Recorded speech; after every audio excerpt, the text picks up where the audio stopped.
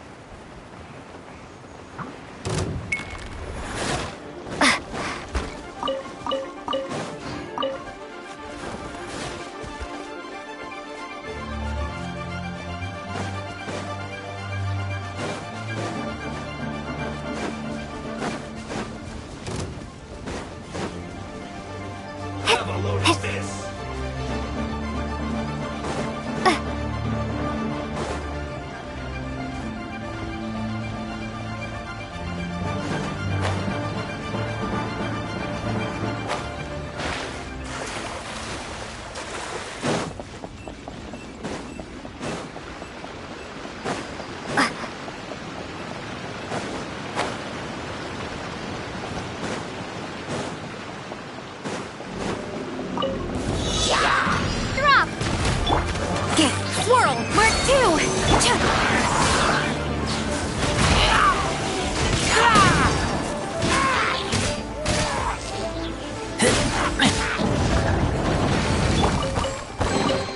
A reward on the road.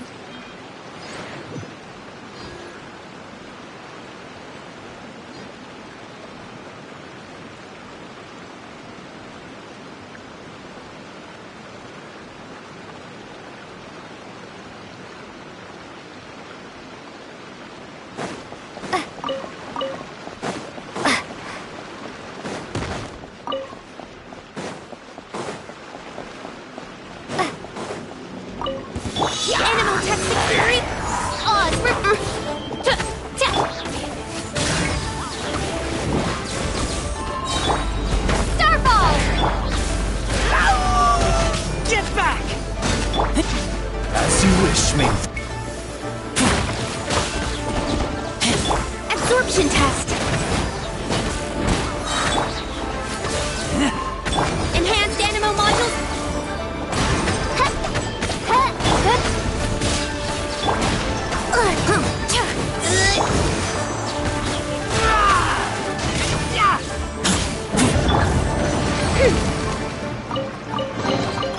What trinkets lie veiled within this desolate plain?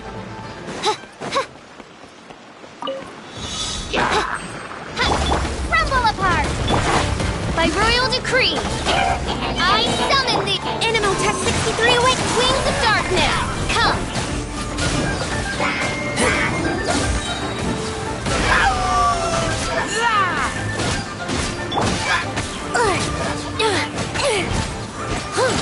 Absorption test! Drop!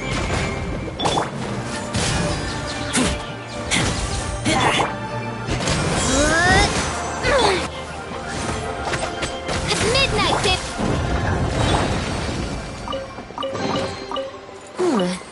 Chests appearing out of thin air? This needs research.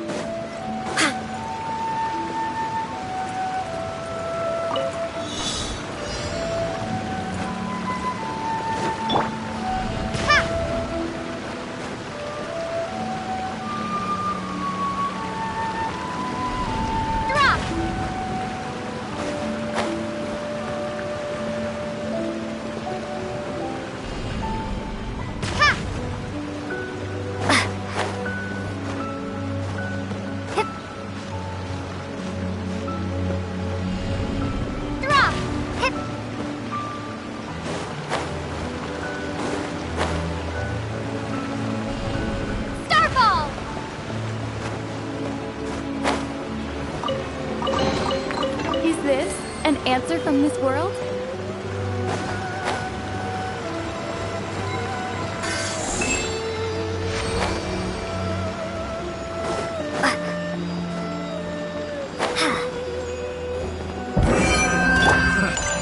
Oz, reveal thyself! No rest for the... Stand clear! Animo hypostasis shake!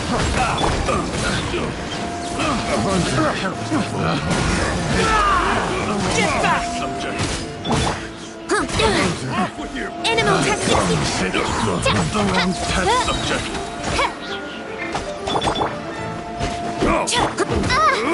By royal decree! What trinkets lie veiled within this desolate plain?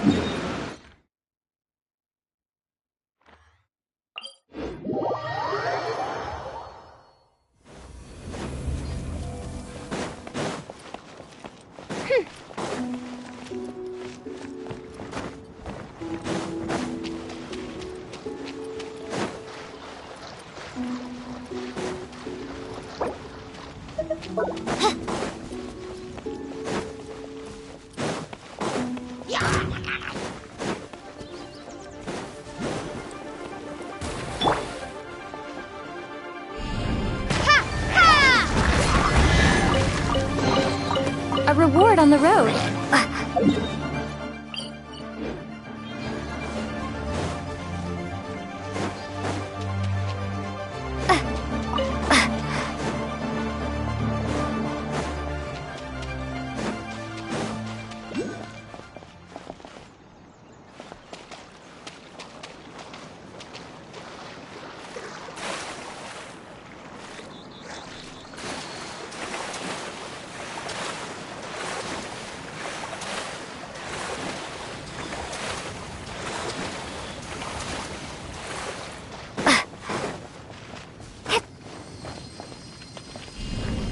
Starfall!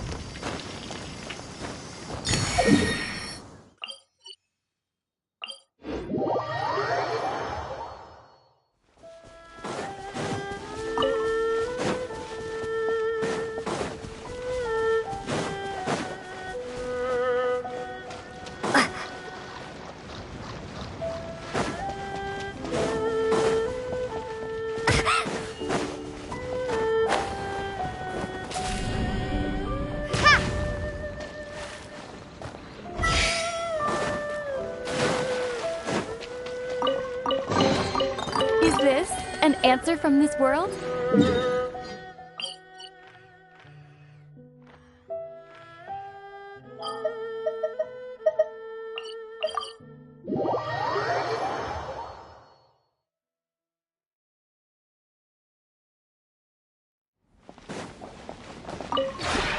We have put...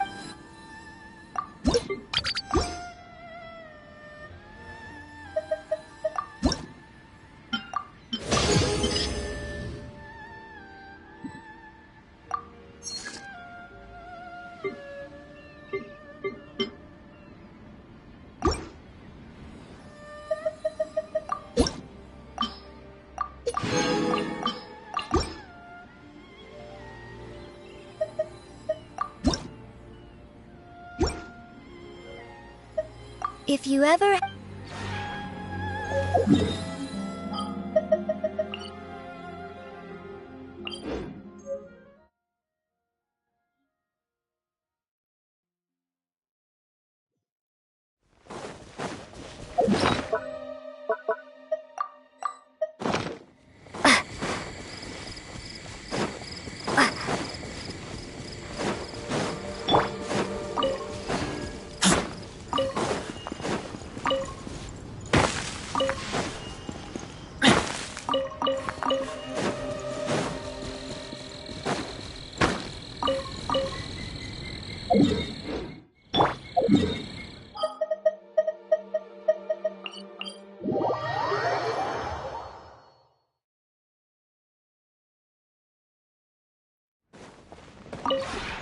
We have...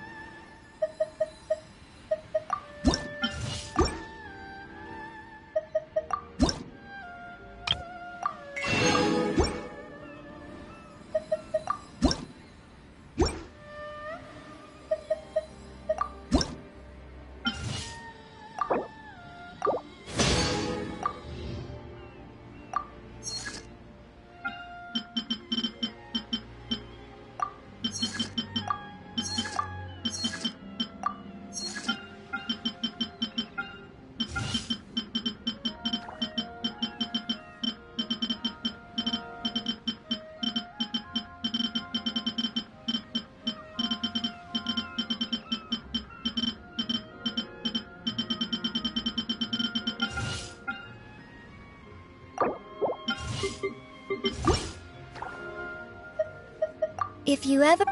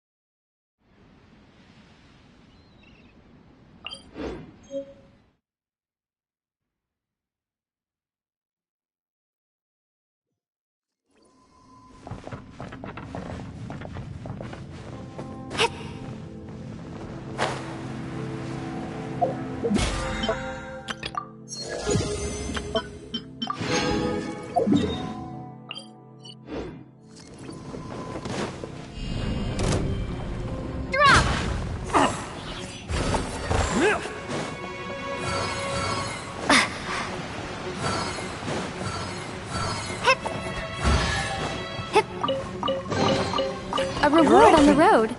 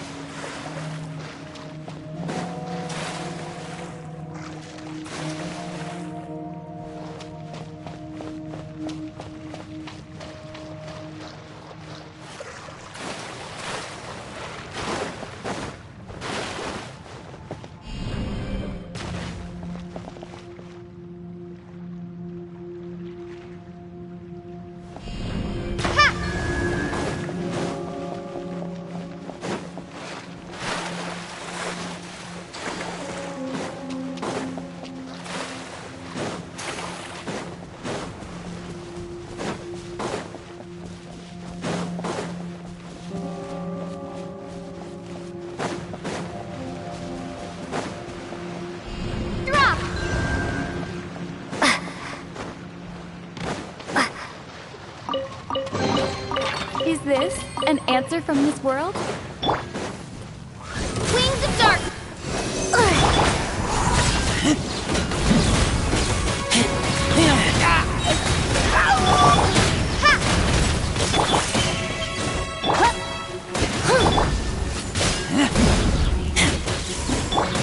Starfall! Rumble apart! Swirl, Mark 2! Absorption test! Oz, reveal thyself!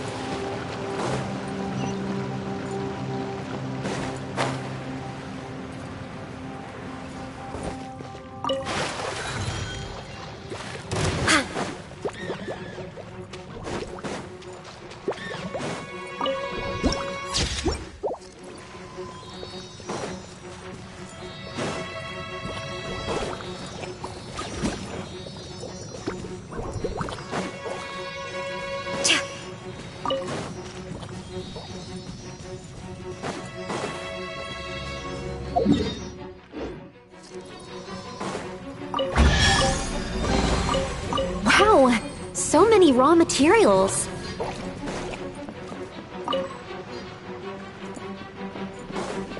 Animotech 63 by royal decree!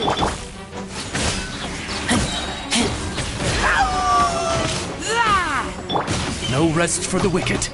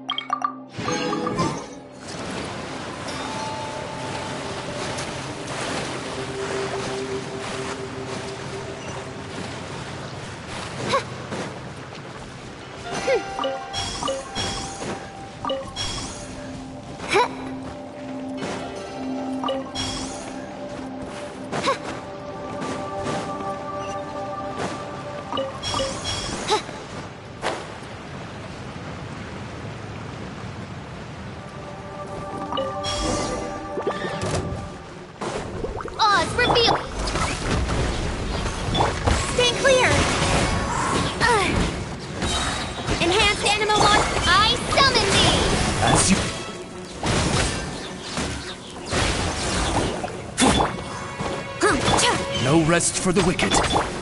Drop! Absorption test!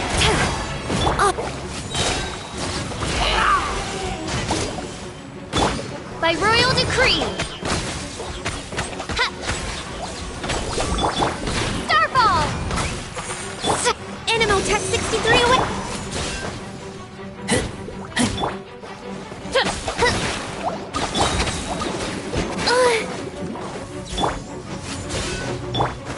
Midnight vent.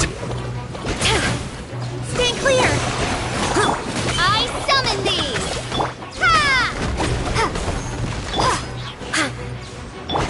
Oz, reveal thyself!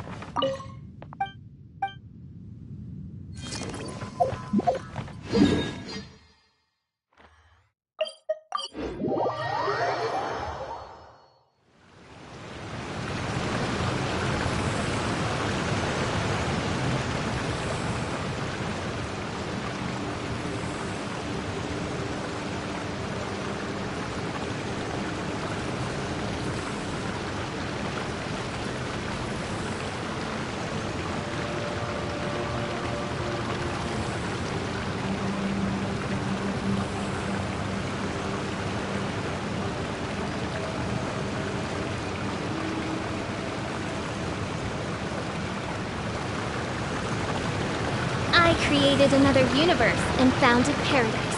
For I, Fischl, am the Prinzessin der Verirrten.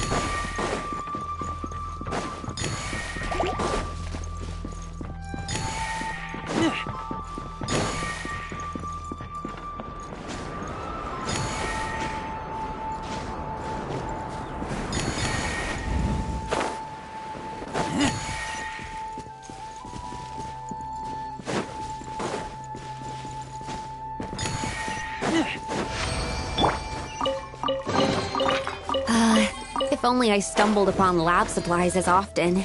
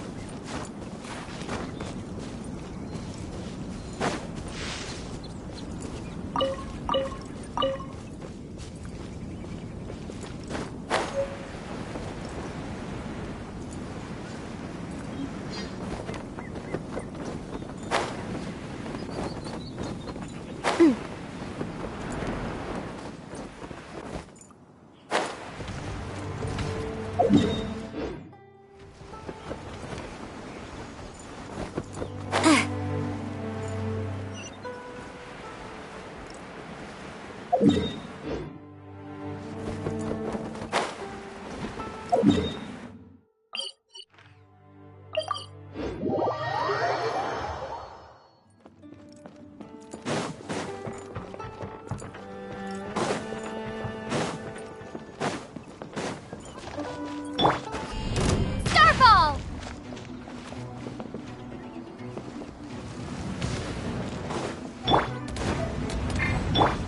Drop!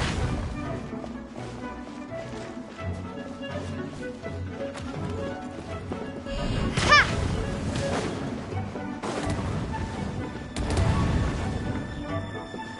Starfall!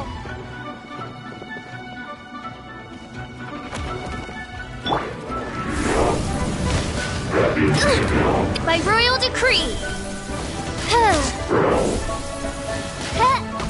No rest for the wicked.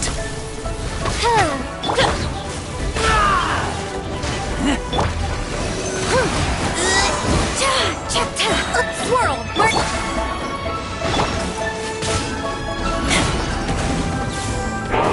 As you wish, Mainfroy.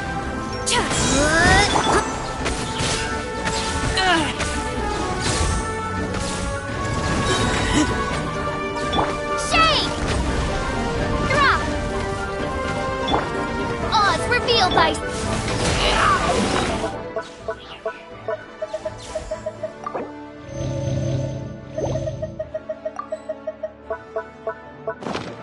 Get back! I summon thee! Animotech 63... Ha!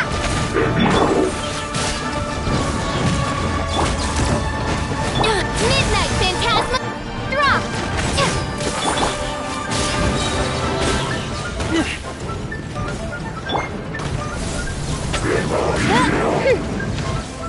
By royal decree! Stand clear! Keep back! Starfall! Enhanced Animo module. Animotech 63 away.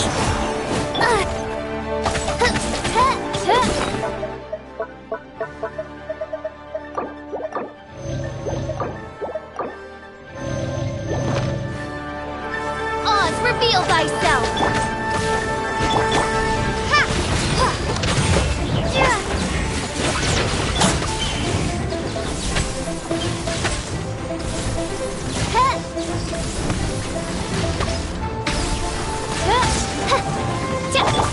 Starfall!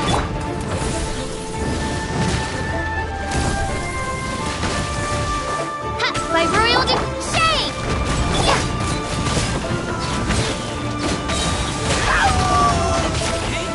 Stay clear! No rest for the wicked.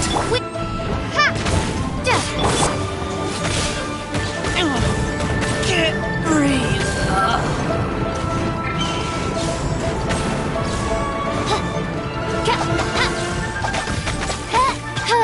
No rest for the wicked.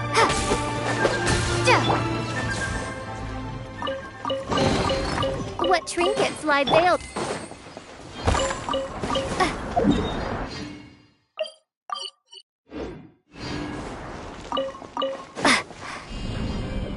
Drop!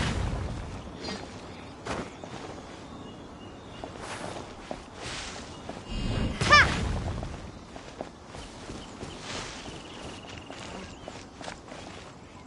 Starfall!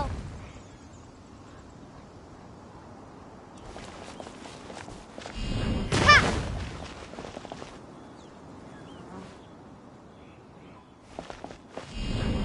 Drop!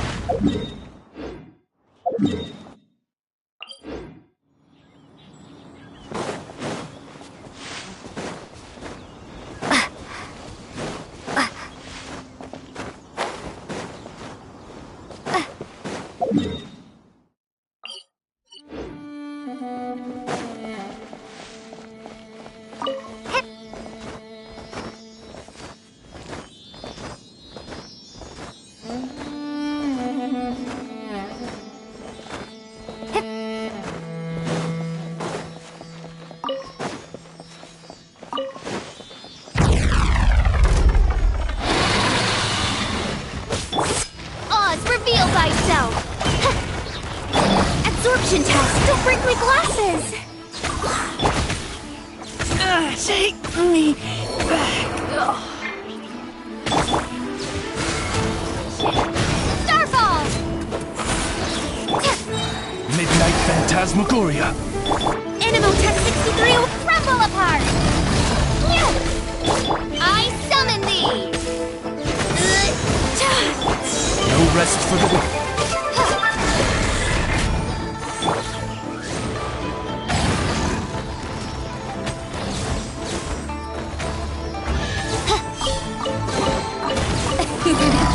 Cry out my illustrious name. Stay clear!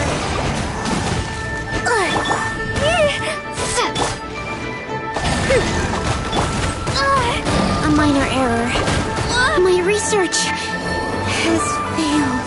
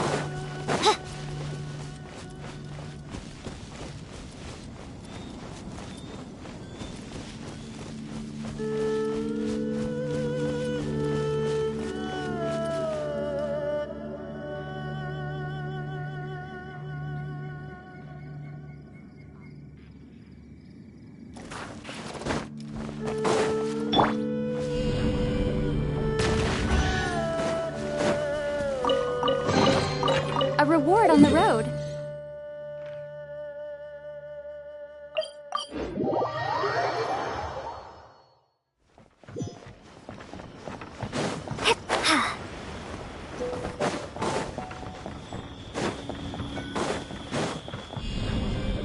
Drop!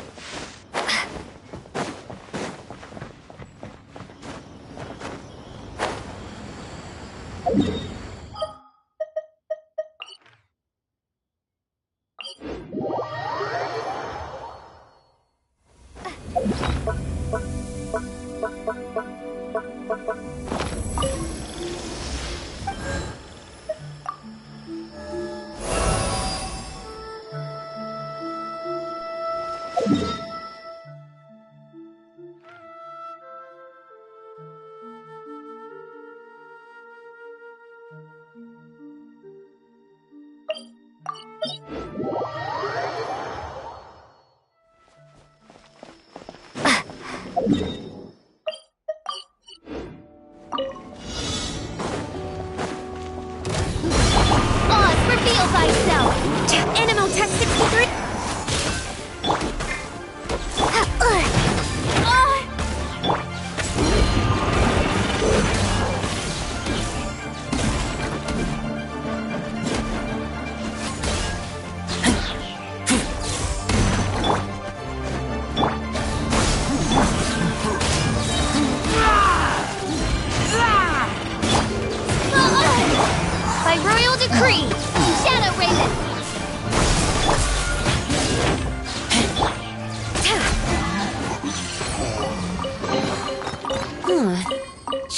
very thinning. This needs research.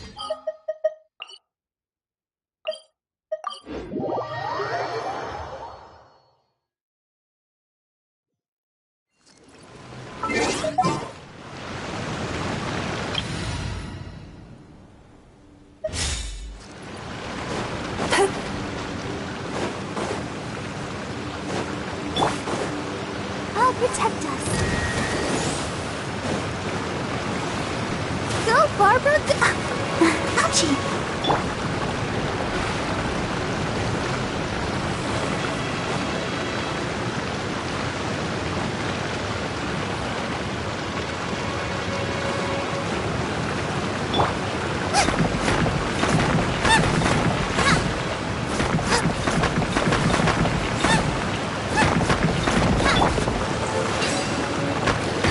Let's dance.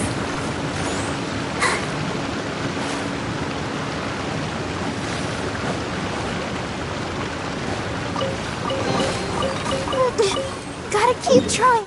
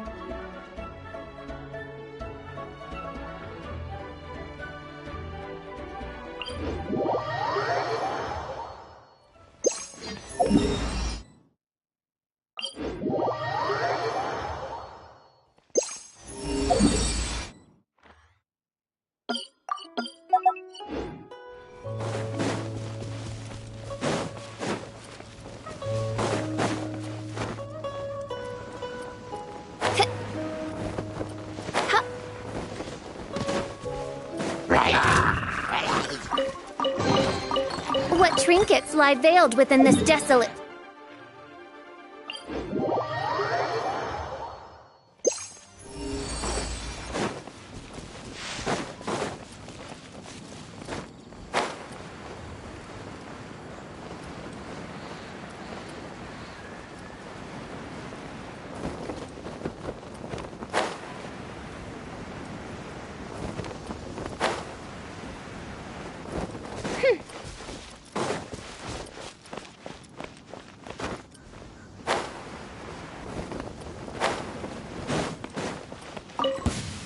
Oz revealed by Animotech 63...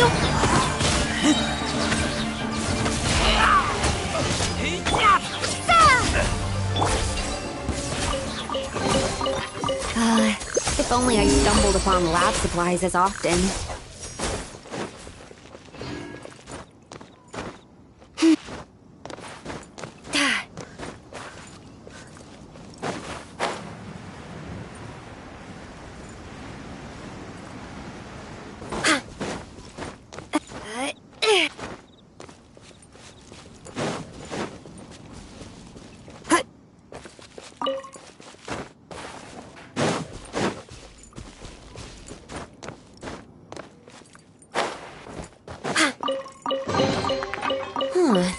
Chests appearing out of thin air?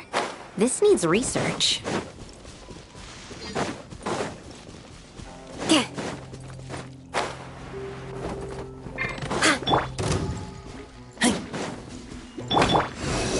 Enhanced Animo mod... Ha! Is this an answer from this world?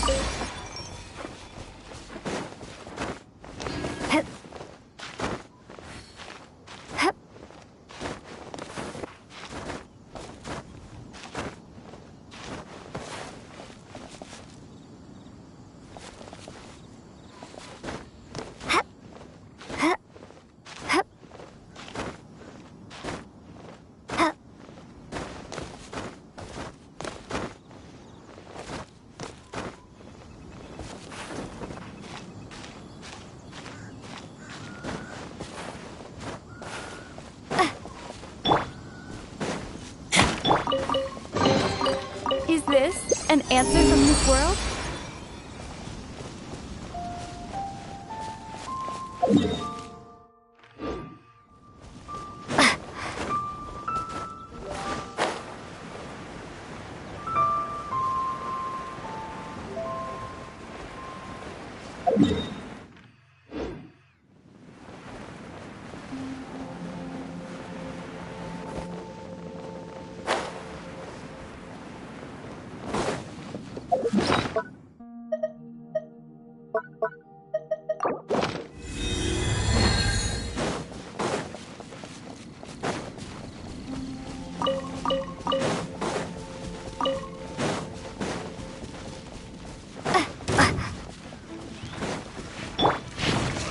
Midnight Phantasma Absorption Test! Propagate!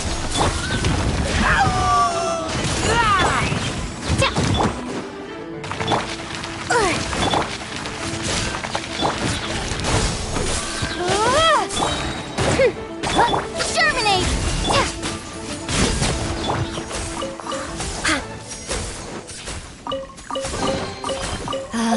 If only...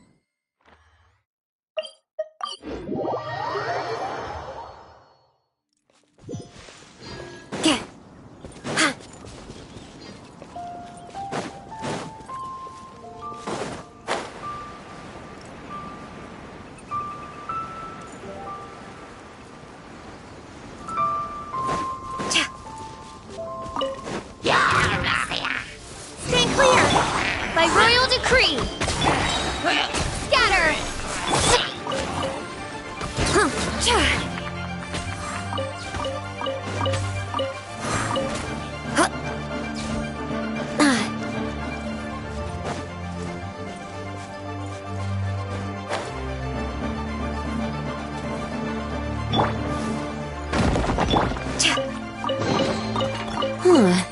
Chests appearing...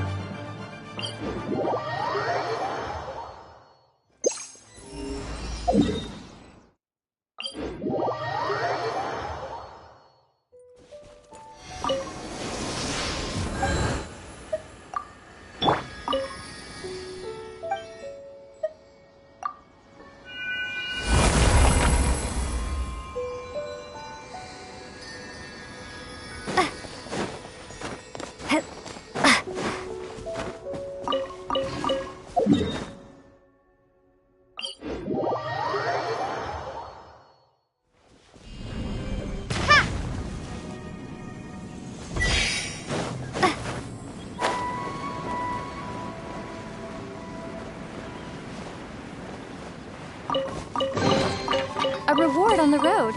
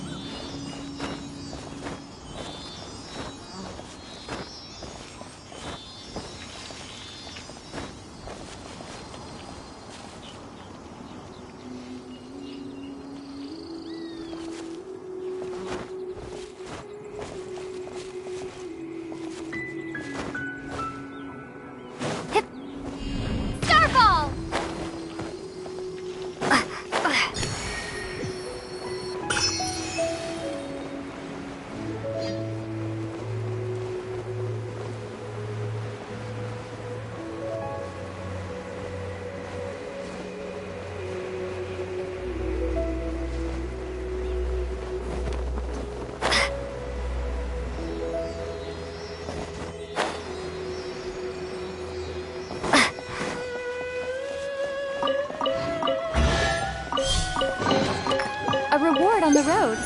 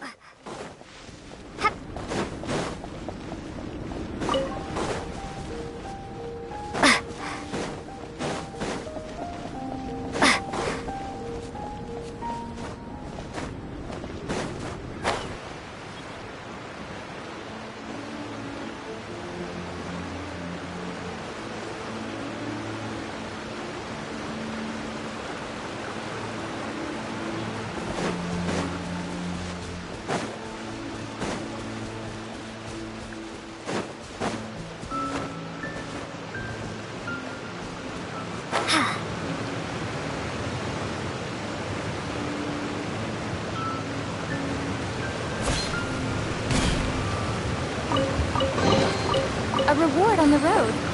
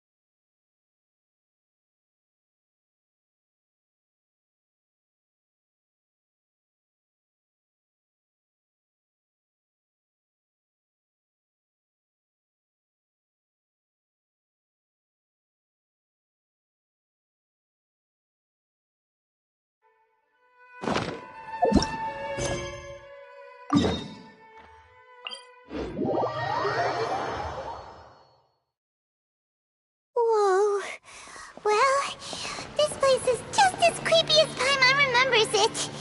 If it wasn't for our little investigation, Paimon wouldn't ever come anywhere near this place. Huh? Hey, look! There's someone over there!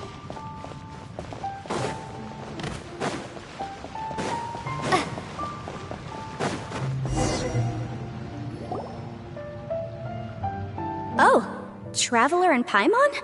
I didn't expect to see you two here. Yanfei? Shouldn't you be at work in Liyue Harbor? What are you doing out in the middle of nowhere? Well, to be perfectly honest, this case is a little out of the ordinary. In fact, this is the first time I've ever witnessed the bottom of the chasm. Oh, but before I forget, could you do me a favor, please? If anyone happens to ask about me or my present whereabouts, just tell them you haven't seen me. Huh? What are you talking about? No, it's not like that. Look, it's quite a long story. So if you could, please just cover for me. I'll see you later.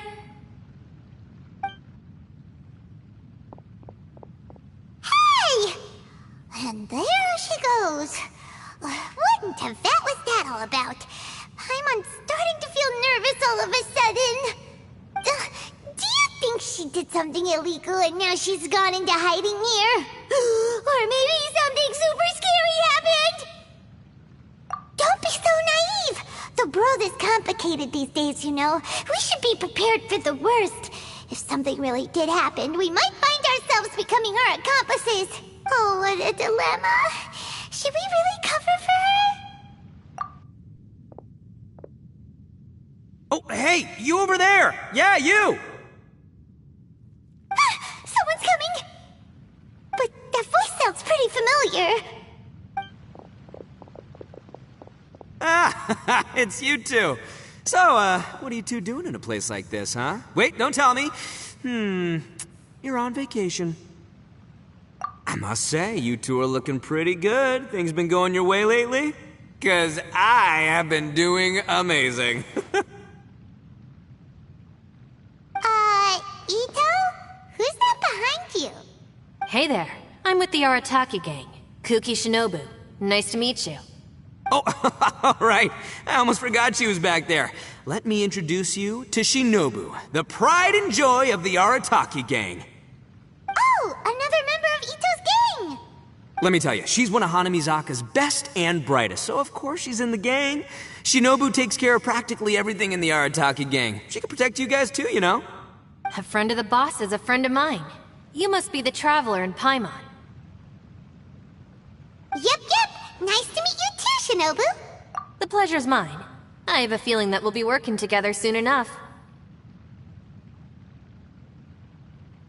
So, Ito, if she's the one that takes care of everything in the gang, then doesn't that kind of make her the gang's real boss? Are you kidding? Of course I'm the boss. To the four corners of Teyvat, there is only one boss of Hanamizaka's legendary Arataki gang, me. Okay. Paimon gets the dynamic now. A useless boss with an ultra-capable subordinate. Hey, you know what? Forget it. The average person couldn't possibly understand the dynamics of the Arataki gang. As the leader, I can't let myself stoop down to your level.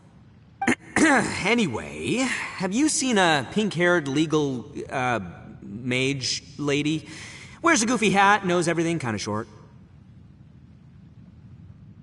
Uh-oh. Her name's Yanfei. She's a legal advisor from Liyue. I thought perhaps you two would know her. Oh, no. We haven't seen her. We don't know this person at all. Aha! So you have seen her! No. What gave you that idea? Paimon didn't say anything. Aw, look at you getting all antsy. Seems I was able to get to the truth after all. When someone is lying, their eyes often start wandering subconsciously. Anyway, don't worry. I assure you we don't have any ill intentions. So, you guys know Yanfei? Well, she, kinda saved my life, so... yeah, you could say we've met. She saved your life? Wait, hold on. What are you two doing in the chasm anyway? You know that the Sakoku decree has been lifted recently in Inazuma, right? Well, Shinobu wanted to come to Liyue and pick up her graduation certificate. I came along because it's safer to travel in numbers. Graduation certificate? Did you study in Liyue? Yes, I studied law at the Tongwen Academy in Liyue. Unfortunately, the Sakoku decree was implemented just when I was home visiting my family before graduation. So I'm a few years late getting my graduation certificate. We were taking care of some errands in Liyue, and the boss got tangled up with some Millilith while we were standing in a line. He was about to get arrested when, luckily, Yanfei happened to be walking past and helped us out. Yep, if it wasn't for her, our trip to Liyue would have ended with me and the Slammer. So, I just wanted to do something nice to show my heartfelt gratitude. But she said she didn't need my help with anything. I thought there's a chance she might run into trouble here on her own, so I followed her here. Yeah, just in case she needs me to come leaping to her rescue. What? No, it's not like that at all. Look, I just wanted to protect her, okay? She looked like she was in a hurry, so I thought she must be out doing something important. People can get into trouble when they're out in the world dealing with serious business, I'm just being considerate, really. Traveler. That way.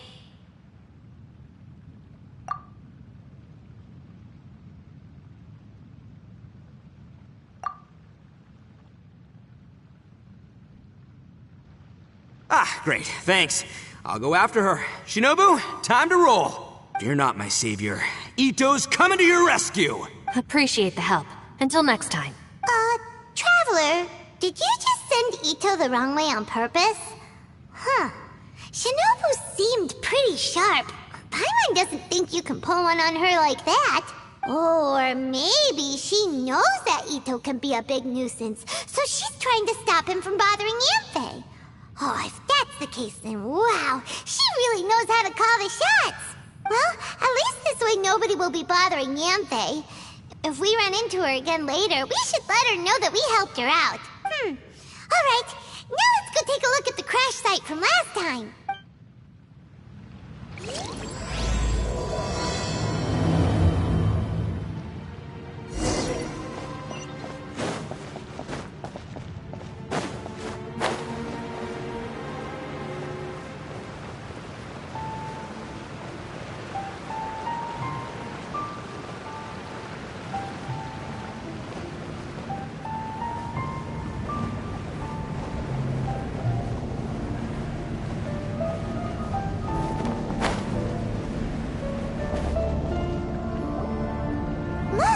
Yanfei is here too!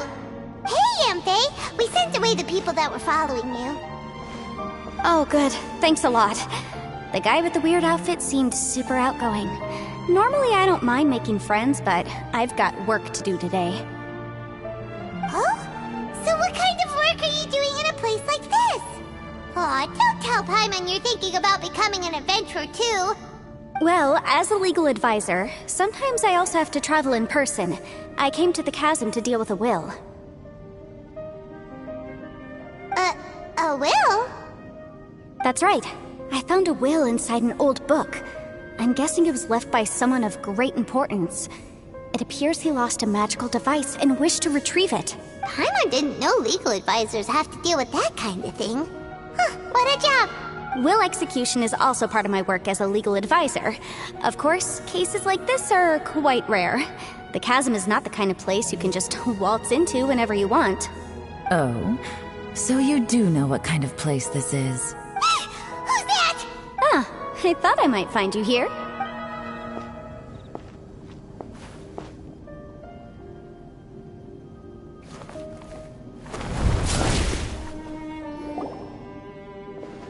Whatever case you're working on in the chasm, I'm sure Liyue's top legal consultant can handle it without my input. Huh, that's funny. I thought we'd established that my legal opinion doesn't count for anything when Yelan's around. Who is she? This is Yelan. Liyue's, well, let's just say she works in the Ministry of Civil Affairs. I can at least say that much, right? Anyway, she's a friend of mine. Sure. Coincidentally, I have something to do here as well. Seems chance has brought us all together. You may not know me, Traveler in Paimon, but I've certainly heard about you.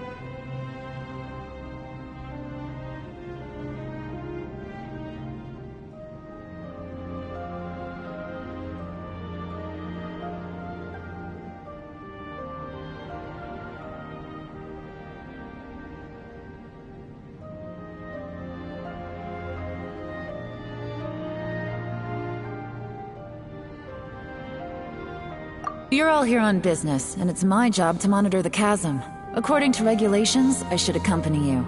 But, as it turns out, I have other things that require my attention. I'm afraid I can't join you this time. You may go about your business. Just try not to make a ruckus. Oh, that's most unfortunate. I was about to ask for your assistance. Could you spare a little time to help me take care of this will? For old time's sake? I don't know. Depends what's in it for me. Fair enough. I suppose even a guide needs to get paid. It just so happens that Madame Ping gave me some nice tea. I'll treat you to a cup if you agree. Why don't you tell me a little more about how you got here first? Then I'll... Hey, you! Ito? What is he doing back here? I know what you two did. You really tried to throw me off, didn't you? Well, and I thought we were buds. That's close enough. Huh? Who are you? Sorry, this area is part of the chasm. It's closed to the general public. Are you kidding me? I don't see any warning signs or fences. What gives you the right to keep me out? Kid, where there's real danger, you'll never see a warning sign. Paimon never knew this place was so important.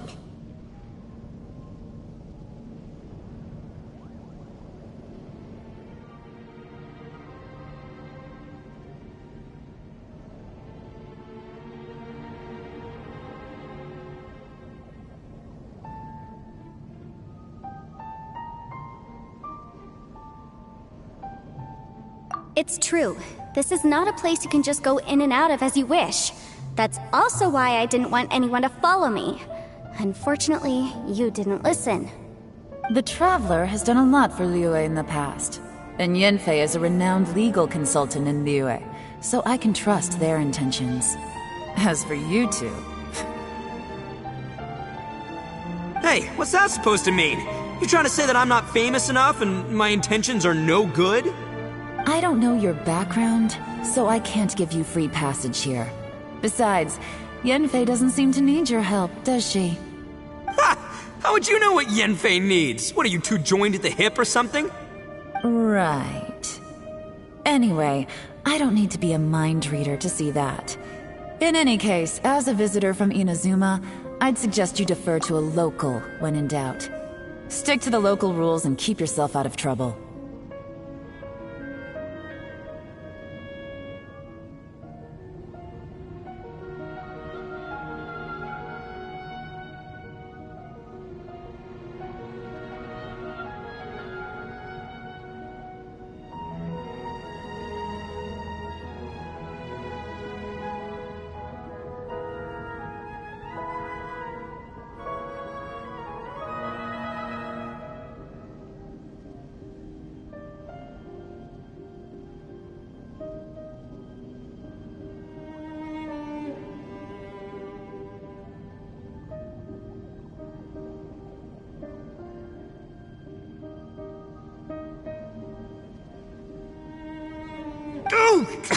Why, you? Please, try not to be so impulsive. She is right, you know. Uh-oh. Things are starting to get a little heated here. Oh, not good. He really shouldn't start butting heads with Yelan. It's true that we don't know anything about the unique conditions of this place, so we'll heed your advice and leave immediately. But if this really is a dangerous area, seriously, you should put up a sign.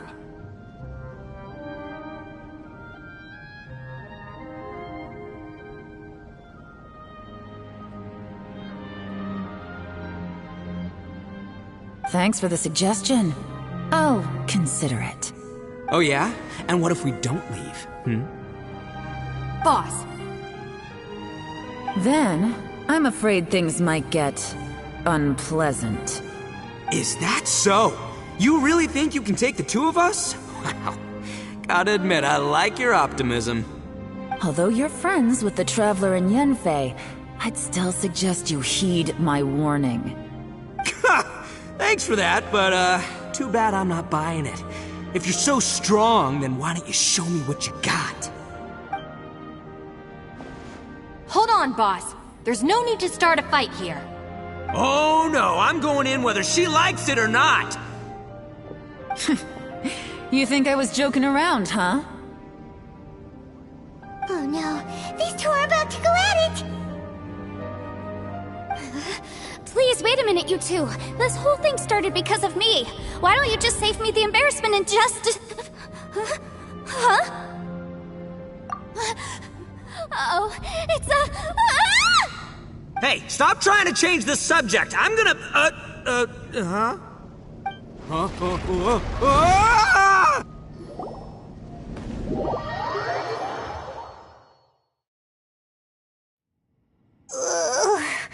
Ouch! What happened? Oh, hey, are you alright? Ow. Putting my books under me to break the fall didn't help at all. This place. Where are we? I'm gonna feel that in the morning. Hey, Shinobu, Traveler, and my savior. Is everyone okay? Well, this is an unfortunate turn of events. Hey, so, how far down did we fall? It seems the ground collapsed during our little confrontation up there. Perhaps because we triggered the elemental forces. Well, don't look at me. If you weren't so rude, maybe I wouldn't have gotten mad. Who can put up with that kind of dude? It's my duty to stop intruders from breaking into important places. If telling the truth sounds rude, then I'm afraid you're just a little too fragile. Hey, life's too short to give in all the time. Boss, I'm afraid you're not going to win this argument. I suggest we stop provoking her. Hey, whose side are you on here?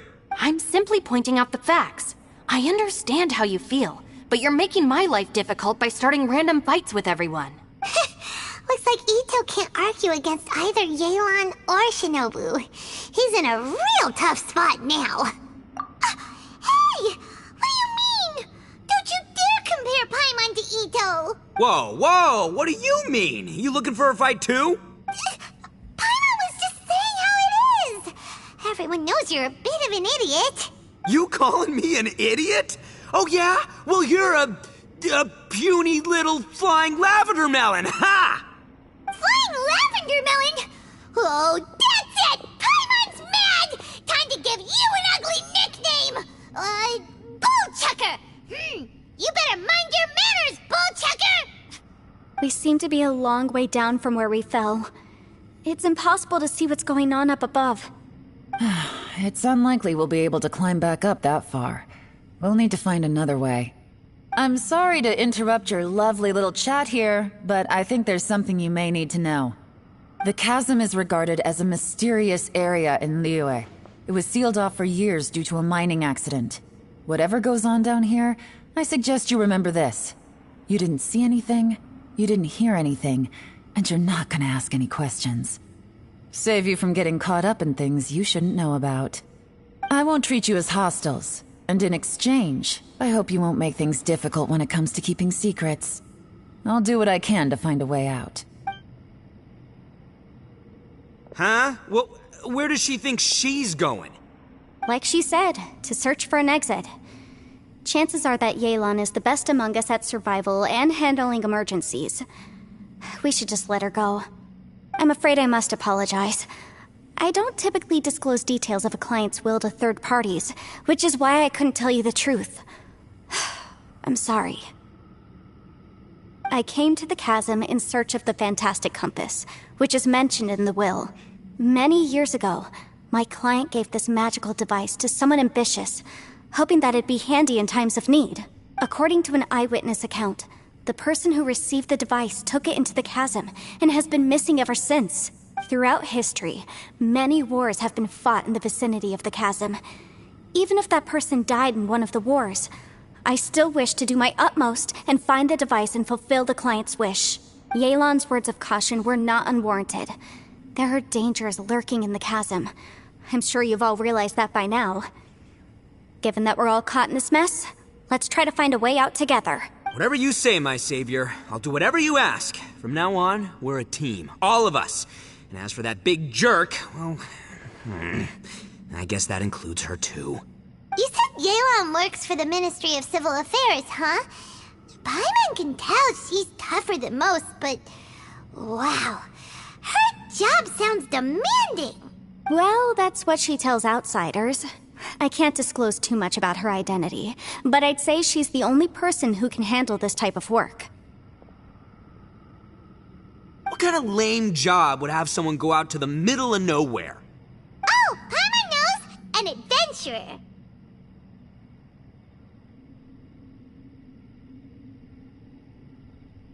Hey!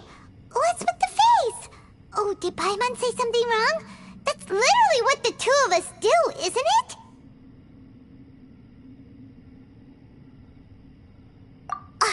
You're so stingy these days. Oh, just let Paimon be an adventurer by association, okay? Yeah, she's got a point, Traveler. You're Paimon's boss. Take it from me. As a great leader, you should learn to be a little more generous. You know, let your sidekick share some of the glory.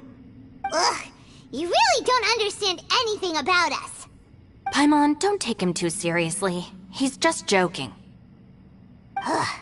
For the sake of Shinobu, fine. I'm the boss, so I'll let it slide. Perhaps this was another sealed location, but an undocumented one. What could be in here? I've got some food and water on me. If anyone needs some, just let me know. Great! You know, Bullchecker, you may not be the sharpest tool in the shed, but your subordinate here seems super capable and reliable. I know. Isn't she the best? Hey, I am too a sharp tool. There seems to be an entrance up ahead, with a path inside. Wonder where it leads to. Well, let's go take a look.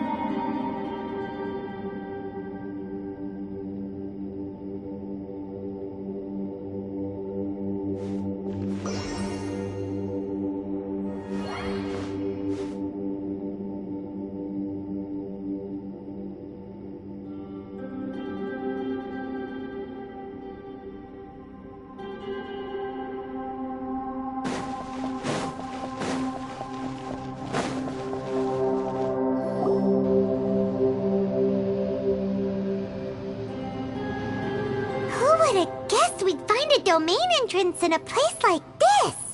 If there's a way in, then there's a way out. Let's go and take a look. The rocks here seem to be old Liyue mountain rocks.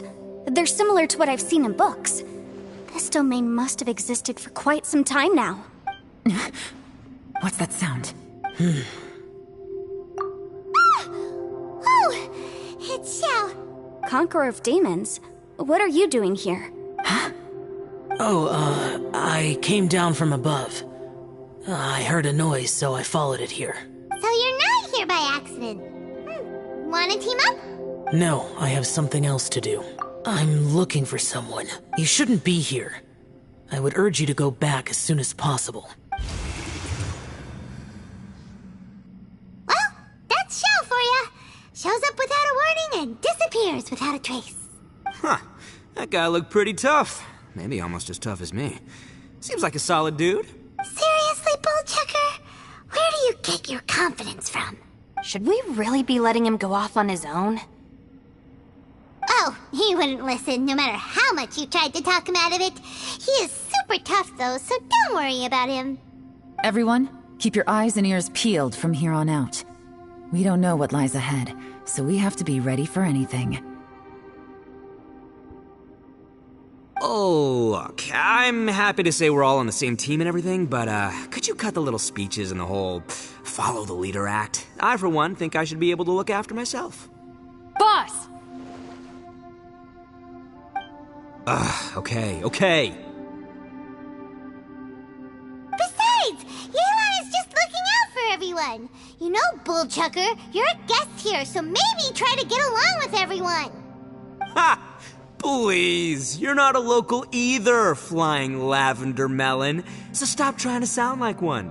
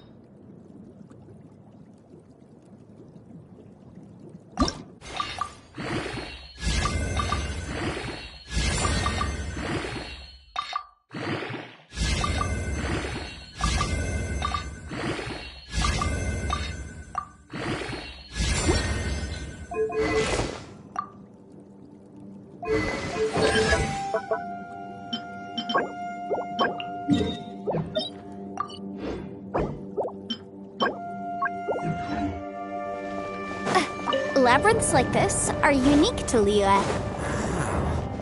This place is actually pretty cool. If we weren't in such a hurry to get out, we could kick back and enjoy the scenery a little.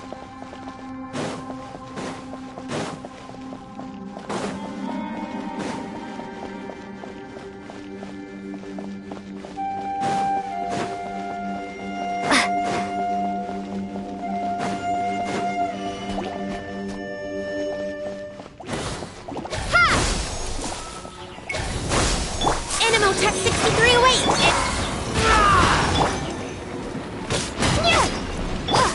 I summon thee! Scatter! Stay clear!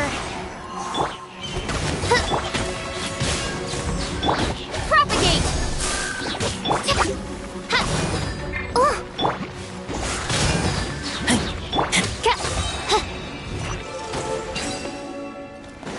All these twists and turns remind Paimon of the Adepti domains we've been to before. Could there be an Adeptus here?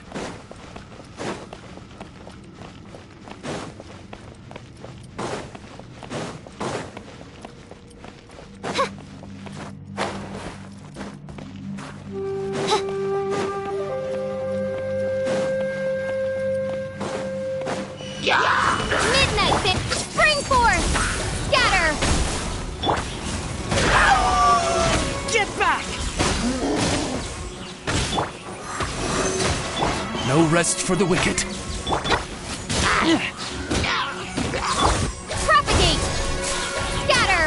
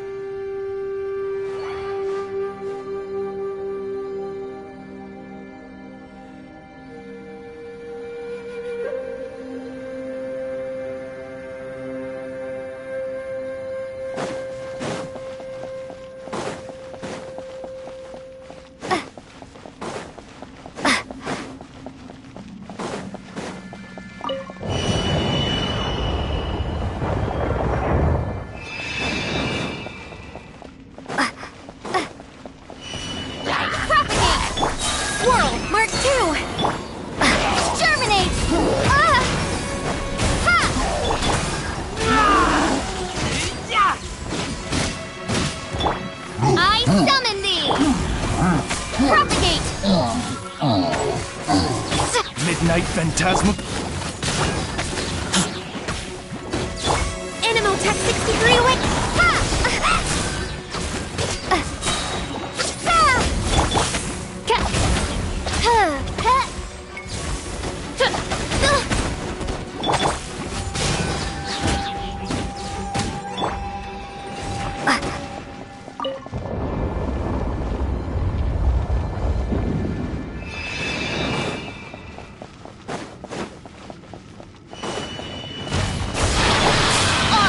Heal thyself!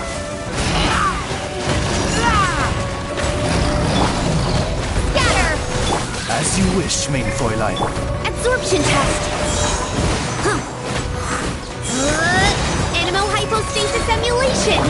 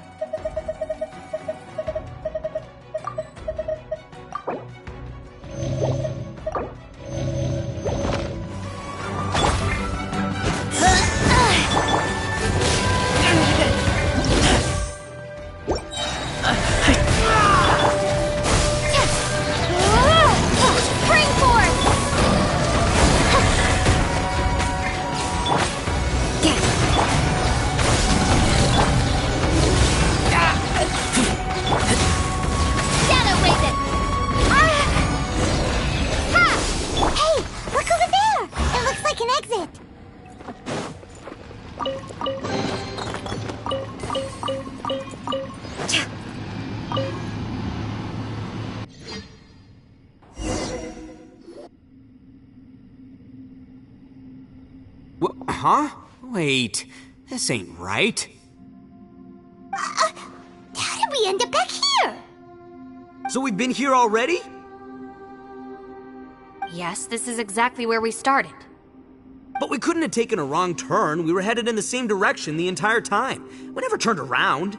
Yes, that's what I thought too. Traveler, we were going the right way, weren't we? How strange. There's a legend in Inazuma about a merchant who was tricked by a Bakedanuki one evening and kept circling around the same place the whole night. Even by dawn, they still hadn't found a way out.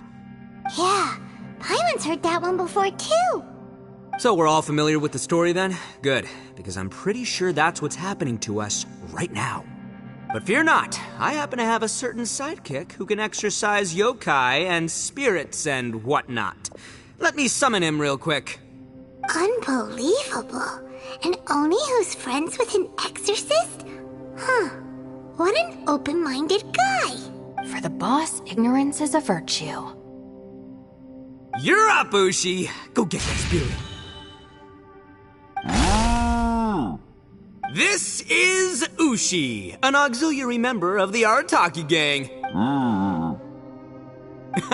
Oh, Ushi says hello, everyone. You can just call him Ushi or Beefcake. Yeah, he's got a keen sense of direction, so I'll let him lead the way.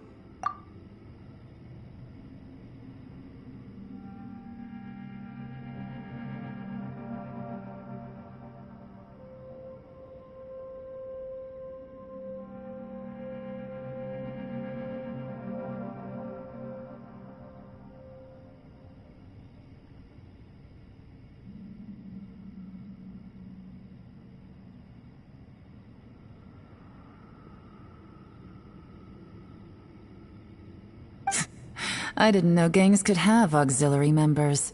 This does not have the trappings of something that's gonna work. You're telling me. All right, go, Ushi. Go find us a way out of here.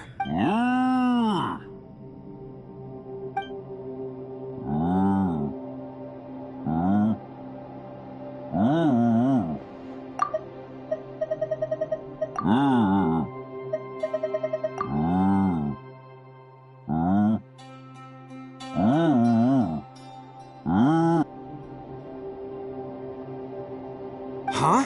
What's that? Oh, really? Oh, no way. What's wrong? Ushi says he searched everywhere, but there's no exit. That doesn't add up. If we were able to come in, then there must be a way to get out. Here, let me take another look.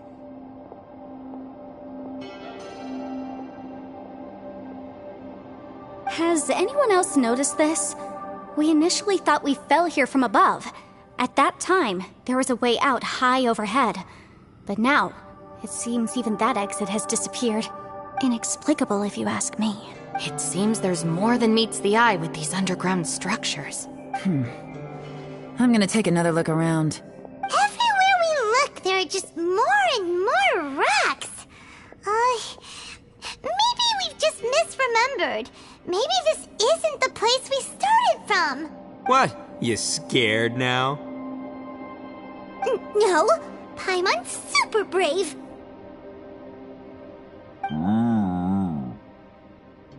Oh, yeah? Well, Ushi also thinks you're scared. It's okay. Don't be scared to admit you're, scared.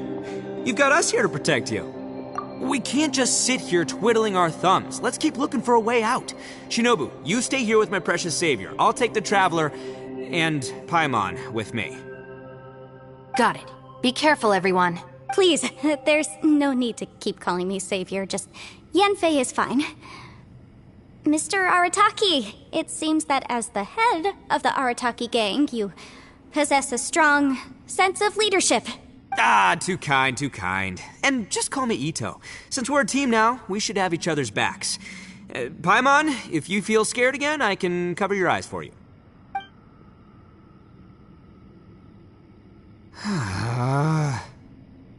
Seems there's really no way out.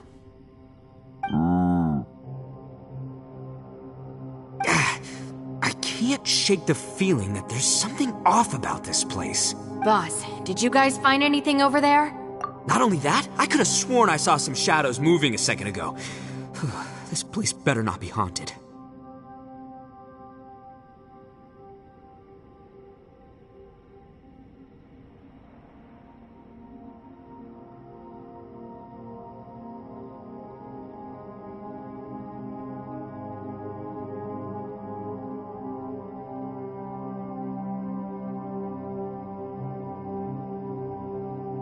Probably not the right time to ask this, but Paimon just can't help it. Ito, you're an Oni.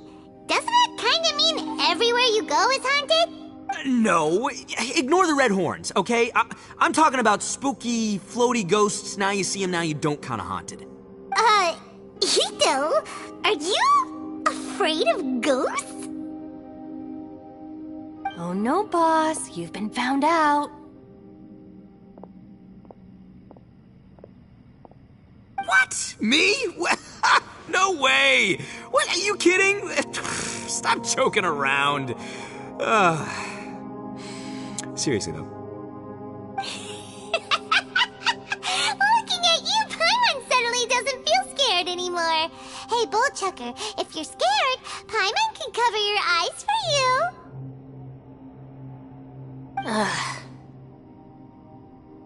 Maybe I should make better use of my time.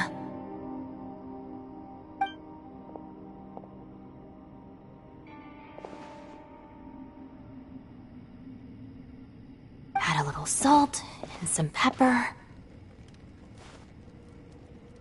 Yeah, roasted lavender melon is delicious. You can try some when it's done. Oh right, there are two types, sweet and savory. Which would you prefer? Alright, you can try them both then. It's important that we remain calm, especially when we're in the throes of a tough situation like this.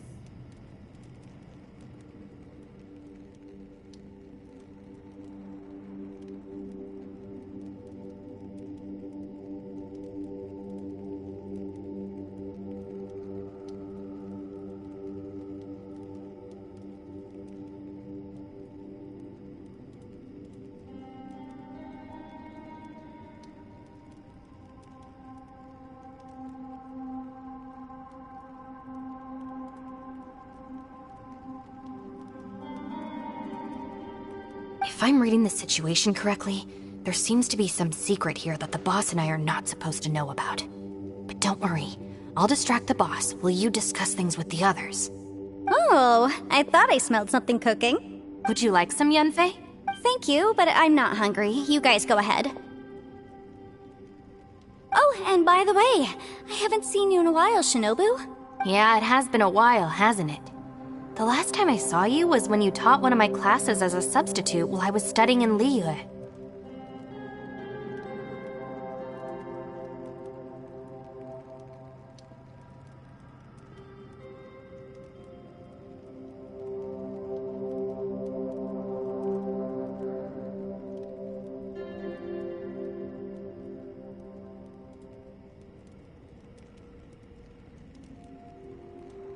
Substitute teacher?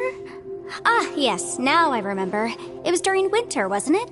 Yes, I remember everyone said your lecture was very interesting. Now that I think about it, I should call you Senpai. Ooh, I like the sound of that.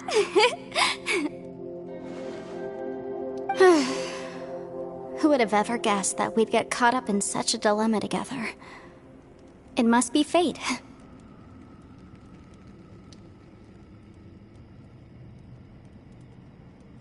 Not only that, she's funny and engaging while she speaks. Needless to say, she's very popular among the students. Oh, I'm flattered. I see everyone is still here.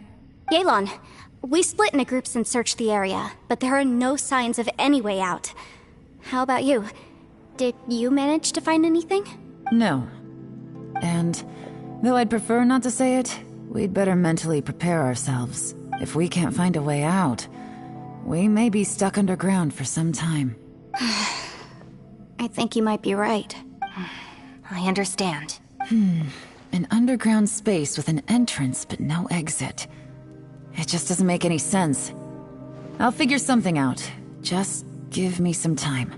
If anyone happens to find a potential exit, please be sure to take every precaution before exploring further.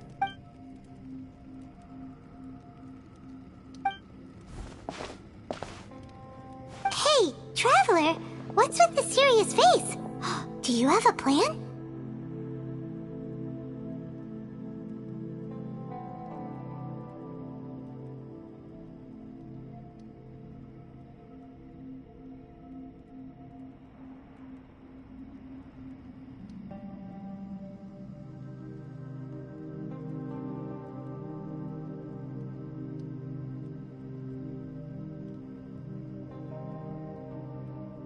Xiao! All right! Do you want to get in to help us? Sure! Let's give it a shot!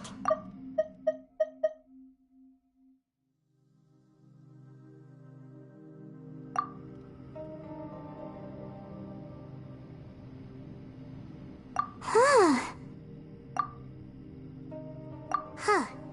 No response. Paimon thought Xiao would come no matter where we are.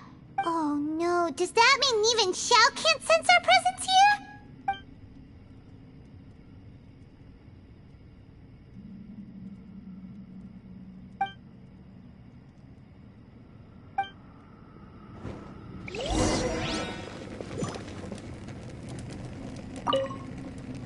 That's it. I want to take another look. And this time, I, Arataki, the one and only, will... Boss, Whoa. What's up, Sourpuss? time for some roasted lavender melon. Huh? We're trapped in a life and death situation underground, and you're telling me it's time for roasted lavender melon? Interesting. You hear that? Ushi says you're completely right. Wait, hold on. Whose side are you on, Beefcake? It's important to stay replenished. We must keep our energy and morale up in preparation for facing the unknown. Even Ushi knows that. Fine, you two... hey, are you already eating? Well, hold on. Is it still warm? Oh, that does smell good. Fine. Yeah. We'll have a quick snack, and then we'll keep looking for a way out. Hey, don't eat them all. Leave a couple for me. That's it. I want to take another look, and this time Boss, Whoa. time for some roast... Huh? Interesting. It's important to... Even Ushi... Fine. Well, hold on. Fine. Yeah.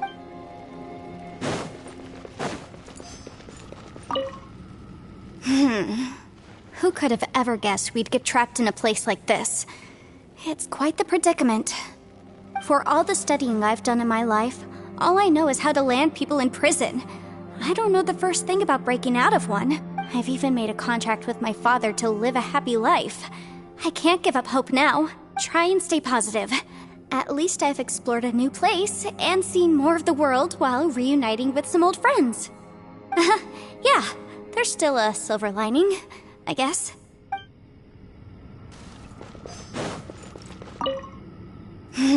For all the studying I've done in my... Who could have ever guessed we'd get trapped in a place like this? I've even made... Try and stay...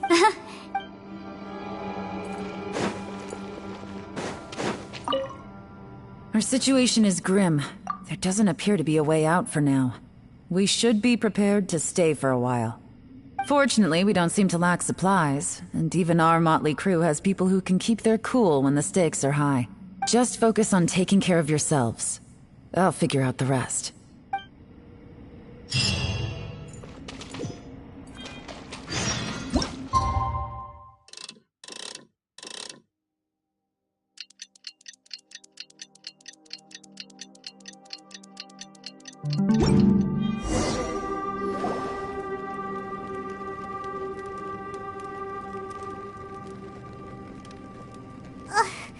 There's nothing for Paimon to do here. So boring. Oh, how Paimon longs to stretch her legs and run free in the world outside again. Alright, fly free then. Basically, Paimon just wants out of here. Just a day? No, it feels like we've been down here for months. Maybe not months, but at least like 20 days, surely. Yo! Thought I heard you chatting over here. Oh, hey, Bullchucker. Well, everyone, I just completed another survey of the surrounding area. Still nothing has changed today. Here, have some water and take a rest. Thank you, Shinobu. It's easy to forget to keep hydrated down here. Out! I want out!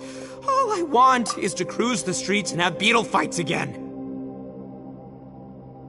Boss, remember there's your image to consider. But it's so boring, walking around this hole every day. If only I could slurp some ramen and see the beautiful flowers again. Ramen? Wait a minute. Speaking of ramen, Traveler, are you hungry?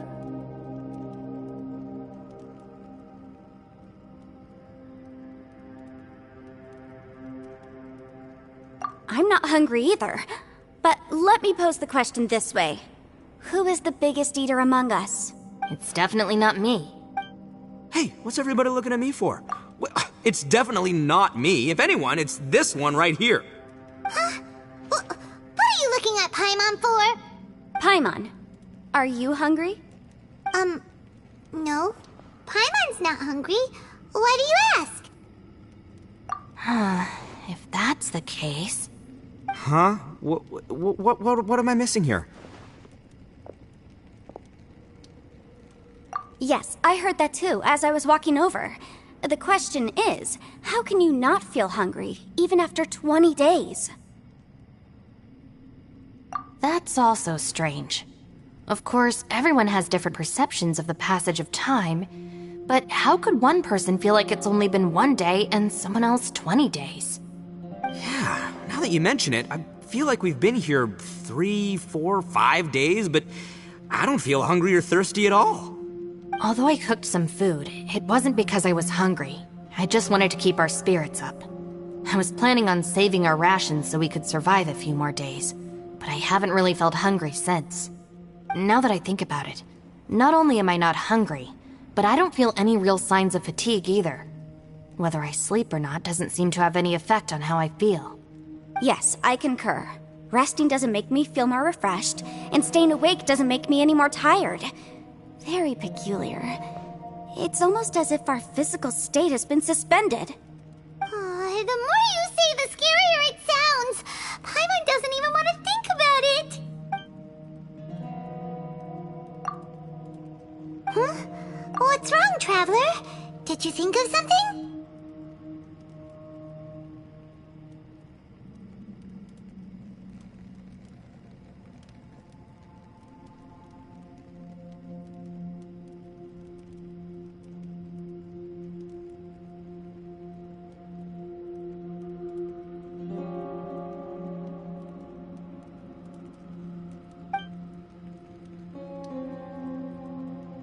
That's pretty weird. Sounds like the little dude must be in danger. But he is an Adeptus. This kind of situation should be no trouble for him. I fear that this problem underground is bigger than we thought. I found something, everyone.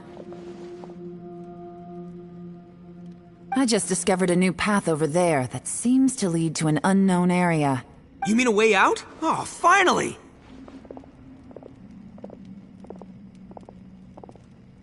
Yay! You found something! Oh, please, please be the exit!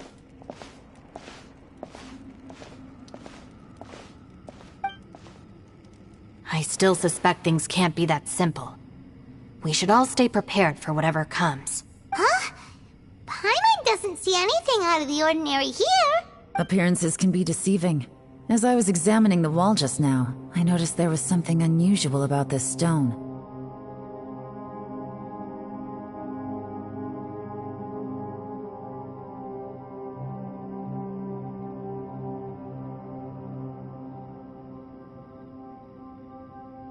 Seems to me that it's been created using some illusory magic. Hidden behind it lies a passageway. Whoa! So there really is a path behind here! Gotta hand it to ya. That sure wasn't easy to find. But at least we can finally get out of here. Miss Yelan's determination and eye for detail are certainly impressive. Not to mention, you've hardly had any rest the whole time we've been trapped here. It doesn't matter. I'm not tired. Well, given we're already here, we might as well go in and explore. Right behind ya! Paimon can't wait to get out of this place!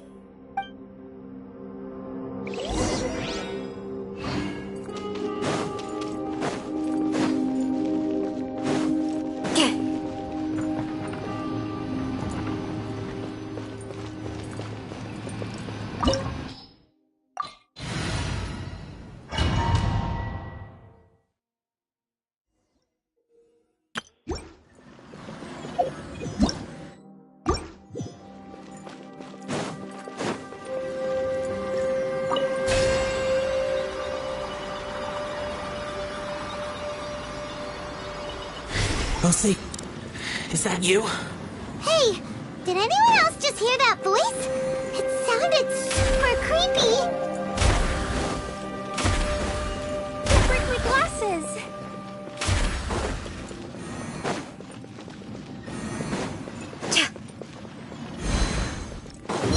Stay clear! Scatter! Get back!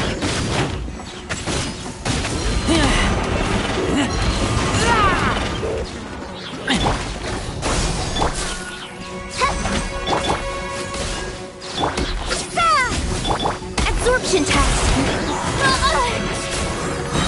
Enhanced animal lock. Light up. One shall descend once again. Stay clear!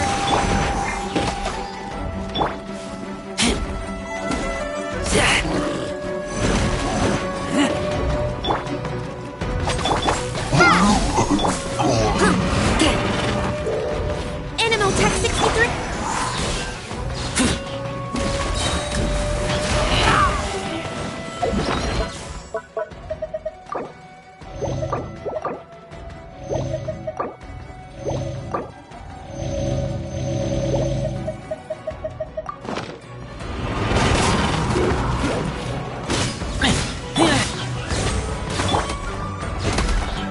Absorption test.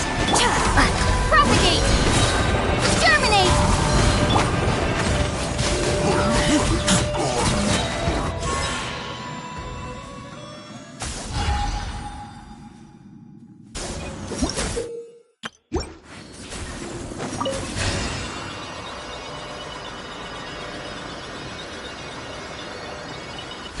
No. Yes. Wait with me. Don't fight. Is some sort of battle taking place here? I wonder who could be involved.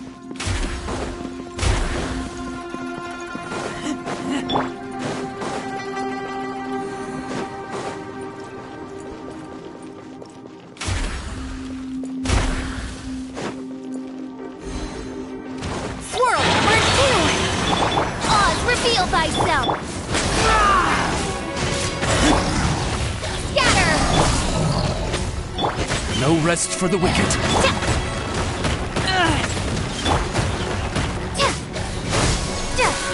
Propagate! Spring forth! Animal Tech 63. Can't breathe.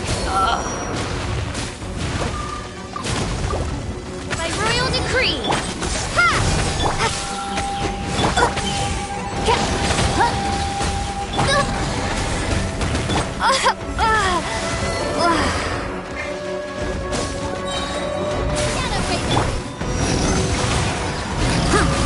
Don't break my glasses! I summon thee! No rest for the wicked.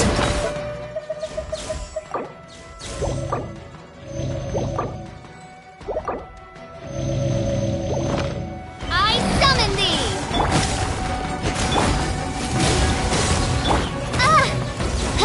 Oz, reveal thyself! Stay clear!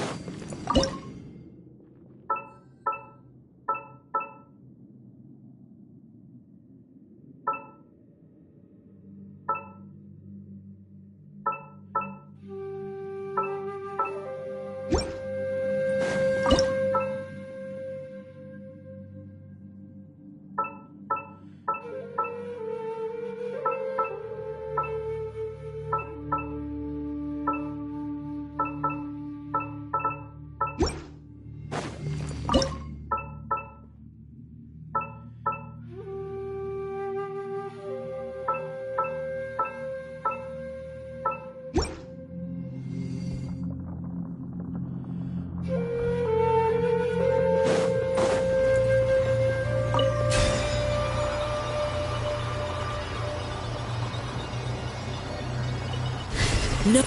It's still alive. Why would you become like this?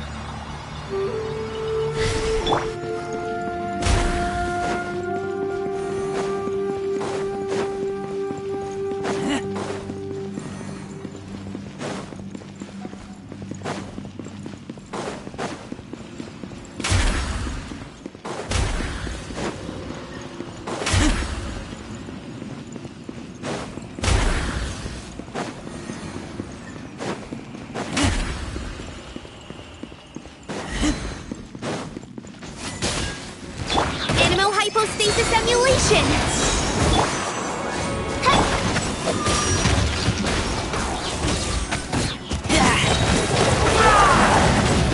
Get back! No rest for the wicked. Animotech 63 Midnight Phantasma... I summon... Ha! No rest for the wicked.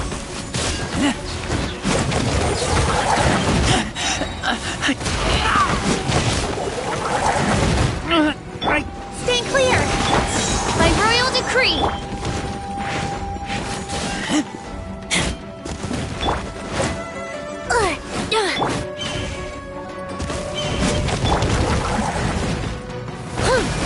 Animotech 63 away!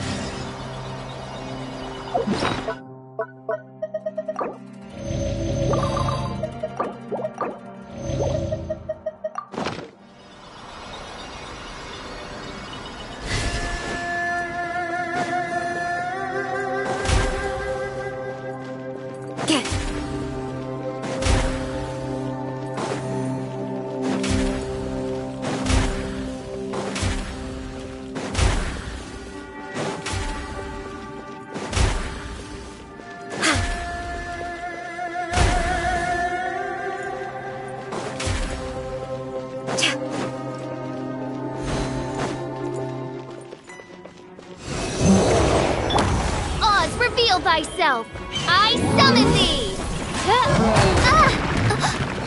One shall descend once again.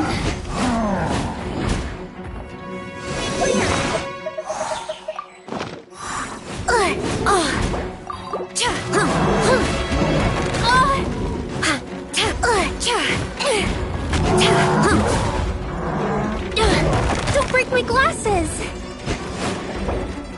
Absorption test!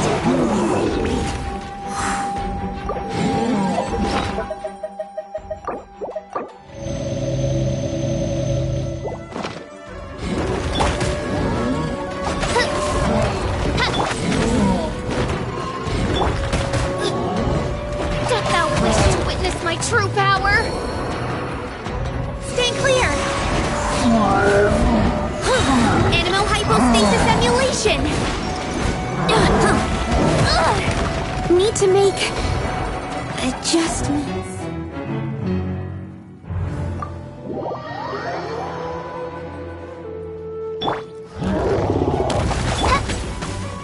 Animotech 63!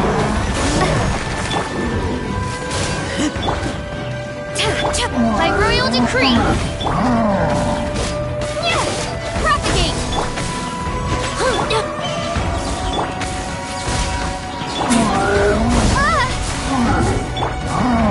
Shadow Raven! Stand clear! Enhanced Animo Mod...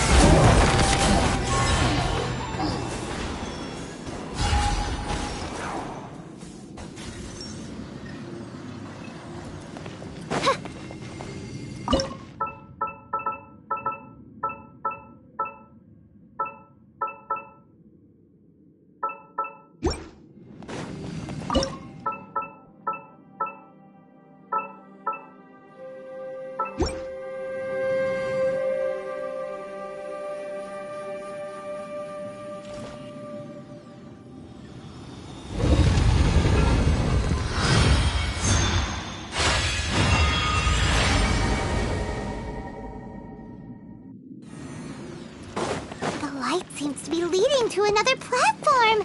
Let's go and take a look.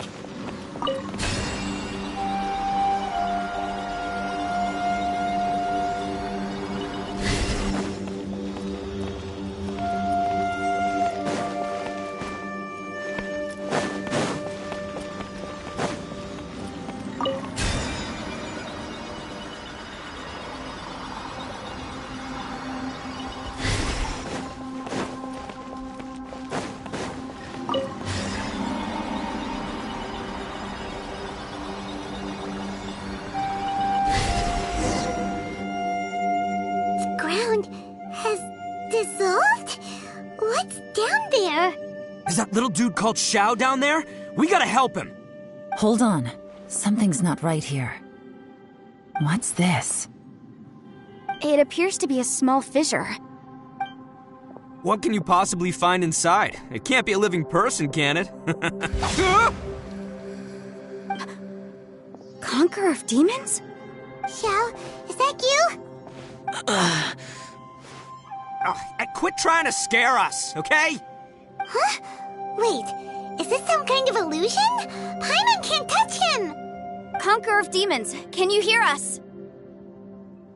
Hello? Little dude! Anyone home? He isn't responding. What's going on here? You... Oh, he finally said something! Oh! We followed your voice and found you here, but it's kind of strange. We can't touch you. How did you become an illusion? An illusion? Talk about a coincidence. We were just thinking you went missing and stuff, and then we heard the sound of you fighting. Pretty lucky we found you, if you ask me. You didn't get hurt, did you? A coincidence? Wait. Something's not right. Something's wrong with this domain. Leave now! Get out of there! If he can, we should have him regroup with us as soon as possible. Tell us what happened and where you are now. We'll come find you immediately.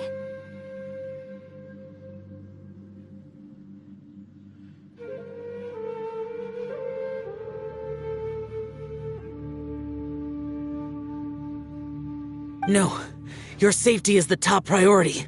It seems this space can...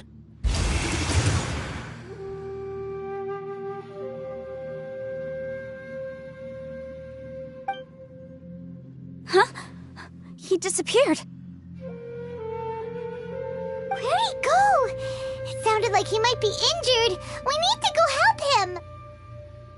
It seems the only option we have to explore any further is through that entrance over there.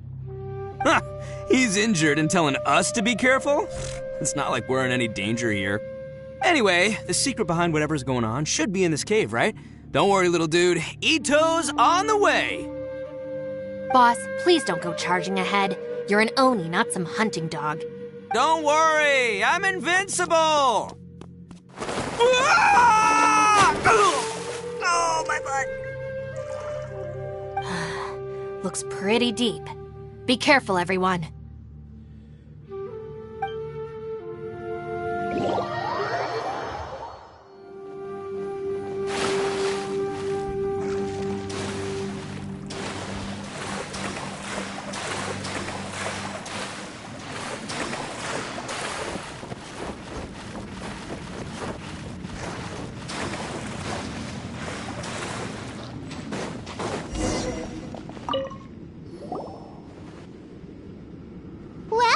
Tucker, how's your ear?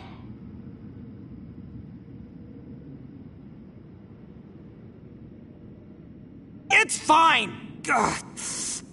My butt is tough!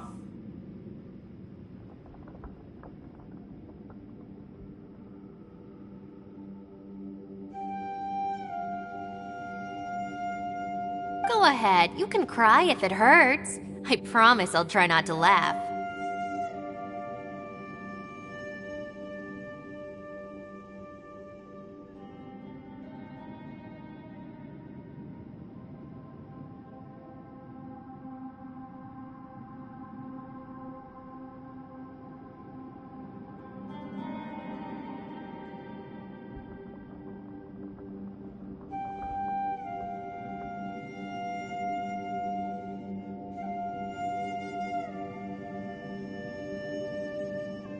What do you mean, try not to laugh?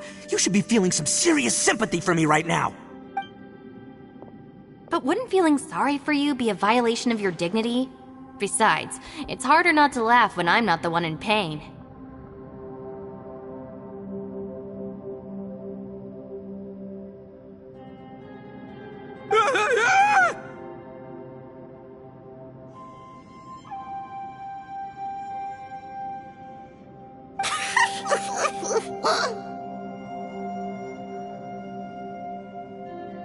Paimon, don't laugh.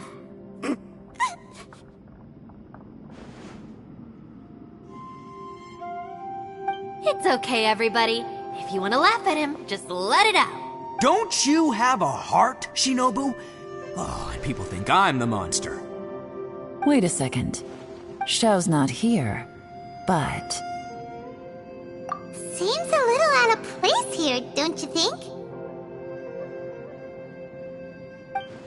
Maybe it's some sort of, I don't know, an emergency shelter? There was a picture book I read once that said nice people sometimes build cabins in dangerous places so that anyone in trouble can take shelter inside. Our little dude must be inside then. Yeah! I wouldn't be too sure about that. Any person with a normal sense of danger wouldn't be so optimistic. Wow, Bullchucker! Looks like your subordinate is telling you what's what. Oh, I believe she was talking to both of us. Yeah, so you can wipe that smug smile off your face. All right, watch and learn, Shinobu. This is why I'm the boss and you're the deputy. If no one is macho enough to open the door, then allow me. Step aside.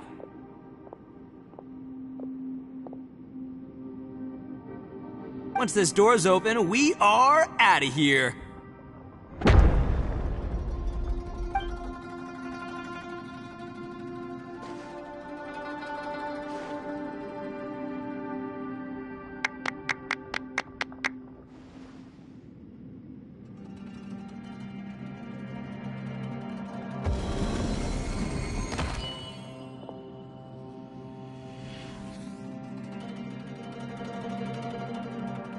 Eviloni, be gone!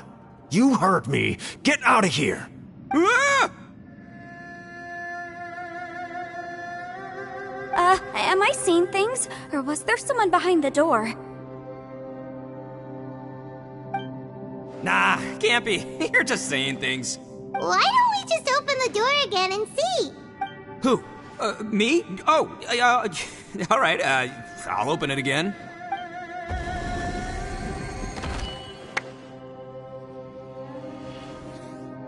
All you do is goof around all day. You're a bad influence to our child. Be gone!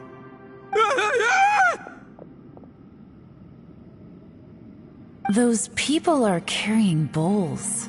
Bowls full of beans. What's that all about? People throw beans to drive out Oni. Boss is an Oni, so they throw beans at him to get rid of him. Gave me the fright of my life. What are people from Inazuma doing in a place like this anyway? Calm down now. You're a person from Inazuma too, you know. Hey, let's get one thing straight, all right? I'm not a person, I'm an Oni! Right, but that's not the point. The question is, does this door lead to Inazuma? Huh? How could that be possible? Ugh, this place is so weird! Paimon's starting to think it really is haunted!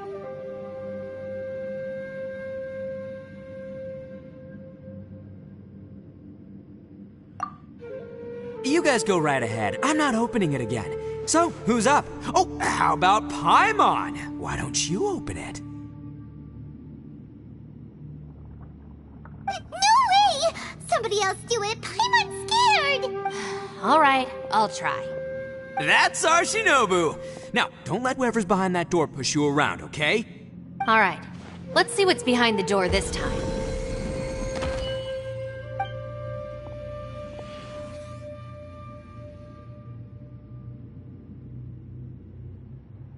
Still reading, Shinobu.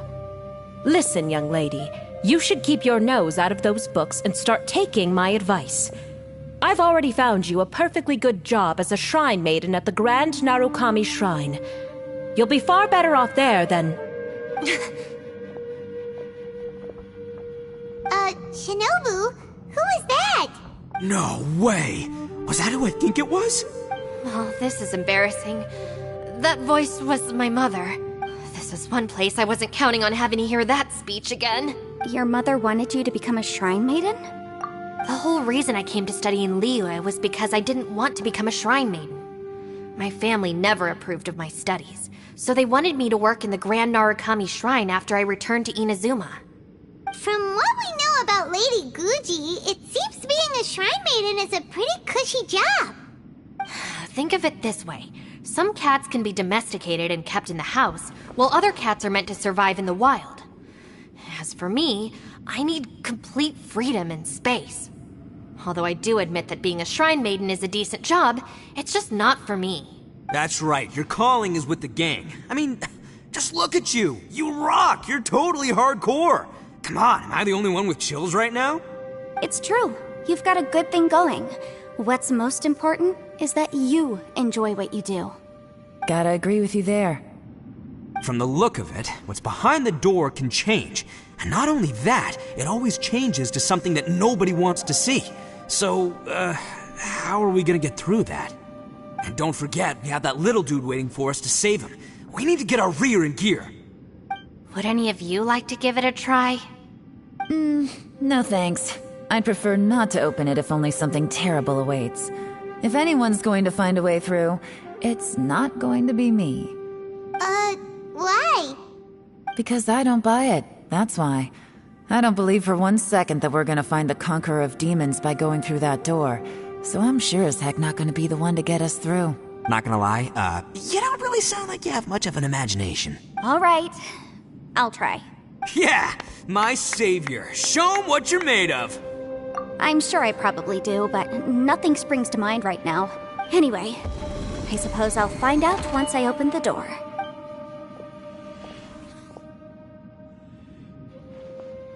You old geezer.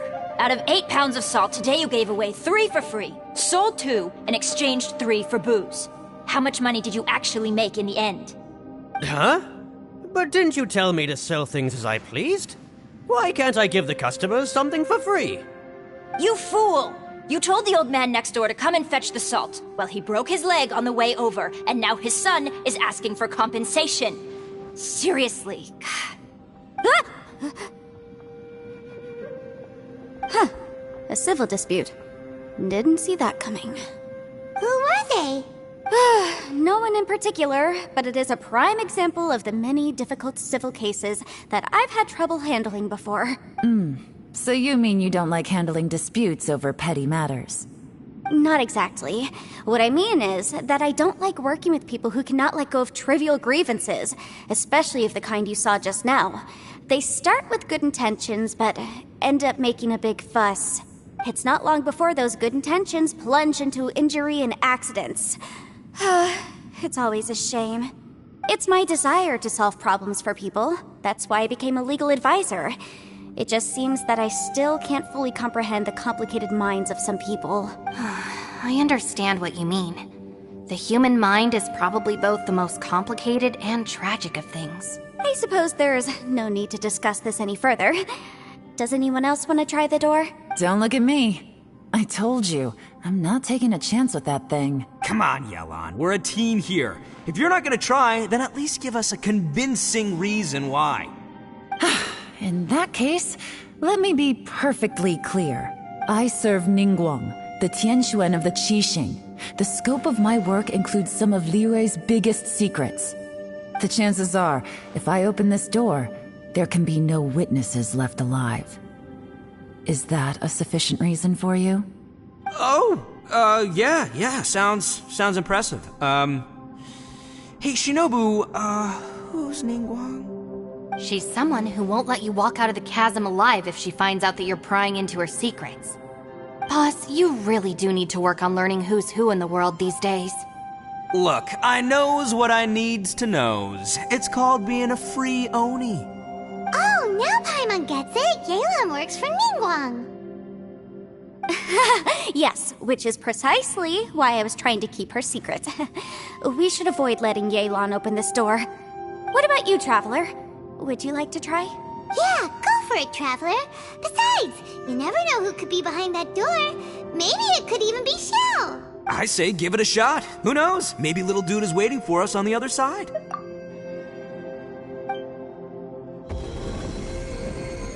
So, wait.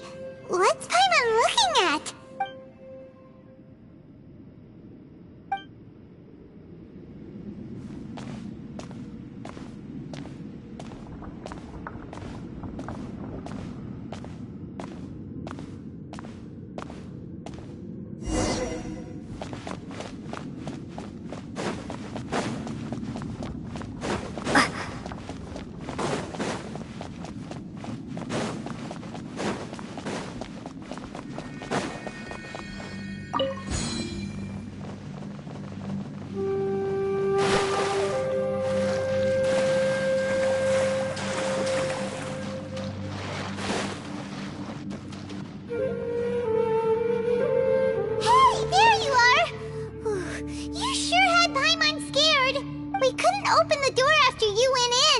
Everyone was super worried about you.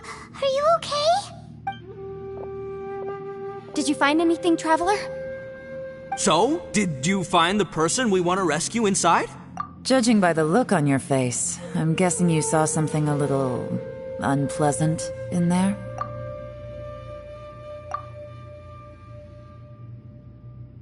Huh? How could that be? Don't worry. Paimon will keep searching for him with you. Cheer up! Stupid door! I'll smash you to pieces! If Paimon wasn't feeling so exhausted, she'd help out too. Hey, what is this? Nap time?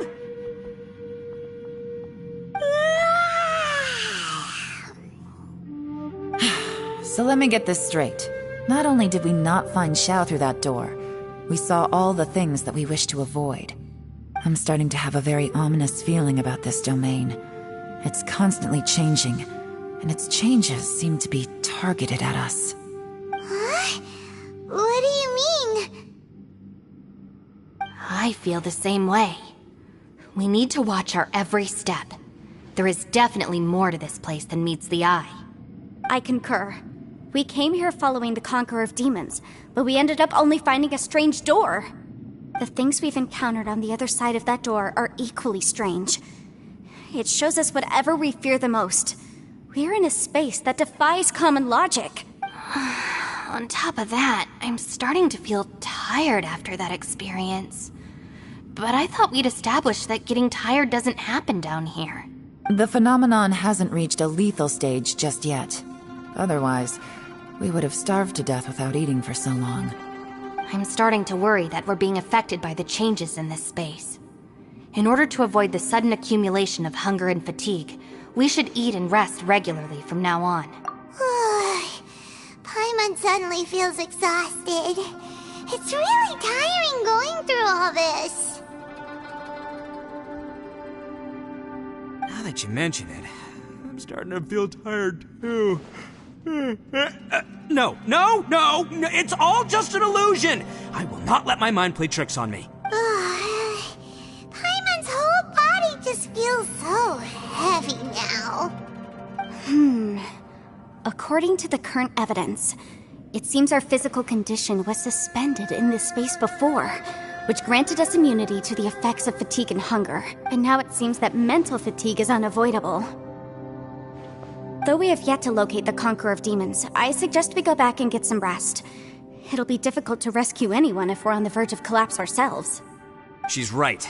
Hey, Lavender Melon, you okay? Want me to carry you?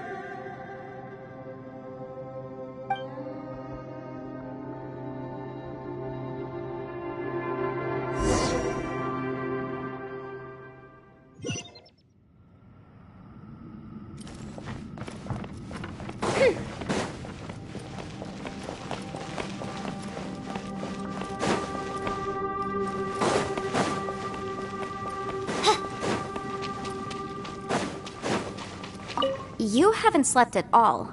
Are you sure you're okay? This place seems even more perilous than we first thought. Don't worry about me. Staying focused under pressure for as long as it takes is my specialty. Now, if I'm not mistaken, looks like you've got some new ideas. How could you tell?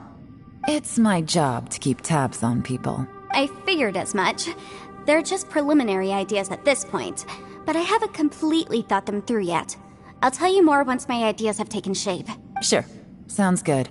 I also have some ideas of my own. I'll fill you in after I've confirmed some things. You think so? As they say, 2 heads are always better than 1. You haven't slept. Don't worry about now. It's my I figured it. Sure. I also have some ideas of my own. As they say.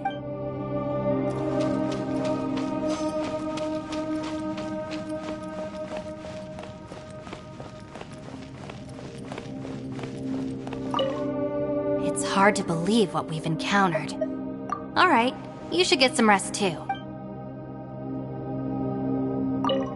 It's hard to believe what we've encountered. You don't look very well, at least not like when we just arrived.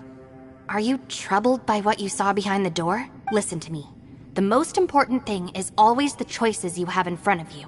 Get some rest before you gather the courage to take your next step. Once you've chosen the path to take, don't hesitate. You must believe in your decision. It's hard to believe what we've encountered. Well, I suppose there's no use hiding it anymore now that everyone's seen it. What you all saw really was my biggest fear. I never want to become a shrine maiden. Who could tolerate such a boring life? After these last few years with the Arataki gang, I suppose you could say I've seen it all. It's taken every skill in my arsenal to constantly clean up the messes they make. Though the list of annoying things to deal with is practically endless, I am totally free in the Arataki gang. Strolling around the streets, roasting lavender melons with friends in the open country. I know it sounds pretty silly, but that's the life that I want. Just don't laugh at me, okay? Otherwise, you might find yourself on the receiving end of a good beating.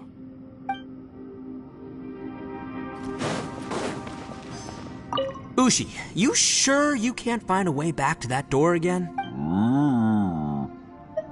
Sure, you do you. Just remember. By the way, Traveler, if you have a moment, could you do me a favor? I'd like to discuss something with you. Ushi, you sure you can't? Sure, you do you. Just remember, even if the sky comes crashing down, I'll prop it up with my own 2 hands.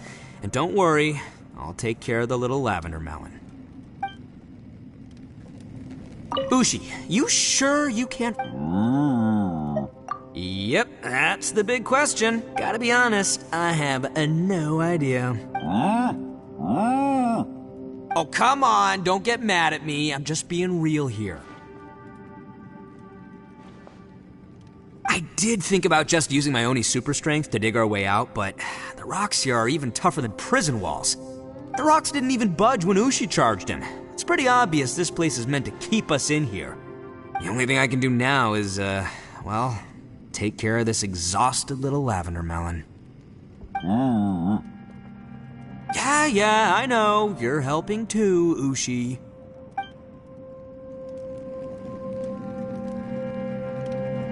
Please, come meet me over there.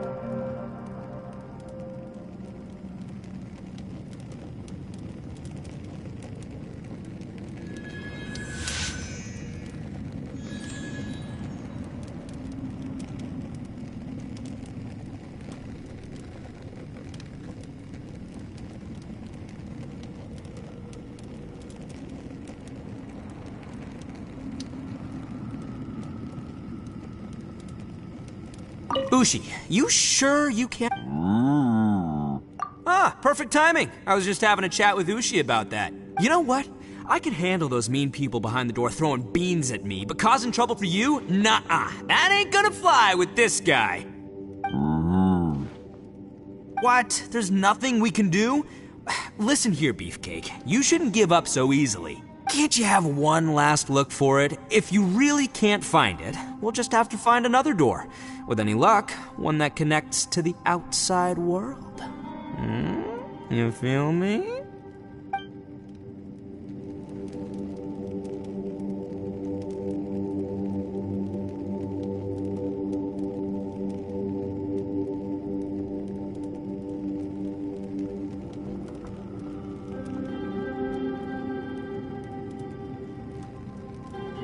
I created another universe and founded paradise. For I, Fischl, am the Prinzessin der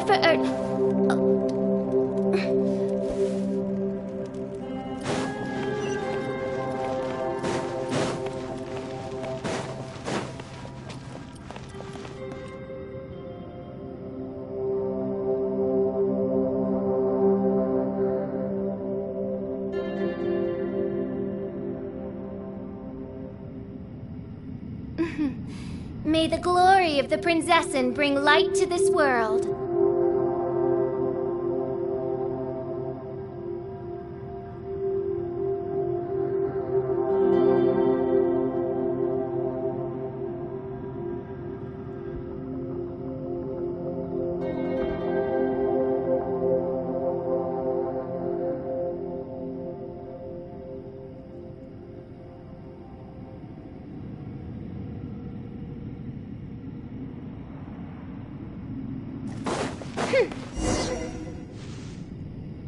Thanks for coming to speak with me, Traveler. I've been thinking about this place. Since we still don't know just what kind of danger we're up against, we can't afford to delay any longer. We have to find the Conqueror of Demons as soon as possible.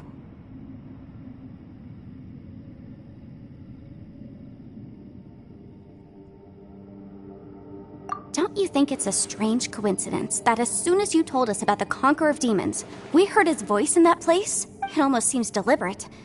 As if something was trying to convince us that the Conqueror of Demons was there in order to lure us into the unknown. I have a theory, but I can't tell the others just yet. I don't want anyone to panic. Judging from the Conqueror of Demons' reactions, I think that he was somewhere else, but his voice and image were projected to our location. Is it possible that we've entered into a chaotic space? We're seeing things and people that shouldn't be here, even ghosts. And we don't feel hungry because the state of our bodies is suspended.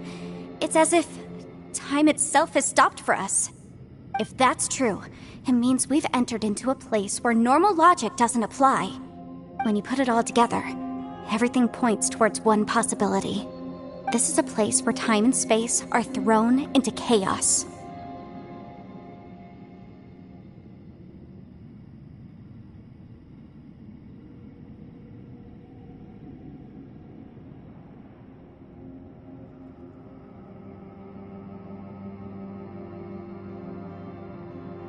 And yet, if it's truly chaotic, how did we find our friend's voice even when we had no idea where he was?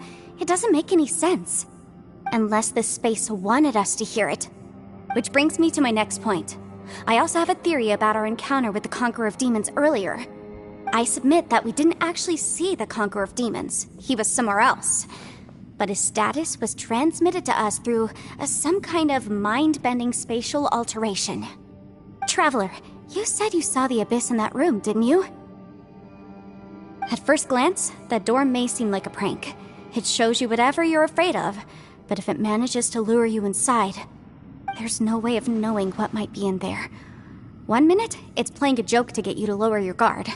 The next, the danger is real, and it's trapped you. This space is a powerful opponent. It wants to use our minds against us, but I'm not gonna sit here and do nothing. Do you remember that small spatial rift next to the dissolving ground? It felt like spatial magic, but it seemed much more powerful than usual. When we saw that illusion of the Conqueror of Demons, it seemed like he wasn't expecting our spaces to intersect at all, and was even more surprised that we could hear and see him. I think that this space purposefully transmitted the Conqueror of Demons' voice to lure us into a trap. But I also think it didn't count on that spatial rift happening. In other words, the fact that we saw and spoke with the Conqueror of Demons was never part of its plan. Yes. Also, I had a good look around after coming back. I have a feeling that these chaotic spaces are constantly intersecting with each other, meaning that anything is possible. I think this gives us an opportunity. If the space creates phenomena meant to deceive us based on our imaginations, then we have to keep imagining, Traveler. If we try to stay calm and listen carefully, maybe, just maybe, we'll hear the Conqueror of Demons' voice again. Can you feel that? Let me see. I think it's here. And break!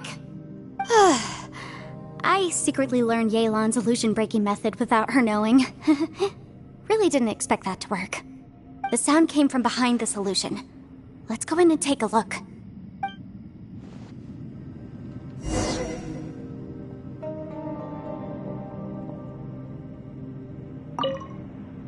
If we try to stay calm and listen carefully, maybe, just maybe, we'll hear the Conqueror of Demons' voice again.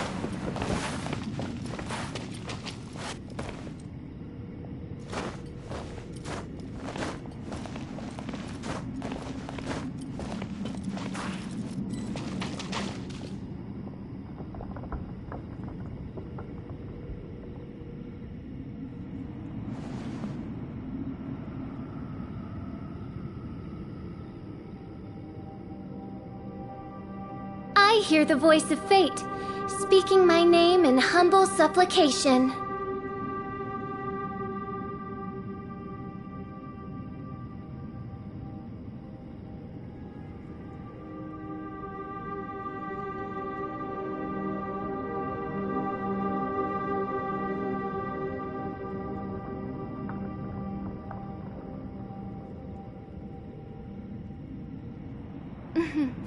May the glory of the Prinzessin bring light to this world.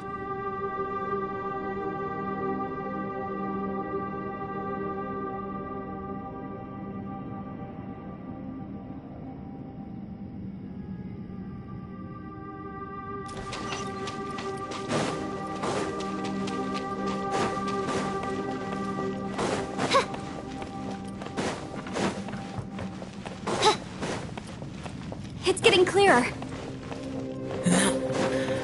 This is the chasm. What did nations go through here? If it was just that battle years ago, what is he doing here? The one I met. Is that the front Aksha?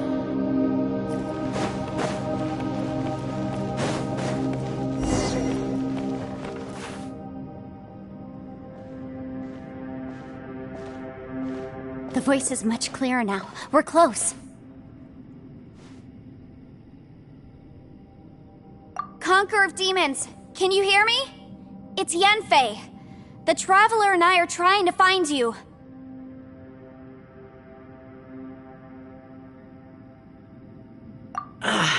Traveler? Yanfei? It worked. Are you okay? I'm fine. Listen to me. It's chaotic here. We may not be in the same space, but sometimes the sound can get through, which means these separate spaces intersect from time to time. Everything is chaotic here. No, the darkness that sullies my soul is harmful to mortals. Right now, we have more dangerous things to worry about than that. This space is using our urge to find you to lure us into traps.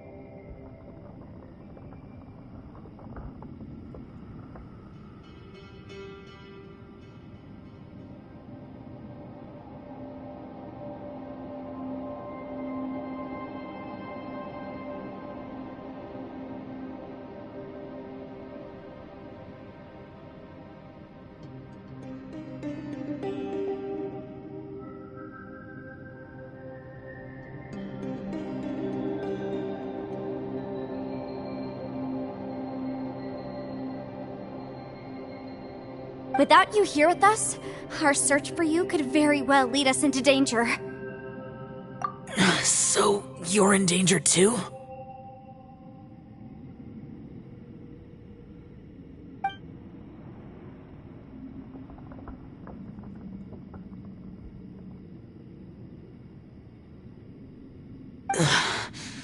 There was no need for you to search for me. But we're worried about you. And earlier, the Traveler was tricked into entering a dangerous place.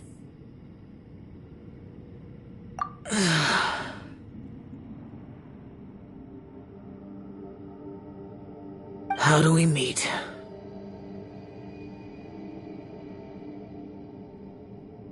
Conqueror of Demons, can you find out where our voices are coming from? Find the spot where our voices are the clearest and try... something there. It might work. I see. The spaces may intersect amidst the chaos. By try something, do you mean...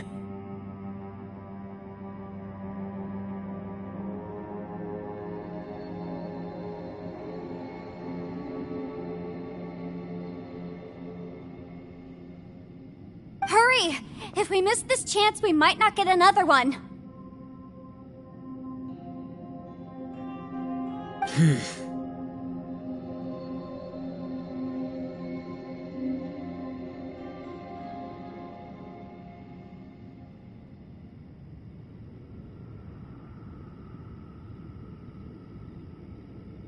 Stand back!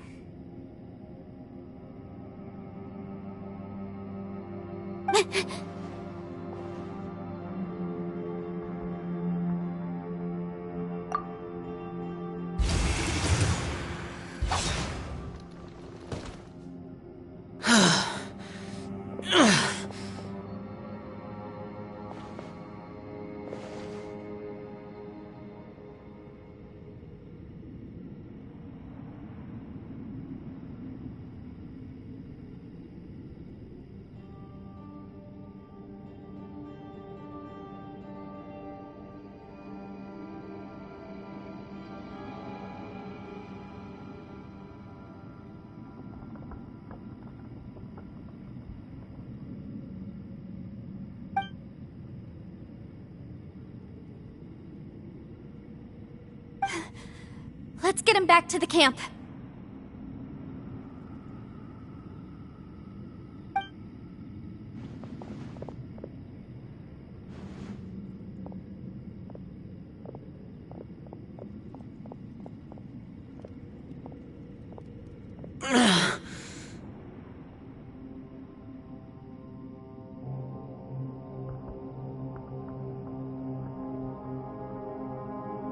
Now we can avoid getting split up.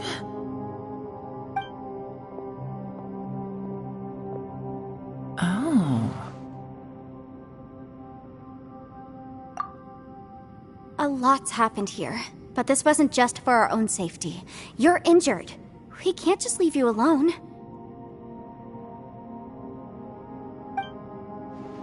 It's just a flesh wound. I am fine. I shouldn't let myself be a burden to you.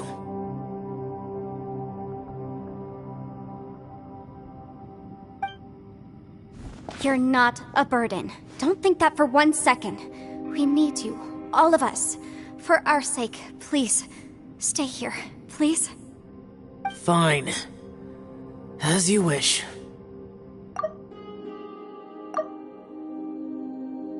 You're injured. Get some rest. Everything else can wait.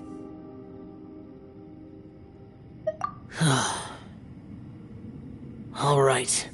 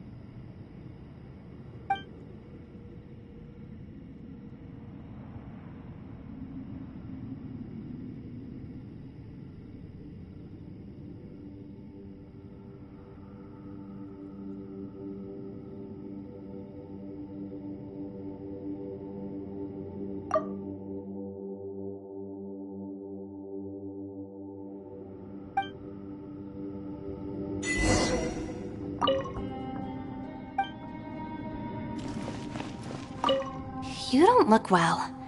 I guess things still haven't improved.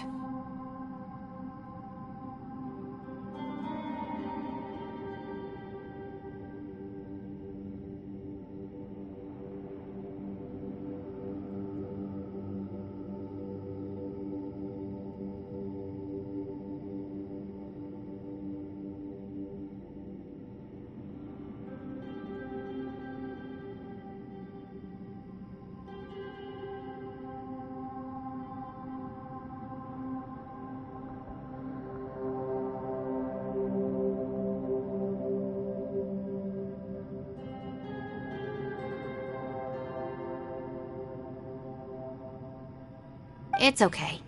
You don't have to go into all the details. Sometimes I really envy the boss.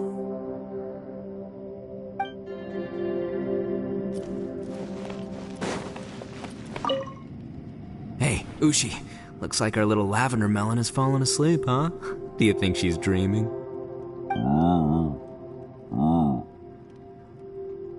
Man, she looks wiped out. It's kind of hard to see her like this. I mean, most of the time she never shuts up. Aw, poor thing.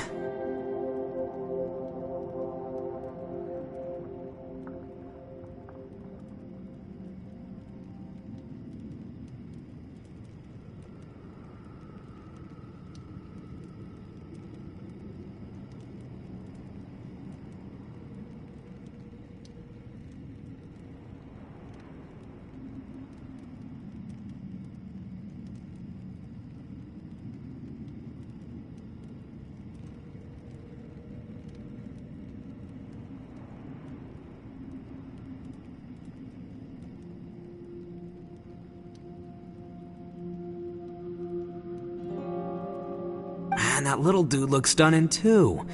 I'm kind of worried about him. Oh, I sleep like this when I'm in jail? Good one. I do slumber like a king. Traveler, when did you get here?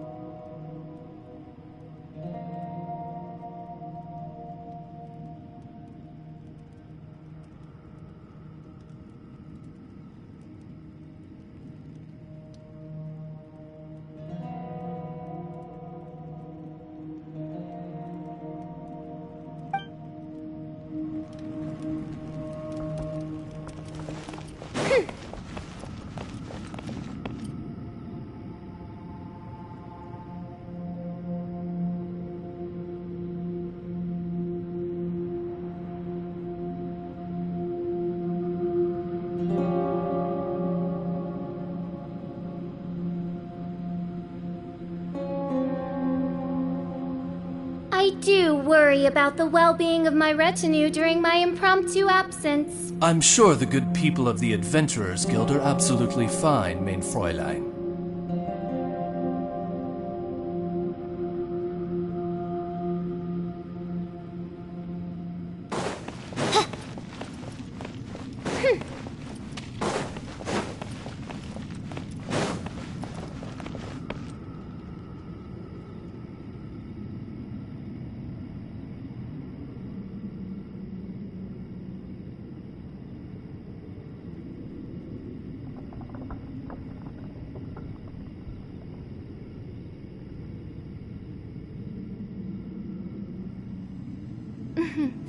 May the glory of the Prinzessin bring light to this world.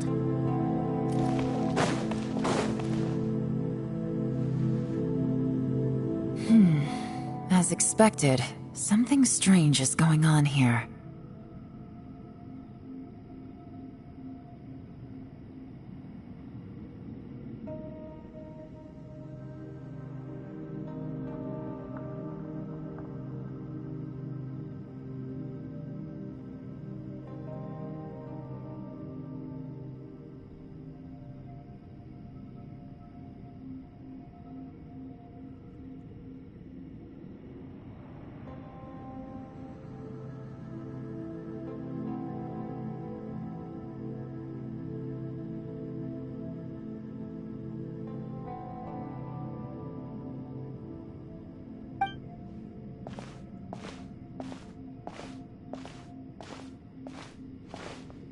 Oh, Traveler?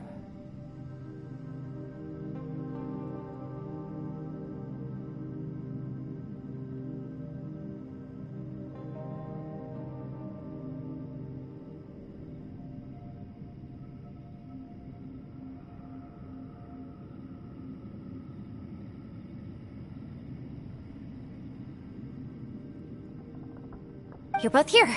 Great. I want to talk to you.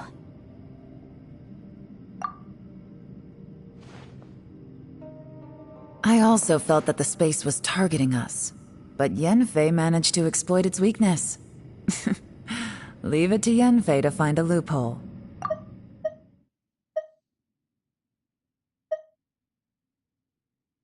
Based on what just happened, we can now confirm our suspicions that space and time function chaotically here. In addition, we must stay vigilant to avoid the traps set for us by this place. Now that we've found the Conqueror of Demons, the next thing we need to do is find a way out. I went back to the domain again just now. Although I couldn't find a new route, it wasn't a completely fruitless trip. My clan has practiced magic for generations, and has created some catalysts that only we know how to use.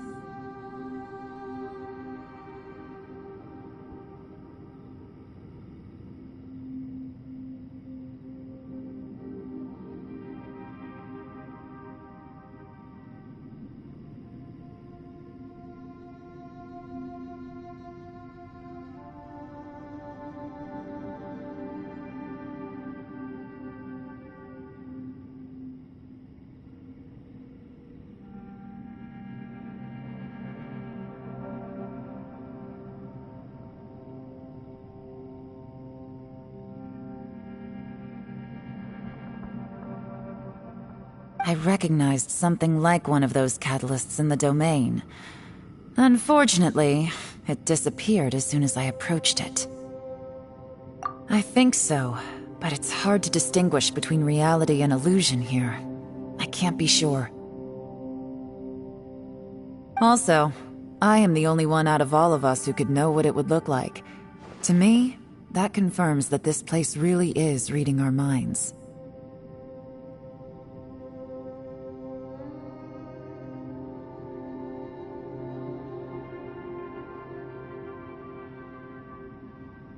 Just like with that door. It's like it's alive, and testing us. By reading our minds and showing us what we want, it creates the reality that we want to be true. Everything it does is either to get us to lower our guard, or to wear us down. If that's the case, it can only have one goal: to trap us here until we die. What else could it be? We should prepare for the worst, but we mustn't give up. I've always known there were secrets hidden in the chasm, but even the Qixing have never heard about anything like this. Yelan, when we first ran into you, you said you had something to do. What were you referring to? I was looking for the truth behind the monster invasion from Conria.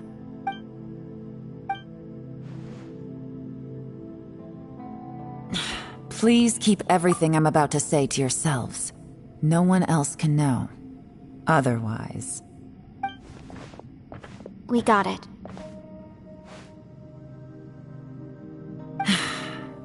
500 years ago, a wave of dark beasts from Conria attacked the 7 nations of Tevat. Naturally, Liyue was also affected. Under Rex Lapis's command, the Millelith fought hard to hold the front line near the chasm. But these were vicious beasts, and this was the most desperate battle Liyue had ever faced. At a critical moment, someone distracted the monsters and led them away. Just when all hope seemed lost, the tide turned. The Liyue army eventually won the war, but there were many who never returned. 2 of my ancestors took part in that war, and the one who made it back went insane. Everything about it was strange. The current generation of Qixing knows very little about these events, and very few came back from the chasm alive. Finding out the truth has been a waiting game.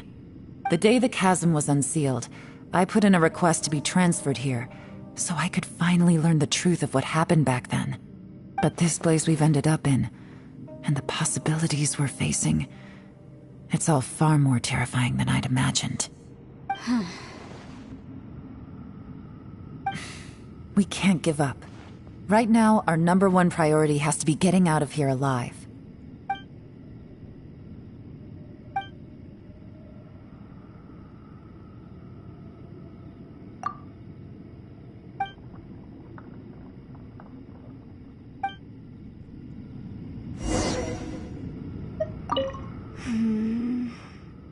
Are you all right? You've suddenly gone quiet. It's not like you at all. Shh, we'll talk later. I'm just processing all the existing clues we have. Maybe the key to our escape is hidden in some detail I've overlooked? I have to go over everything again. All right, well... Oh, don't worry. I won't write down anything that you told us about. No, I meant if you're going to analyze the facts, count me in.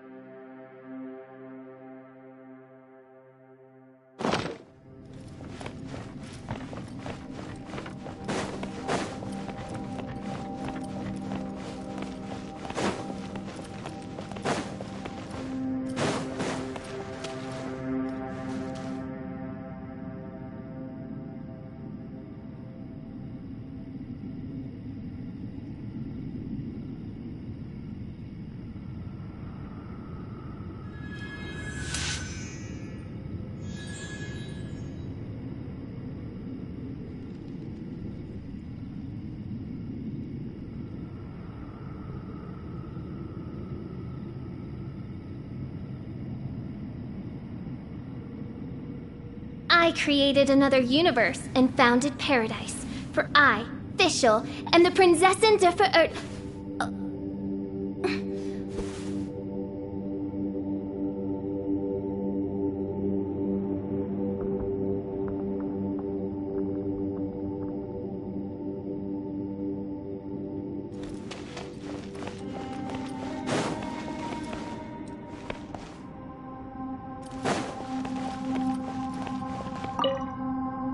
You don't look well. I guess things still haven't improved. It's okay. You don't have to go into all the details. Sometimes I really envy the boss.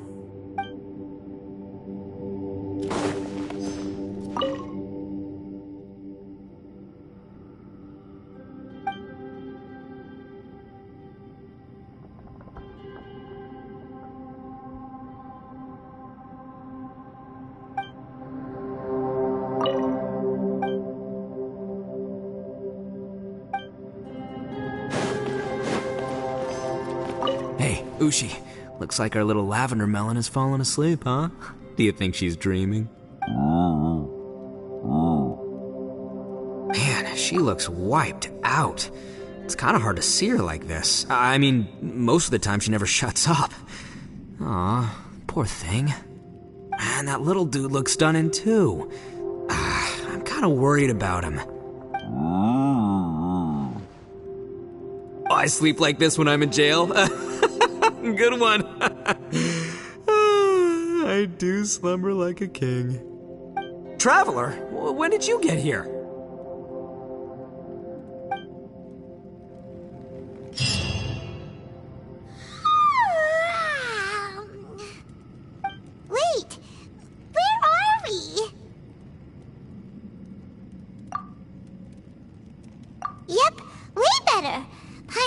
got a little fright because she's never seen a crazy place like this before.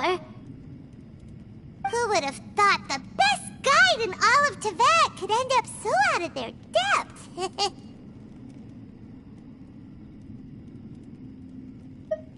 Yeah!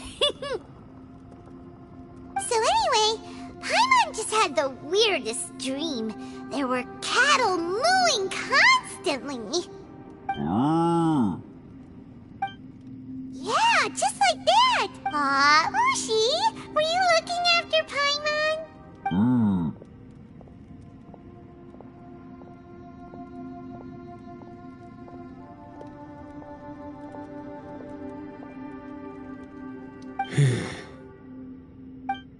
Traveler, it looks like the Conqueror of Demons is awake.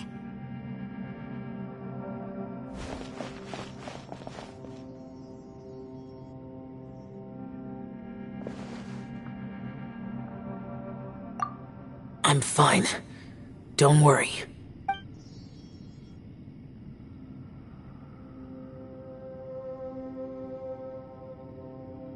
The karma I carry is dangerous to humans. Keep your distance. Well, I have Adepti blood in me, so I wouldn't worry too much. Even so. What happened while Paimon was sleeping? How did Xiao get here? With a little help, I was able to find my way here.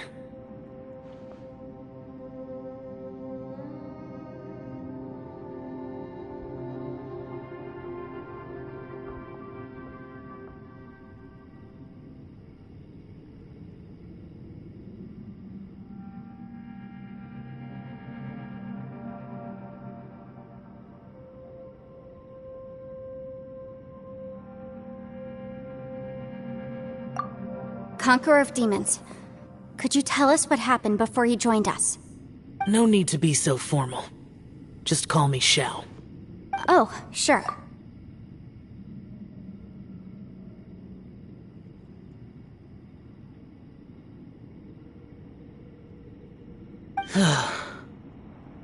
It was a senseless battle.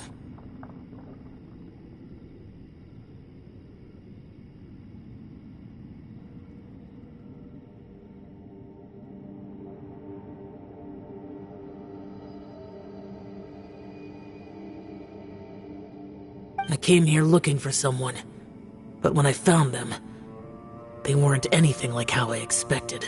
Madam Ping says that you usually base yourself at Wangshuin to guard the main road through Dihua Marsh. It's unusual for you to go looking for someone yourself. Are they an Adeptus? I'm looking for a Yaksha called Bosacius. Bosacius? Is that one of the 5 Yakshas? Like you? I thought that you were the only one left. Aren't the other 4... gone from the world? You could say that. But Bosacius's body is the only one that was never found. Yakshas deal with God's remains all the time, and we become tainted by karma. Over time, it inevitably drives us to madness. The last time I saw Bosacius, it was the day he lost his mind.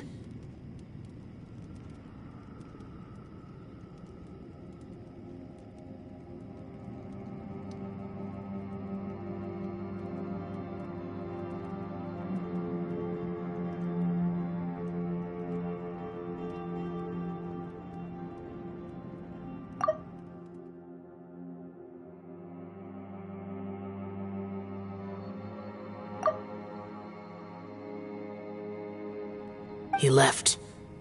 No one knew where he went, and I never heard from him again. But Bosacius was the eldest of us. He once told us, as Yakshas we will experience countless wars. Whether we live or die, we must promise to take care of each other, and know each other's fate to the very end.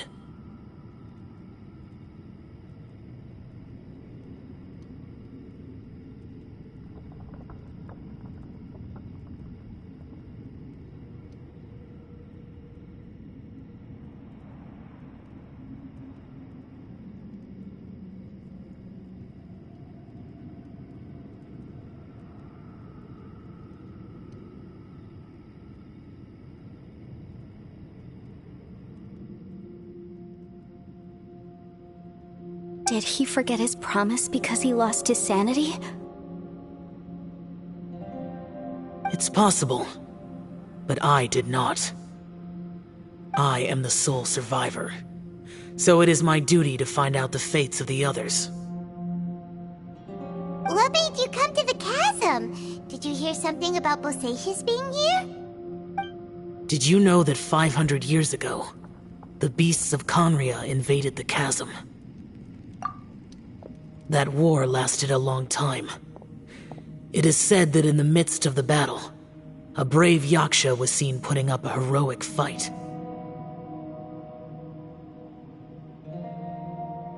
But no one knew the Yaksha's name. But there were many more than 5 Yakshas in total, so there's no guarantee it was Bosacius. Wow. But you must think it was probably him if you came here to investigate, right? I am by no means certain, and I didn't have any other clues except for this one. But Bosacius was proud. If he had taken part in that war, he would have announced his name. So at first, I thought the nameless Yaksha couldn't be him.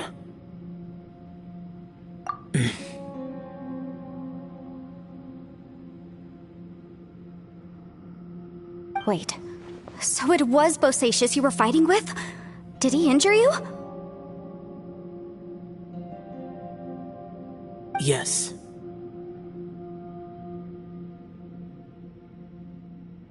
No way! The invasion of monsters from Conria, the battle in the chasm, and Yelan's ancestor. I have a feeling that somehow these are all connected. Life is full of coincidences, but this is too much of a coincidence. Could this all be related to the fantastic compass mentioned in the will, too? What will? Oh, right. I came here because of a will. Maybe it's not something you've come across much before, but both mortals and adepti sometimes write out their final wishes so somebody else will carry them out after they've passed. It's known as a last will and testament. And this can be done at any time? Whoa, whoa! You want to write a will? Now? It was no accident that you saw my illusion that day. This place used your desire to find me to create a trap that you would willingly walk into. Pure deception is easy to spot, but the truth laced with lies can be a fatal combination. What you heard were really things that I said. It made sure you heard my real voice to create panic. This one-way communication was the bait. If we hadn't managed to get in touch through the spatial rift, we may well have lost someone by now. Rather than murdering in cold blood, this space seems more intent on consuming souls. How is this even possible? Our opponent is very clever. It is not safe to stay here.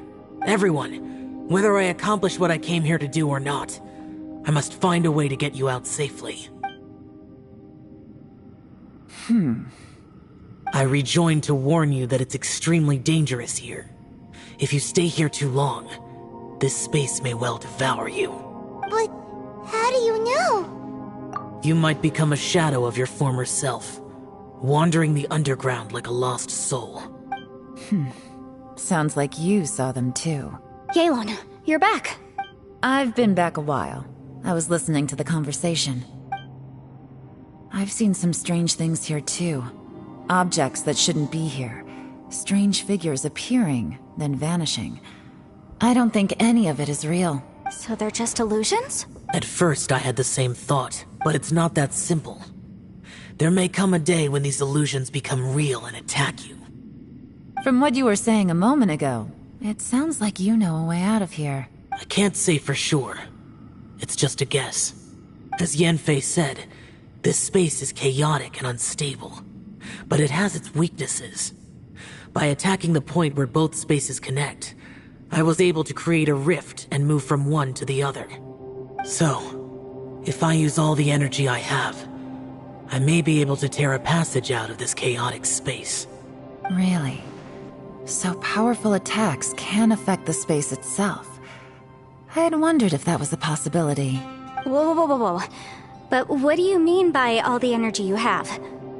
I mean, it will take everything I've got. Wait a minute! When you said you were gonna get us out safely, you mean you're gonna stay here? You can't be serious. I saw Bosacius underground. That's when I realized the horror of this place. A single blast can only create a very small opening.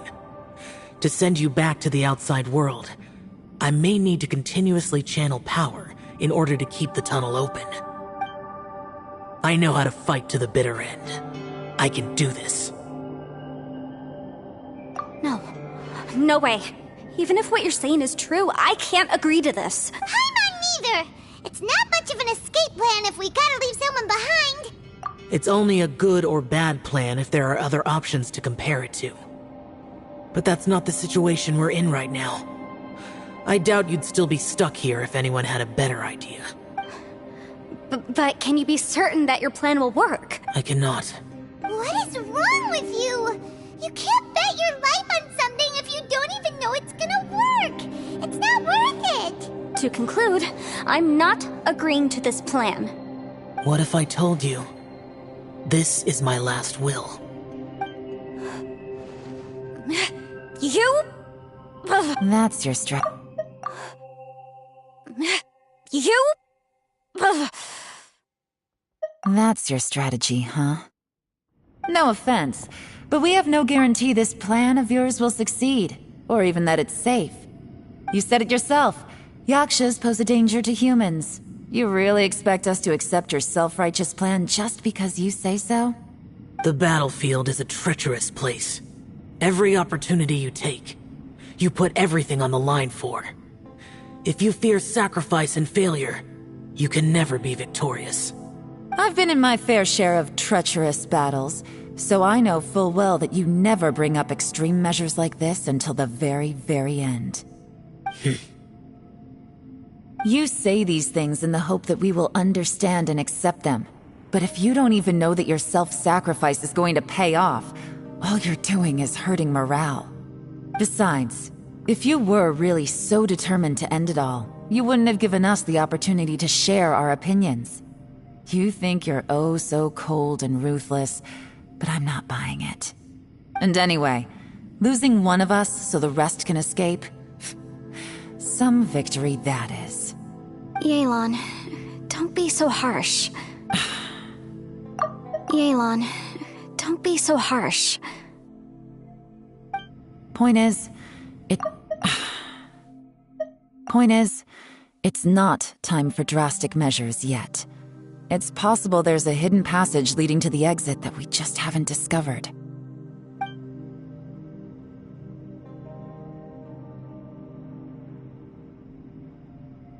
What if there isn't? Or if we don't find it? And in the end, I'm so weak that I don't have the strength left to sacrifice myself. What do you propose we do then?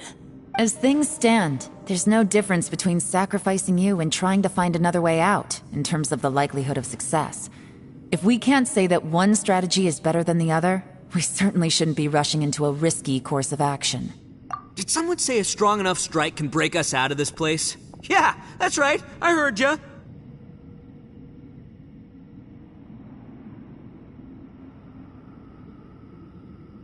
No one's staying behind to let anyone else out, all right? Enough talk. It's time for action!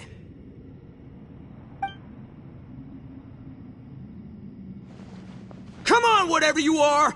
Let's see how long you manage to keep us trapped in here after I'm finished with you! Easy now. Have a taste of this! Yeah!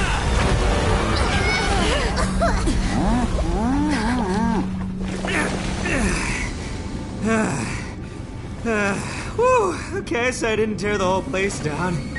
But check it out, new path.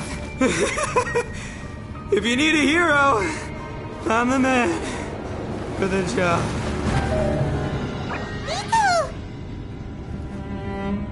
Should have seen this coming.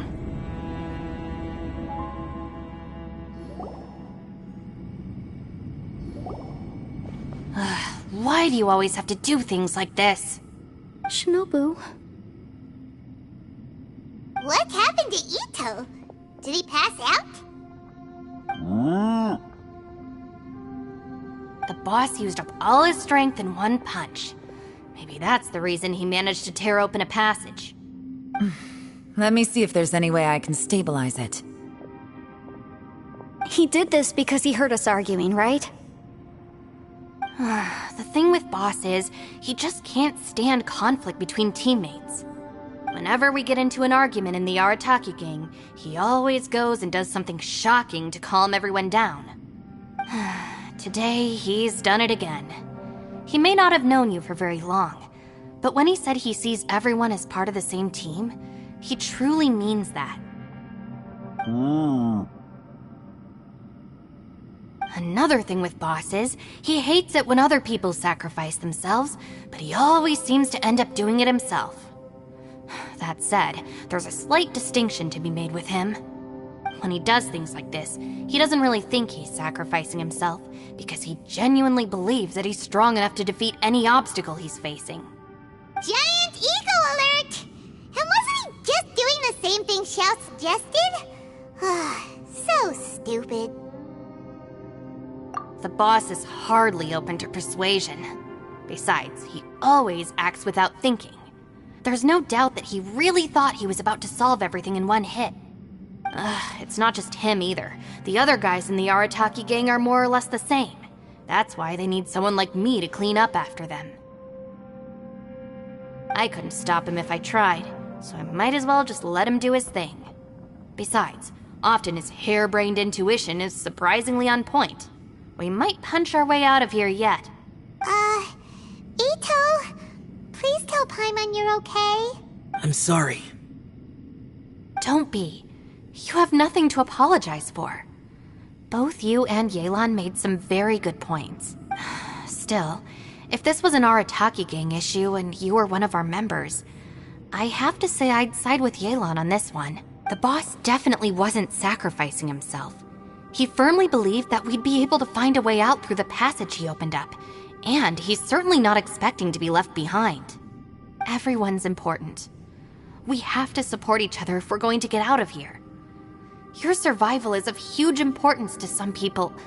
No, to a whole lot of people. Shinobu? Everyone, let's all do our best to try and find a way out. There's still a chance. I'm sure we can escape. Leave the boss to me. Don't worry.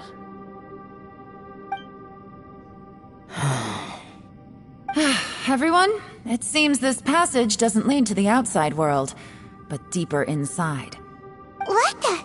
So Ito's efforts were in vain? No, it's still worth exploring. I'll go and take a look first. Aha, I see. I'm with you.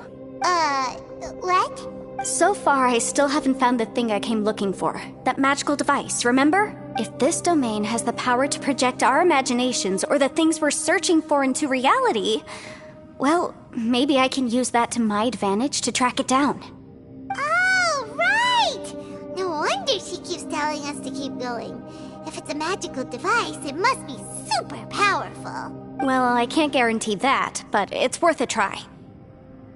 I will find a way.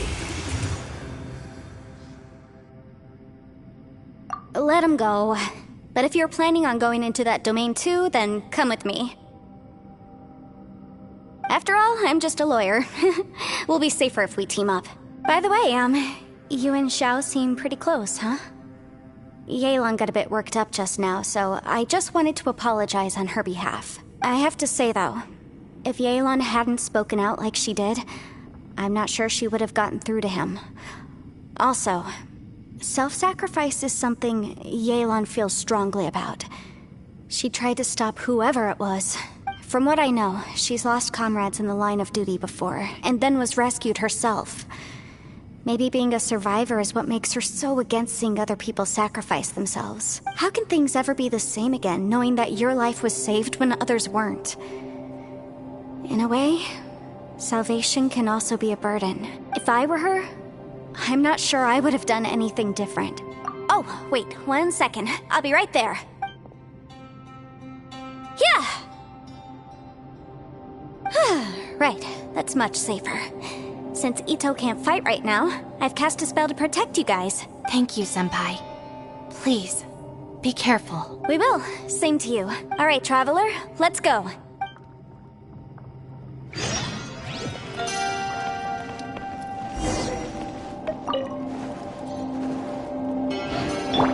Don't worry. Ushi and I know how to take care of the boss. I think I can speak for both of us in saying it's not our first rodeo. Go on, get out of here. And be careful.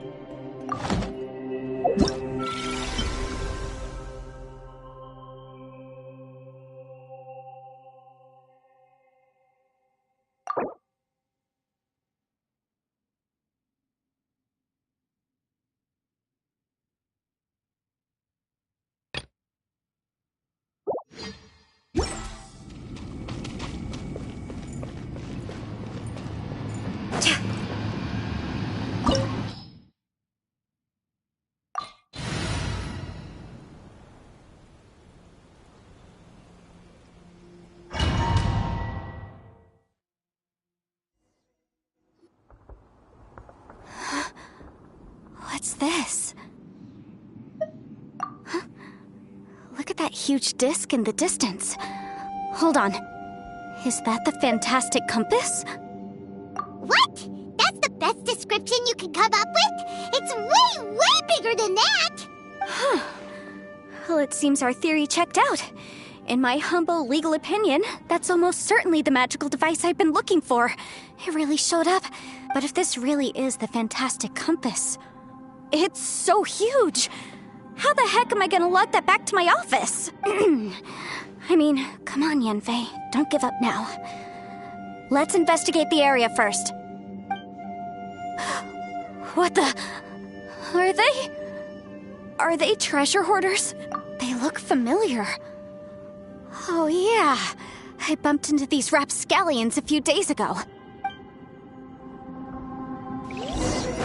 Boom boom! I messed up. There's a smaller disc here. Judging from the appearance and design...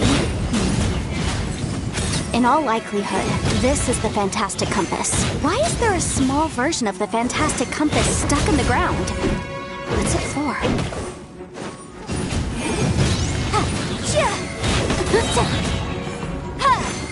Time for your arraignment!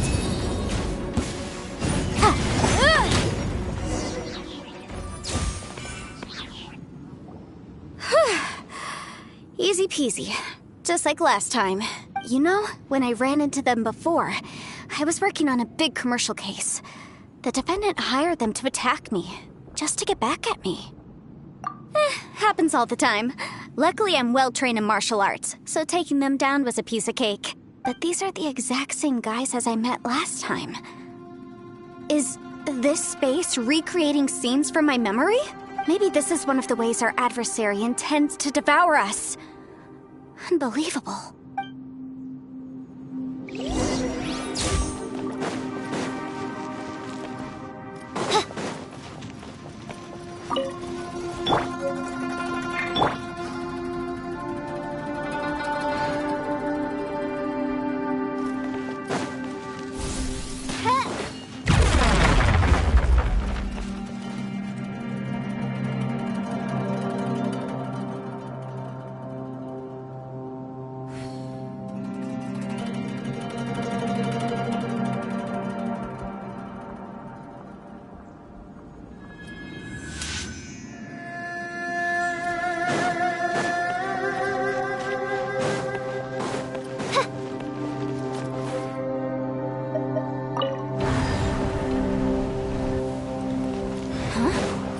entrance.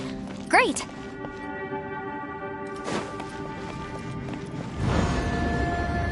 Whoa. Is this a tunnel? This is weird. It feels like it's connecting to another world. Or maybe another time.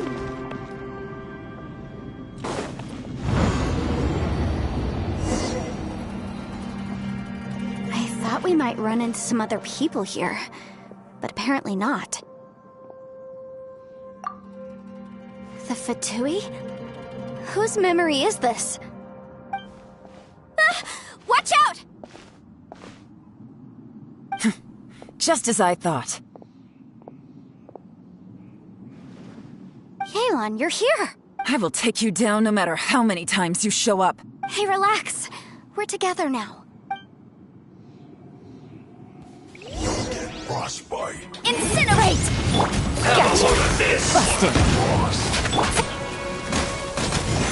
Toxic body heat. Cold cut platter. Roasted freshness preserve.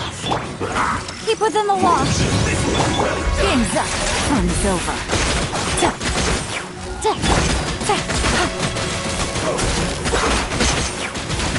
Cooked food. Disgusting. I mustn't give up. All of here. Miracle. See. In the compass. It's just. I'm so tired. Amateurs. And still they dare to come after me. You've still got it. Remember how I said I'd seen some illusions myself? Those were the same words I heard last time. The space seems to be reproducing that memory. Now that you know, at least we're all on the same page.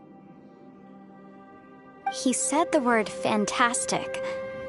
Was he talking about the fantastic compass? Yanfei, see that thing on the ground? Yeah, we tinkered with it. That's how we met up with you. I guess it's a miniature version of the fantastic compass in the distance. It has a close connection to the entire space. It looks somewhat familiar. Let me think.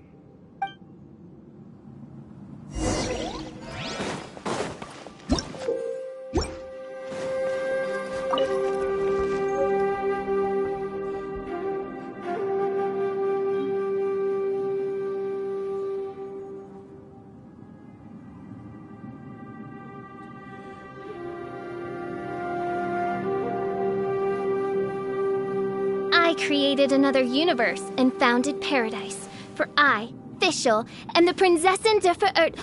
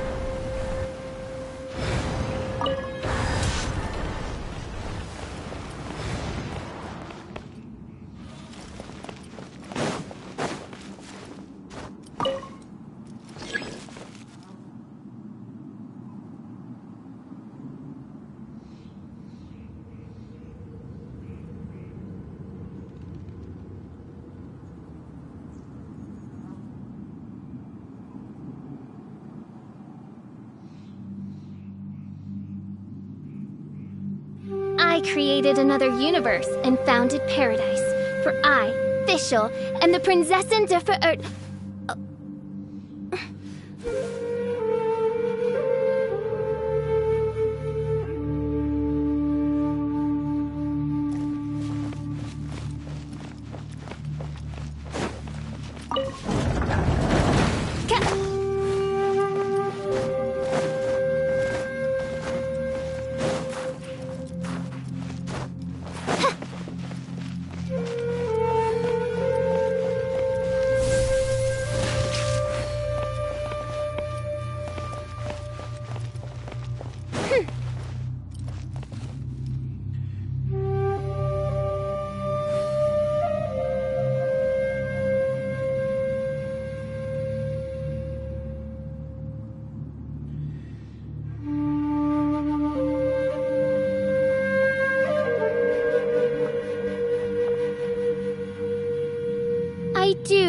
worry about the well-being of my retinue during my impromptu absence. I'm sure the good people of the Adventurers Guild are absolutely fine, mein Fräulein.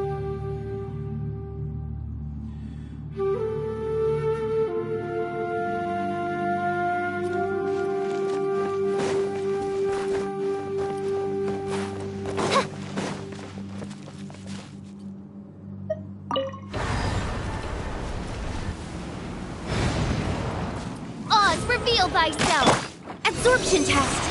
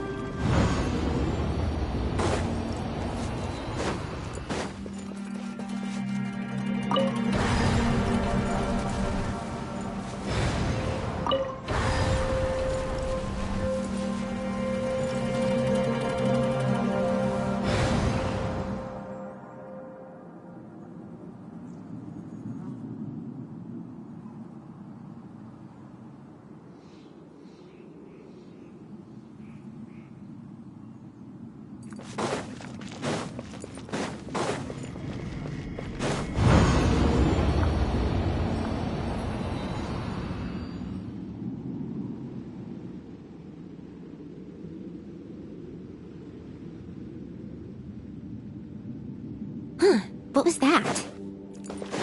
Oh, it's gone. Can I go take a look?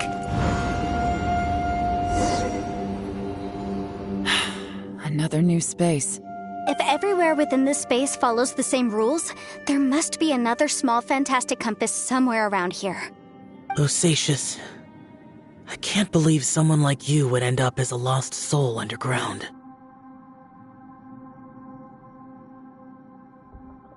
No enemies. Hold on. Wait, is the enemy hiding itself? Oh no, we should go help him. Stay back! This is my fight. Do not come near me. Filthy monsters! So many people have died at your hands! I lured you here to this underground space because I found your weakness. Hiding and ambushing from the dark is Bosacius' signature tactic. Die here with me! Huh? How did a valiant warrior like you die here?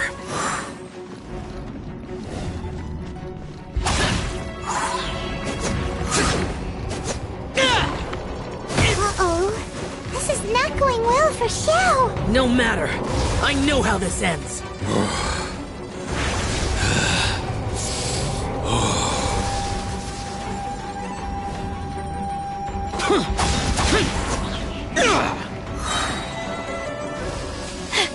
Look! Bosacius is showing signs of fatigue! Bosacius, martial retreat. Even your strength is finite. But your illusion is not as mighty as you. This is not you in all your glory. I wonder what Rex Lapis would think if he saw what had become of the first Yaksha. Leave! I'll deal with the rest. We can't let the monsters get to the surface. Everyone, remember, we must hold the line at 60 miles outside the chasm at all costs.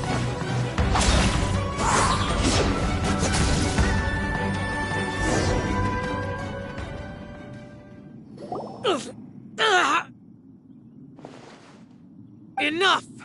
Phantom, be gone! Joe,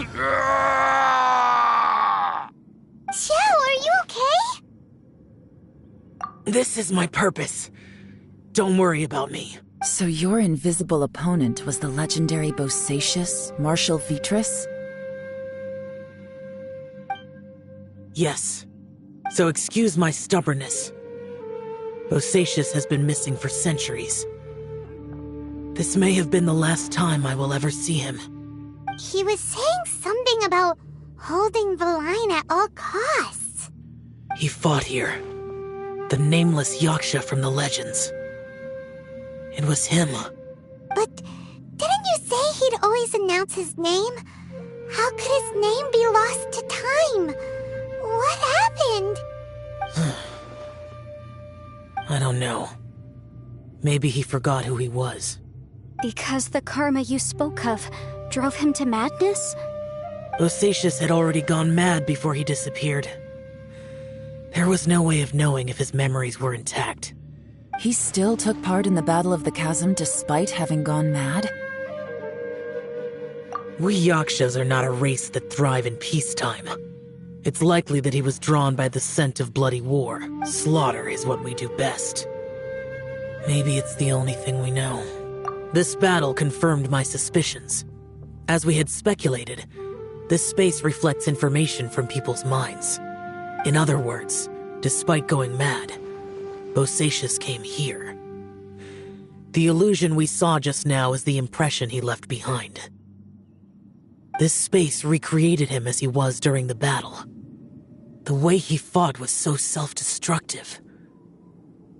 He couldn't possibly have survived. Bosacius's illusion said he'd discovered the monster's weakness and lured them underground. What kind of place could this be? Defeating Conria's monsters is no small feat, that's for sure. Guys, it could just be me, but I think I'm suddenly feeling more tired than I was. This space is really starting to affect us. I believe Bosacius stayed here underground. But now he is gone, and only his illusion remains. If we don't leave, we may meet the same fate. Time to move on. You fought well, Bosacius. Goodbye.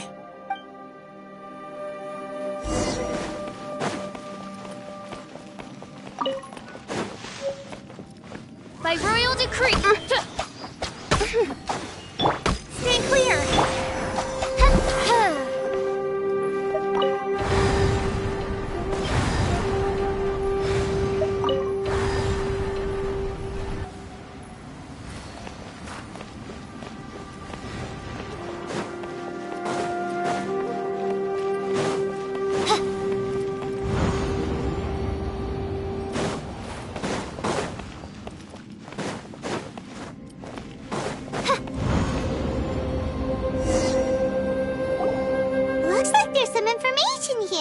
Shall we take a look? Okay, let's see.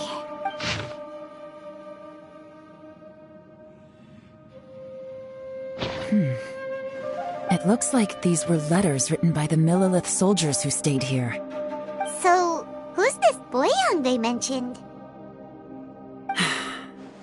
Boyang was one of my ancestors. The one who didn't make it back. You mean Boyang fought alongside Bosacius? I believe so. And the Millilith soldiers were their brothers in arms.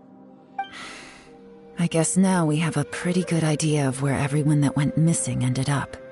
Yes. So scary. What happened? Come on, let's not stay here. I have a gut feeling that sooner or later we'll connect all the dots. And then, we'll finally know the truth. Still, who knows how this space is planning on revealing the answer to us.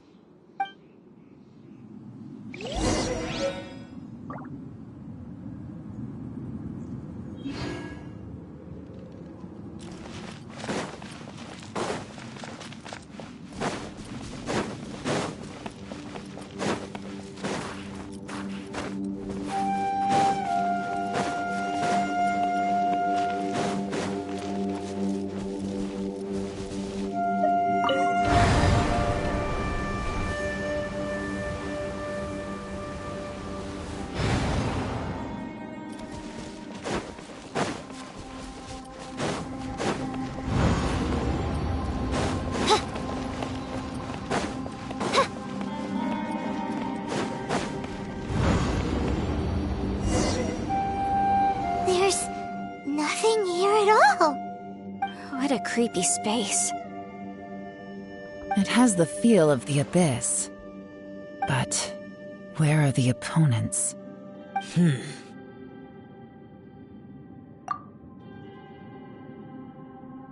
Your memory of what? The abyss? So, this place is created purely based on your memory?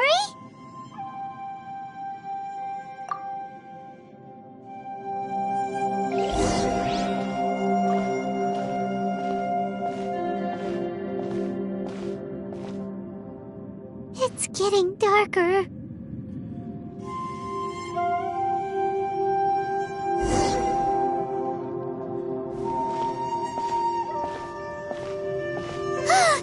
It's... Ether, wait!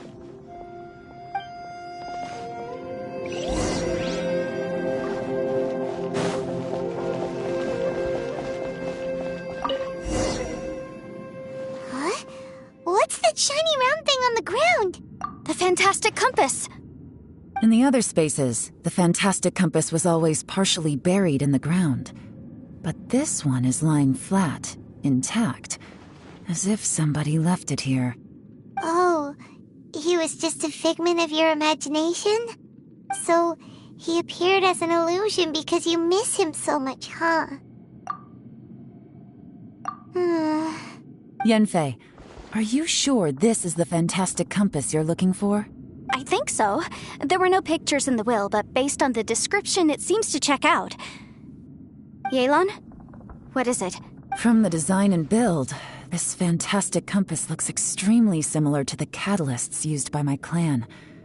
I just need to do this, and... Someone's used this before. There may be a hidden message inside. Let's get out of here and find somewhere safer. Alright, here we'll be fine. Take a moment to catch your breath while I try to unlock the fantastic compass. Osatius was the leader of the 5 Yakshas under Rex Lapis's command. He could control electro-energy, unlike me. He was both a formidable warrior and a talented commander.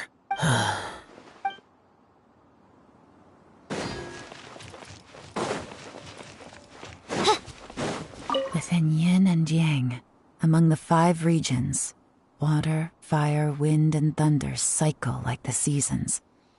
Grasp the 7 heavens from the ground. Open wide the 3 gates. All the world within reach. Now that I've found the fantastic compass, my work here is done. But if the Bosacius we saw was just an illusion, will we really be able to take anything we find here back to the outside world?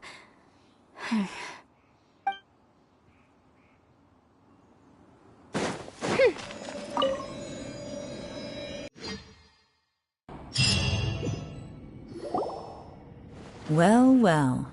This is not what I was expecting. Oh, seems like you've made a new discovery.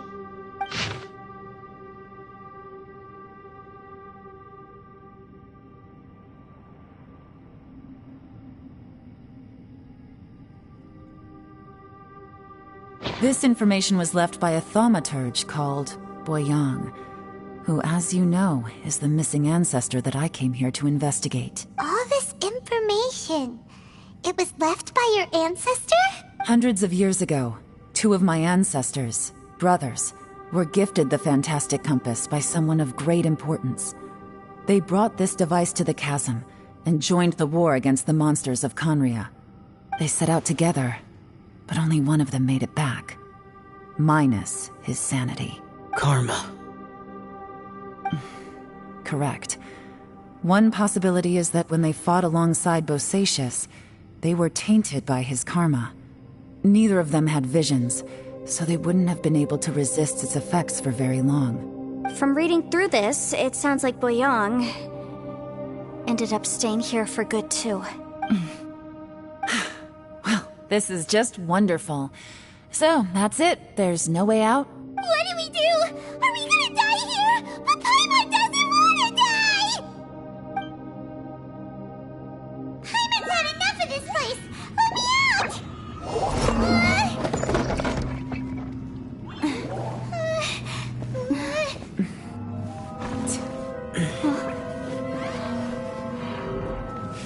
What was that?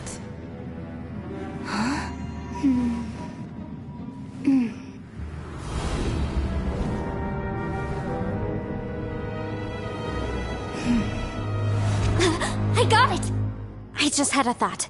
Give me a second, I just need to double check.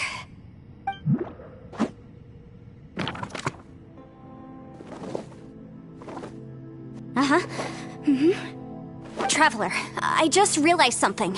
Okay, so on my way here, I was studying the will the whole time. But I didn't give any thought to the book that the will was inside of. I don't know it verbatim, but I have read it before.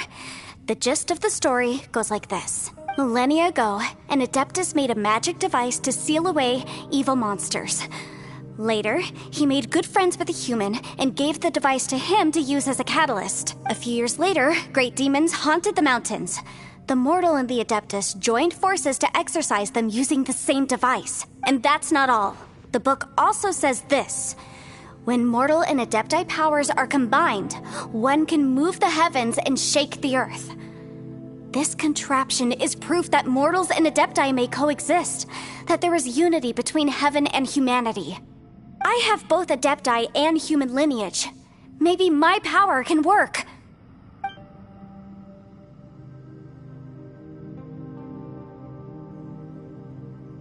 It worked!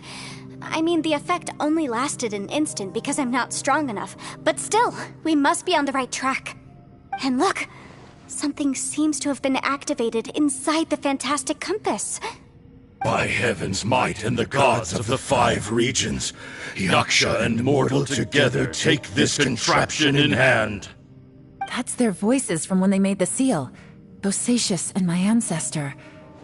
They sealed off this space at the top together. I see. It makes sense now.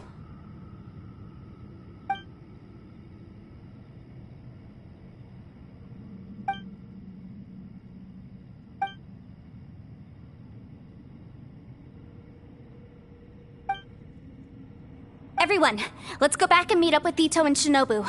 I have a suggestion to make. Paimon can barely move anymore. Oh, why can't we get out of here? Paimon doesn't want to die. Paimon wants to stay with you. Paimon, just hang in there, okay? Trust me, there's still hope. Let's go.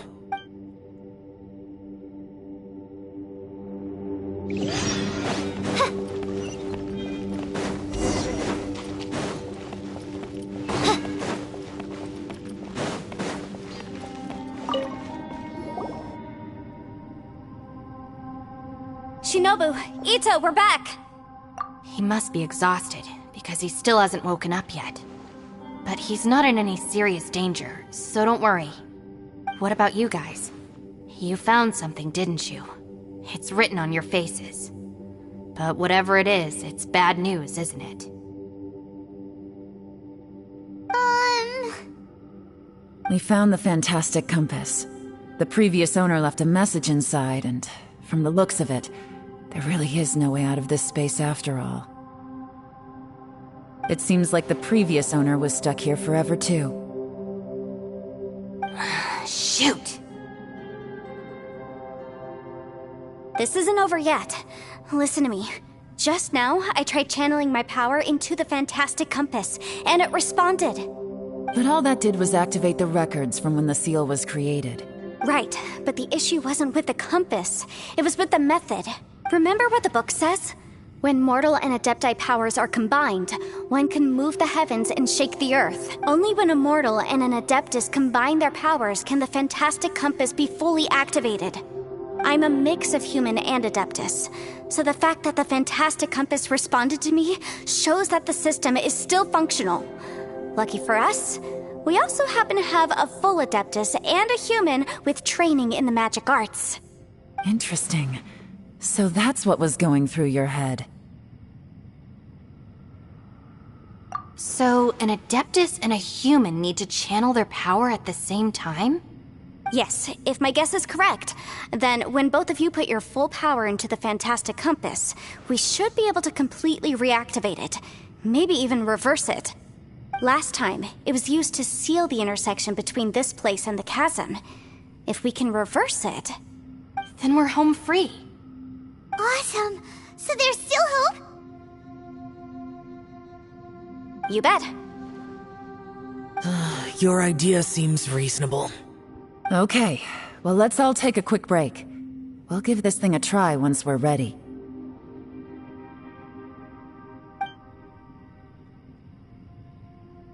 Oh boy, Paimon's so nervous! Yelan, Xiao, how are we looking? I'm all set. I'm ready. Oh, but Yanfei, there's one thing you might need to mentally prepare yourself for. I'm afraid you probably won't be able to take the Fantastic Compass out of here. From what I can tell, everything within this domain is the result of disordered space-time and memories. We all came here for different purposes, and everything that's happened here has been in response to our own imaginations and conjecture. Terrifying, but also a miracle. This space, well, it's more than just a space. Whether there's some kind of higher power at work here, I don't know, but the whole time, it's been reading our minds and responding to us in the form of illusions. Also, according to the history of the chasm, this place must have existed for a very long time. What could have created it?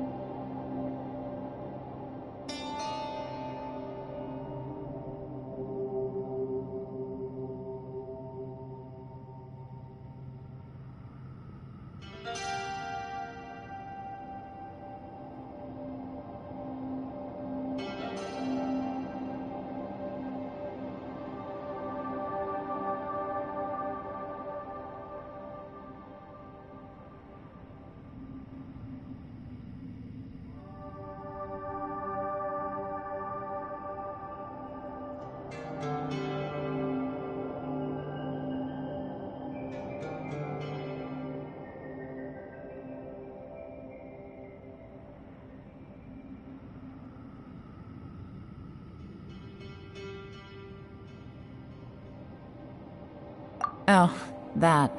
Yeah, I was there too. Huh? Wait a second. It was you that shot that arrow? Who else did you think it was? That snake is probably a remnant of Conrion's civilization, and crystals are highly effective against it. Maybe there was some sort of opposing reaction between those two forces? If so, I'm extremely sorry, everyone. It looks like I might be the one responsible for all of this. No! You're just trying to help us and solve the problem! You're definitely not to blame for what happened. If you say so. You could almost liken this bizarre space to a living being that throws all kinds of hallucinations at us to deceive us. Everyone we've seen here, and all the paths we've walked, it all ceased to exist 500 years ago. Additionally, most of the things here are static. So if we really do manage to escape, then once time starts moving normally again, the fantastic compass will likely disappear. That's actually what I think too. That's precisely why it's such a miracle that we even found the fantastic compass to begin with. This whole thing feels like we're breaking free from our shackles using a spear that by rights should not exist. This is a long shot, but it may be our last chance. So, whose wish was it that summoned this device? Perhaps it was. But maybe there's another reason. Your incredibly strong commitment to your search. It's a shame that we couldn't find your family. But if they were here, I'm sure they'd want nothing more than to see you being rescued from this place. I gotta say, it does intrigue me, the way we all ended up here together. If this is fate, then let's grab it in our hands and turn it around. Leave the boss to Ushi and me. We're ready. Traveler, take care of Paimon. Yanfei, you might need to come closer to me when the time comes. Sure.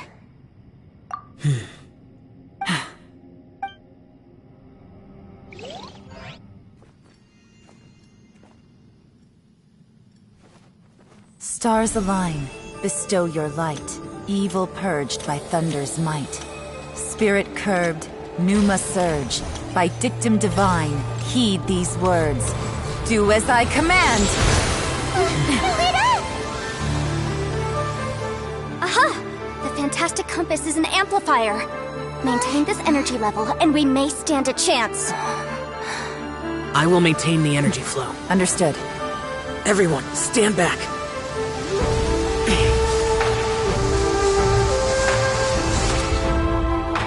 I shall hold the line by sealing the surface. As Yakshas, we must fight for this world. General Alatus, falling in!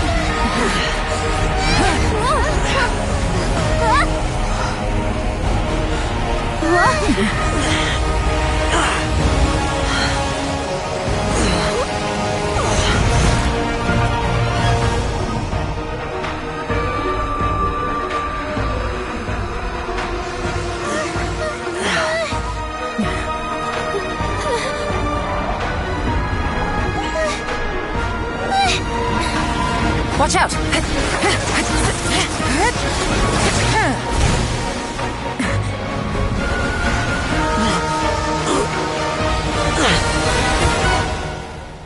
This trip may be dangerous, yet you insist on going. I have guarded this place for several hundred years. Only to seek the nameless Yaksha do I request your approval.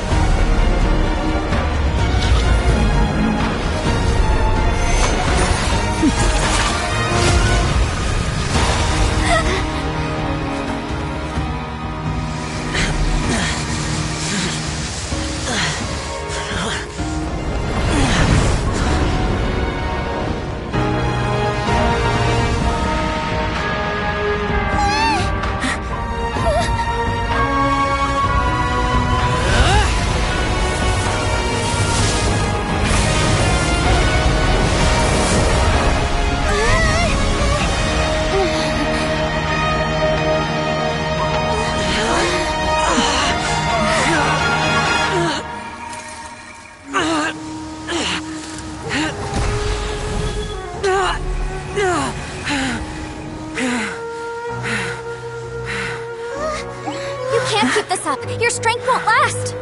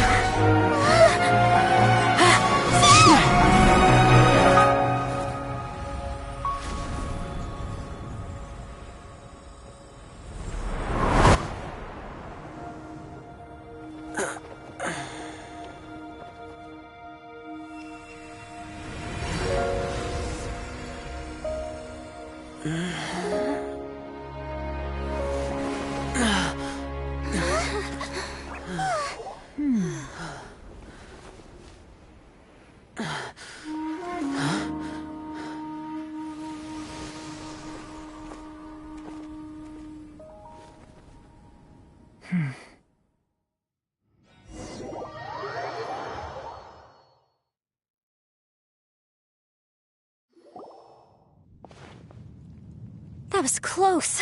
I thought you were gonna get left behind. I'm so glad you're okay. That was terrifying. I know what you were thinking, but...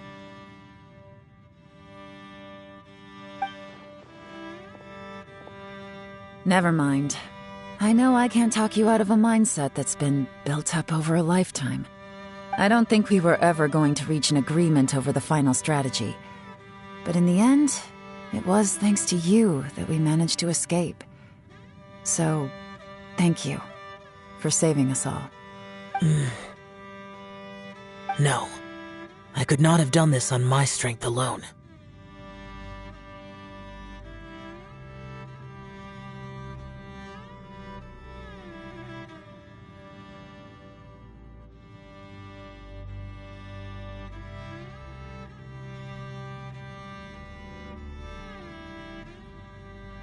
Don't mention it.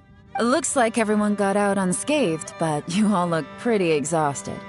Rest up. There's no hurry to move on from here. As for me, I'm gonna check the area for any unusual activity. She's gone. Paimon didn't even get to say thank you. Maybe Yelan really doesn't believe she made a contribution. It seems like she's convinced Zhao saved us all, including her, and she doesn't know what to say to that. And since it's not easy to persuade Zhao of anything, maybe Yelan's just given up trying to talk to him. Zhao, she's criticizing you. I am not. You speak only the truth. I have no quarrel with that. I will keep your words in mind. Really? Well, that's great. I count that as quite an achievement. It was a perilous situation we were faced with underground, and it took every single one of us for any of us to make it out alive. I feel lucky that we didn't lose anyone along the way. Hey, so... Bullchucker still hasn't woken up yet. Surely he's not gonna stay asleep forever, is he? Let's go check on him.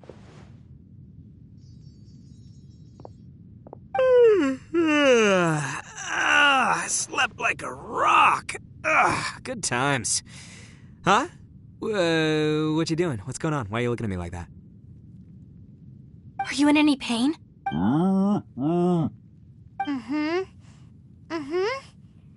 The head? What about it? Is there any brain damage from the impact? You need to tell us if you're not feeling well. You weren't that bright to begin with, so if we add brain damage to the equation... Oh, brother. The heck are you guys talking about? I'm fine. I had an epic power nap, and now I feel like a million more. Huh. I feel like I'm forgetting something, though. Oh, yeah! Wait, weren't we underground? How did we get back up here? It's a long story. We'll fill you in later. Ito, we're indebted to you, Shinobu, and Ushi. We couldn't have escaped this predicament without your help. I'm the reason you all got caught up in this. Please accept my apologies, and let me find some way to compensate you for the trouble. Crazy talk! You helped us first! Of course we're gonna return the favor. Hey, if it weren't for you, we'd still be in a Liyue jail cell right now. That's not quite correct. You'd be in jail, not me.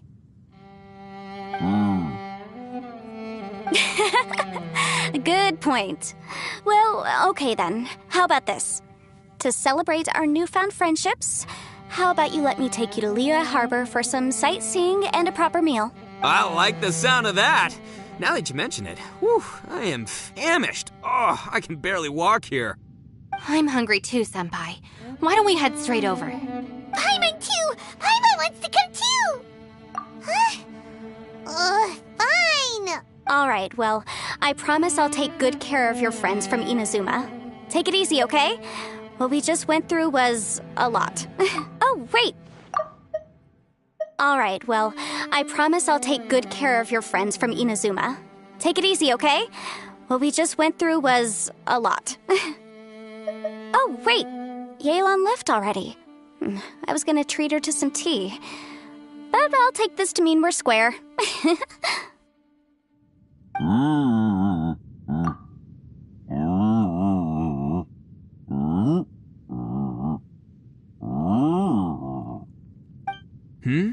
Oh, yeah? Is that right? Wow. Okay, I'll let him know.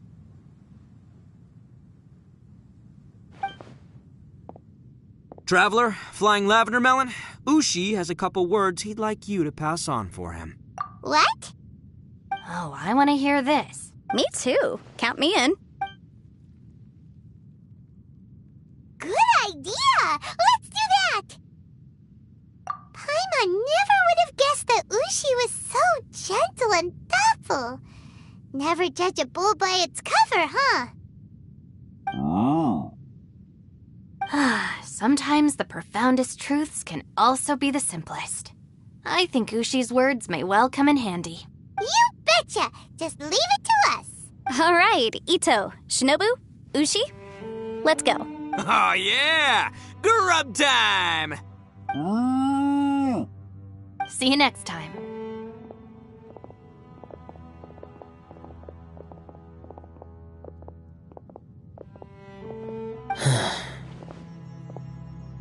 Finished taking care of business? Oh, there wasn't any business. We were just saying goodbye to our friends.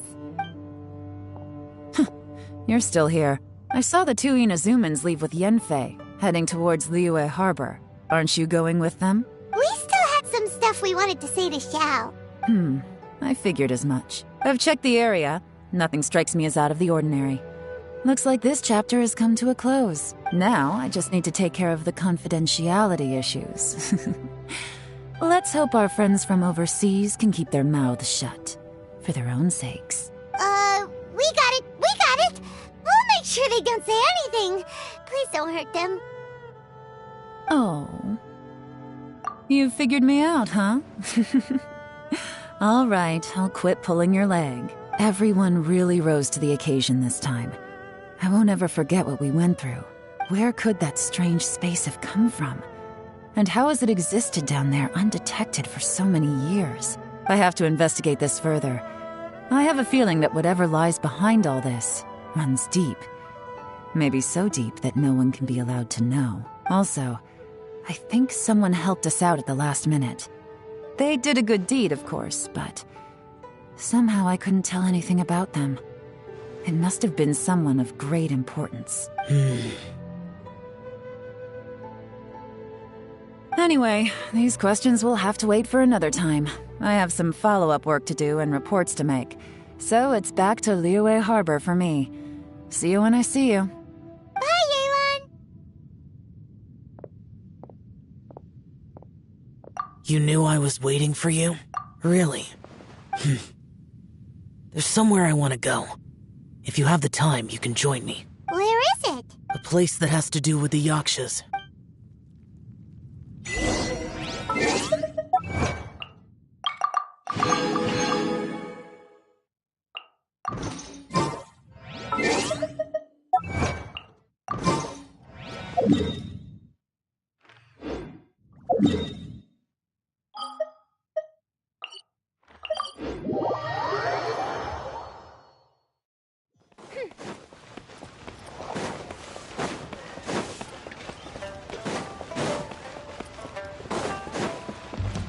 Add asterisk.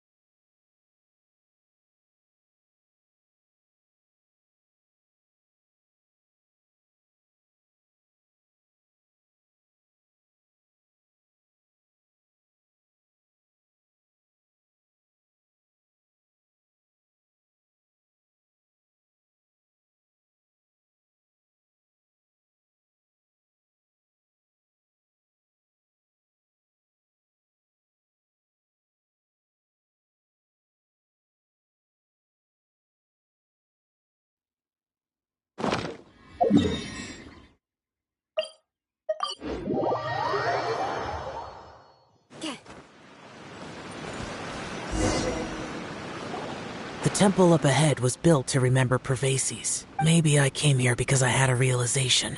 You mean back when we were underground? It's hard to put into words. Seeing Bosacius gave me the false impression that I'd traveled back into the past. You could dress up the Yaksha's life and call us valiant warriors, veterans of war.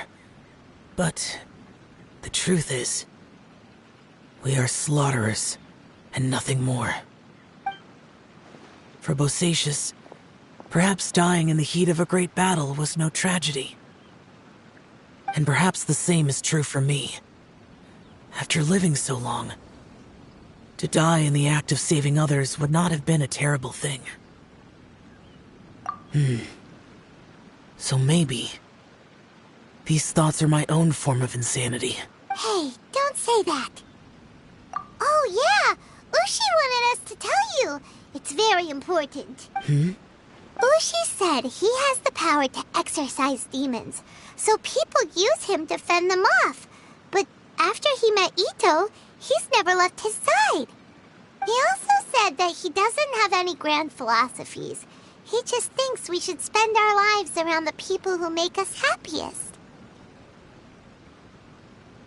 Maybe there aren't so many rules about how we should or shouldn't live our lives in this world after all.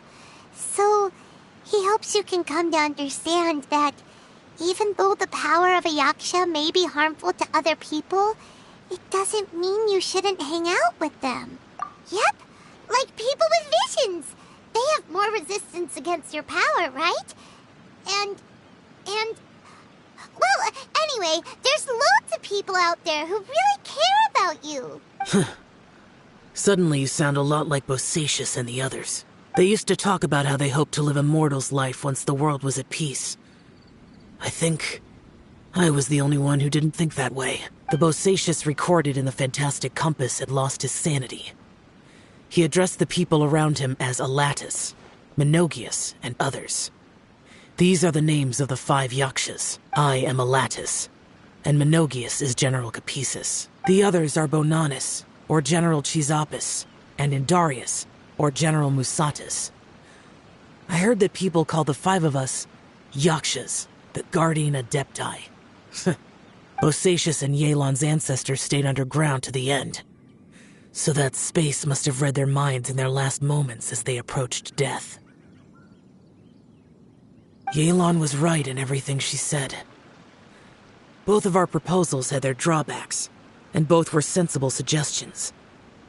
But the power of that space was far beyond all of us. I couldn't have done all I did without everyone's help.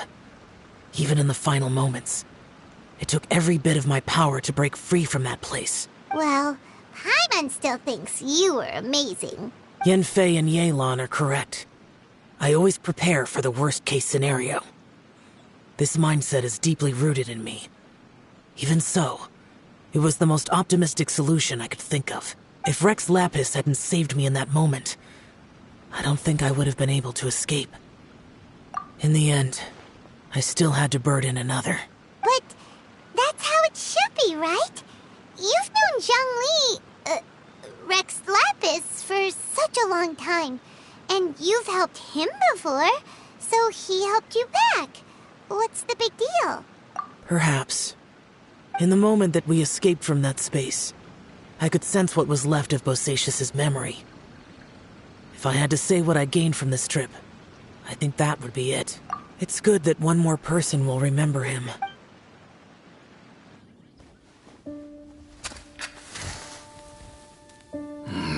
Menogius, where have you been? Brother Yaksha, you're confused again. I've told you countless times, I am Boyoung, the thaumaturge who fought with you in the chasm. Boyoung? Boyoung? You are Boyoung, but who am I? Believe me, I want to know as much as you do. Here we are, the two who agreed to stay here together, and I can't even call you by your name. It's a shame. Stay here? No. No, you have to leave. Nonsense, Brother Yaksha. We're down here for good now. Don't you remember? It's too late to have regrets. The seal can't be broken. The seal. Ah, yes. I'm a Yaksha who came here to fight. Brother, are you okay? Look at the state of me. I don't think I've got long now. We're the only two left. Don't go dying on me. You know, today I saw my family down here. Clear as day. What do you think? Am I losing my mind now, too? Boyoung, do you want to go home? I made my decision to leave Zhongzhou up on the surface. I obviously... Of course I want to go home. I must have family, too. You mean brothers and sisters? I'm sure you do. Brothers and sisters. Yes, but who am I? And where is my family? Brother! What's wrong? Hang in there. It's just you and me, don't die before me. Alatus, is that you? Who's Alatus? Your memory's going again. I'm sorry. You all have to see me in this state. Brother! Look, there's someone over there. Who are they? They're my...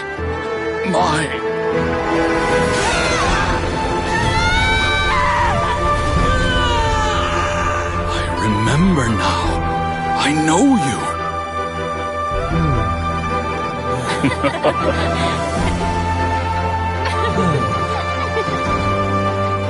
My brothers and sisters have come for me, Boyoung. You're awake? At least tell me your name. Brother Bosacius. Hey, Bosacius. Bosacius. I am Bosacius, and my destiny is to make the ultimate sacrifice.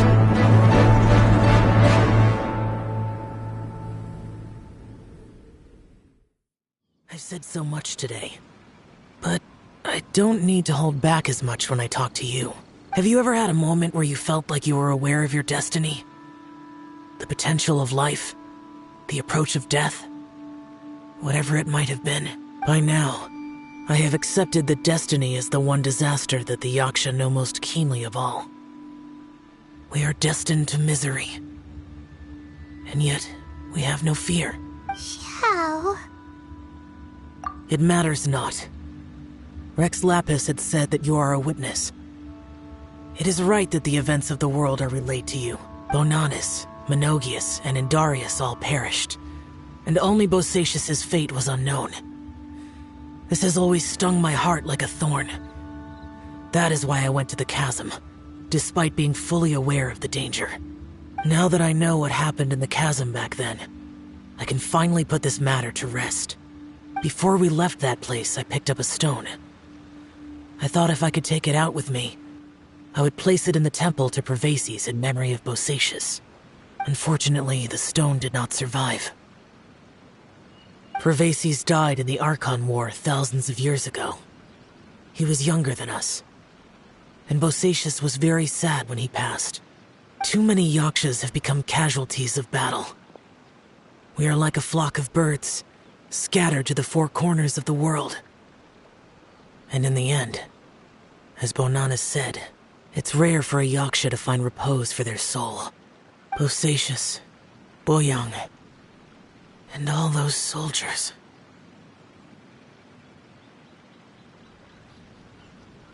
Heroes. I like that word. Maybe the world will never be free of disaster. But there is good in the world, too. Even the darkest hearts have room for those they cherish. I accept your advice. From this day on, heroes will always look out for each other.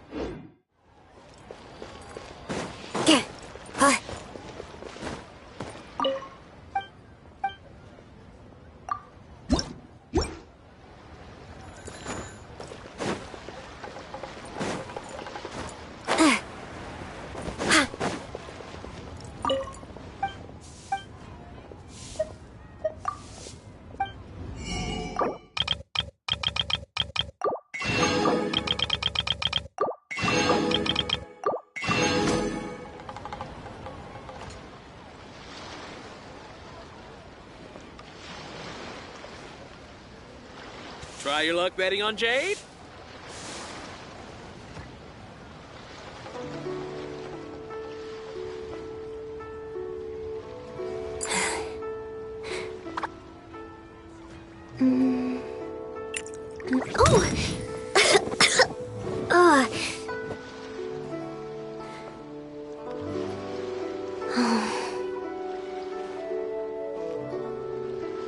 Try your luck betting on Jade?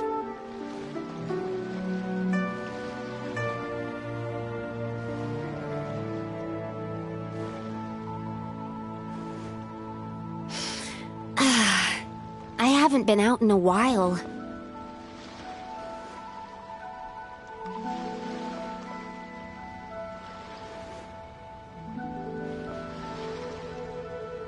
Try your luck betting on Jade?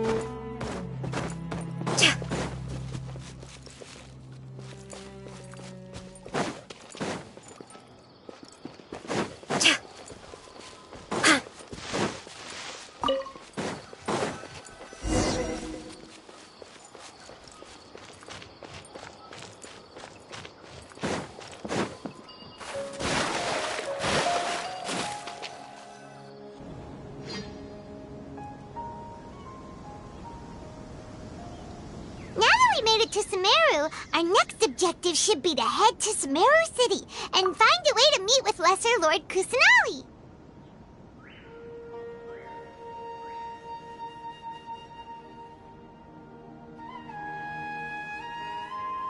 And speaking of Lesser Lord Kusanali, even though we haven't heard too much about her, she doesn't seem to be the same deity who abducted your brother.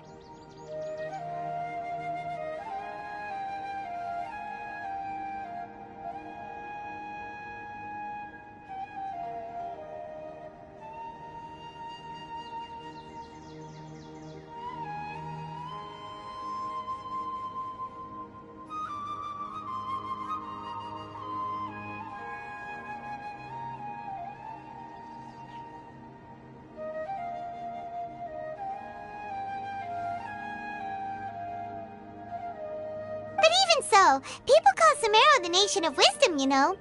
If we can get a chance to meet the God of Wisdom, maybe she can give us some useful information.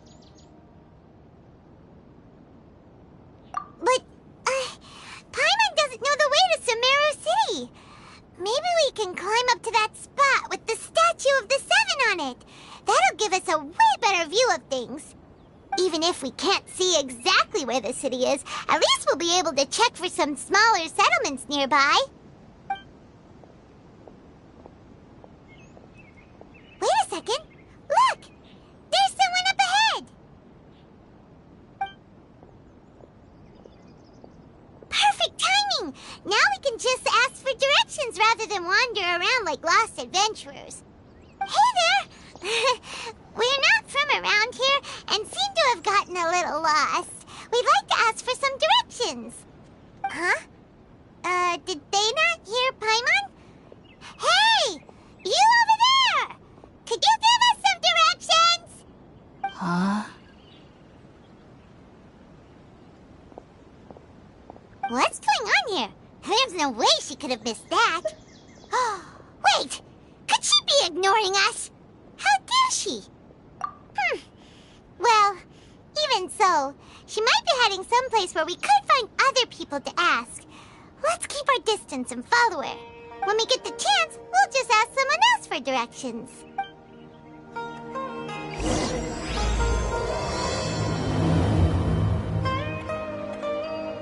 Come on, let's follow her. Just keep quiet. Make sure she doesn't notice us.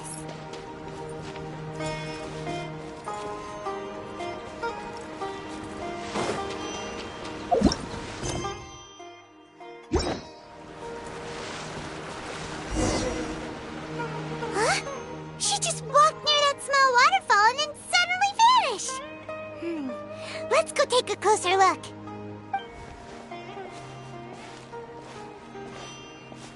Paimon thought this cave would lead to a village or something, but, it looks like that's not the case. Look, she's sitting over there. Wait, she couldn't possibly be living here, could she? What should we do now? Do we try asking her for directions again? Alright then. It's not like we have anyone else we can ask. Even if she's not very friendly, we just need her to point us in the right direction. That's all. Oh. What a lovely smell. It's coming from that sensor over there. This is definitely not your typical place to call home, but at least it smells nice. Maybe living here wouldn't be too bad after all. Huh? What's the matter? You don't look too good. What? Is the smell making you feel sick? Strange. Paimon doesn't feel anything.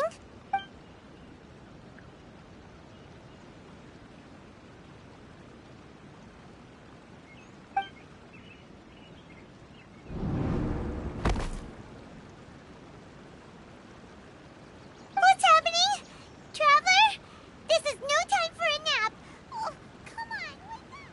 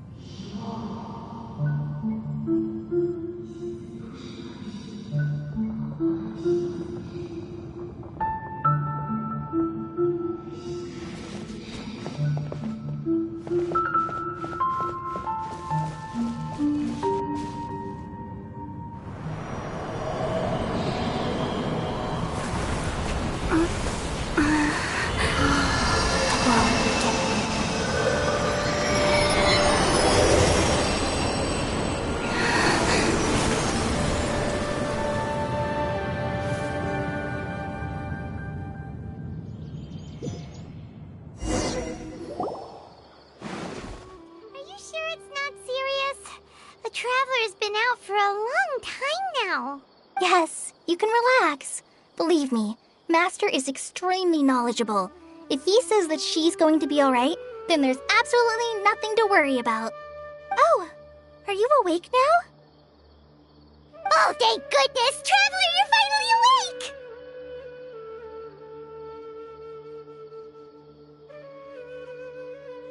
Well, we're at...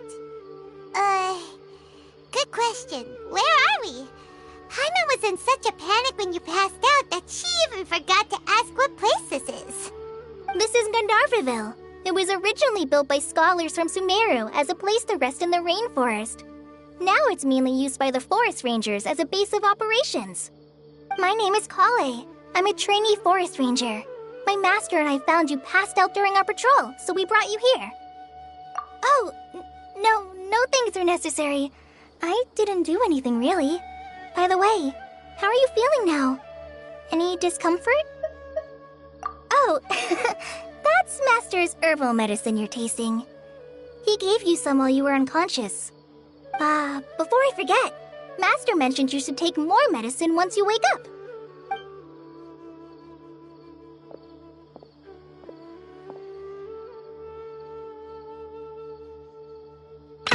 Whoops! Kale, what's the matter? Were you trying to retrieve the medicine? As I've already told you, you must be careful with these. I'll get it for you once I am finished here. Sorry, Master.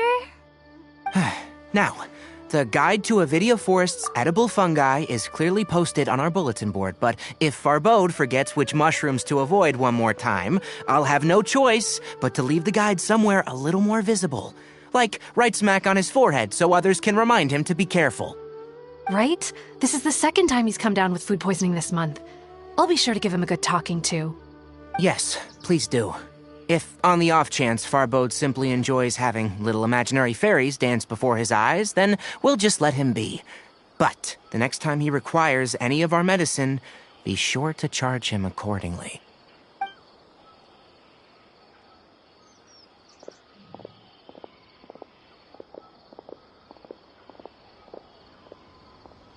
So, how are you doing? Feeling better? Oh, this is my master, Forest Watcher Tainari. He is chief officer over all the rangers here in Gandharvaville.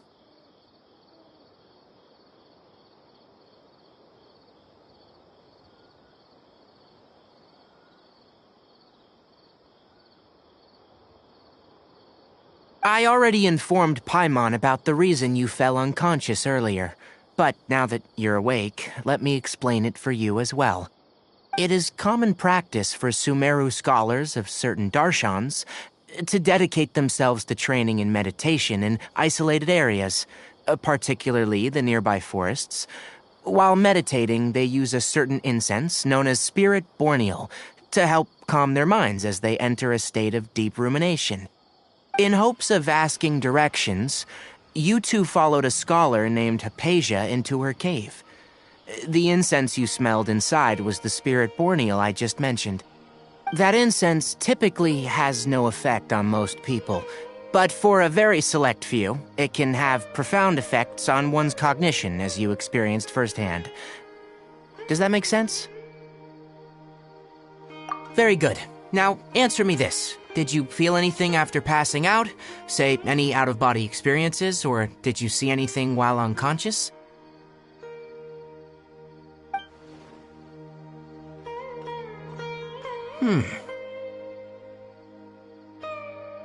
Kale, let the others know to stop bringing their patrol logs here for now. Huh? Why? Because these two will be staying here for the next few days. They can have my room and I'll bunk with Amir. Now get a move on and be sure to do as I've said. Yes, Master Tainari.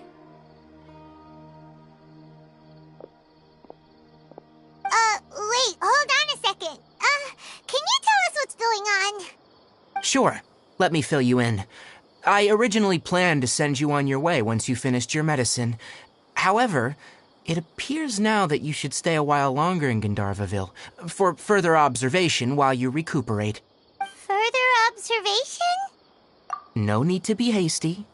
As long as you have the capacity to judge between right and wrong, I promise that you'll understand the gravity of the situation once I explain everything to you. Based on what you saw after smelling the incense and losing consciousness, we can conclude that you experienced a powerful hallucination, which suggests your mental state is not in the best of shape. If you're skeptical, have a whiff of this. Oh, are you okay? You're experiencing a similar sensation as when you passed out, aren't you? So even though your condition is stable as of now, if I were to haphazardly let you leave, it's highly likely that you'd suddenly pass out again somewhere else.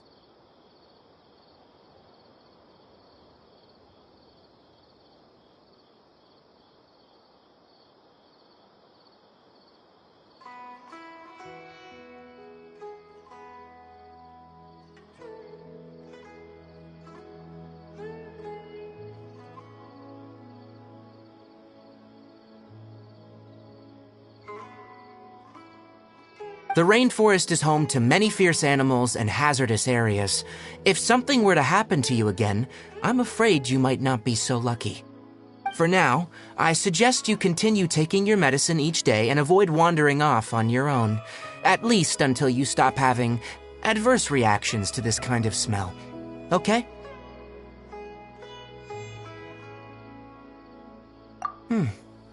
Good. Now, continue resting while I fire up another bowl of medicine for you.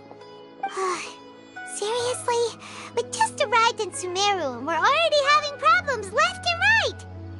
Paimon knows we're set on meeting Lesser Lord Kusanali as soon as possible, but you really don't look too good. It'd probably be best to let you recover first. Hey! Are you even listening to Paimon? Paimon's over here worrying about you, you know. What's weird? You mean how you're feeling now? You mean the vision of tree roots and red skies you saw? But if those weren't hallucinations, what could they be?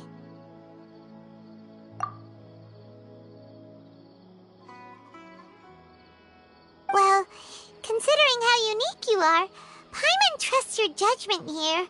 But why didn't you say anything about it to Tighnari? If he misjudged your condition, then there's a chance you could get worse, right? Huh? You mean that Tighnari already knows that what you saw weren't hallucinations? But if that's the case, why would he try to hide that from us? Oh, Paimon gets it now.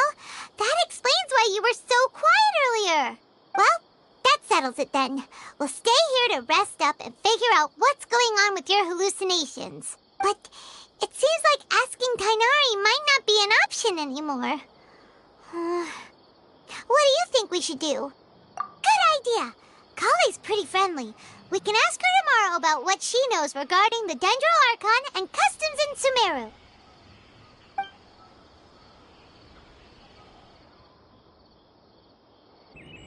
Rise and shine! Come on, it's time to go find Kale!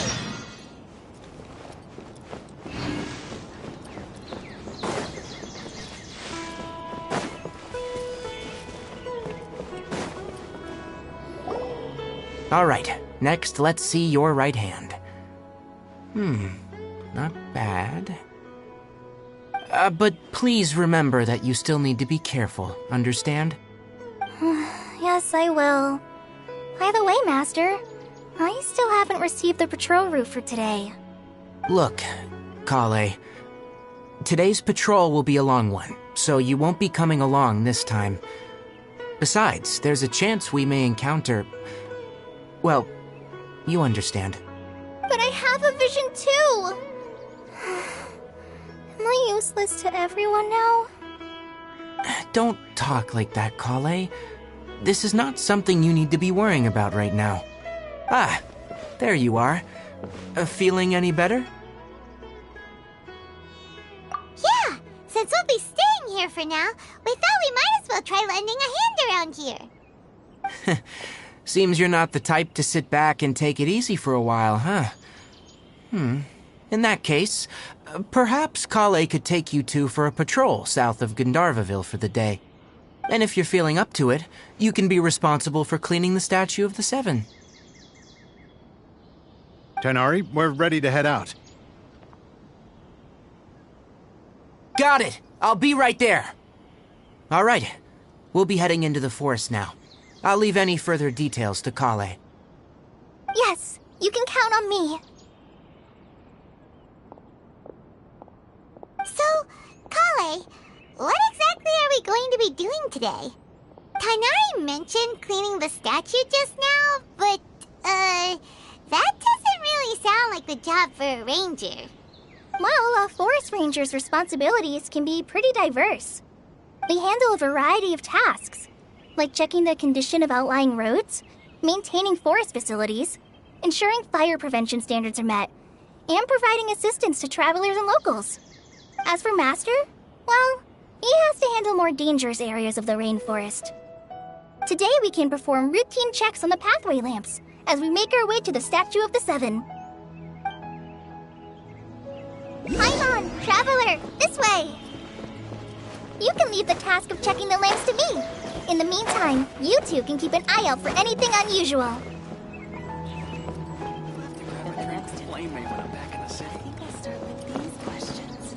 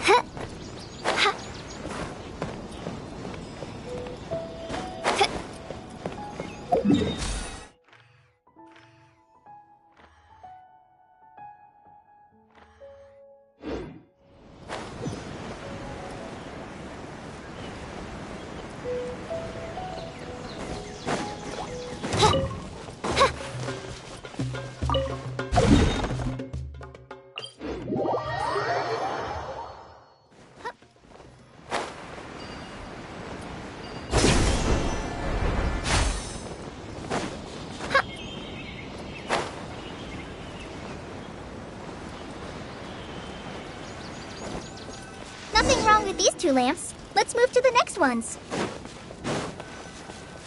Oh, this lamp seems to be getting a little wobbly. Let me make a note of it.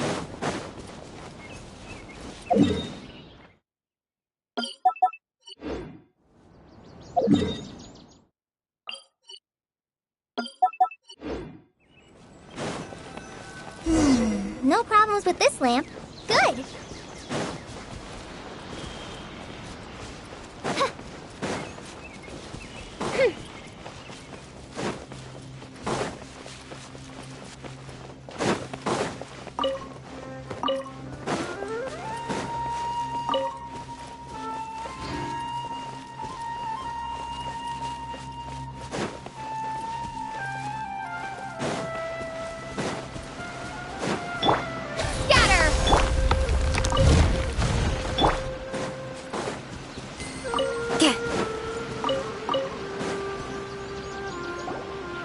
Of the Seven is up on top of that large rock formation.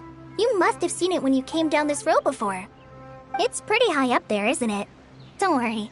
If you're afraid you can't make it up there, I'm sure Master wouldn't mind if you don't clean the statue. Oh? I guess I'll leave it up to you then. There's not much footing once you reach the statue, so be careful up there. Paimon will fly up with you and help you with those hard-to-reach areas. By the way, Kale, do you know anything about the Dendro Archon? You know, what's she like? That depends. Are you referring to Greater Lord Rukudavata or Lesser Lord Kusanali?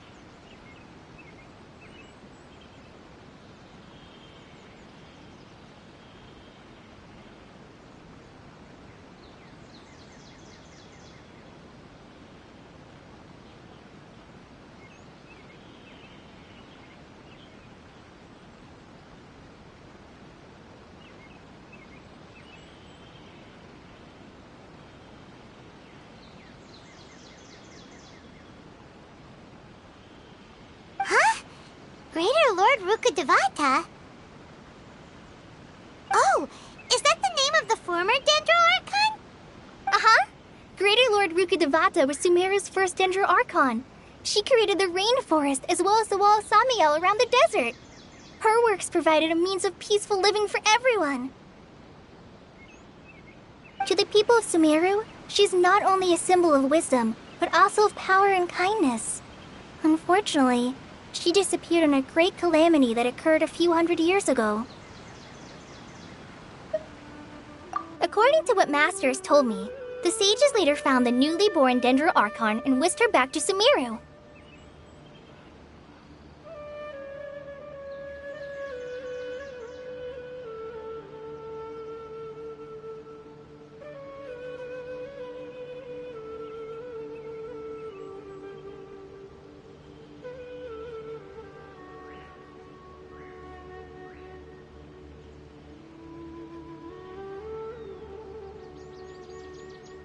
To celebrate the reinstatement of their lost deity, the sages dubbed her Lesser Lord Kusanali and let her reside in the sanctuary of Sarasthana.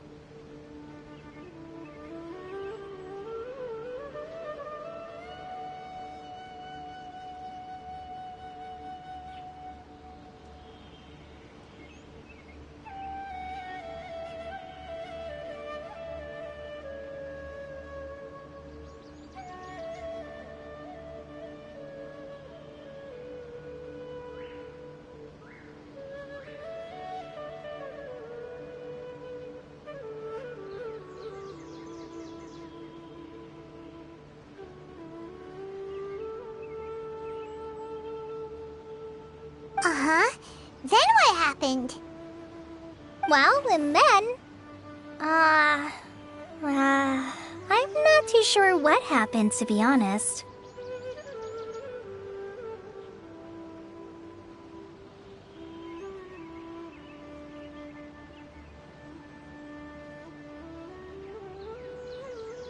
Huh? You're not too sure?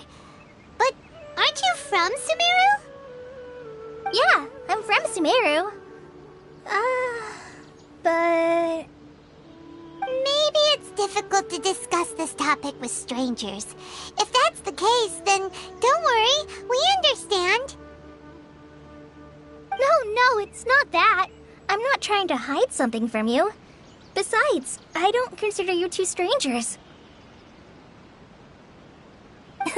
Because you two know Amber, right? Wait, Amber? You mean...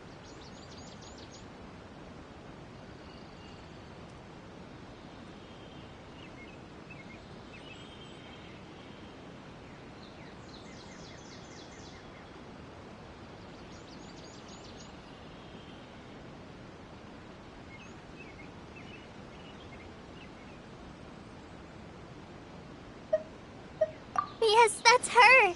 I once lived in Mondstadt for a while, and she helped me a lot during that time. You could even say that she helped me become a new person. There's no one like Amber. She lives life to the fullest while always adhering to her strong sense of justice. She's ready to answer the call for action at any moment, but is also very understanding of others. She's like the spark that lights the fire in everyone's heart around her.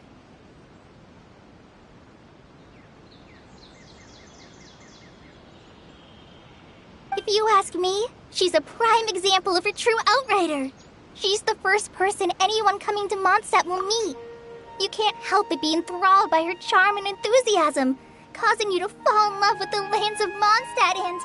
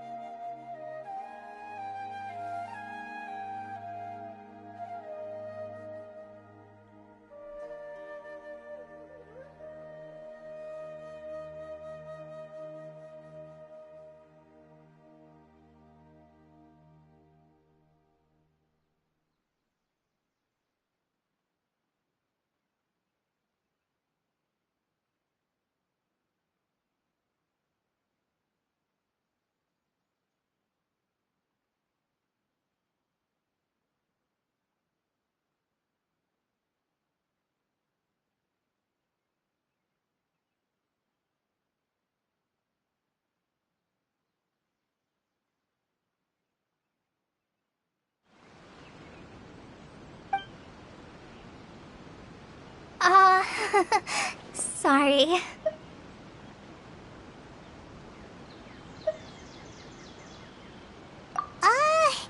Paimon thought the work of Outriders was a little different from what you just described, but one thing's for sure. You really like Amber. Sorry. I was rambling on just now. It must have sounded kind of weird. It's alright, Kale. Knowing that you're a friend of Amber somehow makes Paimon suddenly feel a lot closer to you. So, how do you know that we've met Amber?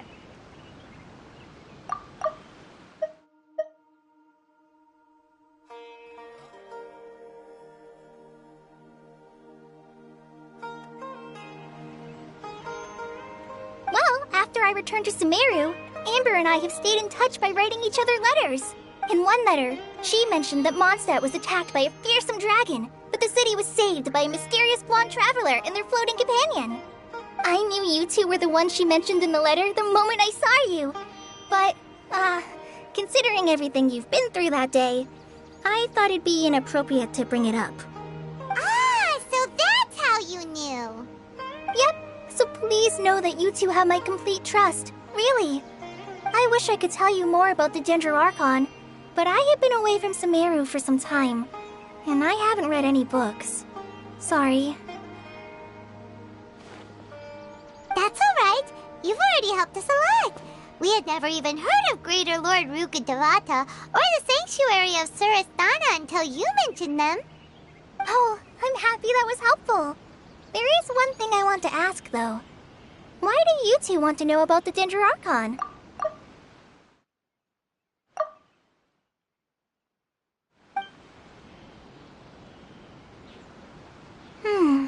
So that's why you're here. Thank you for telling me your story. Don't mention it. We are friends after all, right?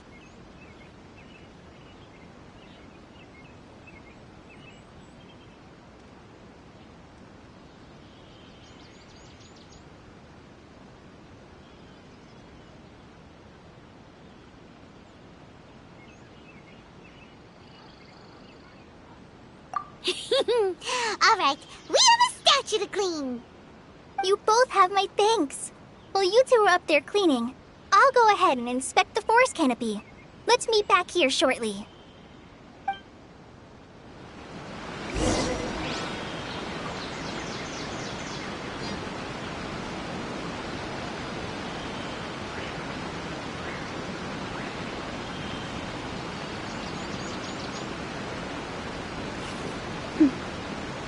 I'm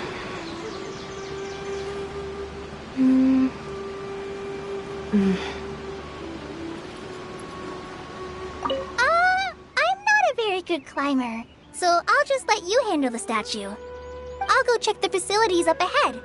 By the way, once we're done with our work here, would you like to chat some more?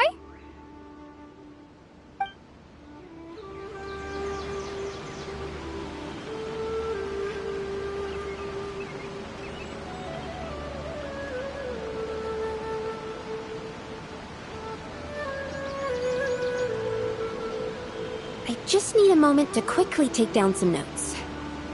I'm not a very good climber, so I'll just let you handle the statue. I'll go check the facilities up ahead. By the way, once we're done with our work here, would you like to chat some more?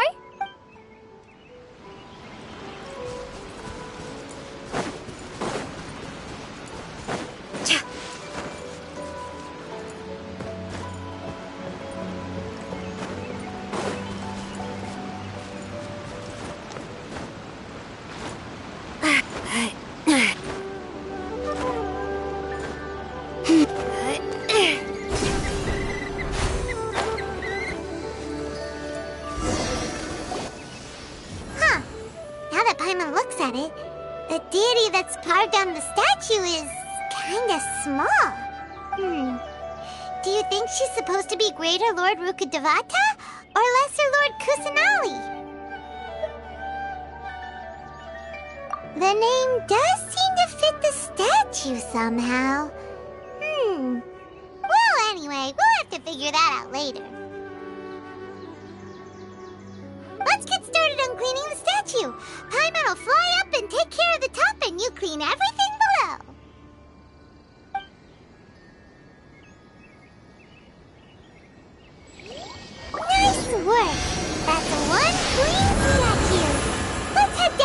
with Kale.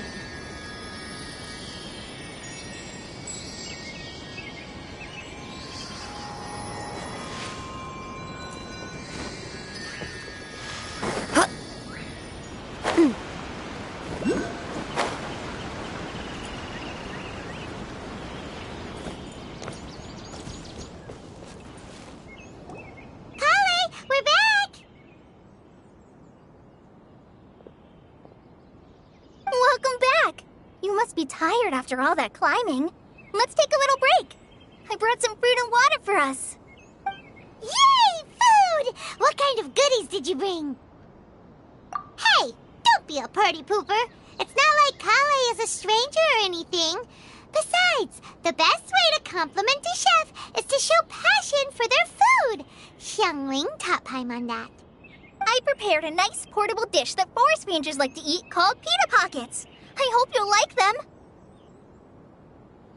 Whoops!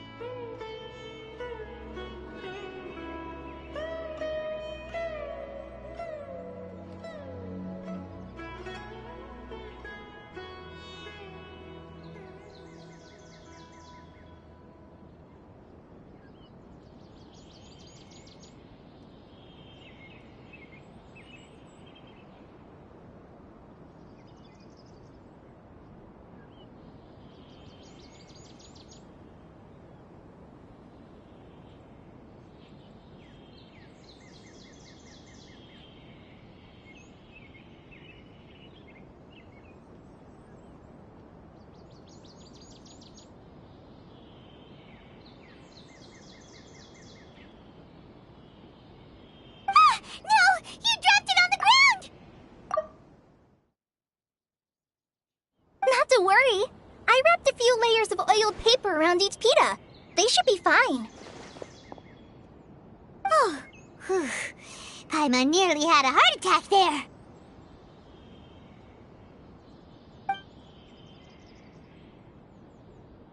Those pitas are amazing! You're quite the cook, Kale. Thank goodness you wrapped them in paper. Paimon wouldn't have been able to sleep at night knowing something so tasty had been wasted. You really know how to compliment the chef, Paimon. Since you liked it so much, I'll be sure to give you a copy of the recipe sometime. I'll even include all my personal cooking pointers, so you'll be making your own pita pockets in no time. Yay! Thanks, Kale! It's hard to believe someone as diligent as you could have clumsy moments, too. Oh, I guess it happens from time to time. So, Kale, don't you think that Tighnari's a little too strict with you? He won't let you touch anything without his permission. Paimon knocks stuff over all the time flying around the Traveler, but she's never said anything. Everyone has their clumsy moments. No, you've got the wrong idea about Master. Sure, he may seem a bit harsh at first, but with some time, you'll see that he's actually very kind-hearted.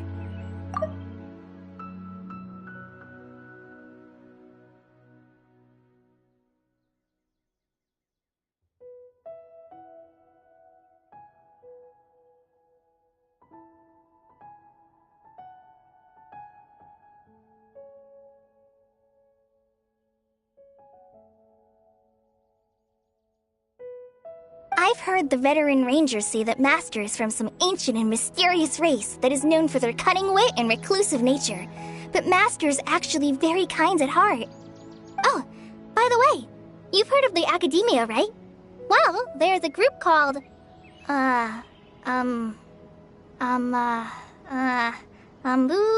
something? Well, anyway, because Master does a lot of research on plants, sages from the academia have written him many times, inviting him to take up an official position there. But Master declines their offers every time, saying, Sumeru City is too noisy. It'd be bad for my ears.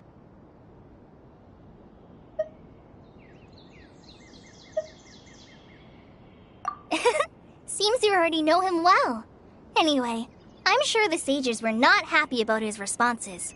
Master could obviously have a bright future in the academia, but he insists on sticking to the path of a forest watcher.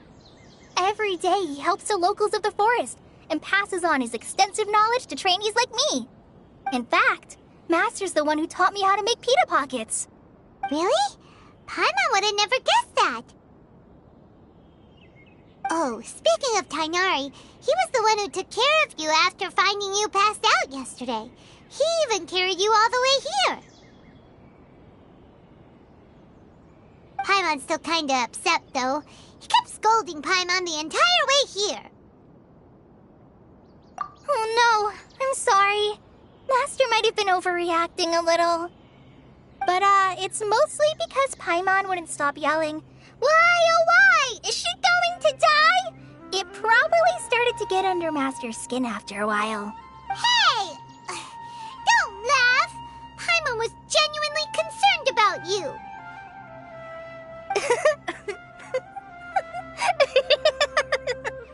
Hey! Now even Kale's starting to laugh.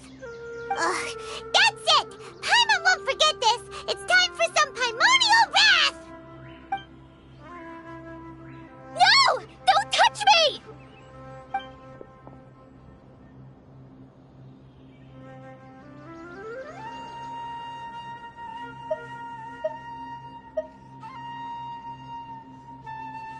Oh, sorry, Kale. Paimon didn't mean to scare you. No, I just... I didn't mean that. Kale, are you okay? What's the matter? No, I'm fine. I'm sorry. I must have startled you both reacting like that. Oh, well, it's getting late now. Let's hurry back to Gandharvaville. I think Master and the others should be back by now, too. Huh? What was up with Kale just now? And why is she in such a hurry all of a sudden? Look, she's practically running back. Paimon can't even see her now.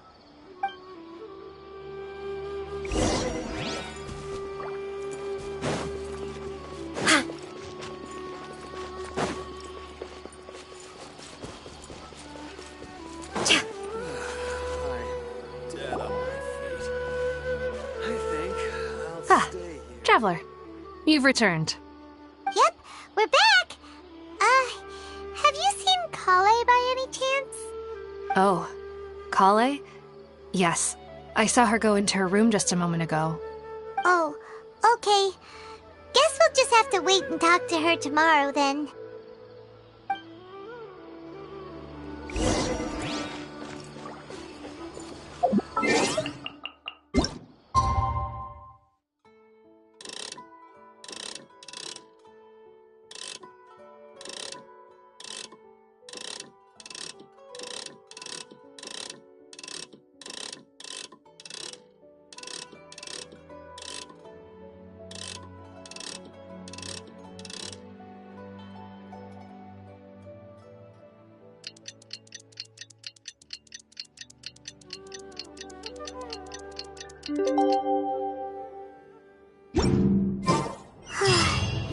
Paimon was thinking all night about what happened with Kale, and still can't figure out what the problem might be. Maybe she's in a better mood now. Let's go check on her.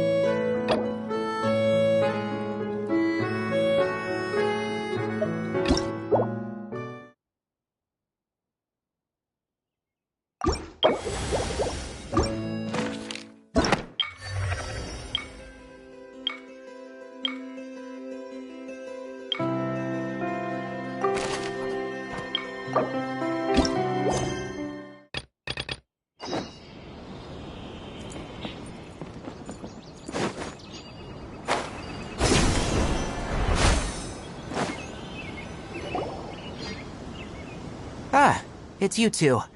I was just about to go look for you. Huh? Tighnari? What are you doing here? Where's Kale? I came to check on Kale's condition. To put it simply, she's not well. You mean she's sick? How could she be...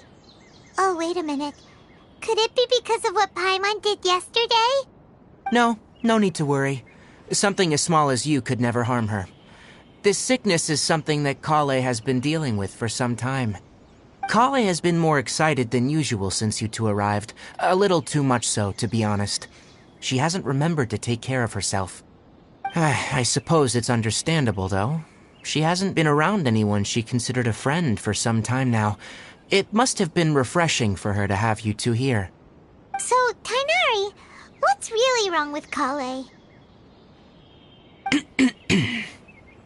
Let's take this conversation elsewhere. Kale just fell asleep after taking her medicine. She needs some peace and quiet.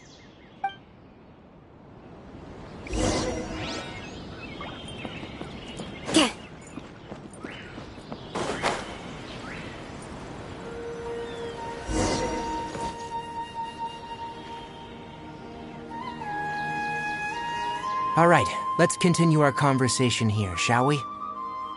To be honest, I hadn't realized you were that honorary knight from Mondstadt until Kale told me just now. I've also heard all about your deeds in Liyue and Inazuma. So just to clarify, what I'm about to tell you about Kale is not because of who you are or your past feats. Instead, I am going to tell you because Kale asked me to. And honestly speaking, I was against Kale revealing her past to you. But she insisted, saying you two treated her with sincerity and as a friend. So now she wishes to reciprocate the gesture. So, Tighnari, what exactly is wrong with Kale? You said this is something she's been dealing with for some time. Just how serious is it? Right. Ever since she was a child, she's been afflicted with a disease called Elazar. Elazar? Yes. It's a disease unique to the lands of Sumeru. It is characterized by dark and hardened scales that form on the body. At first, the afflicted may only feel mild numbness on affected areas of the skin. However, as the disease progresses, one may begin feeling fatigued and even experience peripheral paresthesia. In its final stages, the disease strips a person of the ability to control their own body, and they effectively become completely immobile. That sounds terrifying. Wait, hold on. So when Kale seemed to be acting a little clumsy earlier, it was because... Correct. That would be the effects of Elazar, which is precisely why I do not want her carrying or holding anything, lest she ends up hurting herself.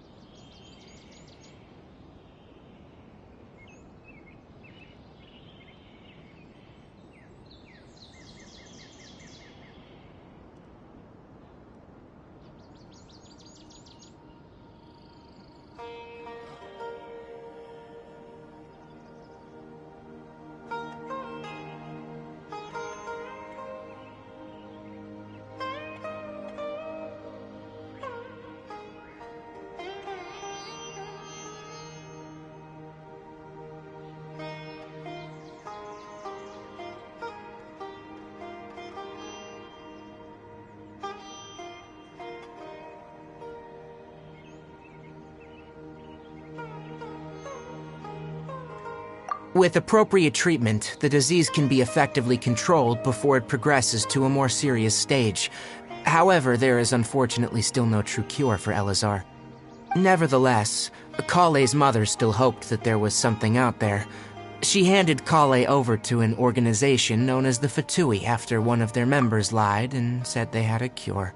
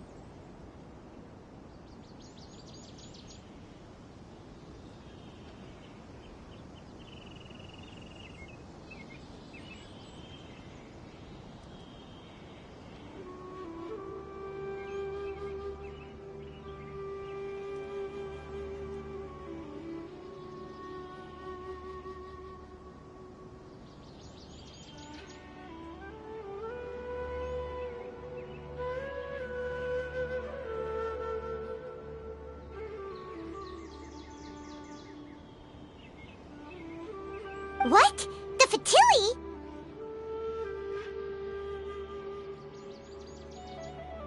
Ah, it appears you already are familiar with them. That'll save me some explanation. Anyway, the person who eventually rescued Kale and brought her to me for care said that she had been given to a harbinger known as the Doctor. I have no idea how this doctor managed to do it, but her case of Elazar was completely stable for all the years that Kale was with them. However, Kale's days with the Fatui were anything but pleasant. Kale is a resilient individual and always tries to appear cheerful, but her experience with the Fatui has left deep scars. Even now, she can still feel deathly afraid of someone touching her. Oh, Paimon had no idea Kale's been through so much suffering. Oh, by the way, Paimon, Kale wanted me to tell you that she's sorry for scaring you yesterday. She also wanted both of you to know that she's sorry for hiding her illness. She doesn't need to apologize. None of this is her fault at all. Well said. I hope you'll get a chance to tell her that in person the next time you see her. Kale once thought that it would be impossible for her to have any real friendships. I trust that you two will never let my trainee experience such emotional pain again. Don't worry, Tainari. We'll take good care of her. Well, it's not too serious at this point. She overexerted herself the last couple of days, which is what led her to break down this time. As long as she has taken her medicine and gets plenty of rest, she should get better. Though I must admit that Kale's condition was much more stable when she first arrived here in Gandharvaville. She was interested in the work of the forest rangers the moment she saw us. I could see that she was serious about learning, so I felt compelled to ask her to join us. Her stamina has gotten much worse recently. Though a moderate amount of physical exercise is always necessary, I'm afraid the long-distance patrols are a little too much for her now. Alright, now that I've told you about Kale's past, I think I'll head into the rainforest to find some ingredients needed for her medicine. I'll see you two later. Yeah, we'd like to do something to help Kale too. Alright, but I must warn you two. The rainforest is a dangerous place, especially for someone who's still recovering, like the Traveler. You must follow closely and listen to every instruction. No problemo! Let's go then. We'll be looking for a plant known as the Nilot Pala Lotus. It's often used to help those afflicted with Elazar recover their energy. Hey, Tainari? Where exactly are we going to find this plant? Nilot Pala Lotuses can be found all over the rainforest, but it often grows right here around Gandharvaville. Given the name, it sounds like we should be looking for it in the water. You are correct. The Nilot Pala Lotus grows in the water. When fully matured, they look like giant blue flowers floating on the water's surface. Quite an attractive species, if you ask me. The large petals are actually the plant's leaves and sepals, which surround a very small flower. You should note that many of the plants found in Sumeru have names that are contrary to their species. Take the Cowpelata, for example. The plant is not a lotus at all, but rather a vine. And then there's the Sumeru rose, which is not a rose, and is completely contrary to its name. Oh! Huh. Okay then. Note to Paimon. Never bring up the topic of flowers with Tainari.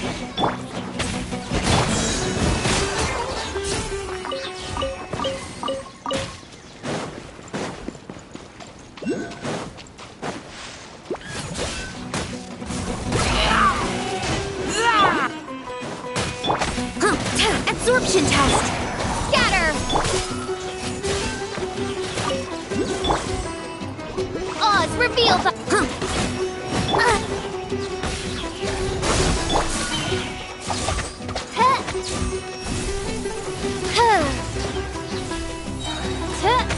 Midnight Phantasmagoria! Ha!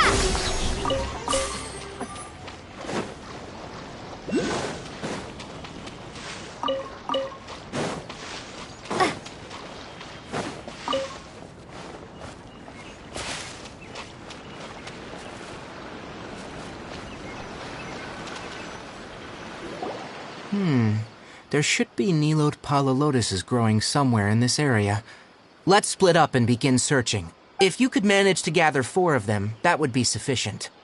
We'll rendezvous here once you've gathered the needed amount.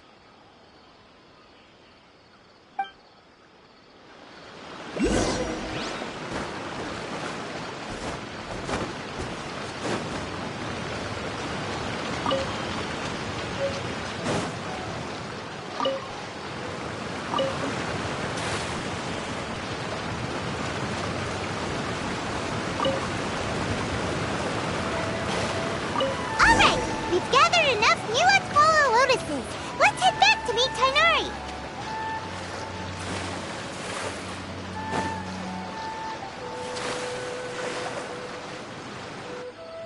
Hey, Tighnari!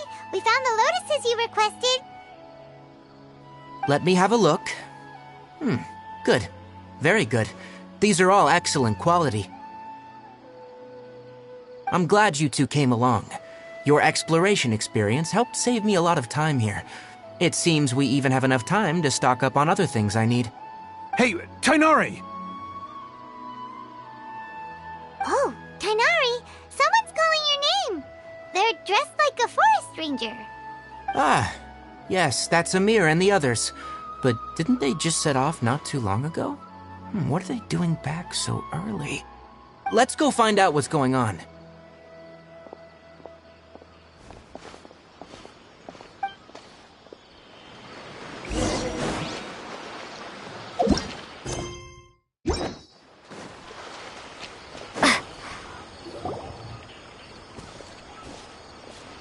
Tighnari, thank goodness we found you here. We were just about to head back and find you at Gandharvaville. What's going on? We just discovered a withering zone. The withering is back? But the patrol route you were on should have been already cleared just a week ago. It reappeared so quickly. Can you tell me the exact location? It's up ahead, deep in the river valley. It's appeared in a spot that blocks nearly the entire narrow part of the valley area, so we decided to come find you as quickly as possible. And the radius of the contamination? Sorry, I couldn't get a clear enough view to tell.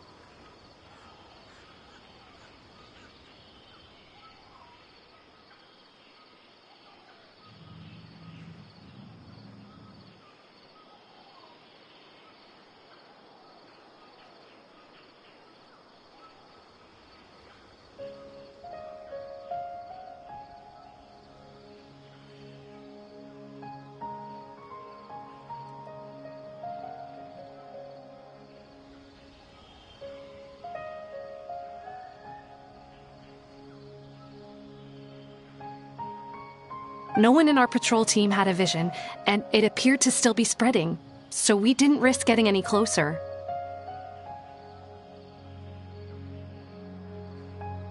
Okay, I understand. You made the right decision. I'll go deal with it right away. In the meantime, please guide these two back to Gandharvaville. Wait, Tighnari! Why don't you let us help you? You two have only just arrived in Sumeru. You're still unfamiliar with many things in these lands.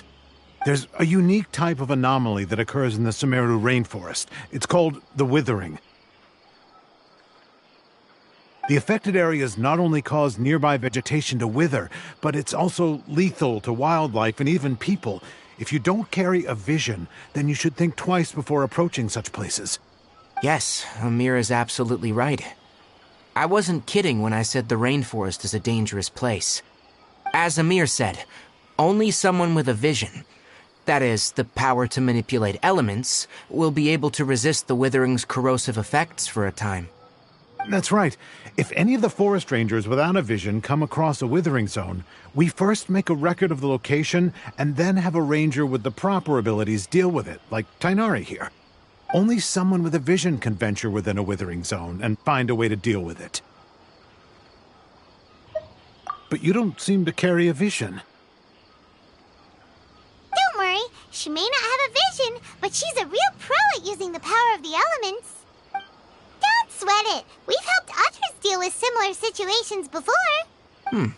Wait, you've met other forest rangers before?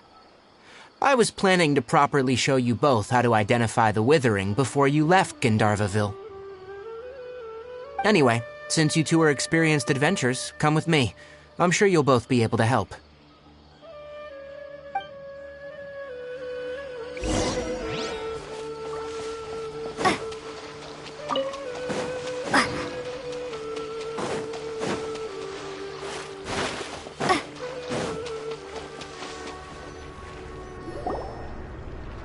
Hey, look! That gloomy area over there looks like a withering zone. Even though Paimon's seen one before, it's still kinda scary. Alright, Traveler. We're about to enter the Withering Zone. Since you already have experience dealing with these things, you should already know what to do. But please remember, don't push yourself. If at any point it becomes too much, return outside the zone and take a breather. It could become a matter of life and death. You ready then? Let's go.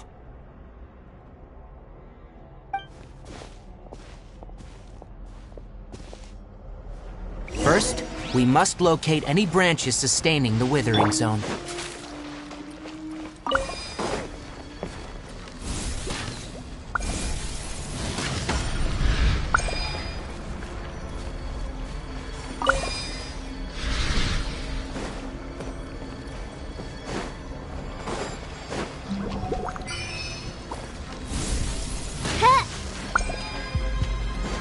Great work.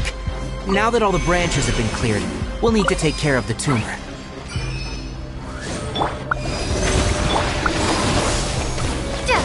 Spring forth!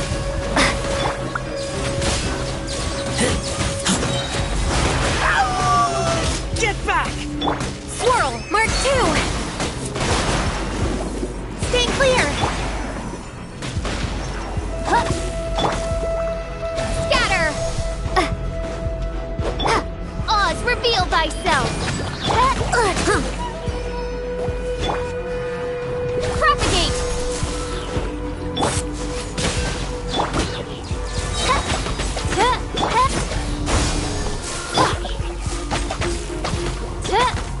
Now!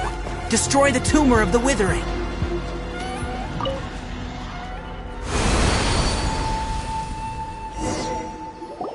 We did it! Everything's returning to normal now! Yes. Thanks to you two, we were able to quickly restore this area back to normal. Tainari? You make it sound like we did well, but why does Paimon have the feeling you're worried about something?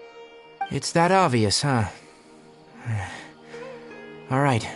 It's like this.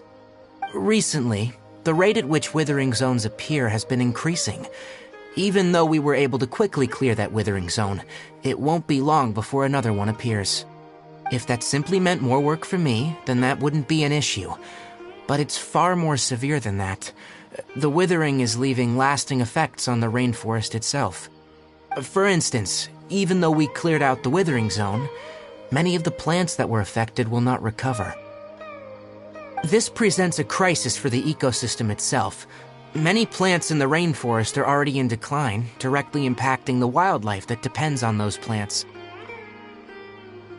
And most disturbingly, as the appearances of Withering Zones have started to increase, Kale's case of Elazar has also become more serious. Huh? But why's that? I'm still not sure of the exact reason. However, I've received word from acquaintances at the academia that similar cases are being reported for patients with other conditions. No, none that we know of. The Withering has been recorded in Sumeru for millennia. It's said that it originates from the depths of the world.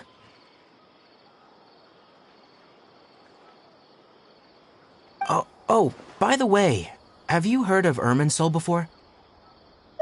Irminsul is a tree located deep beneath the surface. Although it isn't like any tree we know in a biological sense, you can basically think of it as a large tree that grows downwards rather than upwards. I'm sure you've heard of ley lines, right? They're like the roots of Irminsul, spreading and extending from a massive cavern deep underground all the way up to the surface.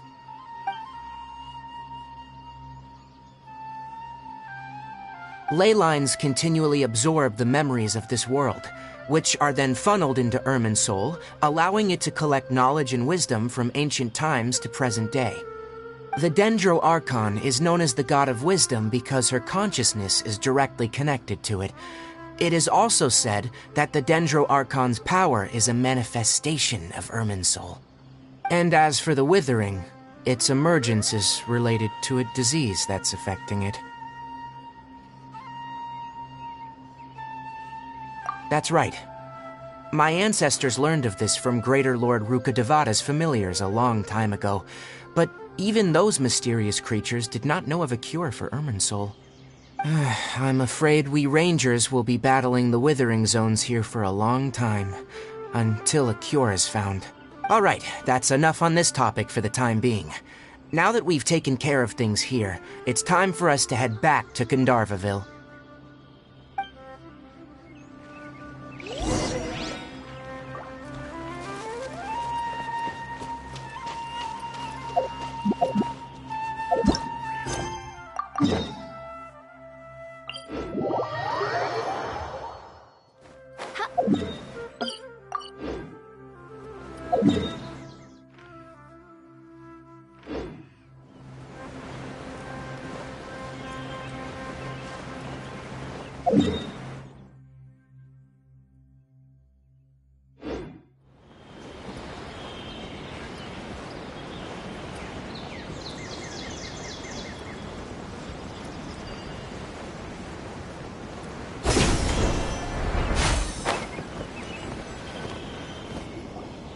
Oh, Tainari, you all made it back.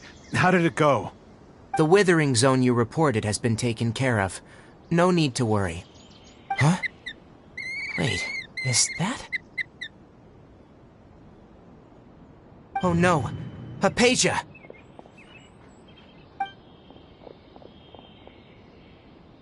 Huh? What's wrong, Tainari? This Duskbird is Hypatia's designated courier for urgent news. You do remember her, don't you? She's the scholar you and Paimon were following when you first arrived in Sumeru. Oh, her? How could we forget? So did something happen? Let me see what's written in the letter first. So what's it say? And what's with that weird expression on your face? Just let Paimon read it. Huh? All Paimon sees are 3 squiggly lines. Yes, allow me to explain. After we brought you from Hypatia's cave to Gandharvaville, Hypatia resumed her meditation. She must have just finished. It's been nearly 3 days since she's had anything to eat, and it appears she's forgotten to prepare some rations. This letter is her asking us for help. We need to go. What? You mean she's been sitting there for 3 days? Hey, wait, how did you know all that from just a few lines on the paper? Well, obviously because this has happened before. Last time she drew 5 lines, and by the time we found her... Well, I'd prefer not to remember that. Needless to say, Hypatia's been through worse, but we should still get to her as quickly as possible. I've got some emergency rations set aside for times like these. Paimon, Traveler, could you two bring these to her? Wait, you want us to bring her the rations? But will the Traveler be okay if her cave is still filled with that funny incense? Let's find out. Here, Traveler, take a smell and see. So, how do you feel? Huh? Really?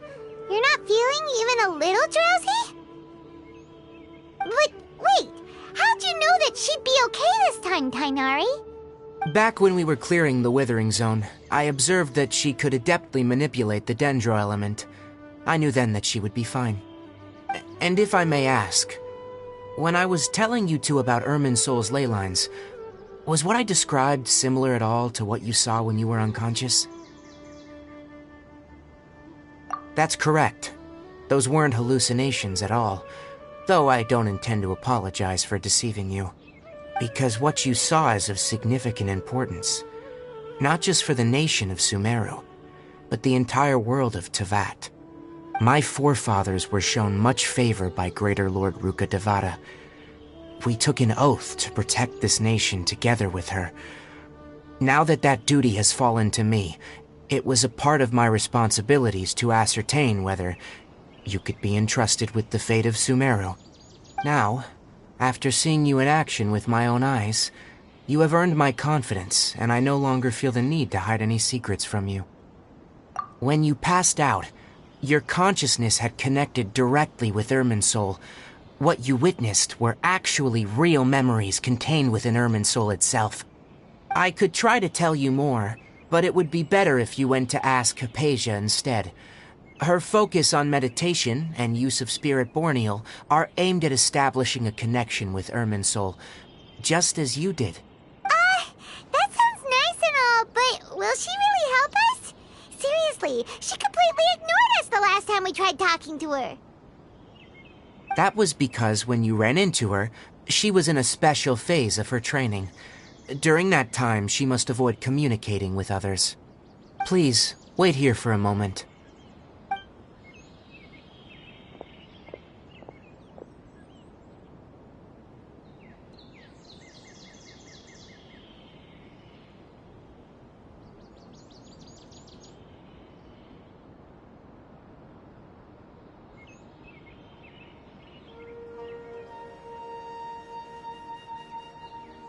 Here, take these. It's a meal I packed for Hypatia, as well as some other ingredients. I'm sure it'll come in handy. Also, here's a letter that I would like you to give to her. Just show it to her, and she'll answer any questions you may have. No, I should be the one thanking you. You've both been a great help these last few days. Anyway, please take good care of Hypatia. I'll go prepare Kale's medicine now. Using the Nilot Pala lotuses while they are still fresh will significantly boost their effectiveness. Rest assured, Kale will recover quickly as long as she has her medicine.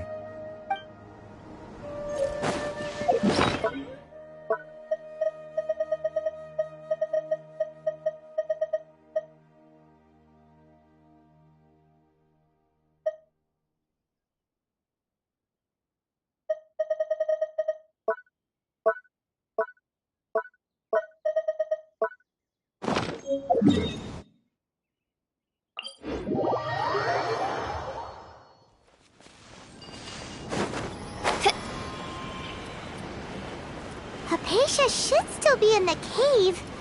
Let's go inside and see how she's doing.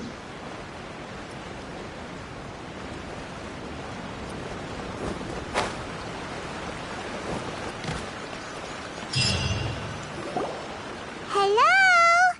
Hypatia? Hey, there's nobody here. Maybe she went out to look for some food. Let's try looking around the area.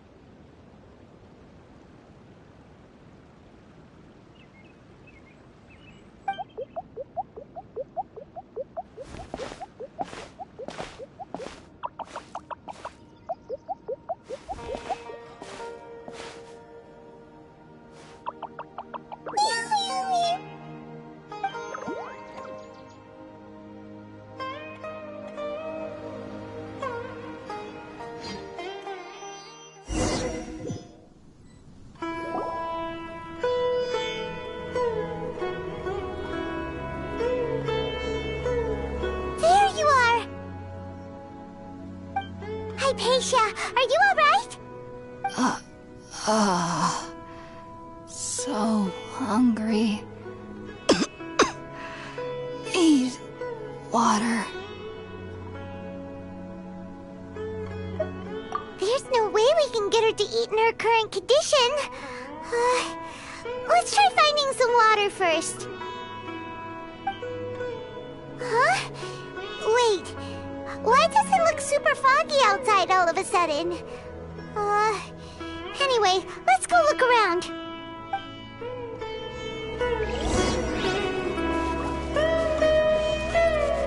So hungry.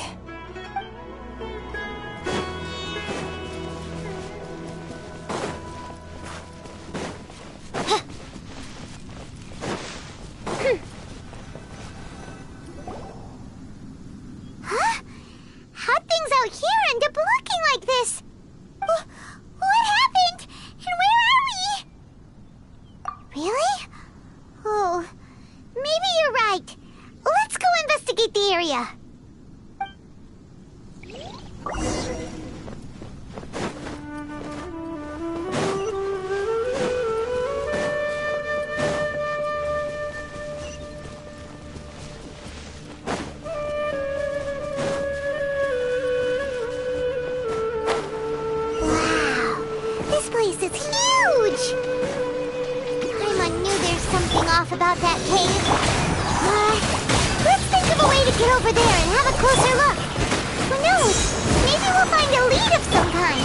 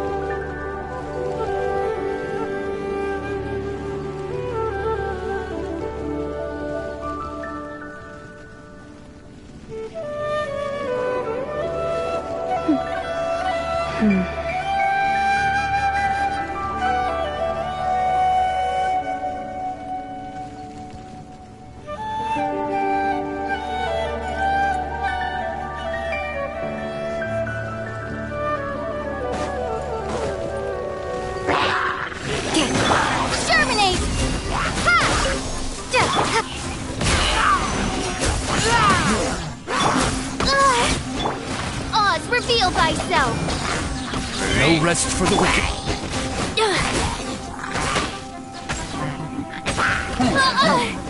Animal Tech 63. Midnight Fantastic Animal Hypostasis Emulation. Scatter! I summon thee! Absorption test.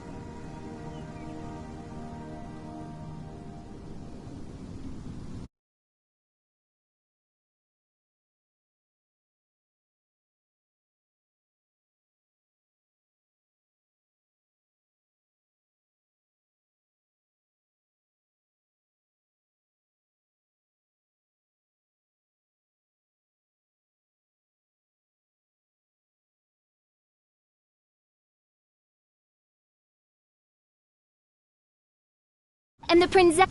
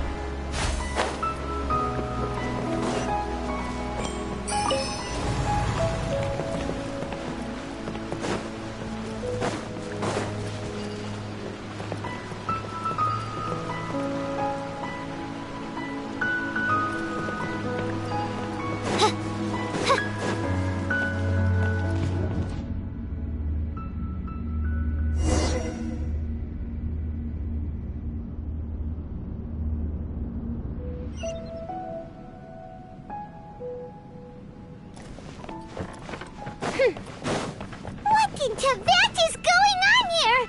This place is getting weirder by the minute! Hey!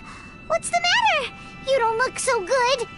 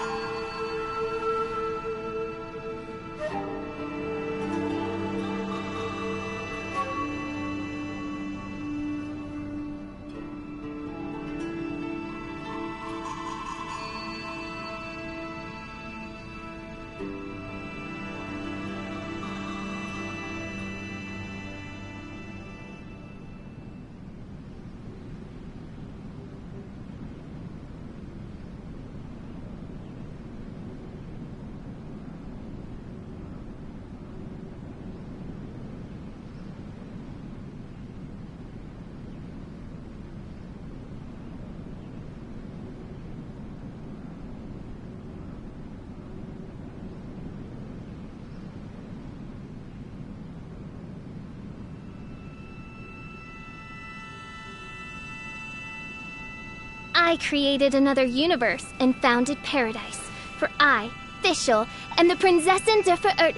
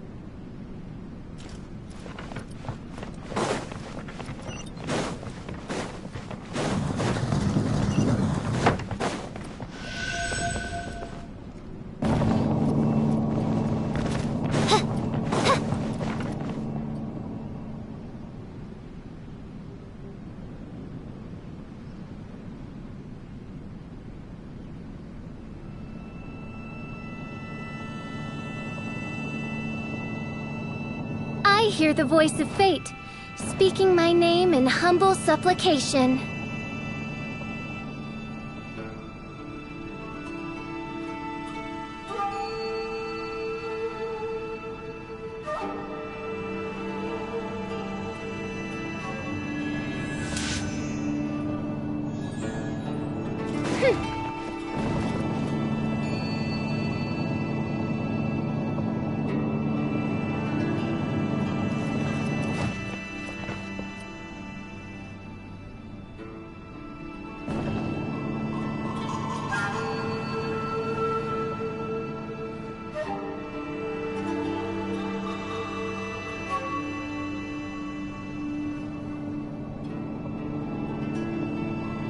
I do worry about the well-being of my retinue during my impromptu absence. I'm sure the good people of the Adventurers Guild are absolutely fine, mein Fräulein.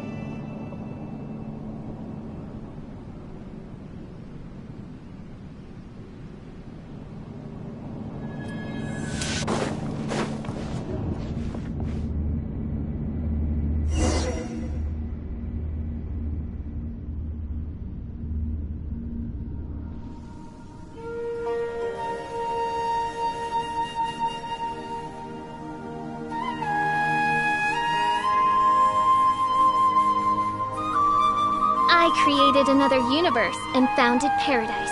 For I, Fischl, am the Prinzessin der Verirrt...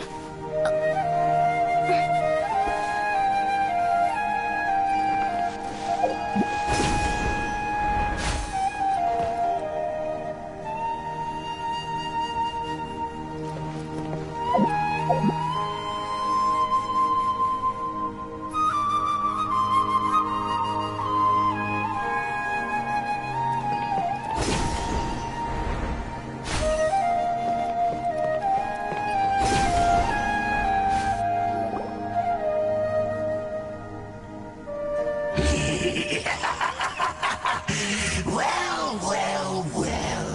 Looks like we meet again, traveler. The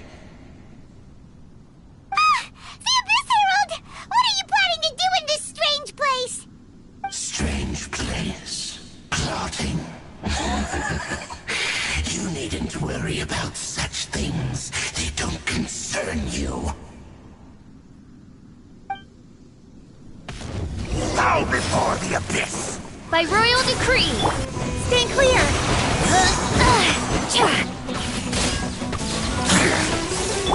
No rest for the wicked.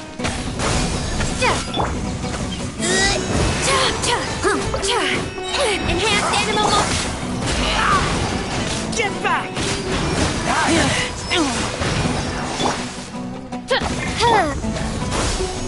Animal Tech 63 away!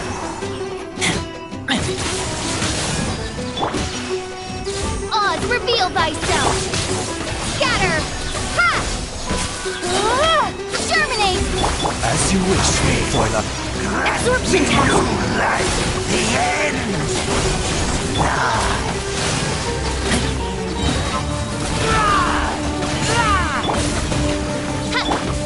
Propagate!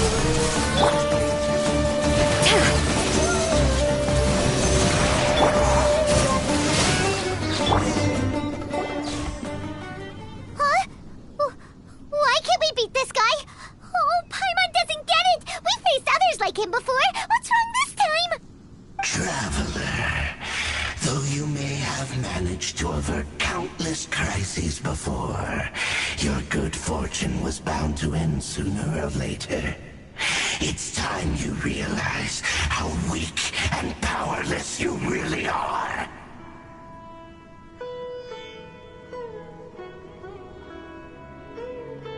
Your brother. Oh, pitiful traveler. Are you really so ignorant? Or are you just living in complete denial? His Highness has long since forsaken you. Your meager existence in his eyes is that of an annoying bug, only to be stepped upon. The bonds of love and family which drive you to find your sibling are utterly gone. Your journey is meaningless.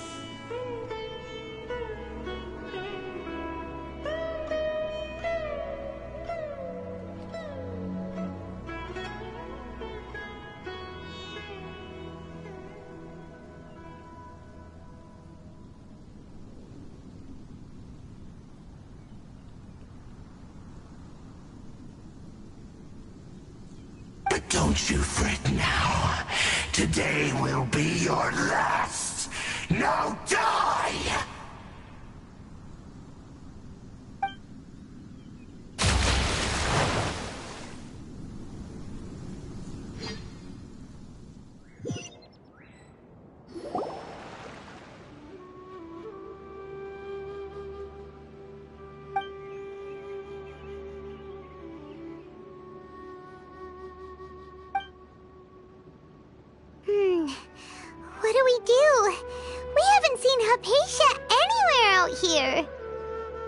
there she is! Quick, let's see how she's doing.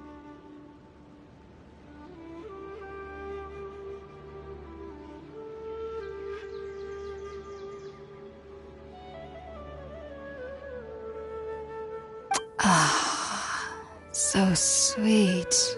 Mmm. Well, the good news is that she's still conscious. Hey, why'd you drop her food on the floor like that?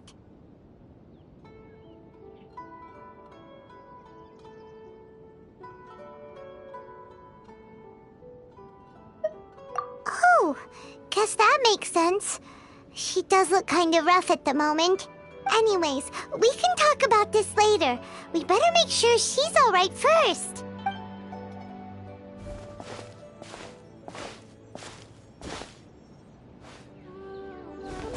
Whoa, wait a sec. Look at all this fruit lying around her. We can put that to good use.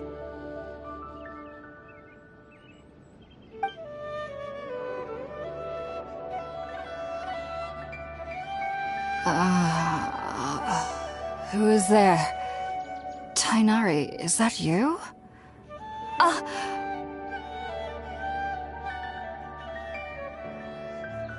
Huh? It's okay. You can relax, Hypatia. Tainari sent us here to bring you some food and water. Here, we have a letter that he asked us to give you.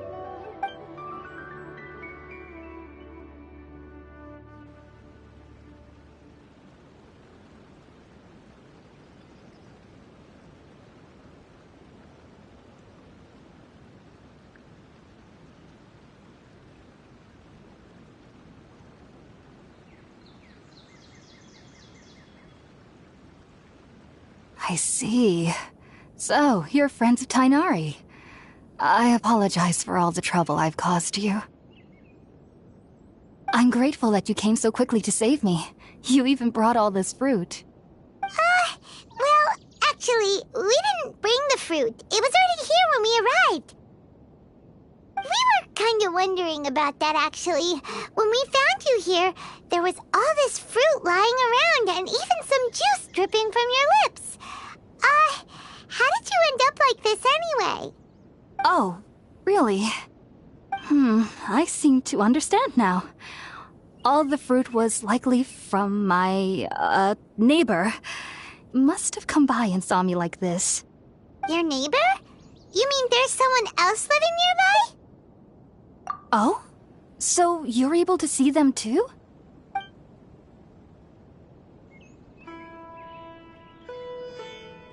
Wait, hold on a second, Traveler. You say that before we arrived, you saw some mysterious creature and suddenly had a strange dream? Isn't that a little too crazy to believe? No, I actually do believe what the Traveler is saying. I myself had a similar experience once before and ended up scaring my timid little neighbor here. You needn't worry. They mean you no harm. They only dragged you into the dream because they hoped to buy themselves a little time in order to scurry away. So, Hypatia, just what kind of creature is your neighbor exactly? I'm not sure what it's called, to be honest. But I do know that they have some sort of deeper connection with the Dendro-Archon. I know this because the first time I saw them was also the exact day my consciousness was able to form a connection with Irminsul. Even after I opened my eyes and stopped meditating, my heart was still pounding, and my mind was racing with all the knowledge that I had touched. And at that very moment, I suddenly noticed a small figure at the opening of the cave. In my curiosity, I began to walk over to the creature. They must have already been used to me living in the cave, because they didn't seem to mind me approaching them. They just kept doing whatever they were up to. It wasn't until I crouched down next to them that they suddenly realized that I could see them. Oh! And then? And then I had a dream. By the time I came to, they were nowhere to be seen. I was convinced they'd never show up again. But sure enough, I saw them nearby a few days later.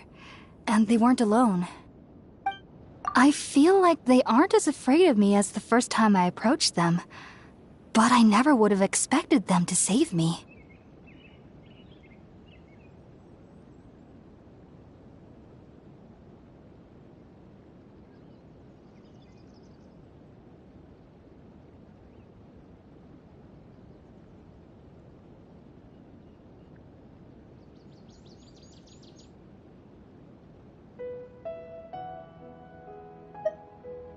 Yes, no doubt about that. By the way, Tighnari mentioned in his letter that you had questions for me regarding Irminsul.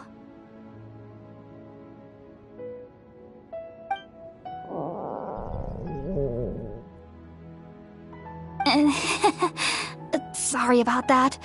Sounds like just drinking juice still isn't quite enough for my stomach. Well, if somebody hadn't dropped the food earlier... Anyway, looks like we'll need to prepare something ourselves. Besides, Paimon's getting hungry too. Let's eat first and talk about Irminsul later. Alright, we're up, Traveler. Today's menu will feature Sweet Madame and a radish veggie soup. You'll love them, Hypatia. They're our specialties after all. Sounds good. I've never tried any dishes from other nations before. I certainly look forward to it. It's been so long since I've had a decent meal, too. To be honest, the last time had to be when Tighnari came to visit.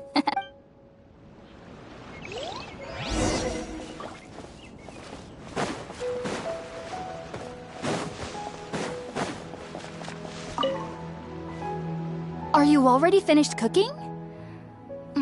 Smells delectable. I'm truly thankful whenever I can enjoy a proper meal like this.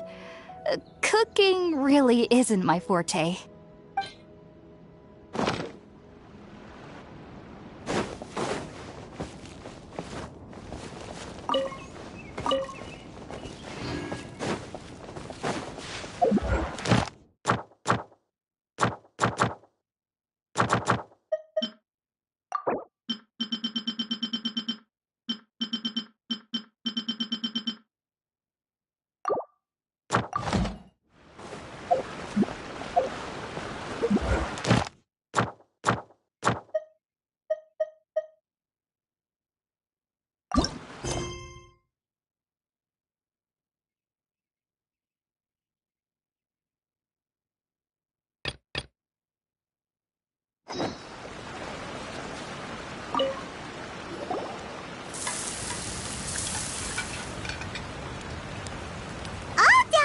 Let's use the empty box that Tighnari gave us since we already watched it.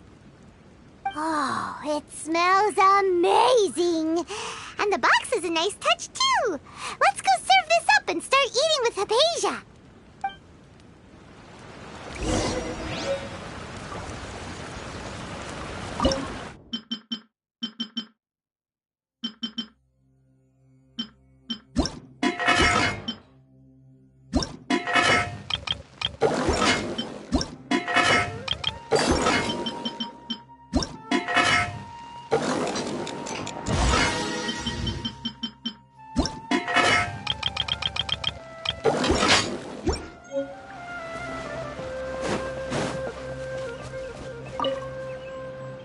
Are you already finished cooking?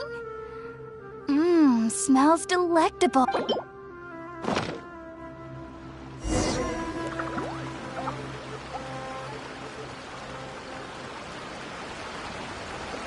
Even though everything you mentioned was in Tighnari's letter, it's still hard to believe you were able to connect with Irminsul immediately after smelling Spiritborn eel for the first time. It took me nearly 3 years before I could do so. And everyone at the Academia even lauded me as a genius. You should know that some researchers spent their entire lives without ever successfully connecting with Irminsul as you have. So why does this incense allow people to connect to Irminsul? The ingredients used to make Spiritborn eel primarily consist of plants created by Greater Lord Rukkhadevata. These special ingredients are conducive to heightening our senses to the Dendro Archon's power. Since the root of the Dendro Archon's power lies within Irminsul, we can occasionally tap into her powers to peer into the depths of the earth. Naturally, anyone who can establish a connection with Irminsul in their first ever attempt must be a person of great understanding. Makes sense. But Paimon's got a question. Why was she sensitive to the smell of those plants for such a long time? That was primarily due to her body's unique constitution. Stimulated by the incense, she could perceive the Dendro Archon's power and experience the sensory overload, hence the adverse reactions. Taking in any scent similar to the ingredients of Spiritborn Ale would cause adverse effects. Not to worry, though. It appears you've already fully recovered. Technically, your body should still be sensitive to the powers of the Dendro-Archon, but unless you're using intentional meditation techniques, the scent of Spiritborn Ale should no longer trigger such reactions. Whew. Well, that's a relief. I must admit, I am quite envious of your abilities. Even if it meant suffering from pounding headaches for the rest of my life, I'd consider it worthwhile so long as I could connect with Irminsul at will. Whoa, you're really serious about this whole thing, aren't you? I am a researcher after all. As a member of the Ritaoist Darshan at the Academia, my main area of research is the stars and their connection to the fate of living beings. But there is still so much we don't know, especially regarding the mysteries that lie in the starry skies. Which is why I must turn to the all-knowing Irminsul for answers. If only my perception wasn't so limited. Unfortunately, I cannot guarantee that my every attempt to attune with Irminsul will be successful, or that doing so will leave my consciousness intact. I am currently in the stage of training known as Satyavada life. Many researchers in Sumeru have lost their minds while seeking to attune with Irminsul during this stage. Sages have said that Irminsul contains divine knowledge, and touching such knowledge without the proper preparations and abilities will only lead to one's mind caving in on itself. That's why we meditate alone. We need to ensure that our minds will be calm while minimizing the possibility of involving anyone else. Whoa. So knowledge from Irminsul could be super dangerous. Don't you ever feel afraid of the risk, Hypatia? Of course I do. Especially during nights that are pitch black with no moonlight, and dead silent without even the sound of insects. However, I've been feeling better as of late. I don't get as scared anymore knowing that I have a little neighbor living nearby. I believe that being able to see them is a sort of blessing from the Dendro-Archon. But what's strangest of all is that they're clearly an envoy of the God of Wisdom herself. And they have the curious power to make people dream. What's so strange about that?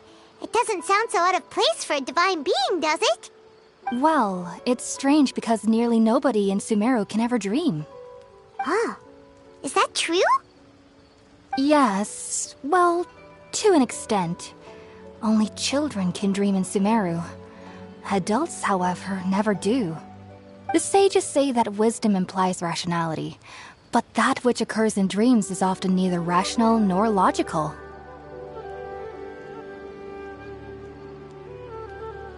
Yes, if one struggles with anxieties, those emotions could influence their dreams. The fact that the people of Sumeru do not have dreams is seen as a blessing by the sages. They believe that Greater Lord Rukkhadevata, the God of Wisdom, is keeping us away from the foolish delusions you encounter in your sleep. I was born into a family of scholars in Sumeru City. Ever since I was a child, my parents would always tell me that I'll know I've grown up once I stop dreaming. I studied hard, enrolled as a student in the Academia, and went on to become a researcher. Sure enough, I never dreamed again. But then, on the day I scared the little Aranara, I suddenly saw a dream again. It was incredible. Though I don't exactly remember what I saw, I clearly recall the feeling. I suddenly felt like I was a child again. Back then, I was foolish and ignorant as any youth would be, but I was free of fear. Maybe dreaming isn't as bad as we've made it out to be. Just be sure not to speak of this if you travel to Sumeru City. They'll look at you as if you've lost your mind. So, do you have any thoughts about the things she saw when she connected with Irminsul? Sorry. I'm afraid I don't have any answers as of now.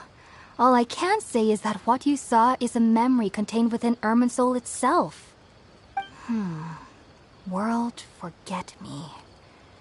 What could that possibly mean? If only I could ascend past Satyavada life and begin Paripurna life, I might have some more answers for you. If you two are ever in the area again, please be sure to come and see me. There's no need to be thanking me. You two are my saviors. Besides, I'm already looking forward to tasting some more of your cooking.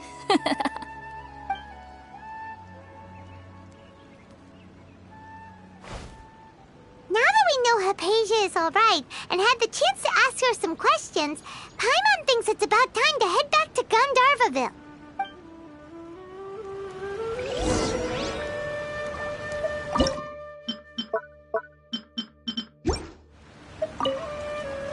Heading out, I see? If there's anything else you'd ever like to ask about, you know where to find me. Even though that little neighbor of mine was able to induce a state of dreaming, I doubt they were able to control the actual contents of the dream. The end of your dream seemed quite terrifying. Perhaps there's something that's troubling you deep inside? Not to worry, though. I'm sure you'll be able to handle whatever comes your way in the real world. As someone from Sumeru who cannot dream, I needn't ever worry about nightmares. But lately, I've started to feel that I'm somehow missing something without dreams. It's a little hard to explain. Heading out, I see? If there's anything else you'd ever like... Sumeru researchers use Spirit-Born Ale to assist them in connecting with Irminsul to extract knowledge from it. Though the process can be risky, we believe that the knowledge gained is worth it. Unfortunately, I cannot help you understand your dream. At least not yet. I'm still learning how to attune to the depths of Irminsul myself. I hope that I'll be able to ascend past Satyavada life and gain deeper insights. Heading out, I see? If there's anything else you'd ever like to ask, I've heard local children here in the rainforest speaking of fairy-like creatures. But I'm from Sumeru City, and have never heard of such things when I was a child. Perhaps this is because I had a very strict upbringing. My parents would seldom allow me to play with other children. I doubt they'd ever believe me if I told them about my little neighbor out here. And speaking of my little neighbor, I think they can somehow sense when Tighnari is coming to visit me. I've noticed on several occasions that as they're playing under the trees, they'll suddenly tense up and scamper away for no apparent reason. Shortly after they do this, Tighnari always shows up here. Perhaps I should ask Tighnari about this the next time I see him. Heading out, I see? If there's anything, take care. Do remember to come visit anytime you're in the area. I would be happy to chat with you.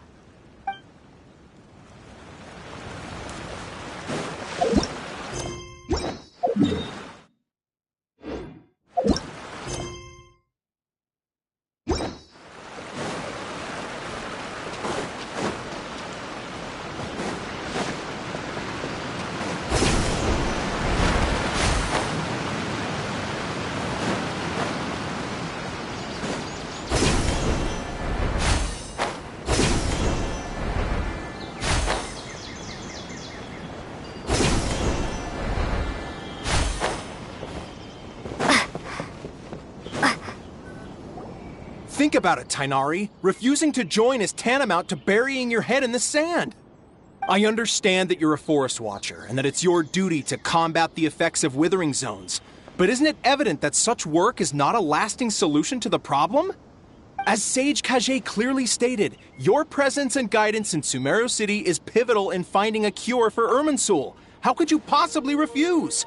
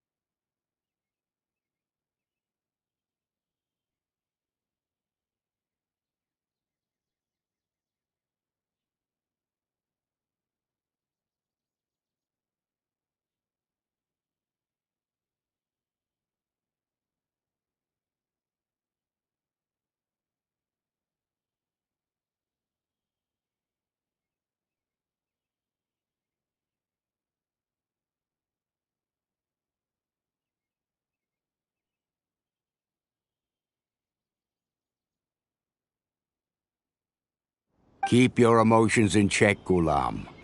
Let's at least listen to Tainari's reason for declining. We're here to invite him to the Academia, not to cause a scene. Sage Kage, I am truly honored that you came here in person, but I'm afraid I must still decline your invitation.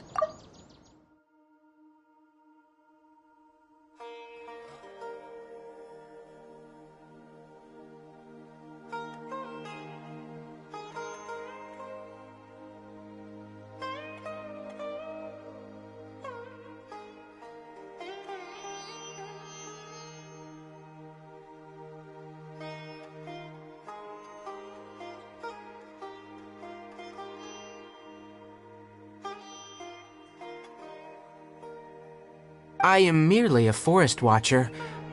How could the great minds of the Haravatat have any need of someone like me?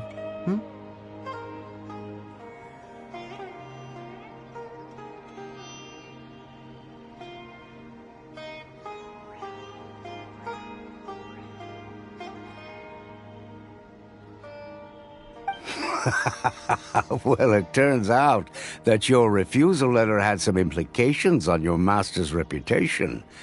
He is a renowned sage of the Immorta, after all. So now I've come here in his stead. I see. Well, I figured that given his temper, he would come here and berate me personally. Tainari, your master is an integral part of this effort, and now he requires your assistance.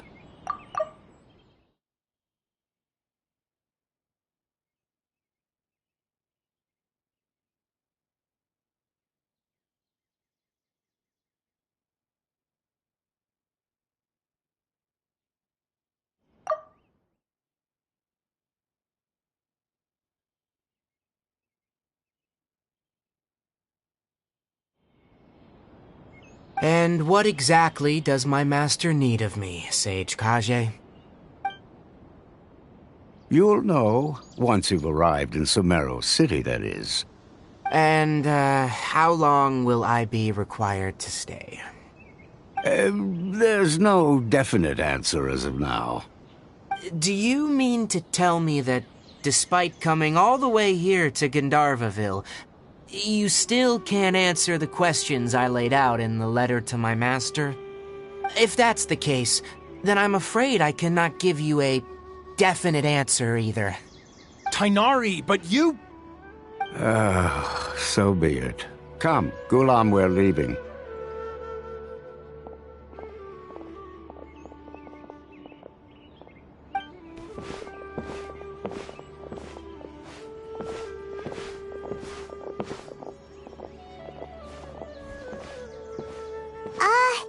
Tainari, what was that all about? It's nothing.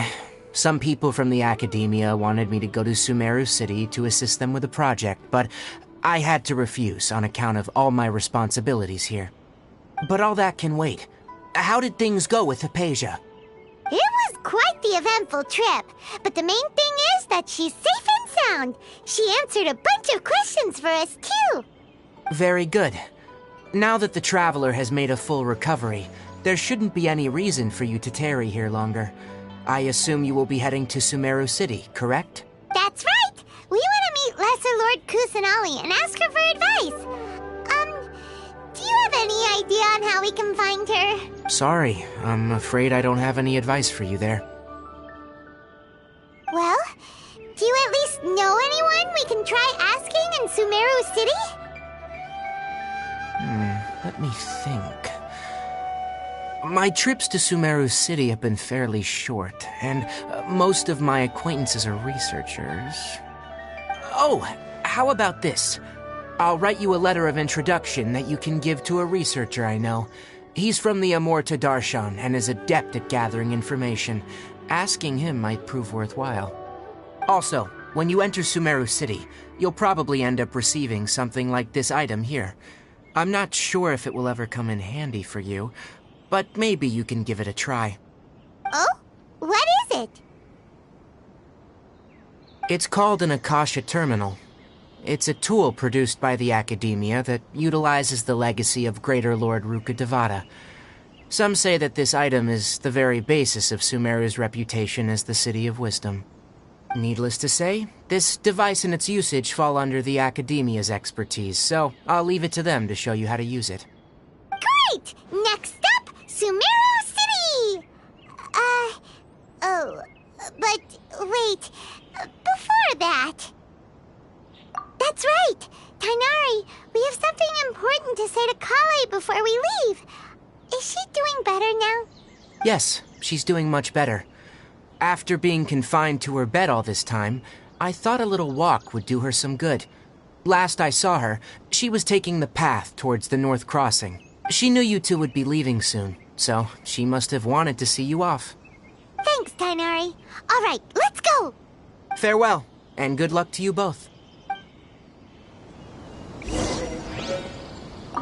Kale is waiting at the northmost crossing of Gandharvaville.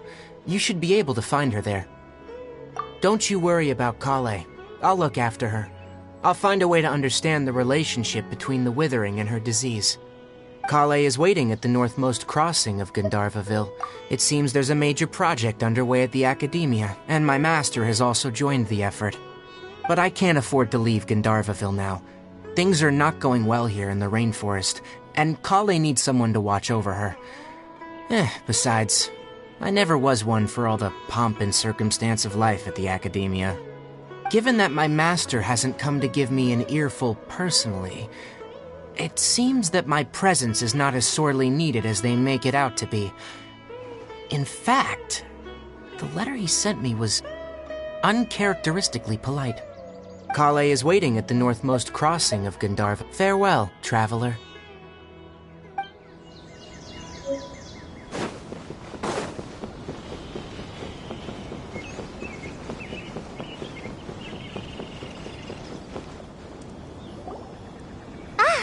I've been waiting for you two.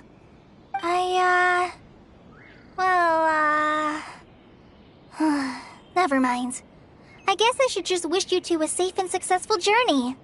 Thanks for waiting here just to see us off, Kale. We're headed to Sumeru City.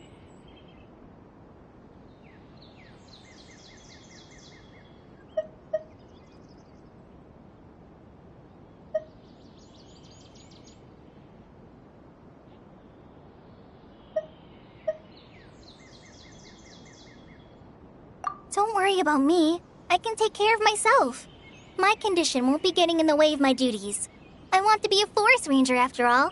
It's up to me and the others to protect the rainforest here. And, I'm sorry. I should have told you both about my condition when we first met.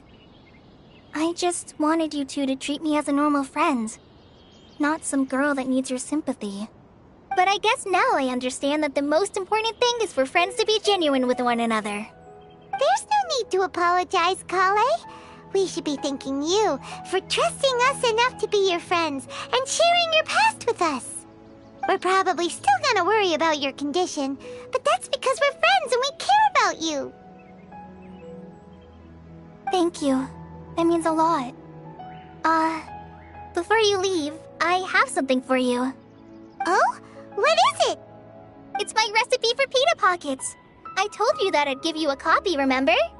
My handwriting is a little, messy, so please don't laugh. Yay! Thanks, Kale. Now we can eat those scrumptious little pitas whenever and wherever we like. I hope that whenever you eat them, you'll both remember your time here in Gandharvaville. Well then, I, trainee Forest Ranger Kale, bid you both farewell.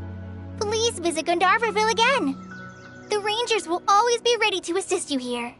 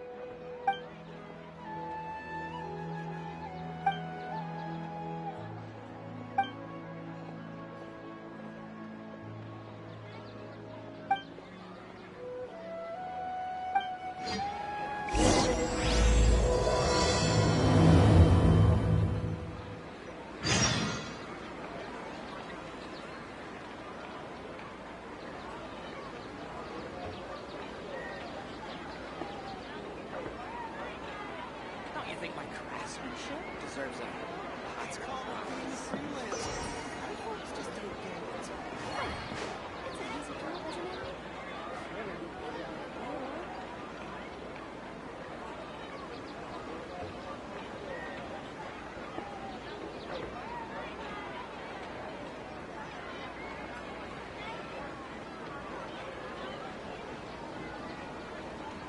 Don't you think my craftsmanship deserves a higher prize? Don't you think my craftsmanship deserves a higher prize?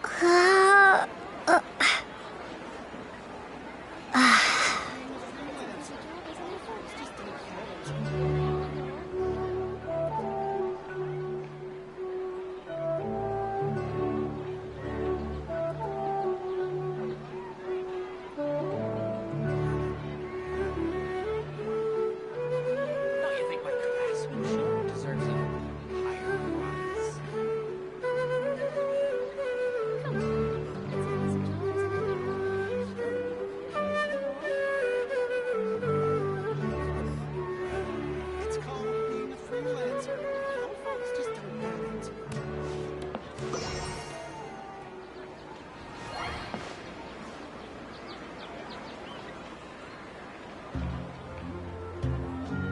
Don't you think my craftsmanship deserves a higher prize?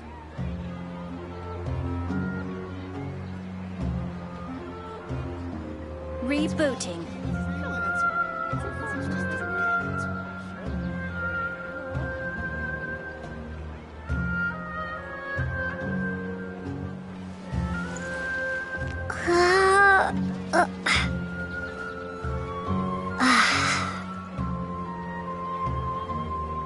Don't you think my craftsmanship deserves a higher prize? It's called being a freelancer.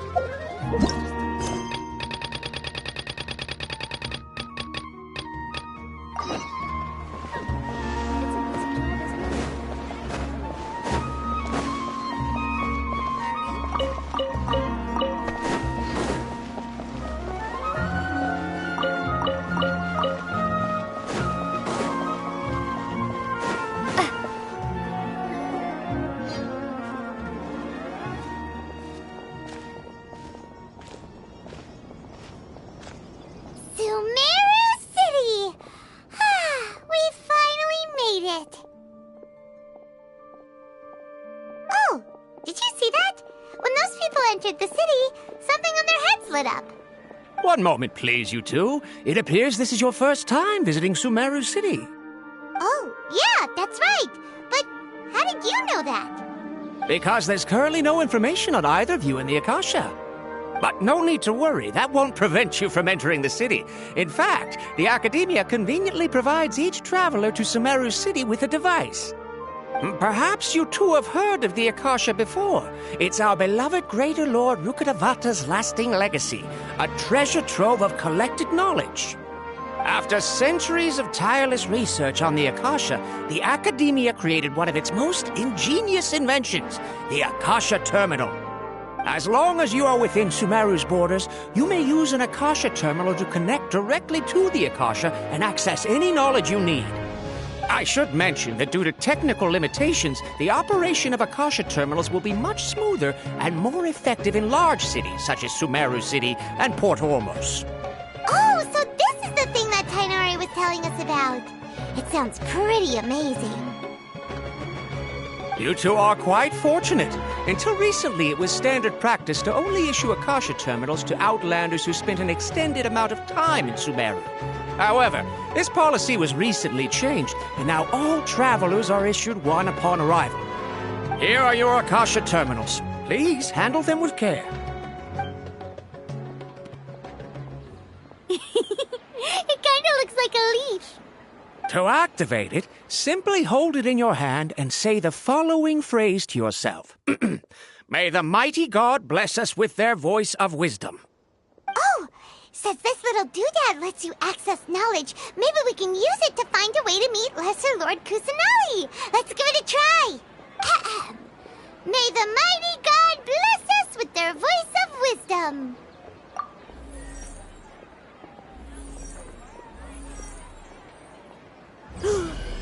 Whoa! Just now, something clicked, and Paimon suddenly knew how to use this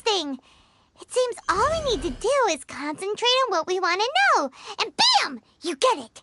Oh, that'll come in real handy. Exactly. That is the power of the Akasha. And with that, let me officially welcome you both to Sumeru City. May the wisdom of the Dendro Archon always be your guide. Okay, now that we're in, we can check the Akasha about Lesser Lord Kusanali. Let Paimon try. 500 years ago, the sages found a newly born deity from within some scorched ruins. The deity now resides in the sanctuary of Suristana. Seems pretty similar to what Kali was telling us. Okay, next, let's concentrate on asking how to meet her.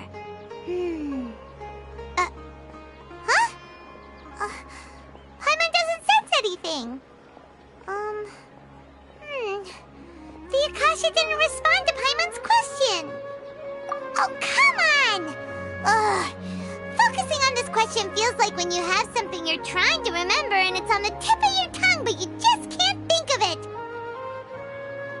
Ugh, Paimon's brain is exhausted. Oh, smart idea. But what are you going to ask it?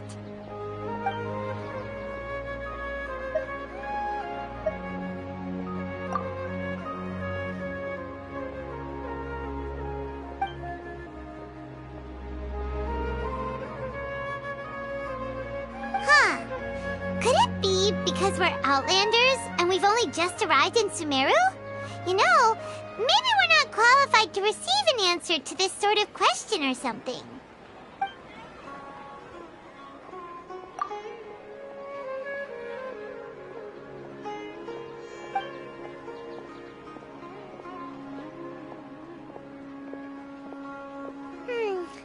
You too? Well, glad it's not just Paimon.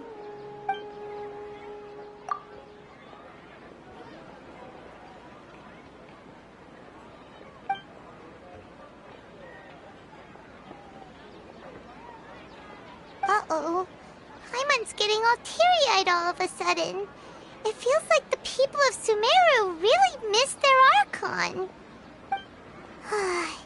Well, seems no matter which way we try, we can't find anything that'll lead us to Lesser Lord Kusanali. Guess our only choice now is to try meeting with the researcher that Tighnari recommended. He's from Sumeru and even has a position in the Academia. Maybe he'll be able to access more info from the Akasha. Let's see. Tighnari wrote an address on the letter's envelope. Oh, it's not far from the city's gate. Let's head over and have a look. Hopefully he's at home.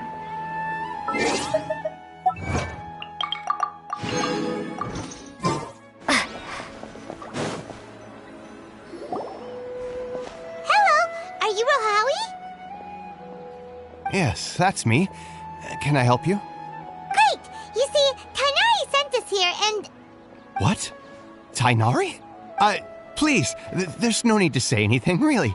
Sure, I admit that the article I published last month wasn't my best work, and maybe the data didn't produce the most convincing results, but...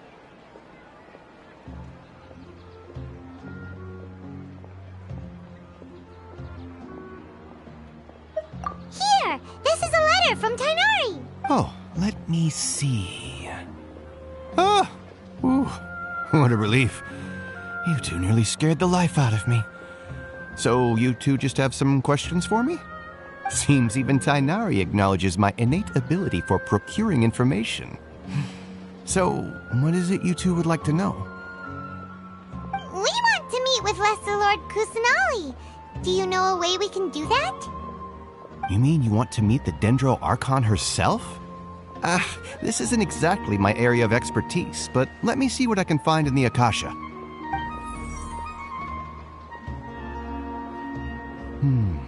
Sorry, the Akasha didn't respond to my query. What? You too? But what about your abilities for getting information and all that? Paimon was sure you'd be able to access more info than we did. Well, as I said, this isn't my area of expertise. I am but a lowly researcher, so the Akasha doesn't see a need for me to know more about the Dendro Archon. All I know is that ever since Lesser Lord Kusanali returned to Sumeru, she's never left the Sanctuary of Surasthana or made a public appearance. Huh. Didn't expect her to be such a mysterious figure. The Dendro Archon is somewhat of a recluse. Perhaps she just doesn't want to entertain visitors, which would explain the lack of information in the Akasha. Aw, but then what can we do? No need to worry just yet. I'm only hypothesizing here. You could certainly try asking around and see if anyone else has ideas. And besides, you two should consider the bright side of things. Not being able to see Lesser Lord Kusanali may not be a bad thing. In this world, there will always be information you cannot obtain from the Akasha and things you can never accomplish. Knowing when to yield is a form of wisdom. Take me, for example. It's a miracle if my brain cells can spit out one paper every 3 years. But Tainari? That guy can publish 3 papers in just a single year. Okay. Thanks for your advice. Don't mention it. If you two ever want information about things like who's been promoted within the academia or relations between the 6 great sages, come find me.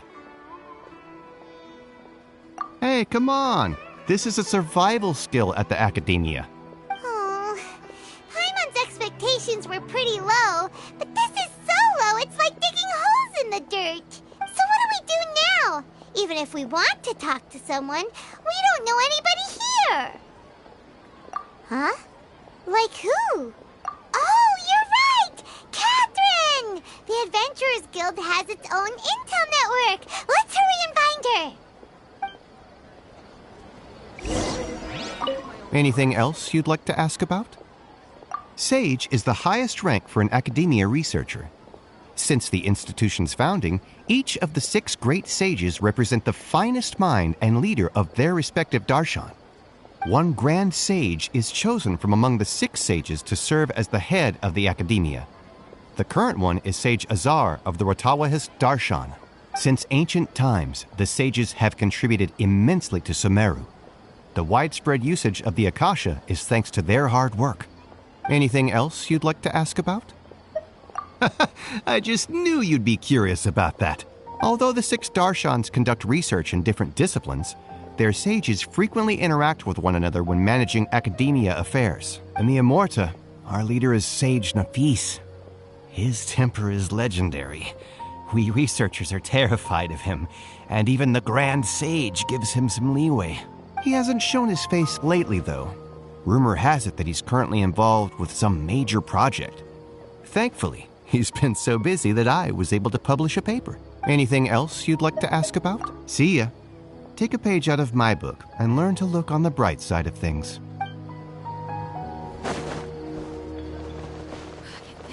Watch out.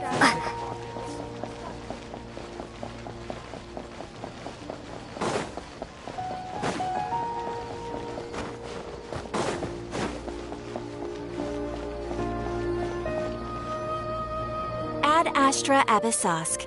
Hello, Traveler in Paimon. Catherine, we need your help with something. Understood.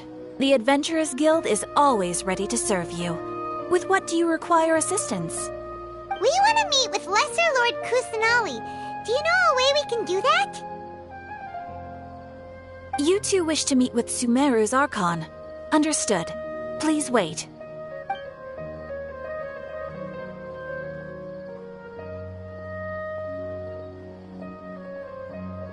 I apologize, but I am unable to call up any relevant information in the Akasha. I'm also unable to locate any pertinent information in my personal memory. Aww, another dead end. Well, if Catherine can't help us, then we really don't know anyone else to ask now.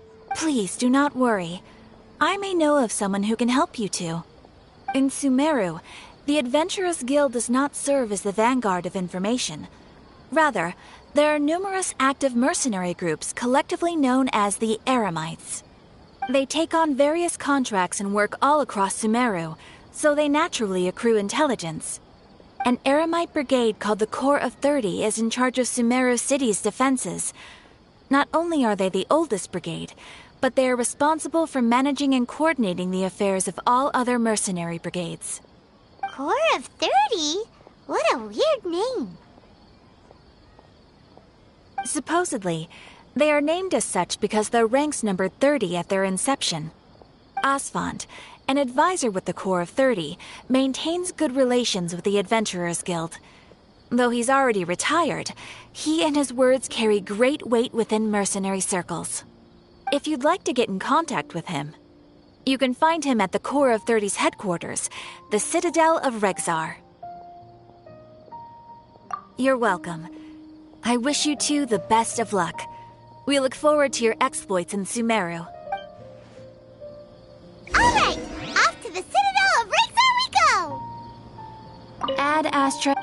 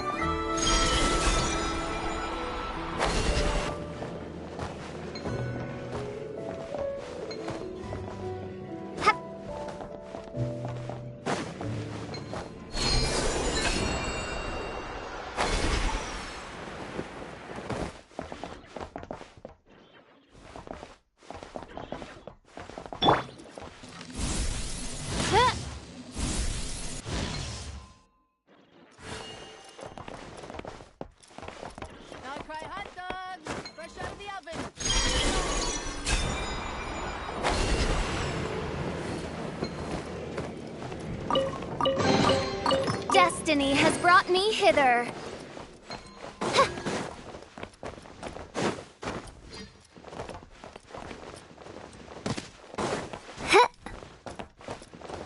Fruits from every corner of Teyvat, including rare Northland varieties you won't.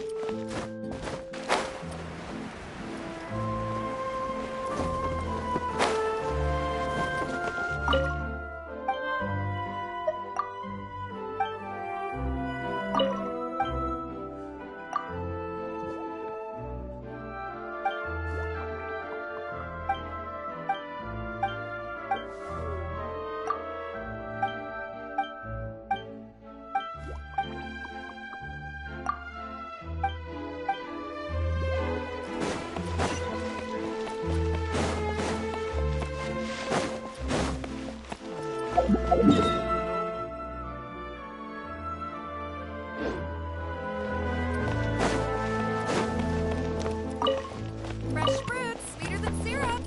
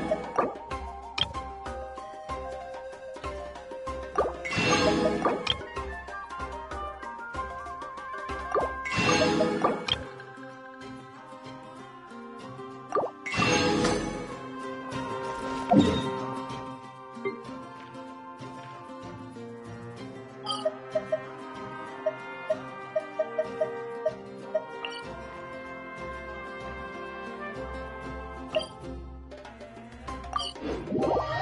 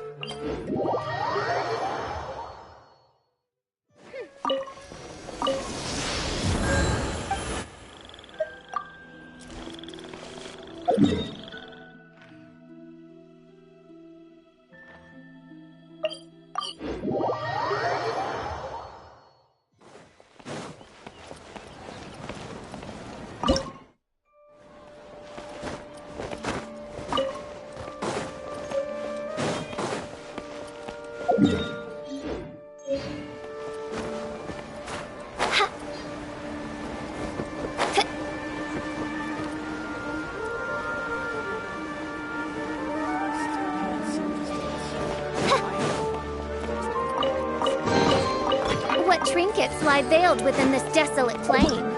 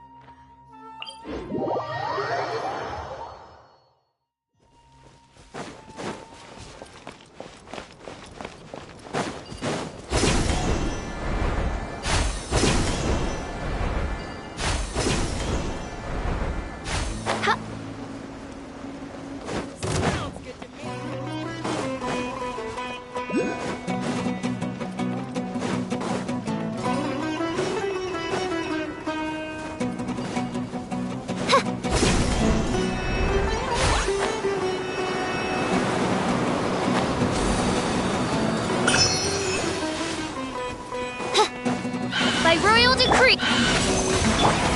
Scatter!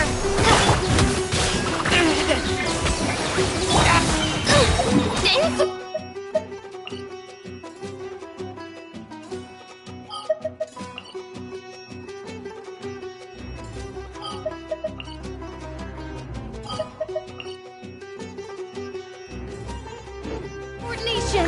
Midnight Bentley.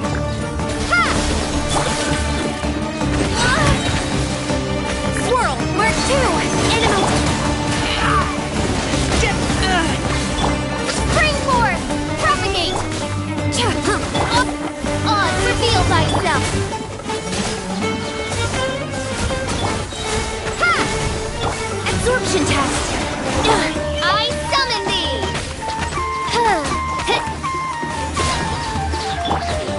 Scatter!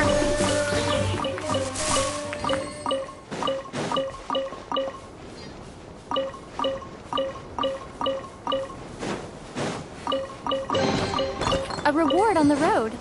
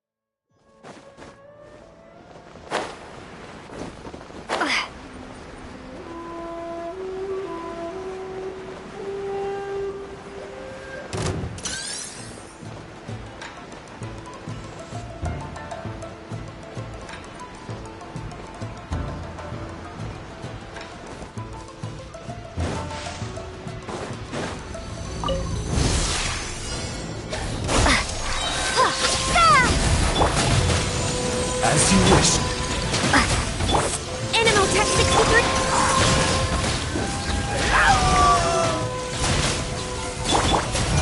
Ha! Enhanced Animo Module 75.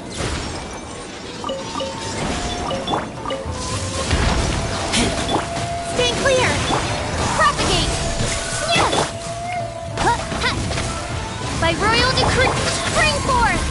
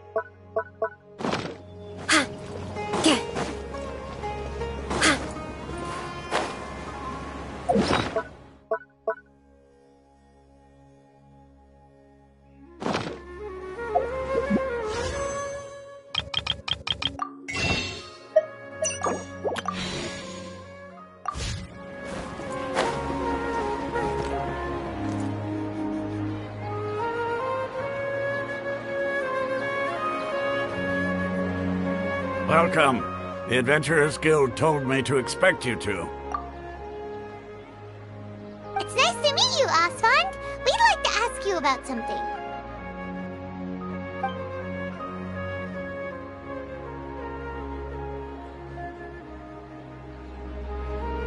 I see. So, Catherine's the one who sent you this way. Ha! It's true that the Eremites' network is vast, but even I can't help you meet the Dendro Archon. Wait, seriously? Afraid so. The Eremites aren't terribly religious, so we don't know much about divinities.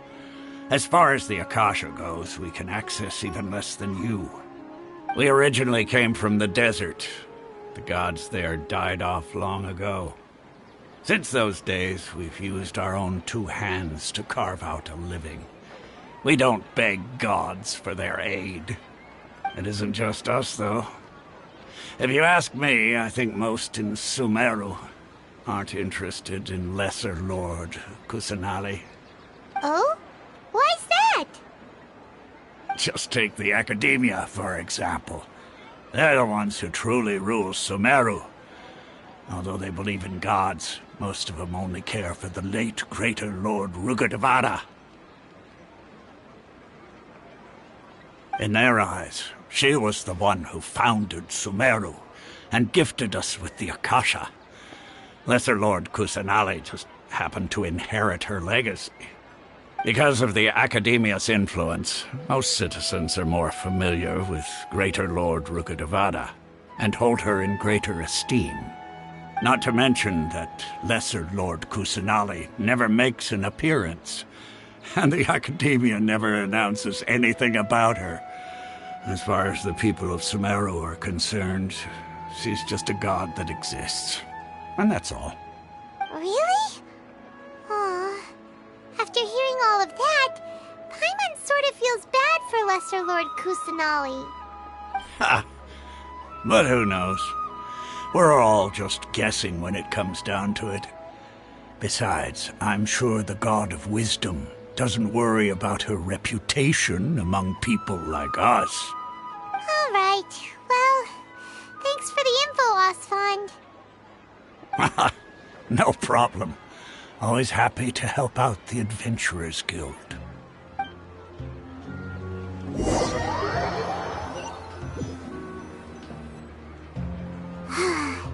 Seems Osfond was right about most people's attitudes here. Not only are they not interested in the Dendro Archon, they even say stuff like, if the Akasha doesn't think I should know, then I don't need to know about it. We've been asking for information non-stop ever since we got to Sumeru. But the harder we try, the more helpless everything seems. Isn't there at least one person in this entire city who cares about Lesser Lord Kusanali? Oh, you two are interested in Lesser Lord Kusanali?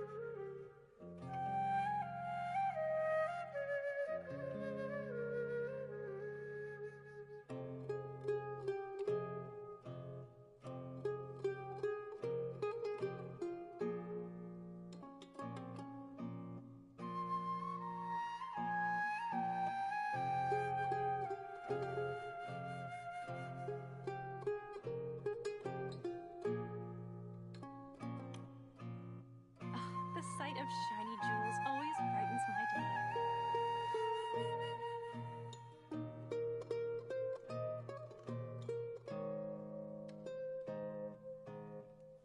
Huh? Who are you? From the sound of it, you two are Outlanders who recently arrived here. You've been asking around for information on Lesser Lord Kusanali, right? Oh, I'm sorry. I forgot to introduce myself. I'm Dunyarzad, one of Lesser Lord Kusanali's faithful followers. Whoa, really? Then do you know how we can meet with her?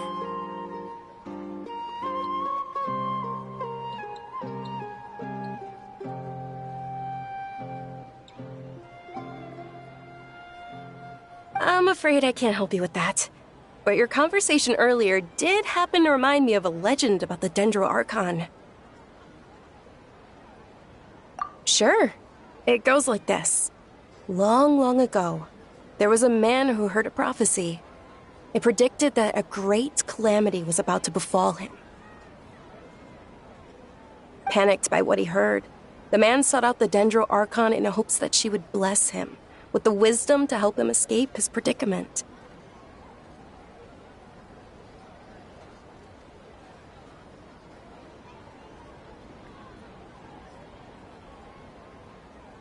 The man journeyed across deserts and through rainforests and experienced tribulations of every kind. However, he still couldn't find any trace of the Dendro Archon.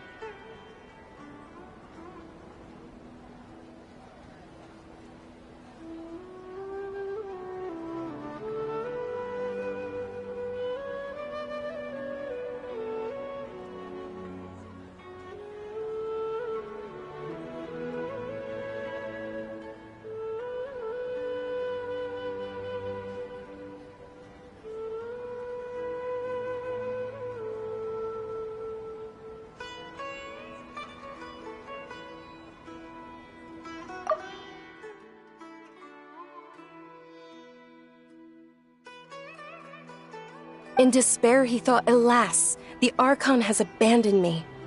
He then had no choice but to sorrowfully resign to his fate.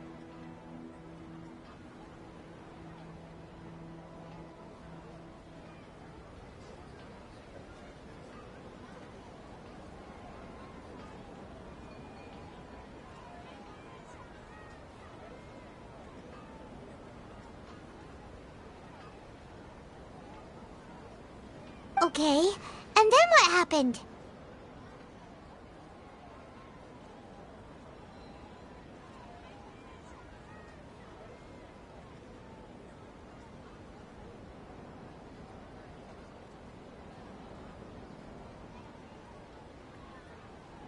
And then, the calamity came.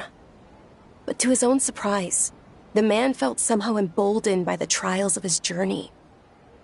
By relying on his own strength, he managed to overcome the adversity. At that moment, a bird perched upon his shoulder. This bird was, in fact, an avatar of the Dendro Archon. She said, "O Archon Seeker, do you now understand?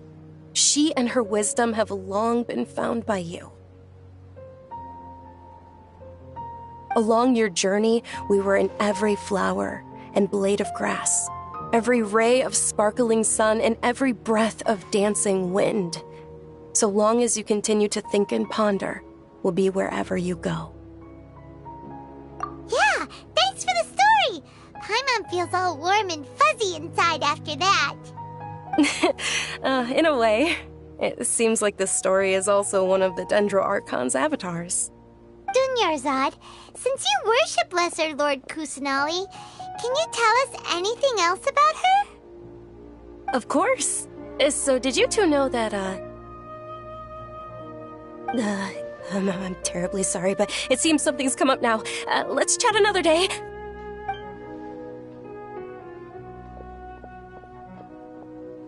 Hey, wait! What the heck just happened? It looks like they're searching for someone. Dunyarzad was acting super nervous just now. You think they're looking for her? This stinks! We finally managed to find a lead about Lesser Lord Kusanali! We can't let them get in the way now. Let's see if we can get rid of them. Then we can catch up with Dunyarzad. Hey, have you two seen a brown-haired girl wearing a purple top and a long blue dress? We're looking for her. Did she have bandages wrapped around her wrists? Yes, that's her. Did you see which direction she went? Yeah, she went that way. Quick, after her!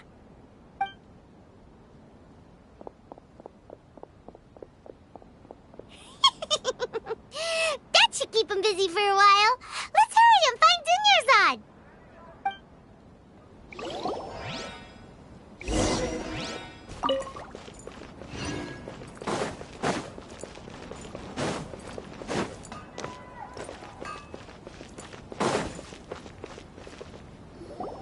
There you are, Dunyarzad.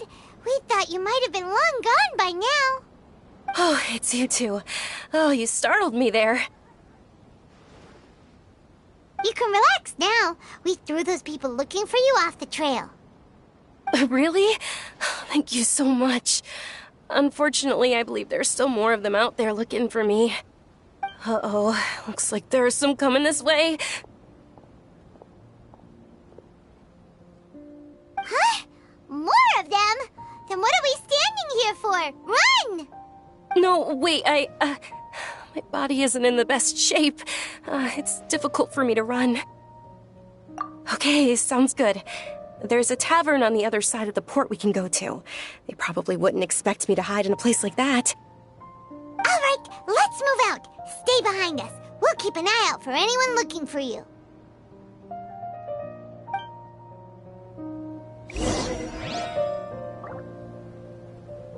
The sight of shiny jewels always brightens my day. This new shipment of items, they're all so ridiculously over-designed. I need to sell these now.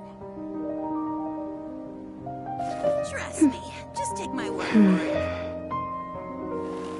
Interested in joining the Light Novel Society?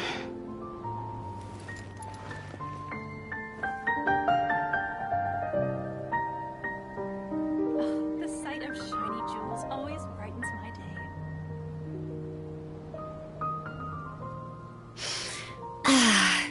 I haven't been out in a while.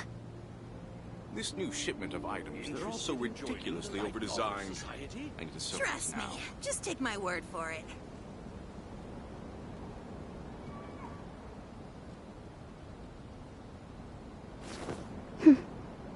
The sight of shiny jewels always brightens my day.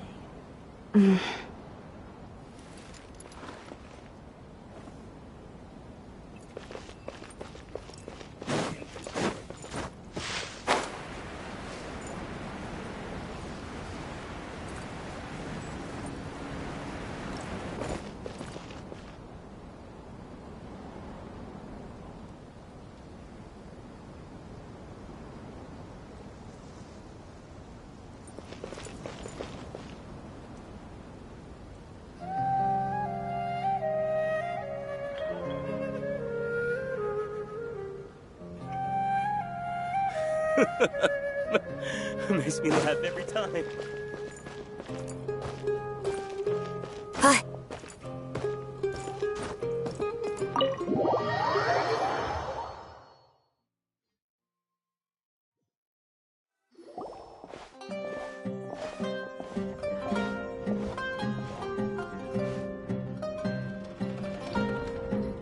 We made it.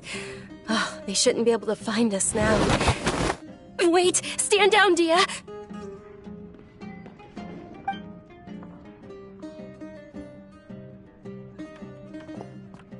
My lady, who are these two? They're travelers that I met on the street just a moment ago. They happened to notice that you were all searching for me, so they helped me hide. I see. In that case, you two should scram. There's nothing here for you. Wait a sec! Who the heck are you? And why are you shooing us away? I'm Miss Dunyarzad's bodyguard, here to see that she returns home safe and sound. My lady, let's get going. You've been gone for so long that your parents are worrying themselves sick. And if I refuse to go with you? It'd be easier for the both of us if you cooperated. But if you insist on not going, then I'll have to carry you like a sack of potatoes. Hey!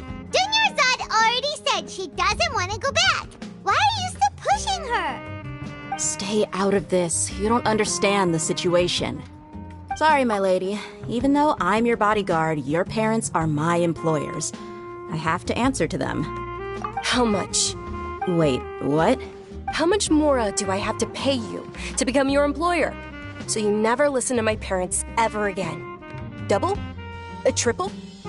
Give me some time, and I'll get that much. My lady, this isn't about Mora.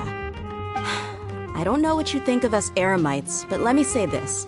I like Mora, but I'll never go against my principles. That's why I'm here looking for you. Sure, it's an order from my employer, but my conscience was also telling me it's the right thing to do. And knowing your health, carelessly running around like this is gonna hurt ya. For the sake of those who love you, don't be stubborn. No, you're wrong. I'm aware of my limits, and I know what I'm doing. Honestly, the only people being stubborn right now are my parents. And I know perfectly well that it makes no difference if I'm at home or not. They still won't accept reality. And every time I bring this up, they just change the subject. Dia, you've been living with us a long time already. This should be old news to you. Dia, I know it hasn't been easy for Mother and Father, and I'm grateful for everything they've done for me. But there's someone else in this world I'm also grateful to. Because she saved me. The love I have for her is the same I have for my parents. This is my life and my last chance. So I want to do something meaningful.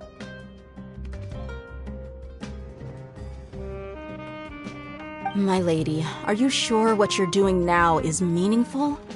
Yes, I'm sure. At least, it is to me. Fine, I won't ask you to return home anymore. But let me make something very clear. I'm only doing this because I respect your determination, not because I agree with you.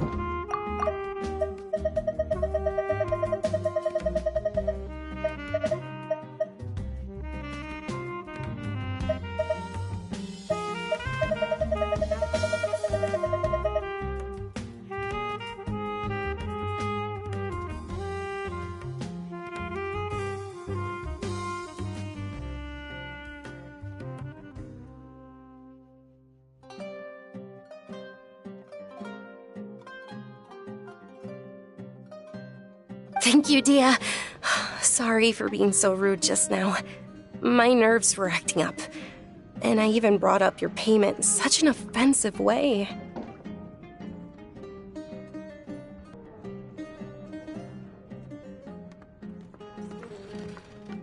Don't worry about it, my lady.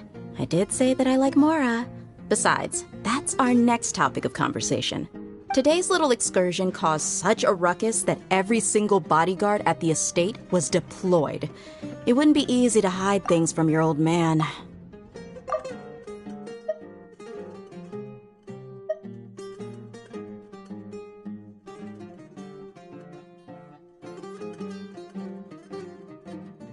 Since this definitely won't be your last escapade, here's a little tip.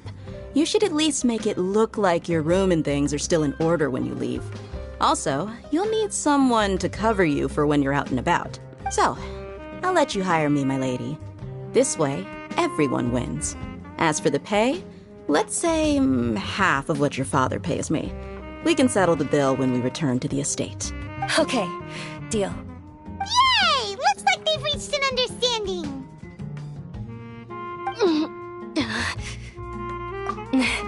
I'm fine, really. I just feel a little tired now that things have calmed down.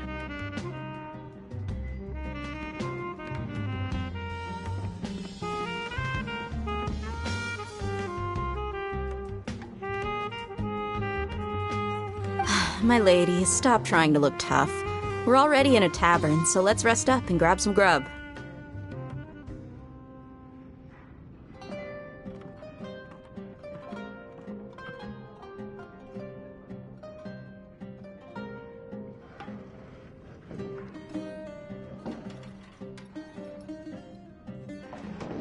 I'm sorry for worrying you two. If you don't mind, I'd like for you to join us.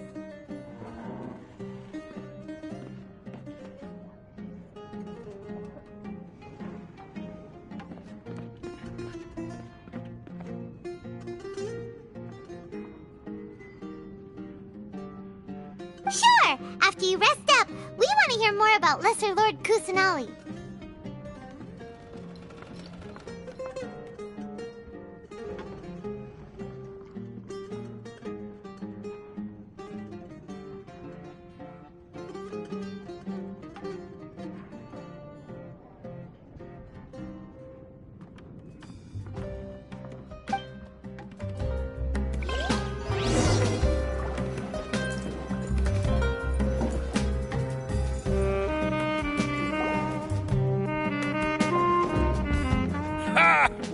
if it isn't Dia.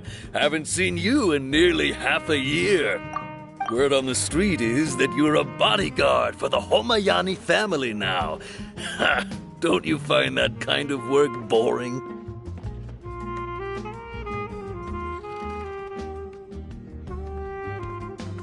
Nah, you get used to it. How about a menu over here? You got it, huh? Isn't this little Miss Homayani herself? We don't get to serve personages like you very often. We'll be sure to prepare our very best. Thank you, sir, but there's no need. I don't have a lot of Mora on me, and I really ought to save as much as I can.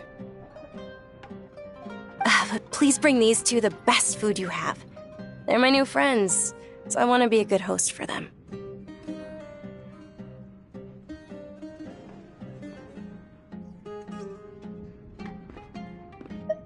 Wait, we're paying for ourselves now?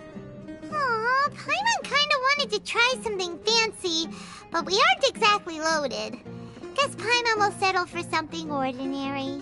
How about our charcoal-baked Agelena cakes? They're our signature snack, and they run cheap. Look, other customers over there are eating some now.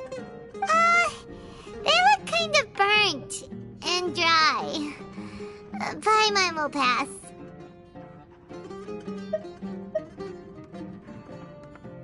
Hey, come on! Paimon has personal preferences too, you know. Dunyarzad, we asked a lot of people when we first arrived, and almost nobody was interested in Lesser Lord Kusanali. So, what made you want to follow her? Well, remember when you asked me if I knew how to meet the Dendro Archon? Even though I don't know how, I think I've actually seen her before. Huh? Really? Yes, it was when I was a child. At the time, my illness had kept me bedridden for the better part of a year. I was stuck inside and couldn't make any friends, and my parents did their best to find treatments for me. But even then, the Akasha didn't have any helpful information. My younger self no longer had any hopes or dreams. One flare-up was so bad that I was in a semi-conscious state for several days. Then one night, I woke up alone in my room. I was terrified. My body was paralyzed. Even if I cried, there was no sound.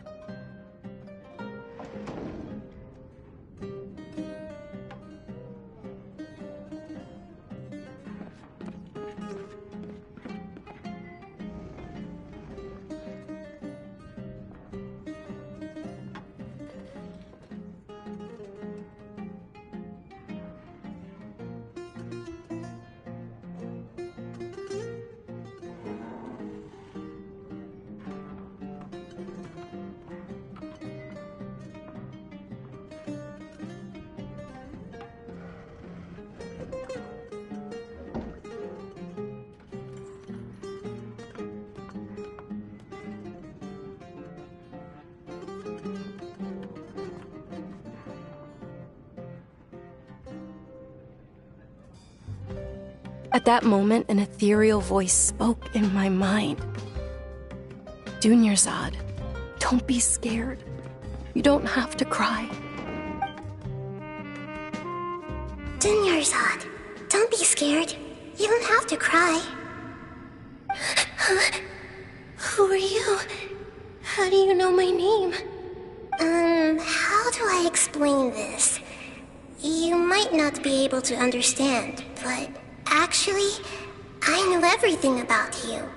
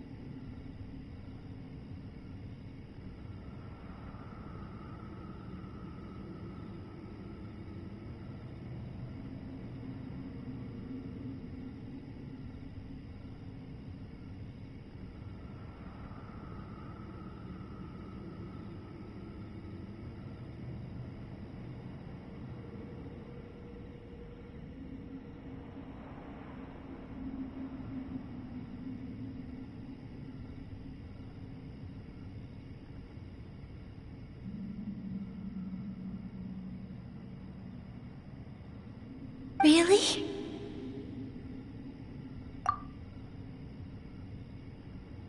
Of course. I know that you're scared of thunder, that you hate taking medicine every morning, and that you love counting the petals on your mom's skirt. Wow, you really do know everything.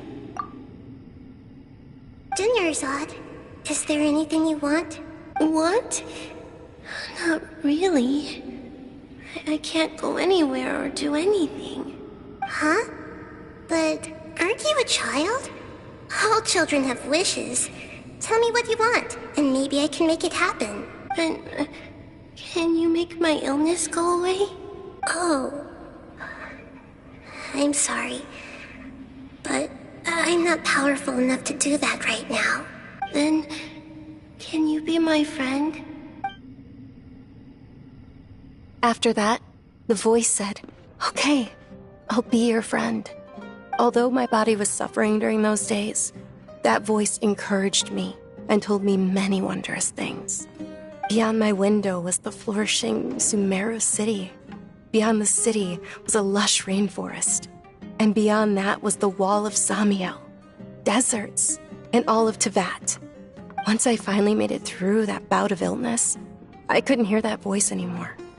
I told my mother about it, but she said that I must have been dreaming. But I know that that voice wasn't a figment of my imagination. Before that, I had never heard of Tevat.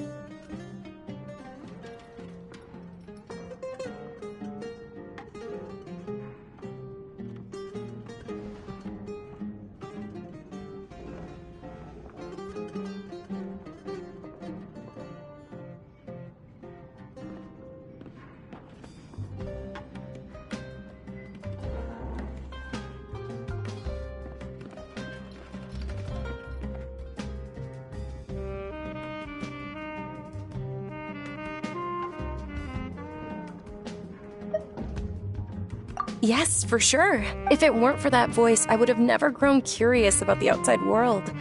Nor would I have learned how to read and enjoy so many books. That voice sparked a desire for wisdom. It had to have been the Dendro Archon. I've been hoping for a chance to repay her kindness. In fact, I was running around today to help prepare the Sub-Zerus festival for her.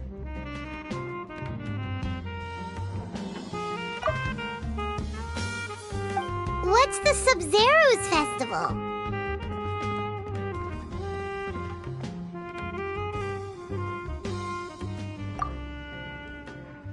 It's Lesser Lord Kusanali's birthday, which was the day that she was found by the sages.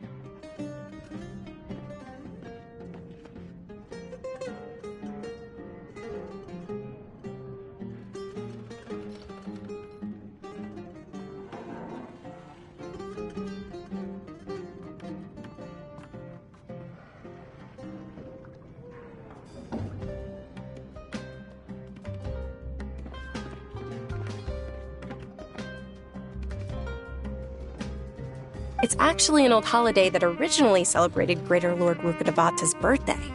When she passed away, the holiday eventually became a celebration of the Lesser Lord's birthday. I heard everyone was overjoyed when they welcomed her back to Sumeru. In those days, the festival was a huge deal, but because of the Academia's influence, people have gradually lost interest in the festival. The Academia actively participates in Sumeru's many holidays dedicated to Greater Lord Rukkhadevata.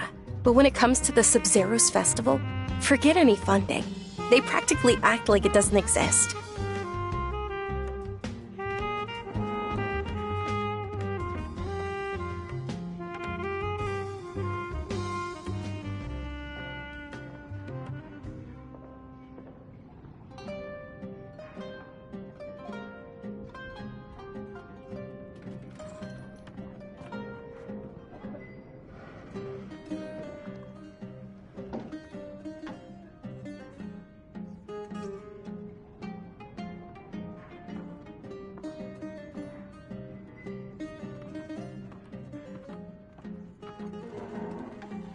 Maybe they see Lesser Lord Kusanali's birth as confirmation of Greater Lord Rukkhadevata's death, so they're reluctant to celebrate it.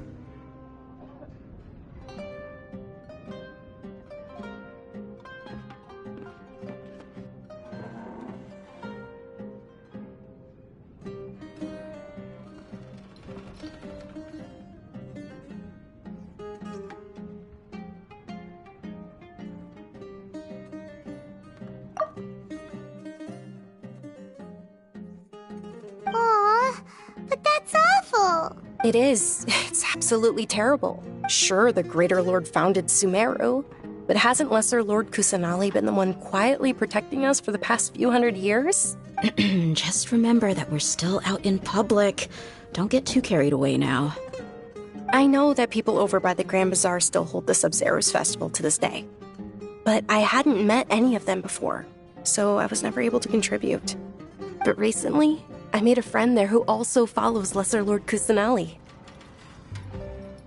I gave her my savings because I want her to throw a wonderful festival this year. That's the least I could do for Lesser Lord Kusanali.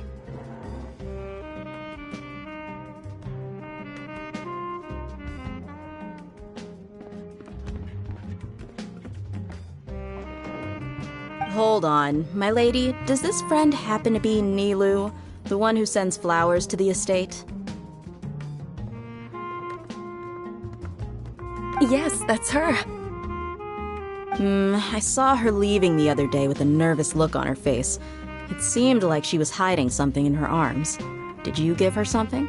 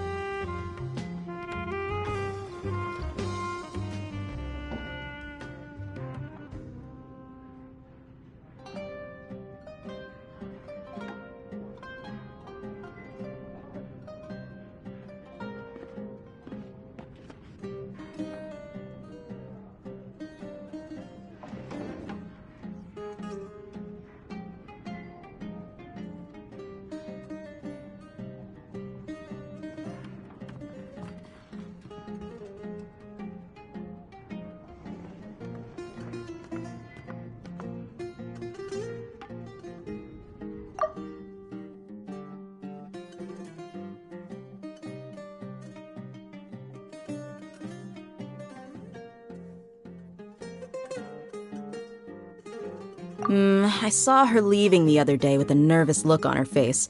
It seemed like she was hiding something in her arms. Did you give her something?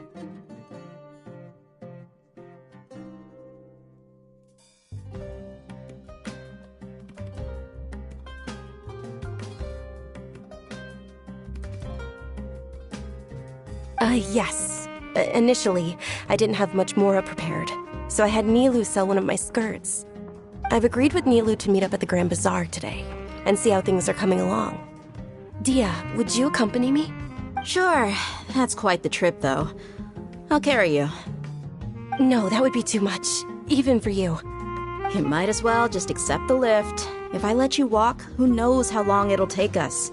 And if anything happens to you, then I'd really never hear the end of it from your father. But of course. Nilu will be thrilled to hear there are more people interested in Lesser Lord Kusanali.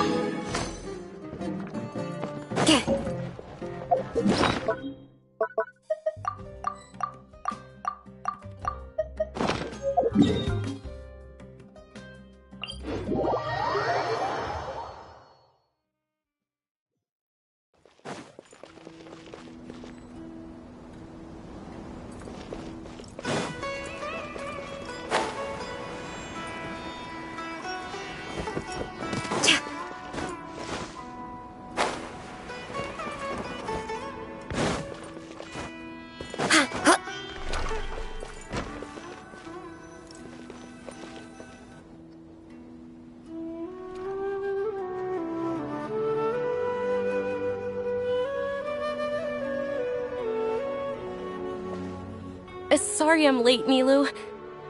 Oh, Dunyarzad. It was taking you so long that I assumed you got trapped at home, but you made it in the end. Uh-oh. But if Dia's here, that means you got caught, right?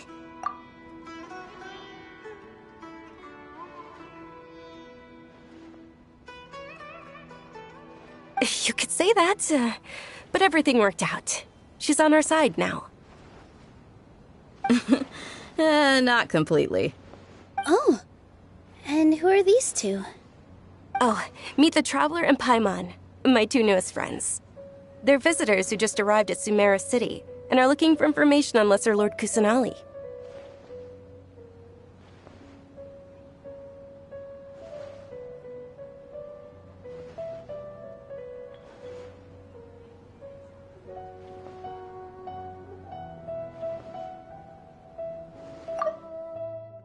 Oh, and who are these two?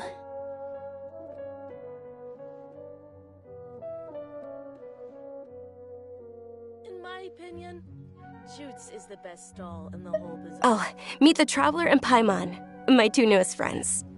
They're visitors who just arrived at Sumeru City and are looking for information on Lesser Lord Kusanali.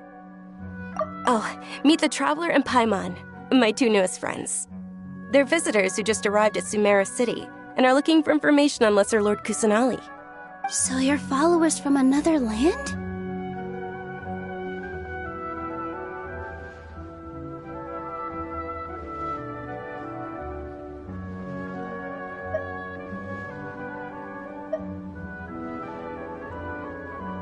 That's wonderful. You two absolutely mustn't miss the Sub-Zerus festival.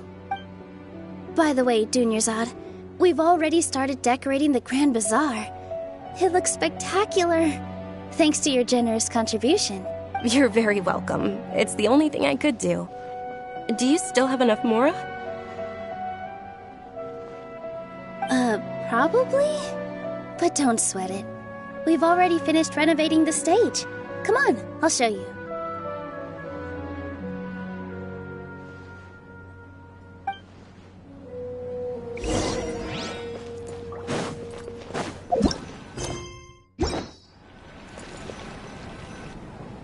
Wow! This place is amazing!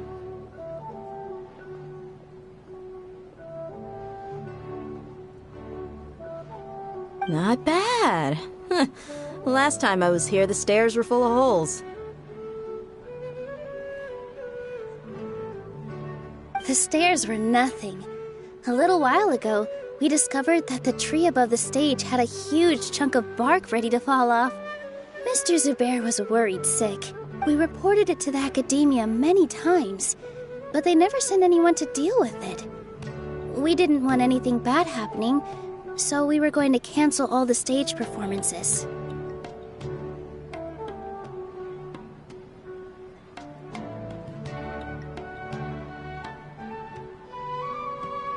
Oh, probably because it was the theater asking.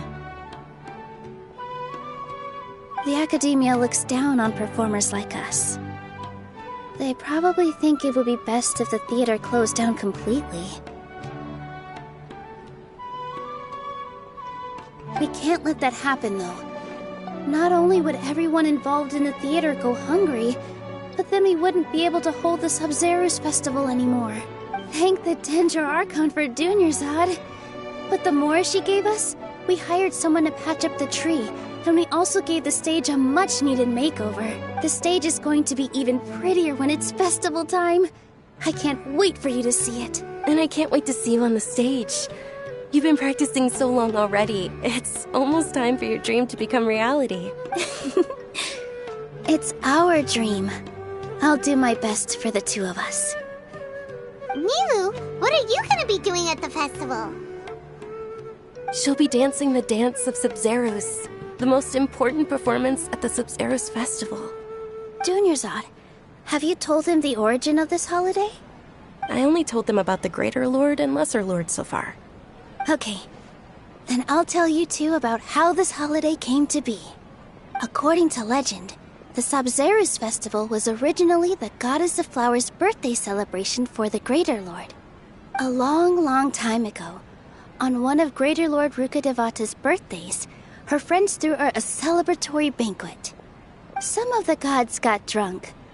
One started playing music, and the Greater Lord started singing, so the Goddess of Flowers began to dance. As she danced upon the grass, countless beautiful parisaras began to bloom wherever she stepped. Those brilliant purple flowers became her dazzling stage. All the gods clamored, "Oh, if only time could stop at this very moment." Of course they did. When people mention the gods, they always think of the Archon War. But Sumeru's gods also had happy times. Although they aren't around anymore, they're preserved in our tradition of dance. This outfit I'm wearing is apparently based on how the Goddess of Flowers looked. Though we're just tiny people compared to the Divine, we still have to do our best to make sure that the birthday girl feels loved on her special day. Nilu, you of all people will definitely be able to convey our well wishes to the Dendro Archon. I also noticed that you went the extra mile and scattered parisaras around the stage. They symbolize the Goddess of Flowers, after all. It's just a shame that all the real parisaras went extinct after her death. Yeah. The Greater Lord brought forth parisaras in memory of the Goddess of Flowers. But she ultimately could never truly replicate that beautiful purple. Thinking about the Goddess of Flowers dance makes me wish I could have seen it. If my stage were anything like that, I'd be thrilled if I had just 2 real parisaras on the stage. So, Traveler and Paimon, what do you think? Interested in the Sub-Zero's festival? Will you two be coming? All of Lesser Lord Kusanali's followers will be there for her birthday. It'll be a good opportunity for you to learn more about her. Ooh, Paimon thinks that's a great idea! Of course Paimon wants to watch. Those two things aren't mutually exclusive, you know. So how about we all attend the Sub-Zero's festival together? Dunyarzad, let me show you which stage decorations we've picked out so far. Traveler and Paimon, if that doesn't sound interesting to you, then feel free to explore the area. Everyone at the Grand Bazaar loves Lesser Lord Kusanali, and we're all looking forward to the Sub-Zero's festival. In that case, we'll take a look around.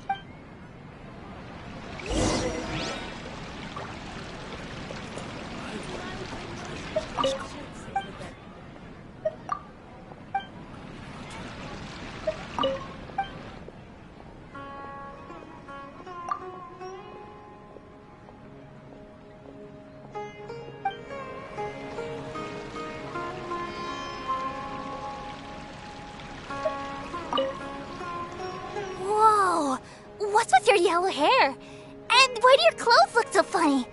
Are you an Outlander? Did you know that the Sabzeruz festival is about to happen? There'll be loads of fun things to do at the festival.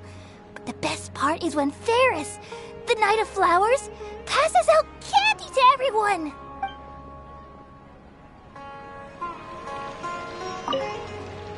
Whoa! Did you know that the...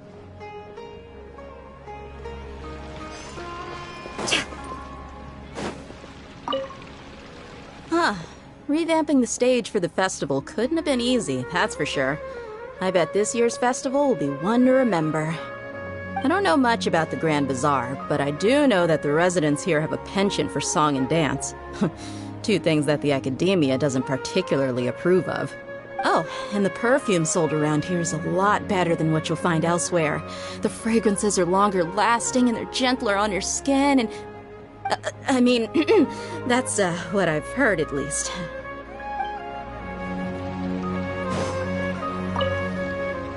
Things are really shaping up, and there's a buzz around the festival this year. We're expecting people from all over to come by this year and buy things during the festivities. Don't be fooled into thinking that Sumeru City has the best of everything. Some festival snacks are only offered here in the Grand Bazaar. And when it comes to musicians, dancers, or singers, the Grand Bazaar's got the best of the best. Sure, those folks at the academia might not like it, but what's a festival without song and dance?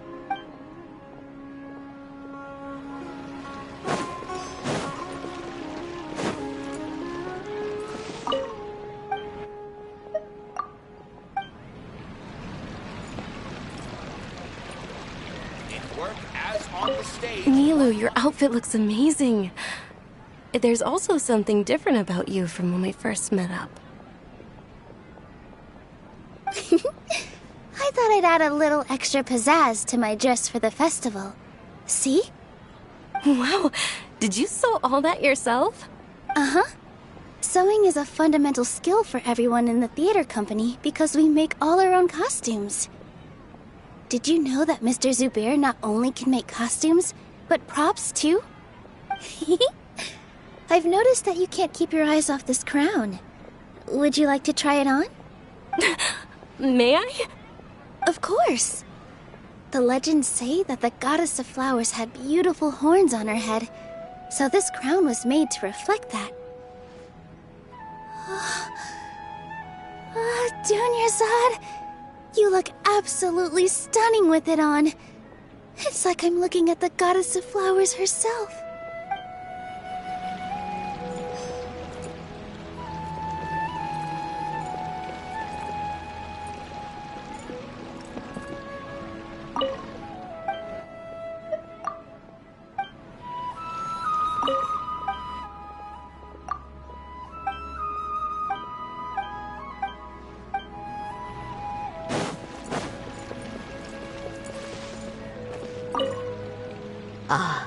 Dancing at the Sabzeruz festival.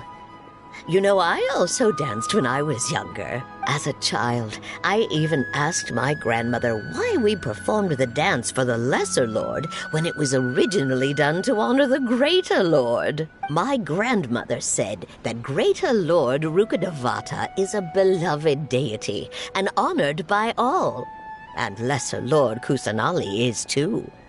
If the Goddess of Flowers ever knew Lesser Lord Kusanali, then she would certainly have wished to be her friend and hold celebrations for her, too. The Sabzeruz festival has been losing its appeal over the years. That is, until a wealthy benefactor stepped in this year and brought the festival back to life. I heard she forked out a lot of mora to make it all happen.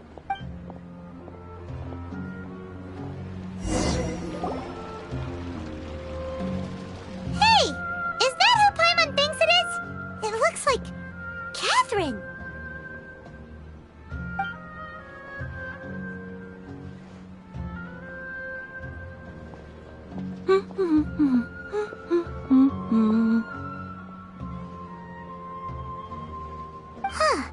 Come to think of it, Paimon's only ever seen her behind the counter at the Adventurers Guild. This is the first time we've ever seen her taking a break. Hey, Catherine! Huh? Oh, hey! It's the Traveler and Paimon! What's shaken? Whoa! Break time Catherine sure sounds a lot less formal than usual. Paimon was still waiting for her to say Ad Astra Abyssosque. Sure. Standing behind the counter at the Adventurers Guild doesn't require any complicated functions. But saying and doing the same old things over and over again can get pretty monotonous. Like watching the same Fontaine movie day after day. But take you two, for example. You travel across Tevat to enrich your lives and gain new experiences. Well, we enjoy traveling across Tevat and all that, but we're mainly looking for clues about her brother. Yes, you should keep searching. Sometimes the answers we're looking for aren't necessarily at our intended destination. Instead, they're found along the way. Huh. Haven't we heard someone say something pretty similar recently? Anyways, what brings you out here, Catherine? No, not particularly. I guess you could say that I'm loving the recent atmosphere here. If festivals bring happiness to everyone, then that's where their true value lies. Oh, it looks like it's about time for me to be heading back now. Alright, we'll see you next time at the Adventurers Guild. Oh, by the way, thanks for connecting us with the Eremites. We've already made some great friends in Sumeru City thanks to you. I'm sure you two will get along well with the people here. You've already been blessed by the element of Dendro after all. See you around.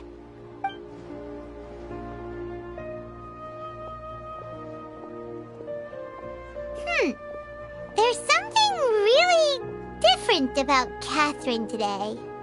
Hey, Traveler. Paimon. Oh, hey, Dia. What's going on? I've got something to tell ya. My lady knows you're looking for ways to meet Lesser Lord Kusanali, and she's been trying to come up with a way to help you. Well, I have an idea that might help. Are you serious? We'd love that! It might not necessarily pan out, so don't get your hopes up too much. I'll need to take you two somewhere and ask someone some questions. My lady is feeling a little worn out at the moment. Nilu's found a place for her to rest. After I take my lady home, let's meet in front of the Citadel of Regzar. Sounds like a plan! Let's head over to the Citadel of Regzar and wait for Dia! Welcome! Get your spices here. We've got all kinds. I'm so great about smoking.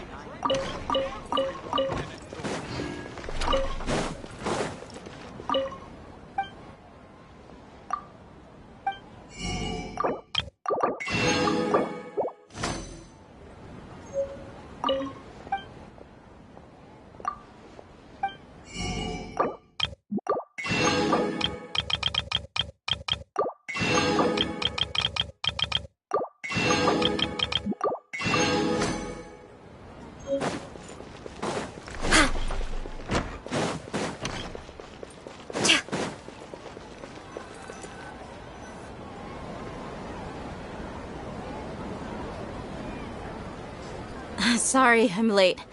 It took some convincing for the Master and Mistress to believe that Miss Dunyarzad was only sitting in the port for a while because she was in a bad mood.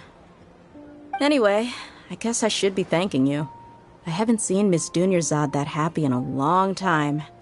If it wasn't for you two, she probably would have been caught and dragged back much earlier.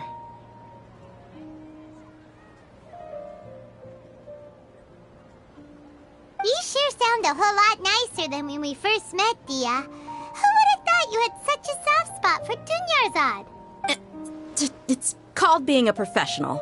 I'm a bodyguard, and I work for whoever's paying. Look, Dia's blushing.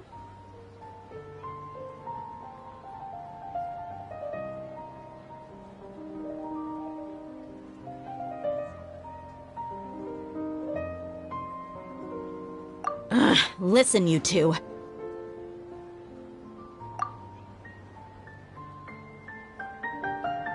I don't expect to be working for Miss Dunyarzad very long. but I hope to finish things on a positive note if possible. Let's cut the chit-chat and head into the Citadel. We'll see if the person I know has a way for you two to meet with the Lesser Lord.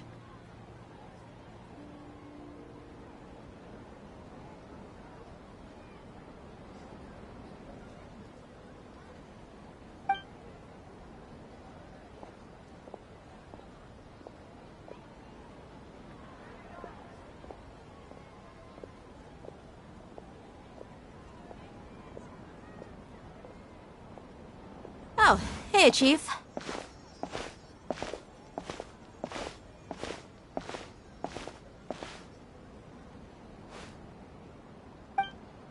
Ha, Dia! What are you doing here? And well, didn't expect to see you three together.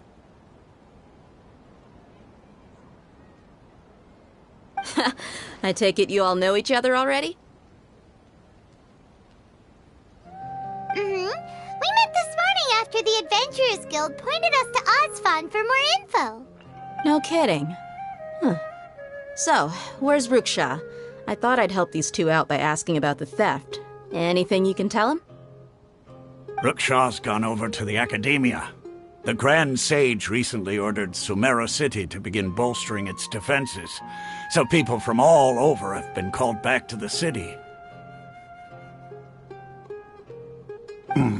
Since you've already mentioned the theft, I suppose I might as well tell him what we know. Appreciate it, Chief. Theft? Sorry, what the heck are you guys talking about? I'll have to rephrase the request. Just recently, the Academia lost something, and there's a chance the item is connected with the Dendro Archon. This case might just somehow help you in meeting her. I suppose that's one way to look at it.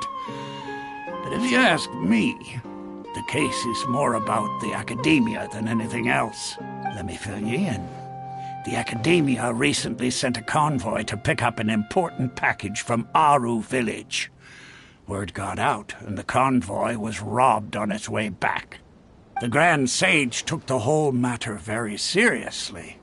Not only did he dispatch the Matra, but also enlisted our help in the search for leads.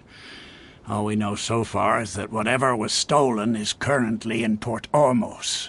You two have heard of Port Ormos, haven't you? It's the largest commercial port in all of Sumeru. You can travel there by leaving Sumeru City and heading south along the river.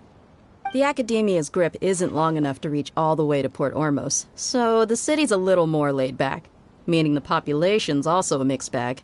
You never know who you'll meet there. Apparently what was lost has a great deal to do with the Akasha, knowledge, and even the gods. I'm afraid I don't have any other details for you, though.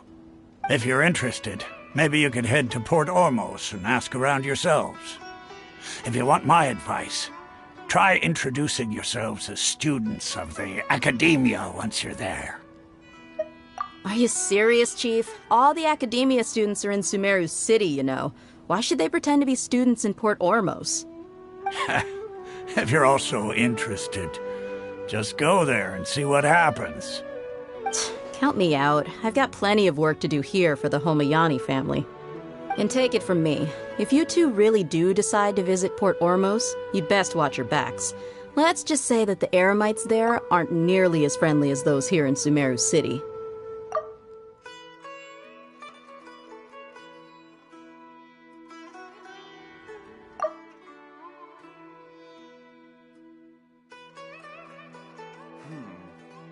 There are even some extremists who go around shouting slogans like, "Retake Sumeru for King Deshret." Word is that more and more are joining their movement. They're becoming a real headache for Chief and the others. You bet they are. King Deshret's been dead for thousands of years. Now they start spreading rumors of his return. Ridiculous. Not everyone's like you, Chief.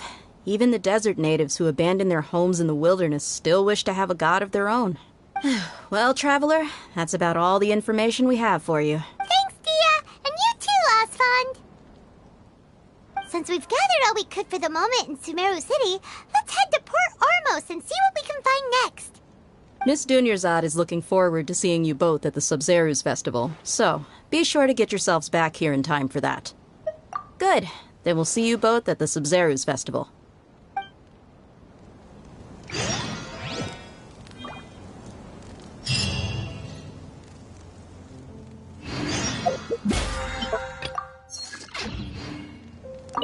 Ha! You two must really be something if you've got Dia the Flame Mane speaking on your behalf.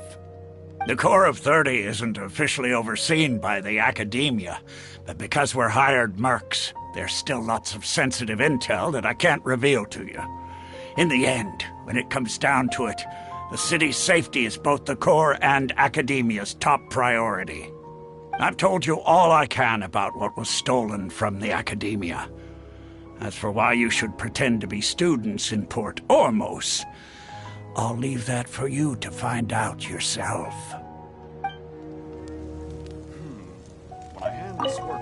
It's been a while since I visited the Citadel of Regzar. I'll catch up with Chief for a bit before I head back myself. He really did a lot for me in the past. Remember, to get to Port Ormos, just follow the river south from Sumeru City's port. Just be sure to take care of yourselves out there. We'll meet again at the Sub-Zeru's festival.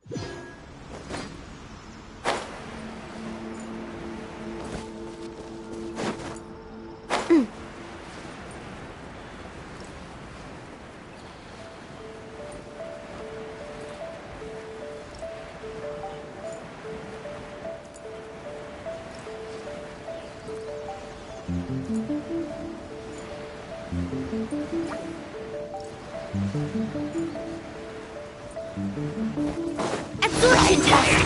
Oz, reveal thyself! Wings of... Ha!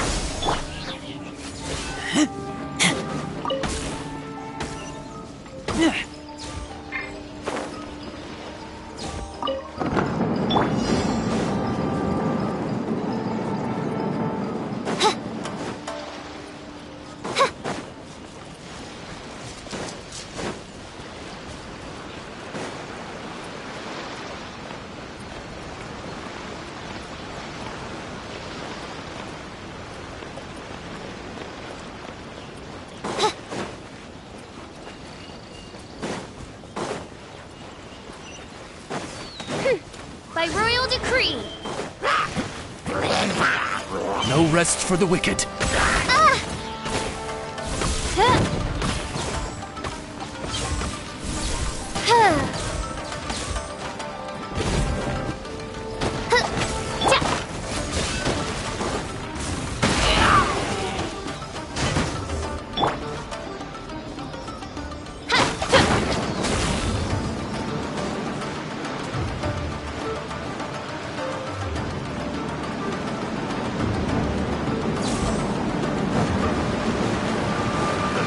Another test cell.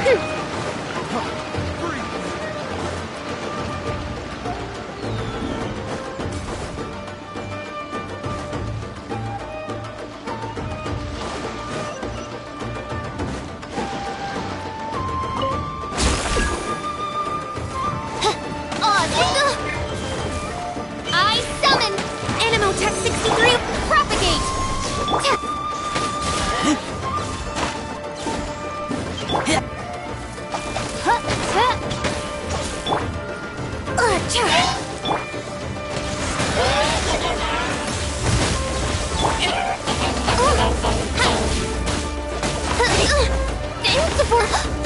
One shall descend once again.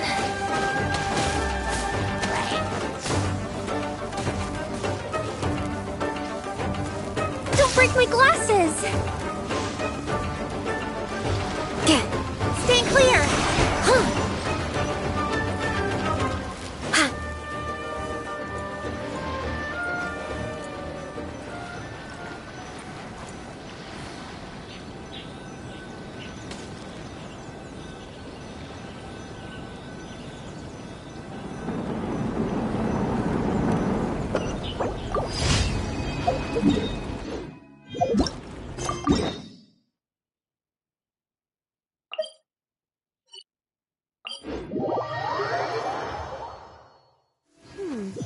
Humidity levels are increasing. Think we should run some tests?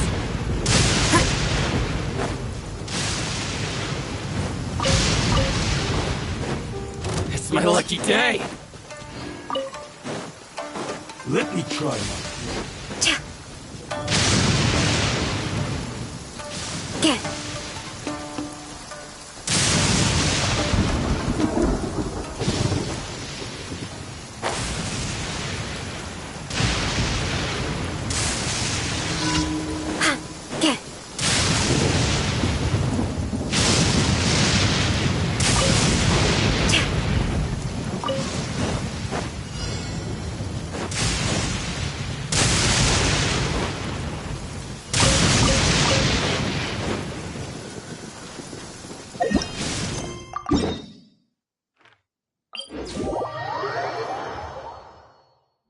The sun is already out? Oh, okay. Just one last experiment, and then we can get some rest.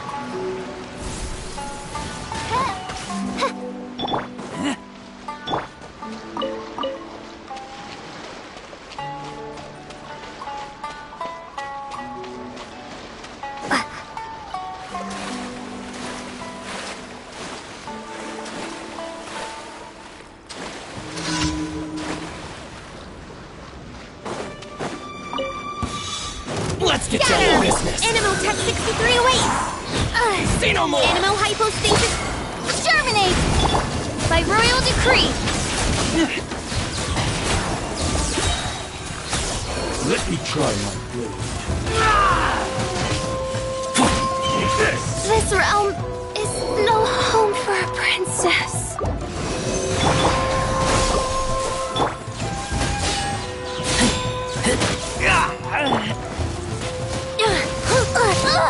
My research has failed.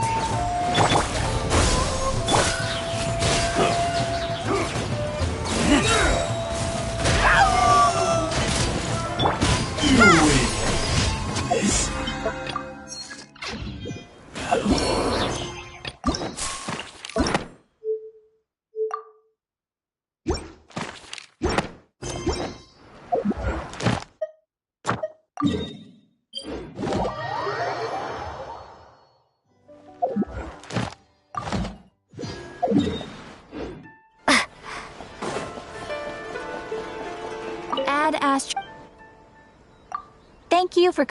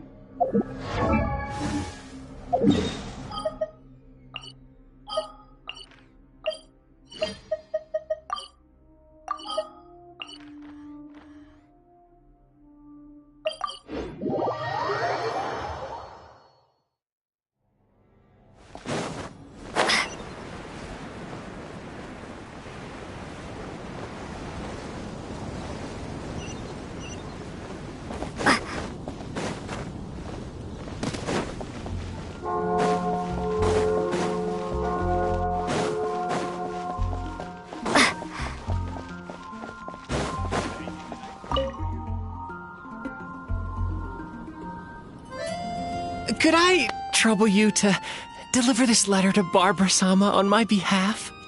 No. Please don't misunderstand. This isn't a private letter.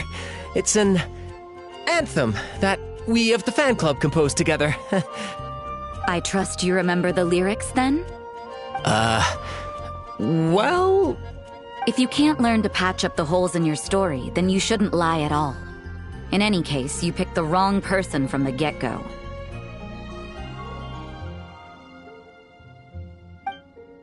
Get over here, Traveler. I'm done with my assigned charity work. Charity work? Oh, please don't joke. If you really want to help me, then please enlighten me. I don't know how to express my feelings. Is Barbara the only person left in your life? Of course! I'd give anything for her. Body and soul. She's so wonderful and... Stop right there. I don't have time for this. Let me break it down for you. Prayers, performances, healing the sick. That's just a tiny sliver of Barbara's life. As a member of her fan club... I'm club president. That's even more reason to do some soul searching. Looks to me like your admiration is only skin deep. Have you ever even thought of being more like your idol? You mean that rather than having my eyes fixed on Barbara-sama all the time, I should go out and help people? And make them smile? Yikes, you're giving me the ick.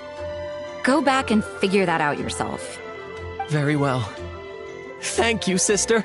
I'll pass your words on to everyone in the fan club.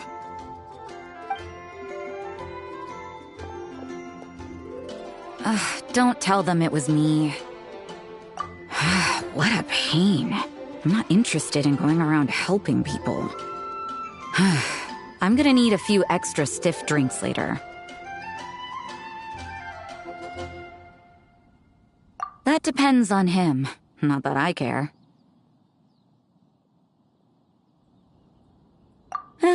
Sure. That's a good thing, at least. I was going to invite you for a drink at Angel's Share, but it looks like you're drunk already. Better not let anyone from the church find out about this. It'll get in the way of my real job.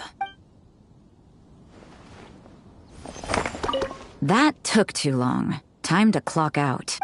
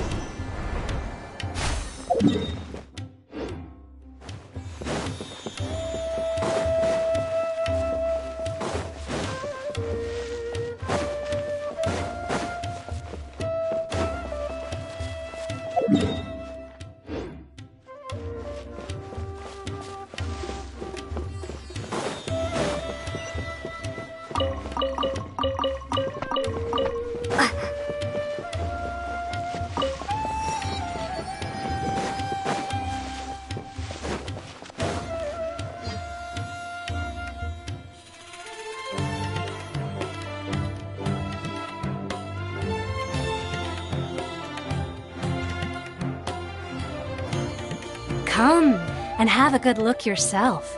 Traditional spices of the highest quality, made with pride and experience.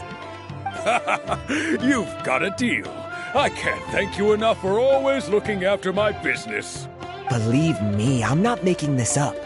Several Eremite mercenary groups are nearly in open conflict, but does the core of 30 care? And that's not all. Did you know that... Wow! Talk about hurly-burly! This place is busy! Guess that's only to be expected for the largest port in Sumeru. Maybe it's because of what Dia told us earlier, but Paimon can't seem to shake the feeling that there's also danger lurking in these crowds. Ooh. Let's get our bearings so we can start looking for leads. We know that whatever the Academia lost is related to the gods. But other than that, we don't have much else to go on. Osfun told us to try posing as Academia students while asking around. Paimon checked the Akasha on the way here, and the Academia doesn't seem to have any research facilities in Port Ormos. Paimon doesn't get it. Won't we look even more suspicious going around saying we're Academia students and asking about the stolen item? Well, given all the people that come through here every day, if there's any information to be found, Paimon bets we could find it in the market. Let's ask around and see what we come up with.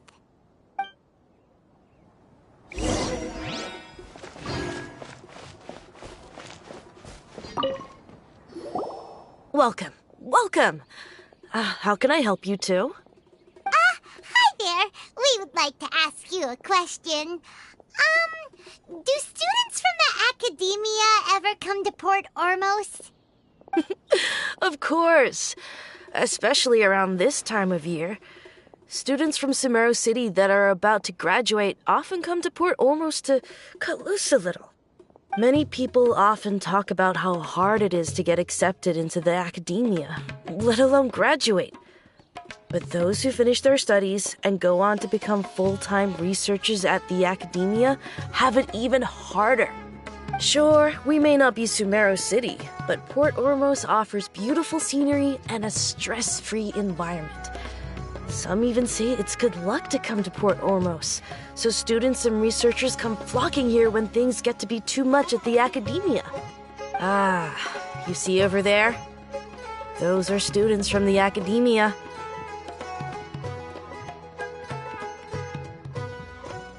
They've been looking worried and miserable ever since they got here a few days ago.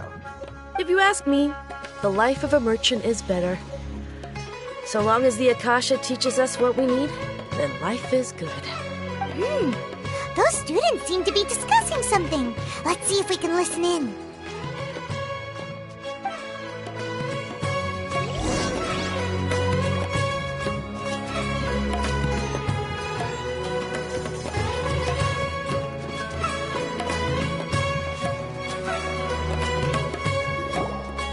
It's no good.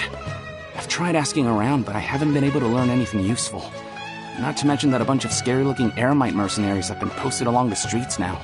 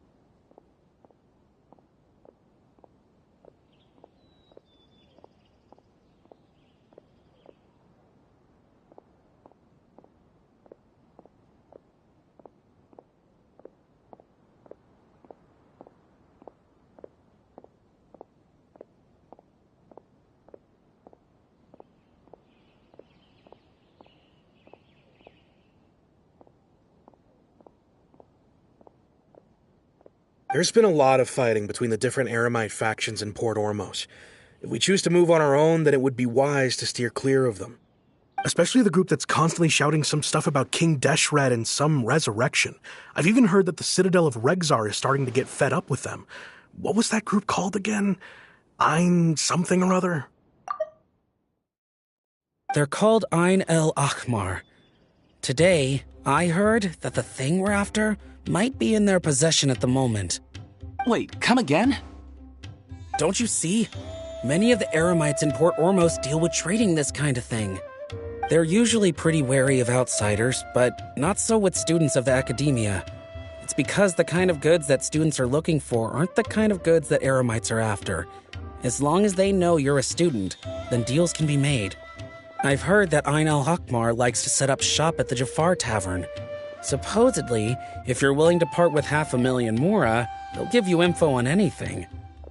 Wait, did you say 500,000? If information alone costs that much, then how could we ever afford to buy what we're looking for? I guess we might as well give up on trying to graduate this way. I wouldn't worry too much. Our field of research is very niche. Who else could possibly be after that kind of shady knowledge? I bet it's practically worthless to anyone aside from us. Well, I guess that makes sense. Then the only thing left for us now is to find a way in. Why don't we all just pool our money together and pay for the information? Whoa! Did you hear that? A niche field of research and shady knowledge? It all sounds pretty suspicious to Paimon. Is knowledge something people just buy and sell like that? So, what's your plan?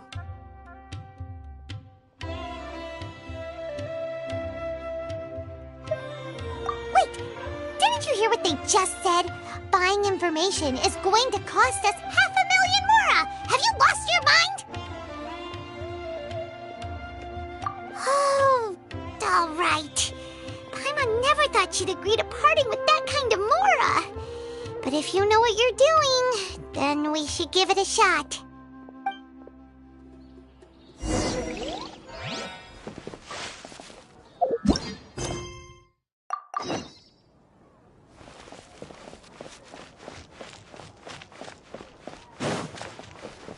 Hello there, my friend. Fate must have brought us together. Got any commissions related to antique appraisal? I can handle them.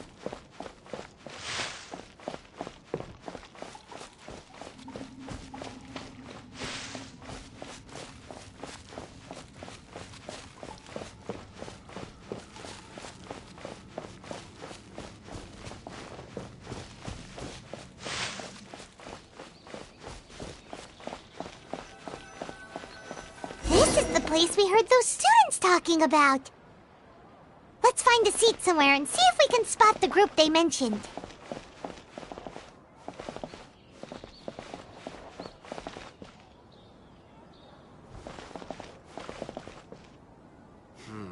Should I adjust the shipping schedule? How can there be Kairagi here? Oh, you've arrived. Please, take a seat. So, they think that they can go toe-to-toe with the boss? Ha! Once we reclaim the power of King Deshret, they'll be the first that the boss punishes. They're nothing to be afraid of. Our main rival now is the Caracal Battalion. They've also amassed a significant amount of Mora this time, so we mustn't underestimate them. How can the Caracal Battalion compete with the boss when they're nothing but a bunch of money-grubbing opportunists out for a quick Mora? Yeah, with boss's fervent devotion, he'll be able to use this power to bring our god back this time. Huh. All these guys talk about is King Deshret, so they're probably the ones we're looking for. Greater Lord Ruka Devata. That traitor and her followers must not be spared. The day will come when King Deshret exacts vengeance on Sumeru, and all of them shall be punished.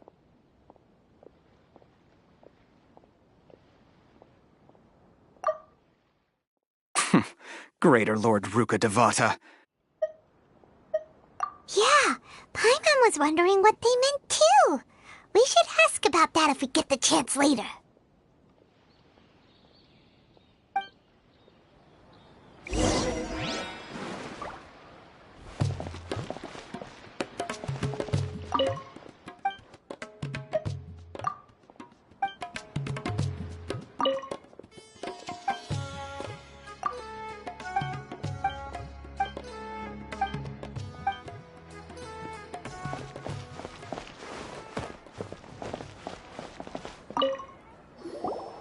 Huh?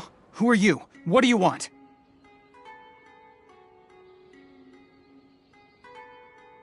A traveler?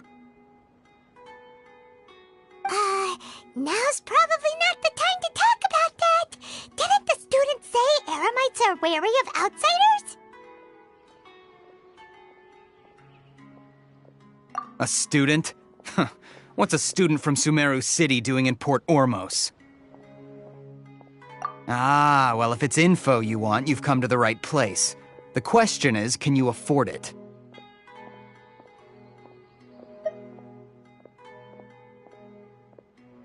Oh, Paimon can't stand to see so much more go. But there's no other choice right now. Here, this is the merchant's address. Whatever you're looking for, you'll find it there. Well, what are you waiting for? Oh, that's right! We heard you mention King Deshret just now. We're actually interested to know more because we're, archaeology students! Fine. Since you've already handed over the Mora, I guess I can throw in a little extra info. As you can see, members of Ain al-Ahmar are devout believers of King Deshret. Years ago, King Deshret founded the great desert nation that was our homeland. It was an advanced civilization, far beyond anything you'll see in present-day Sumeru.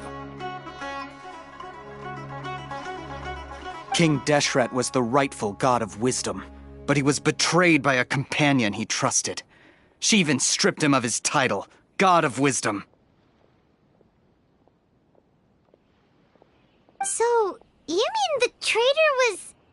Greater Lord Rukkhadevata, yes. That shameless wretch destroyed King Deshret's civilization, and our ancestors were forced to flee to this land where we were made to suffer the tyranny of our enemies.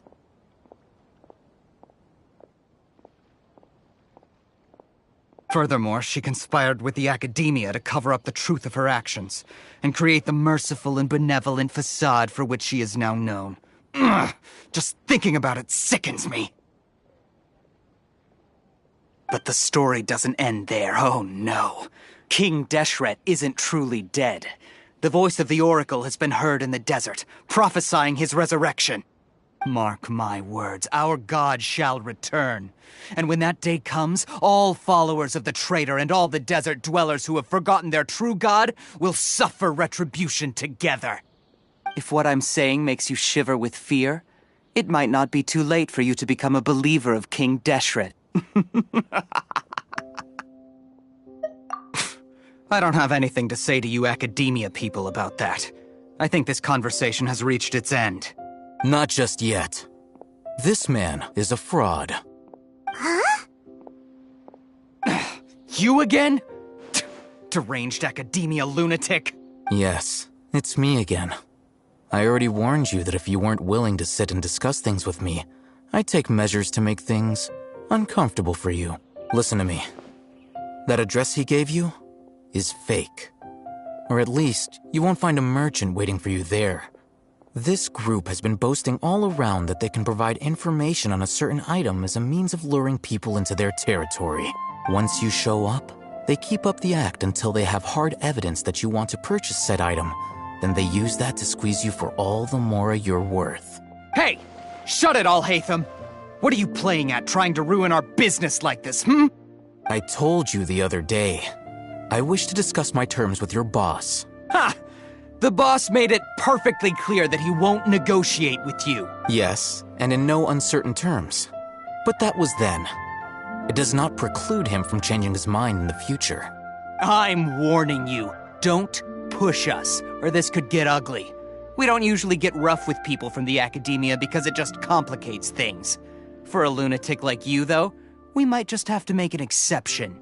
If you're suggesting that we escalate this from a verbal exchange to a physical one, I accept. After all, even the Archons used war to negotiate the ownership of Tevat. If, on the other hand, we can't agree on any means of negotiation at all, then I'm afraid my next course of action will sting a little more than the mere falling through of a few business deals. I will jeopardize the Eremite's reputation, which I know you value above all else. I am quite confident that if I began to take such action, your boss would willingly approach me himself. However, I fear that by then, some things will have happened that cannot be undone. Also, a word of advice. I suggest you tell your boss exactly what happened here today. Otherwise, he might blame you for not telling him in the future. What did you say? Consider this.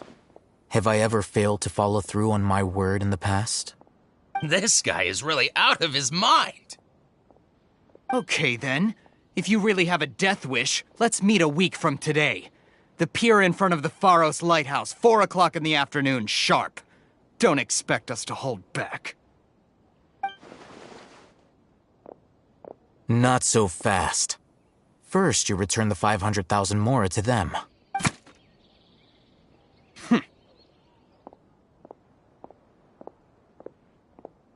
Please, I beg you, don't provoke them. We can't afford any trouble with this crowd.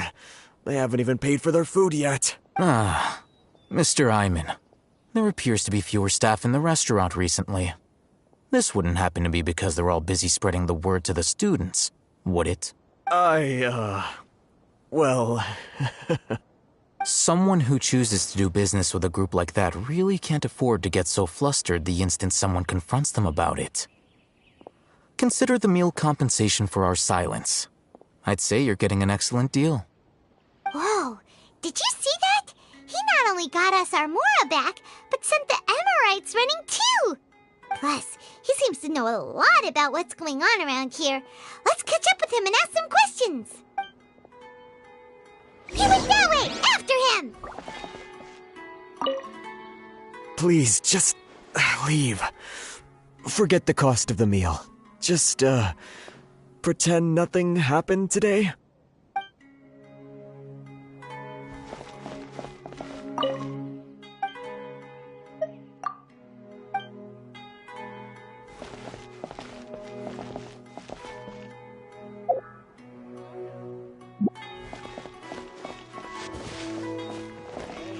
Fresh fruits and veggies, both quantity and quality.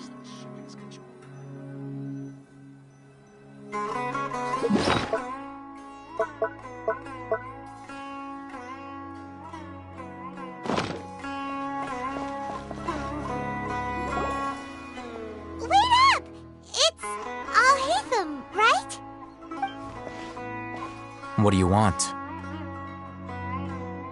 No need for thanks. My goal was to get to them, and you two gave me just the opportunity I needed. We're even. Oh, I advise you to keep your distance from them. Since they weren't able to make off with your Mora in the end, they might harass you again in the future. All right. Goodbye. Hold your horses! We still have something to ask you about!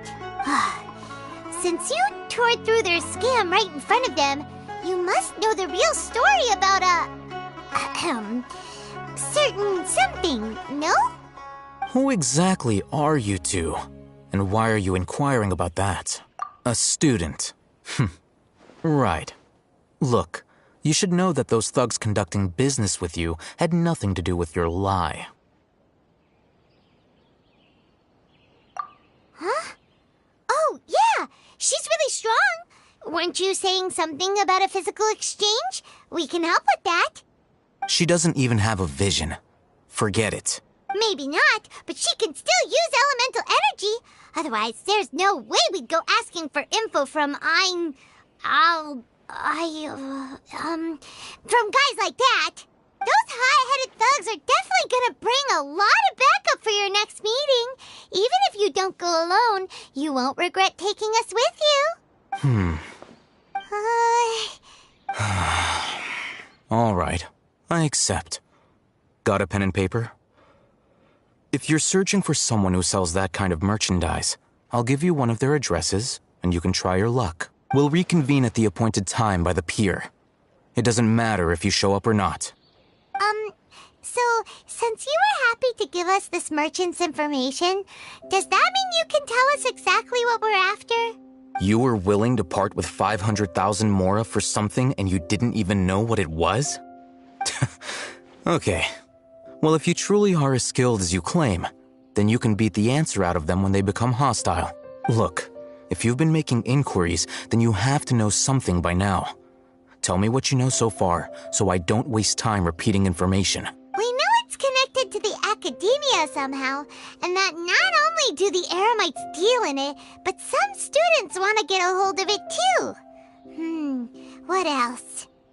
You know almost everything there is to know, but you're unable to compile this information because you've never seen the object before. This is what you've been looking for. Huh? Paimon can't tell what it is. It looks like some kind of ornament. This is a knowledge capsule.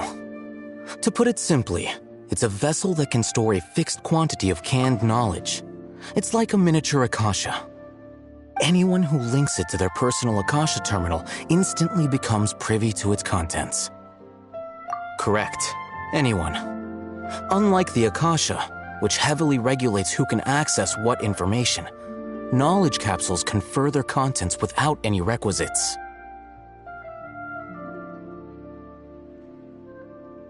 That's amazing! It's essentially a convenient and harmless vestibule for knowledge. Unfortunately, it's illegal in Sumeru to privately possess or trade them. They were created as a means for scholars to transfer knowledge gained from Irminsul into the Akasha, and are intended to be destroyed immediately after use. But despite strict regulations, some of these knowledge capsules will always escape destruction. After all, There will always be those in this world who are dissatisfied with life as designed for them by the Akasha and wish to change their fate. Over the past century, a wide variety of canned knowledge has been leaked from the academia. Now, in Port Ormos, the valuable ones are a means to Mora for the Eremites. Meanwhile, those which the Eremites deem to be useless to them occasionally prove useful to the common citizens and hapless academia students. Well, I think that about sums it up. Oh, so that's your true objective. With our current arrangement, I don't believe I can offer an answer. You're still resolved. Fine. Let's talk somewhere with fewer people.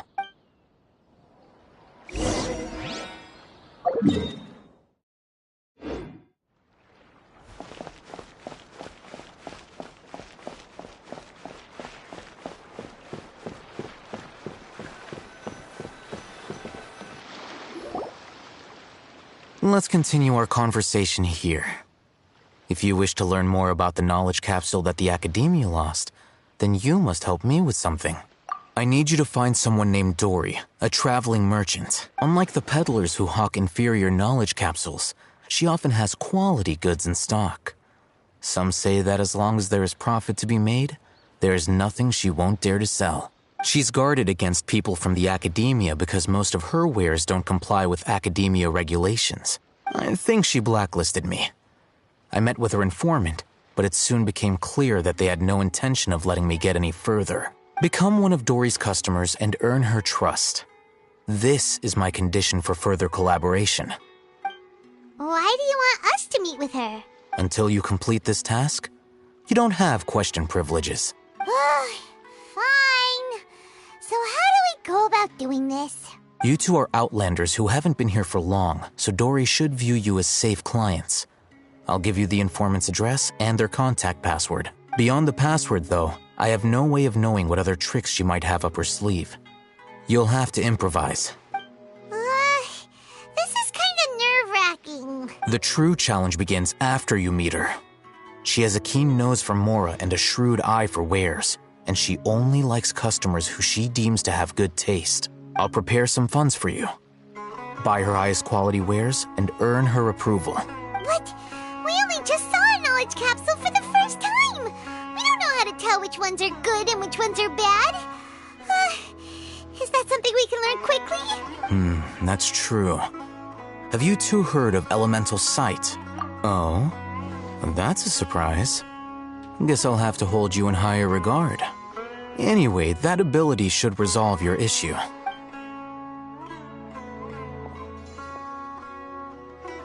Here are 2 knowledge capsules. Tell me, can you detect any difference in their quality?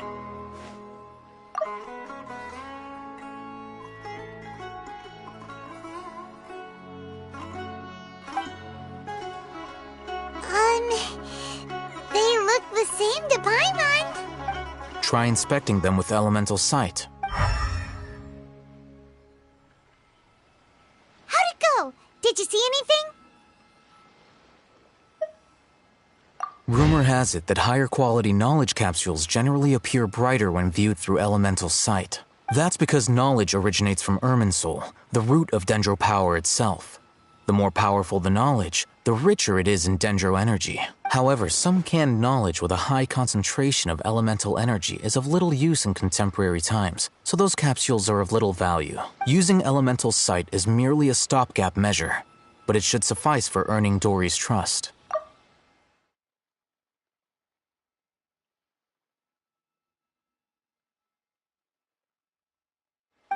That sounds pretty impressive. Here's a sheet with the informant's location and contact password, and here is the Mora for purchasing canned knowledge. Don't be cheap. You'll need to spend to catch Dory's eye. If there's any Mora left over, just keep it. Oh, and be sure to exercise some caution. There have been Matra present in Port Ormos lately. Your efforts will be for naught if they catch you. Matra? They belong to the Academia's regulatory body. They also handle cases of illegal canned knowledge transactions. Like I said, The Academia has banned both their trade and possession. The Matra are razor sharp. You're in for nothing good if they lock their sights onto you. If you two want to back out, now's the time. Okay, then we have a deal. If you succeed in your dealings with Dory, come find me at the Wikela Funduk. We'll have an open discussion then. Looking at what Al-Haytham wrote, Dory's informant is a trader near Old Ormos. Let's follow these instructions and try to get in contact with him.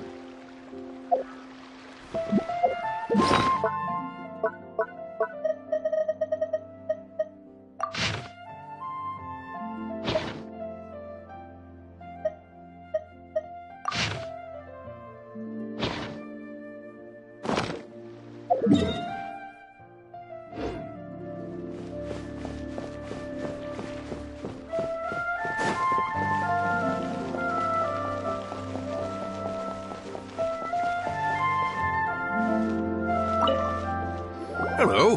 What are you two looking to buy?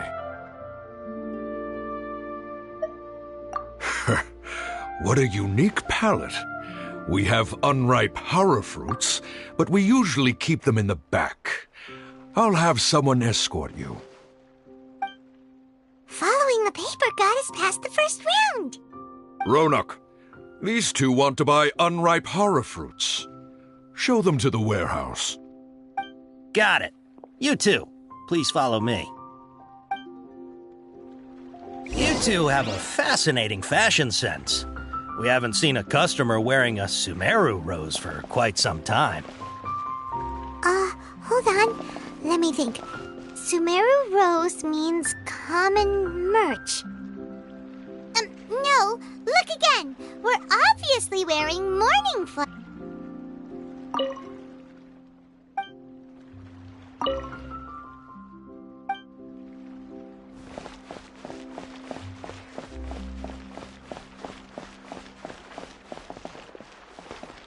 My mistake. I do apologize.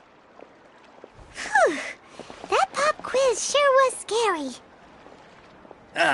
The warehouse is up ahead. Please follow me.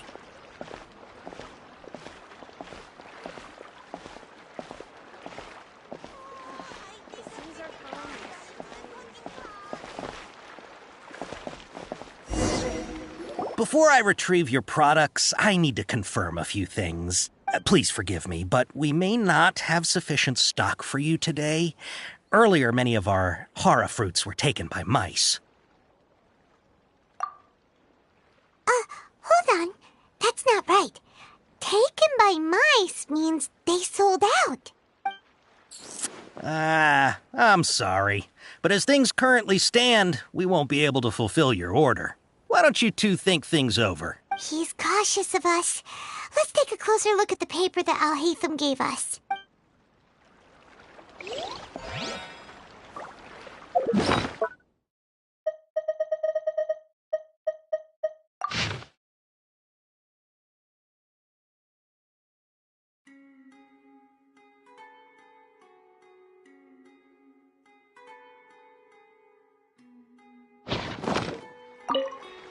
Before I retrieve your products, please forgive me, but we may not have sufficient stock for you today. Earlier, many of our horror fruits were taken by mice. Thanks. If better goods come in, you'll be the first to know. You look like you have some skill. Why don't I pick out some fruits that'll make you dizzy? Yep, that's the right answer. But eating horror fruit that makes your head and ears ring sounds like a bad life decision. Would you like your horror fruits to be packaged in the Sumeru City or Port Ormos style? Wow, you two sure are generous customers.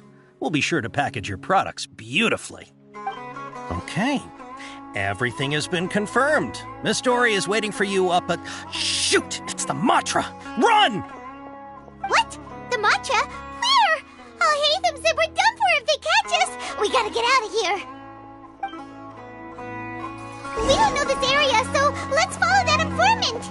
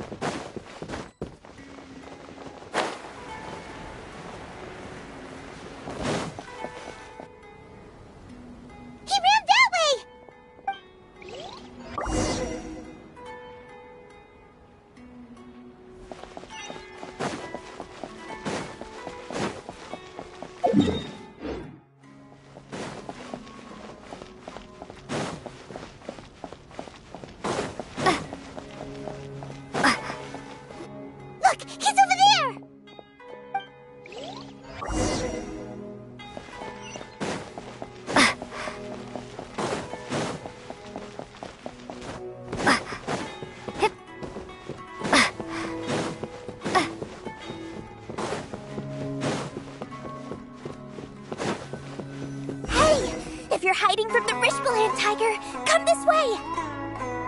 Another password! Huh? Oh, that voice came from behind the building on the right!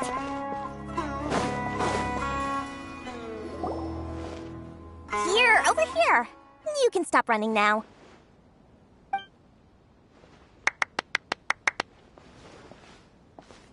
So you were the one who was calling out to us just now.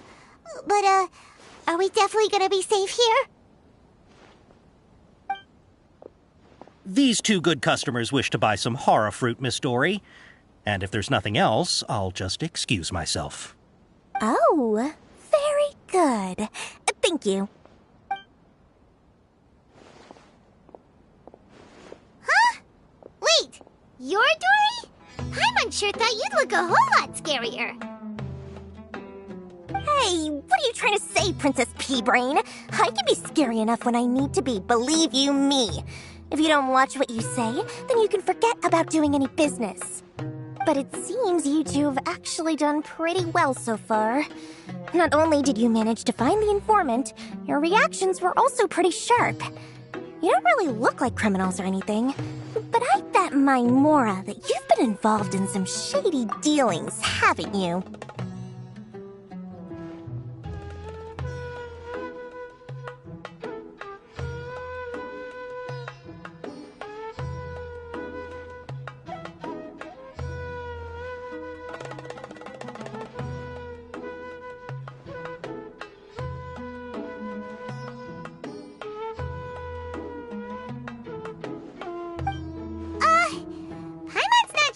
Supposed to be a compliment, but we'll take it.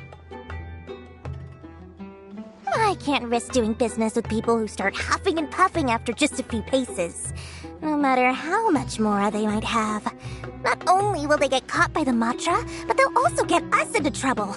As decent folks trying to run an honest business, we don't need any of that. Wouldn't you agree? So that's why I prefer to have customers like you. It's your first time here, but don't worry, I won't ask too many questions. Even if you wish to buy enough knowledge capsules to decorate your house with, please, knock yourself out. As long as you have lots of round, shiny Mora, then we're all good. Ah, yes, of course, of course. Go ahead, help yourselves. Voila! Wow, she has a trove of canned knowledge. Whew. She'd probably be in serious trouble if the Matra caught her with all this.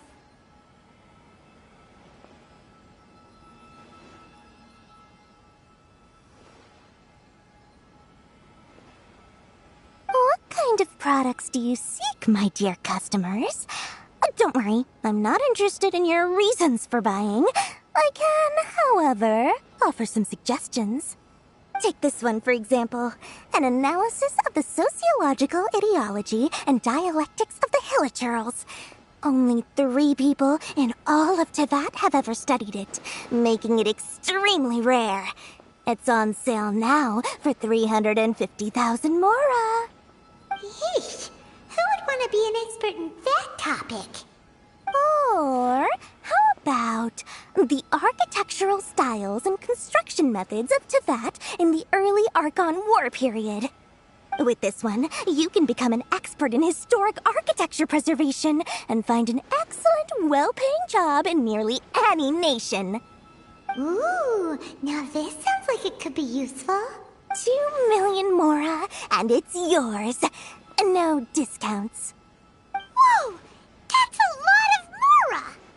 Of course, you are free to pick whatever your heart's desire. The contents and price of each knowledge capsule are indicated in small text on the body of each one, down at the bottom. Alright, let's try the method that Alhaitham mentioned.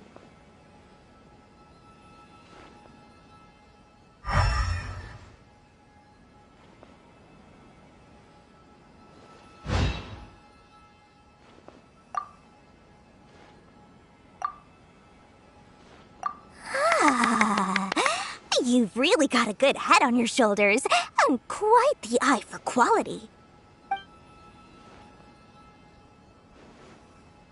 We'll take these, please and thank you. My oh my, you are blessed with a taste for both the exquisite and the extravagant. Customers like you are a rare breed. 1 in 100. No, 1 in 1,000 even. Listen. I have a special offer for you two. If you spend just 100,000 more, you can pick any knowledge capsule of your choice up to a value of 1 million Mora. Say what now? Hey, did you hear that? Spend another 100K and we get a capsule worth a whole million! But all the canned knowledge we just bought is easily worth 500,000 Mora. If we spend just a little more, we can get something worth 1 million Mora. Isn't that a fantastic deal? Think about it. We've gone to all this trouble to get this canned knowledge. And so far, everything we bought belongs to Alhaitham. Aren't you even the least bit curious about how this whole canned knowledge thing works? We're talking instant knowledge here. Don't you want to try it yourself? Come on. We still have around 100,000 of Alhaitham's Mora left. So let's put it to good use by finding something useful for you. Ahem. You've got a deal, Dory. We'd like to spend an extra 100,000 Mora. Excellent. Then please, select from this fine collection of canned knowledge over here. Hold on a second. Paimon thought we could choose whatever we wanted. Why can't we choose the ones from over there? Oh, but my dear customer, the knowledge capsules over here are worth 1 million Mora each. I'm sure discerning customers like yourselves will be able to find something to your liking. Please, take your time. Uh-oh, Paimon has a bad feeling about this. Let's use Elemental Sight again to check these.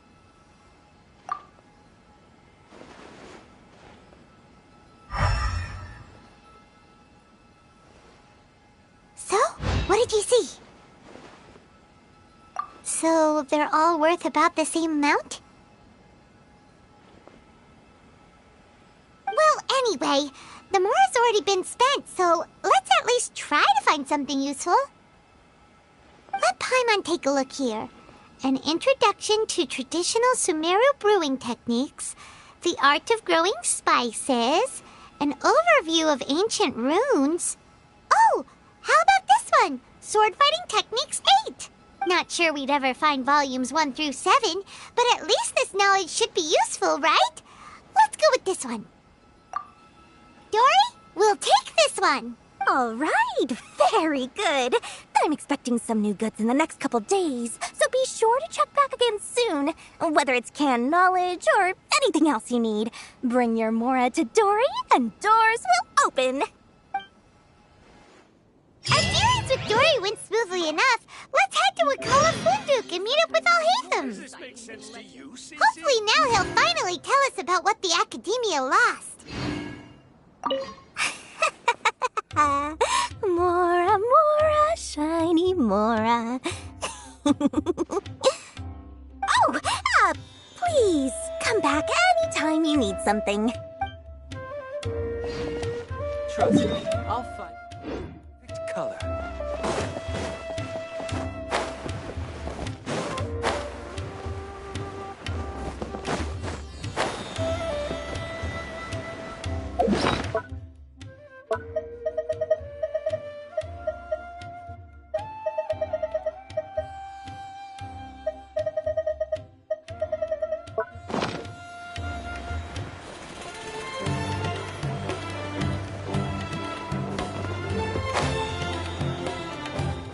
Ha! You two made it. And from the looks on your faces, you were successful. Whoa, there's so many people from the Academia here. Why would you pick this place as our meetup spot? Well, Wakela Funduk is under the Academia's control, so naturally the Academia has people working here. I came to Port Ormos under the pretense of conducting official business. You're a pretty daring guy. Relax. No one here is interested in anything we say, and the Matcher won't come here.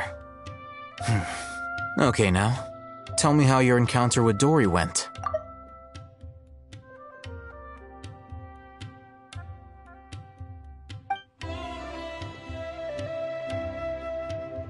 Okay, we did what you asked. So, can you tell us about the knowledge capsule that the Academia lost now? Before that, I have to ask, why are you two so intent on tracking it down? You don't have to answer, of course.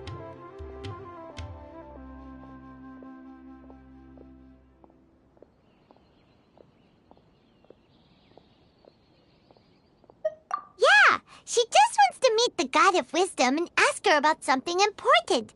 We've been in Sumeru for a while now, but we still haven't found a way. When we heard that the Academia had lost something that might be related to the gods, we came here in case it turned out to be our lucky break.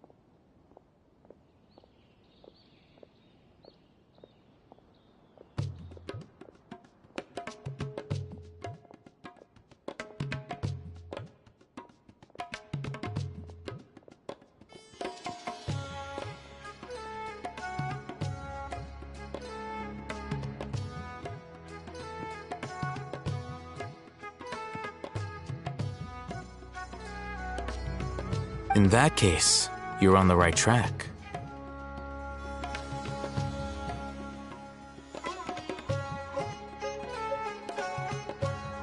A short while ago, the Academia lost a knowledge capsule in the desert. It's supposedly a divine knowledge capsule. Use it, and you'll gain the wisdom of the gods.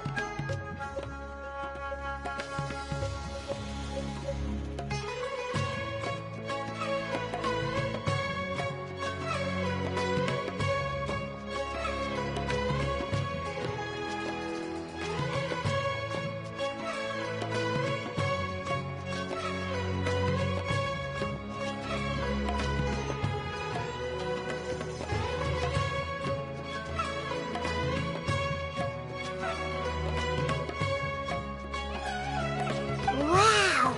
There's really such a thing as that? Hey, if we find it, do you think we could learn how to meet the Dendro Archon? Ooh, or even how to find your brother?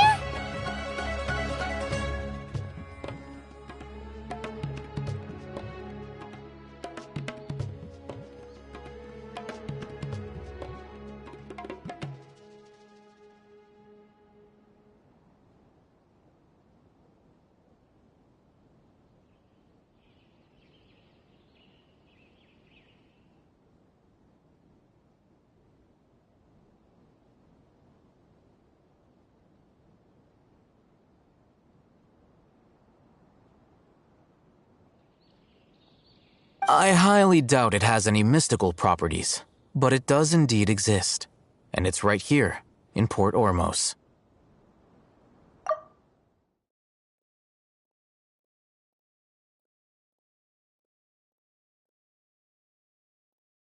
So, where exactly? That's what we need to find out next. I won't deny that. I am investigating because I'm curious as to what the Divine Knowledge Capsule truly is. As you know, the Eremites in Port Ormos also have their eyes on it. It is an extremely precious item. The knowledge contained within may bring great power or wealth to whoever has it in their possession. Several brigades have been vying for ownership of it as of late, but there is still no victor. My personal finances and connections cannot compete with those of the Eremites. After attempting various methods, I finally managed to reach a tentative agreement with several brigades. I agreed to forego ownership of the Divine Knowledge Capsule in exchange for the opportunity to study it. After all, there's no harm in understanding what it is. However, there are those who are less amenable to negotiation, such as those from Ain al-Ahmar.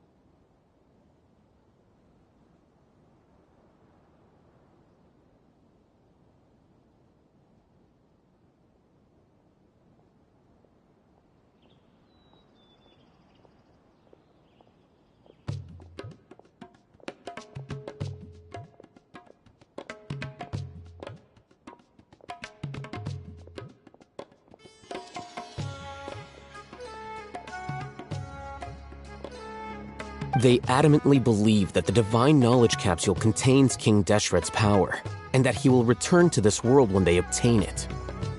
They refuse to let anyone from the Academia tarnish their deity's soul. So you kept hounding them because they refused to cooperate with you? Yes. Ain al-Ahmar isn't exactly wealthy, but its members are determined to get that capsule by any means necessary. To that end, they've resorted to many methods more foul than fair in order to amass sufficient funds.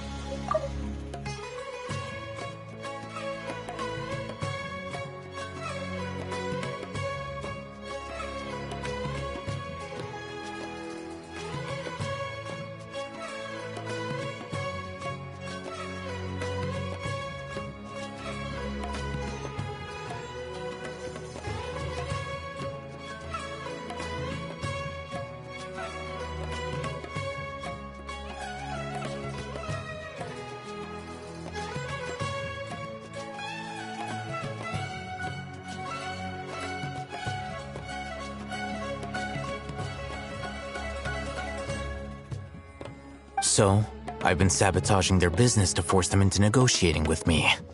The Divine Knowledge Capsule should be up for a secret auction within the next few days.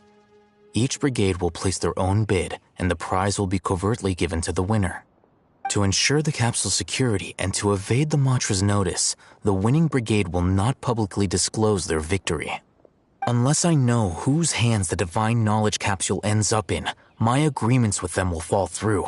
Dory is the most reliable source of information, but that avenue was previously closed to me. With you on board now, the situation is different. In other words, you wanted us to befriend Dory so you could find out where the Divine Knowledge Capsule is. Yes, you can say that. But this arrangement harms none of us. The day after tomorrow, go back to Dory and try to purchase information on the Divine Knowledge Capsule's whereabouts.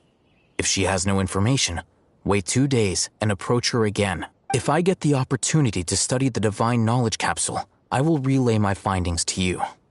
Will that suffice as compensation? Okay, then we'll meet up in 2 days. Alhaitham, before you go, we actually bought a knowledge capsule for ourselves, but we're not sure how to use it. You two want to try using a knowledge capsule? Sure, I can teach you. Doing so right under the Academia's nose is a bit problematic, though. What do you say we head to the outskirts of town?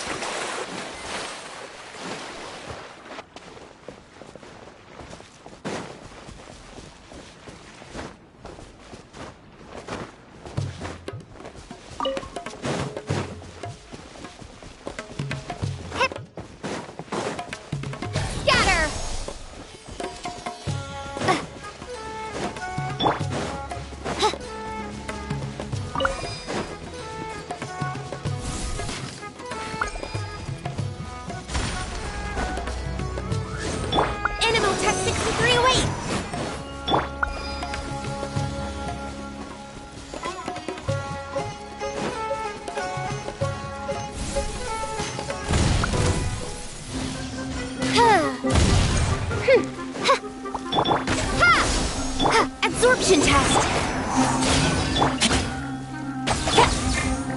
Spring forth! Oz, reveal thyself! Ha! Midnight, then!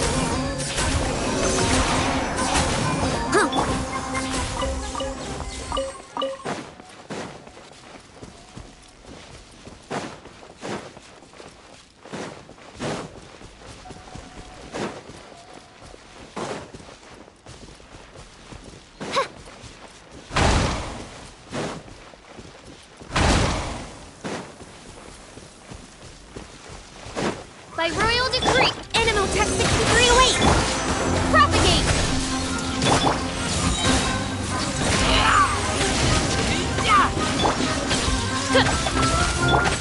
Scatter!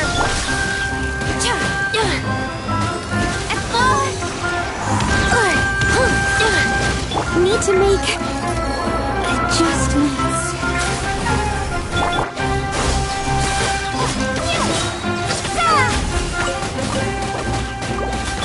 No rest for the wicked.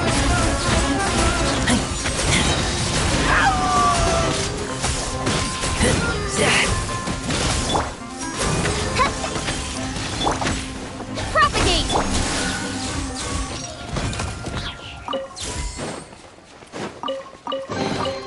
Destiny has brought me hither.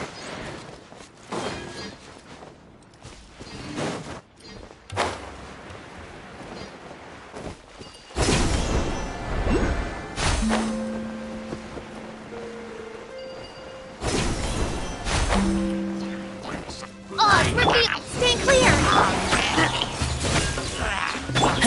Scatter! Midnight Phantasmagoria. I summon thee! Ha! Ha! Ha! Ha! Propagate!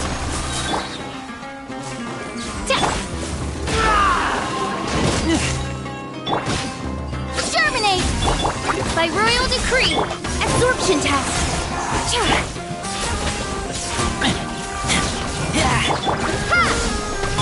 No rest for the wicked. Wings of darkness, come, sever night from day. I summon thee. No rest for the wicked. I summon thee. Oz, reveal thyself.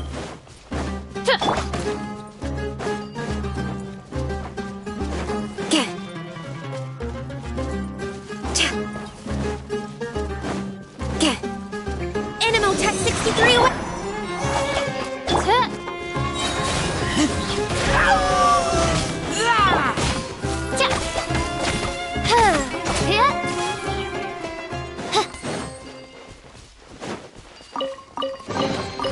Destiny has brought me hither.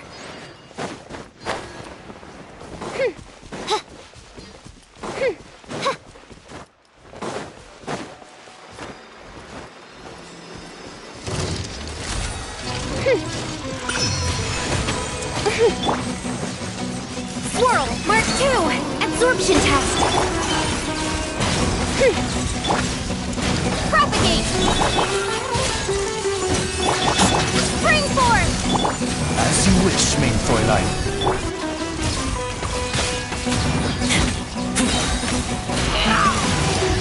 Get back! No rest for the wicked. Ha! Stay clear.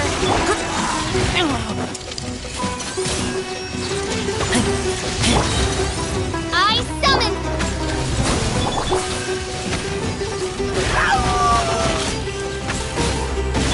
Wings of darkness. Mein Fräulein.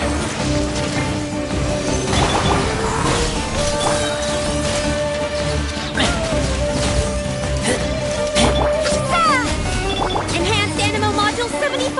I should sleep on it.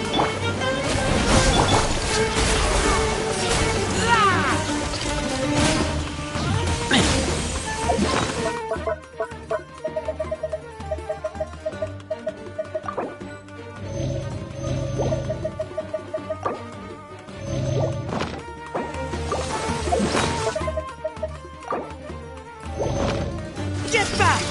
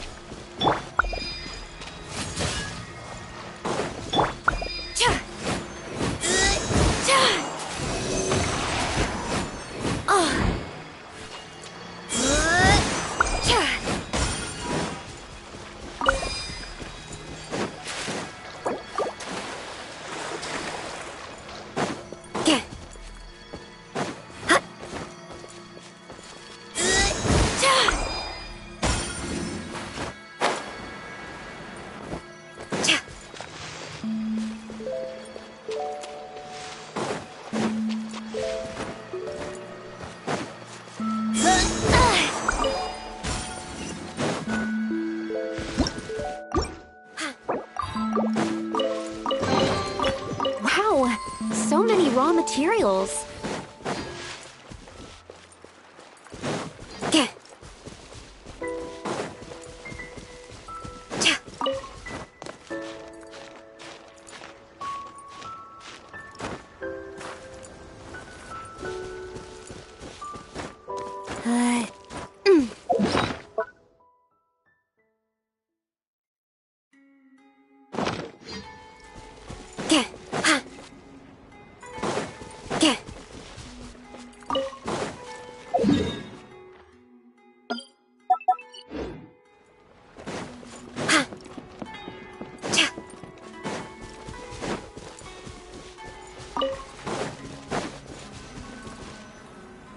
All right. This place works.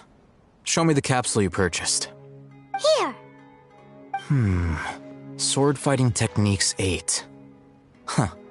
A combat class knowledge capsule. This class is something of a rare find these days, since most have been taken by the Eremites to augment their battle capabilities. Really? Ah, yeah, what a great buy! If you want to determine the efficacy of this capsule, I can evaluate your combat ability. However, effects will likely be minimal if you already possess a high amount of strength. We can conduct a controlled experiment where you fight 2 battles, one before using this knowledge capsule and one after. While you fight, we can use an Akasha terminal to monitor your various physical parameters.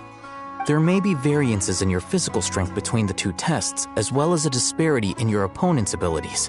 But don't worry, I'll run statistical analyses afterward to mitigate any confounding effects.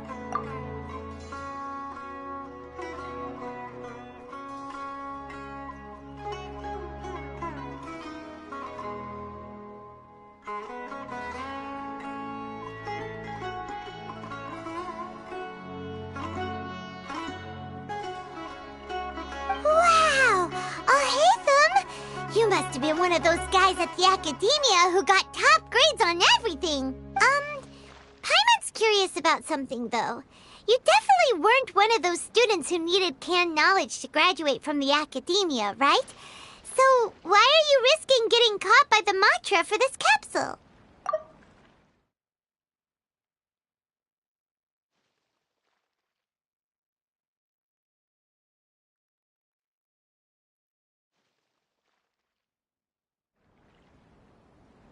When you are unable to understand a researcher's actions, most cases can be attributed to curiosity. This is but one theory. Sounds like you're trying to avoid the question. All right, let's begin the test. Just fight as you normally do.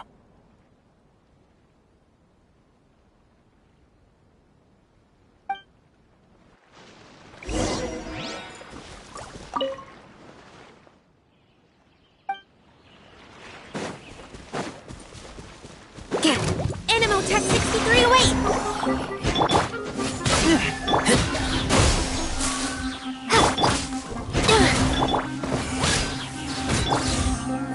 Spring force!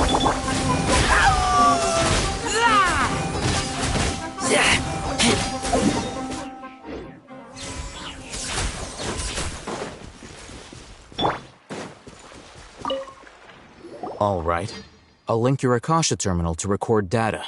The next step is to use this knowledge capsule. Hold it in your hand. I'll help you establish a connection with it so you can activate its power.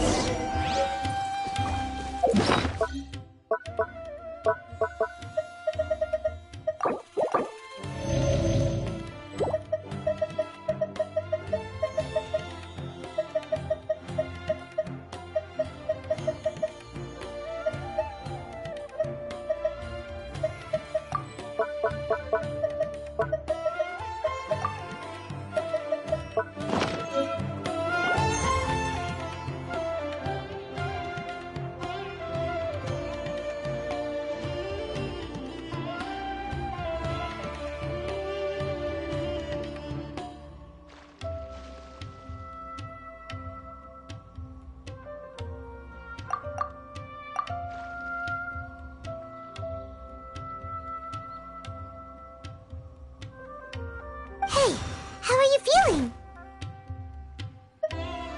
You mean that it worked? All right. Time for round 2. Fight with the same composure as before.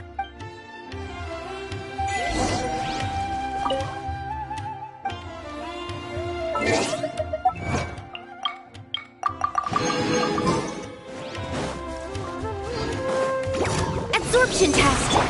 By royal decree! Ha! Scatter!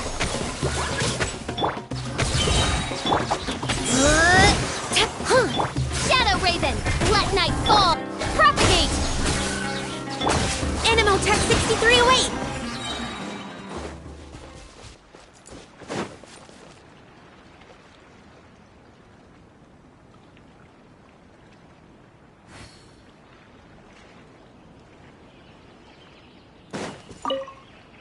Now, I'll start recording data again. Oh, Hatham, how's it going? Well, the knowledge capsule you purchased did improve her combat capability. During the second fight, her overall fighting performance increased by 0.073%.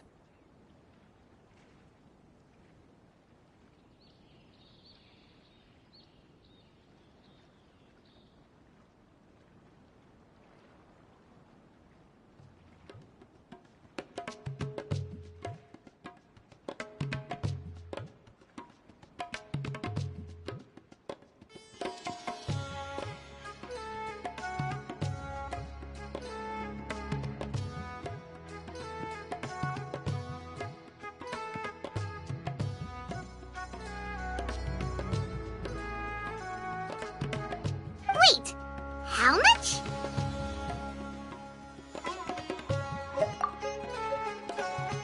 Ah, Dory's such a jerk! She totally scammed us! 1 million mora? This thing isn't worth a tenth of that amount!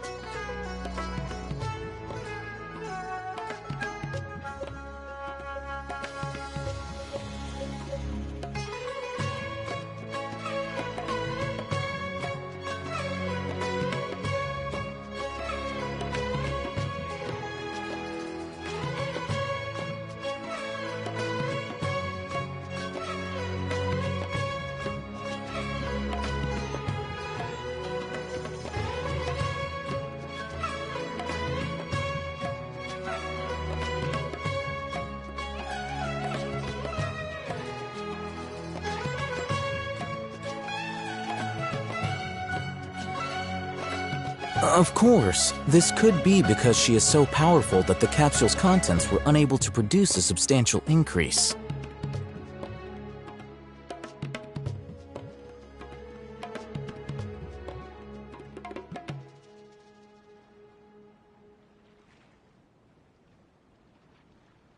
At the very least, this test allowed me to gain more insight into you two. Our deal seems increasingly worth my investment.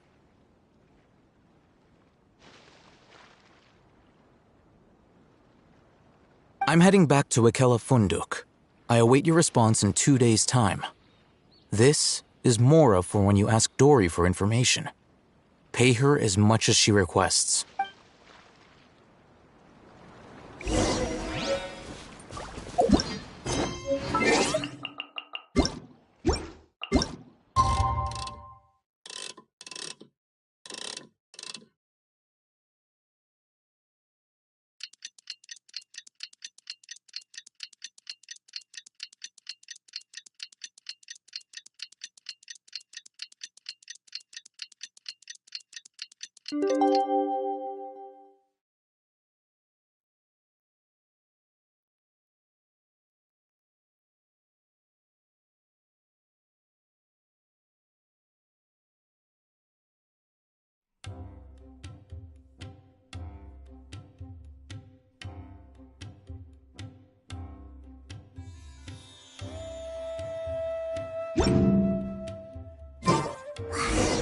Let's see Dory today and ask her about where the Divine Knowledge capsule is.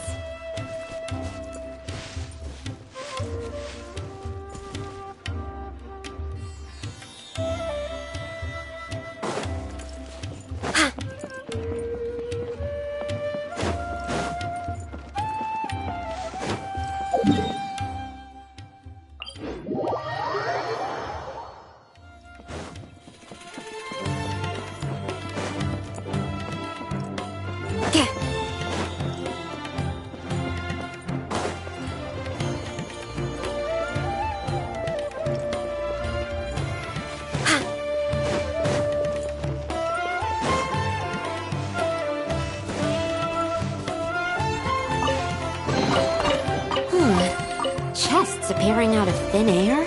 This needs research.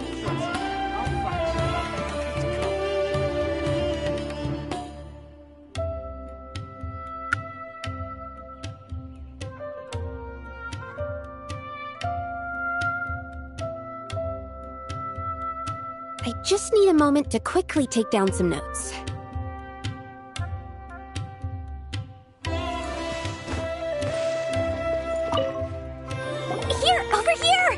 Welcome back, my loyal patrons. What can I do for you this time?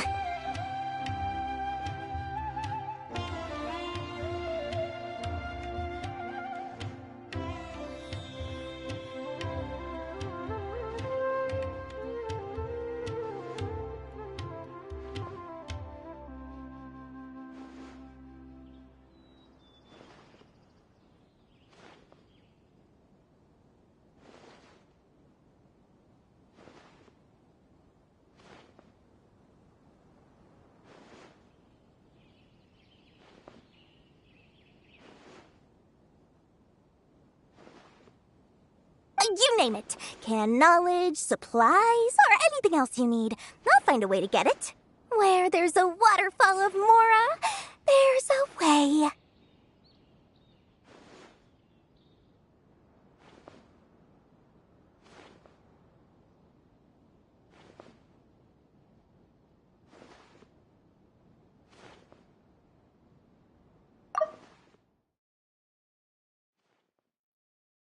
Can you really get us anything we want? Anything at all? Aha! So it appears that canned knowledge alone is no longer sufficient for your opulent appetite. Then please oblige me. Tell me what you have in mind.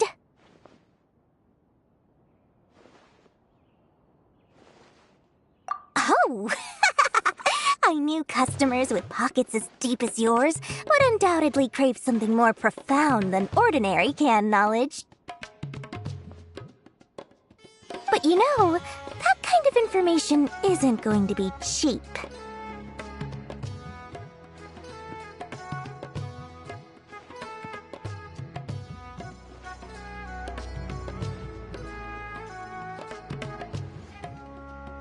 After all, I had to work really hard to weasel my way into the auction site.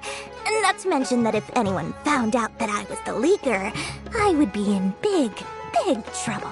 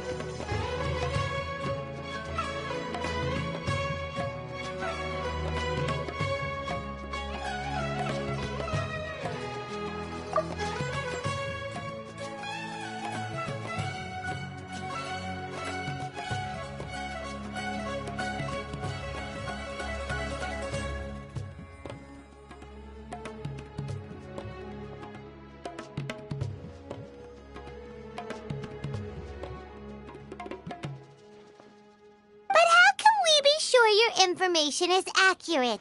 Paimon's curious how you just happen to have this kind of info the moment we need it. Because to me, anything of value is what I consider to be my supply. Therefore, I must always be aware of what's hot on the market in order to secure more sales. As for the information's authenticity, well, you've no need to worry about that. I used a camera to take a picture of the transaction. That way, no one can dispute it. It's always a pleasure doing business with such sterling patrons.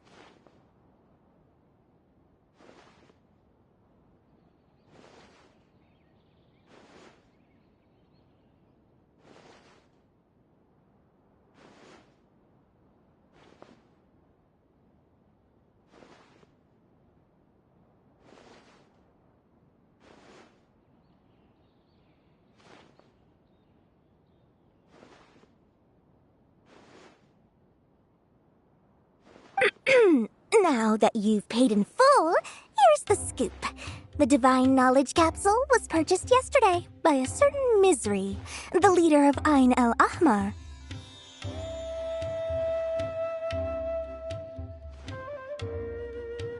Ain el Ahmar? You mean the Eremites who worshipped King Deshret?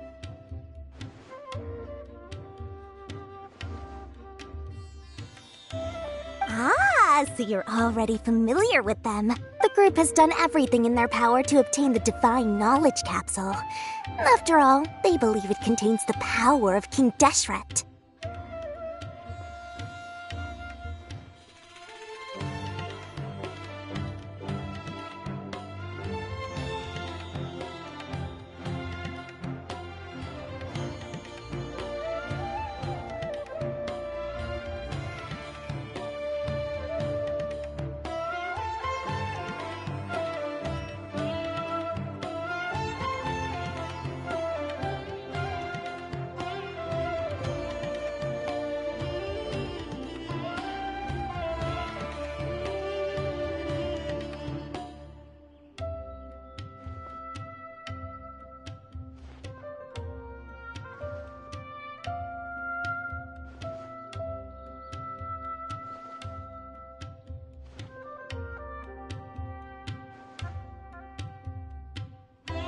That Divine Knowledge Capsule is unlike any other canned knowledge I've seen before.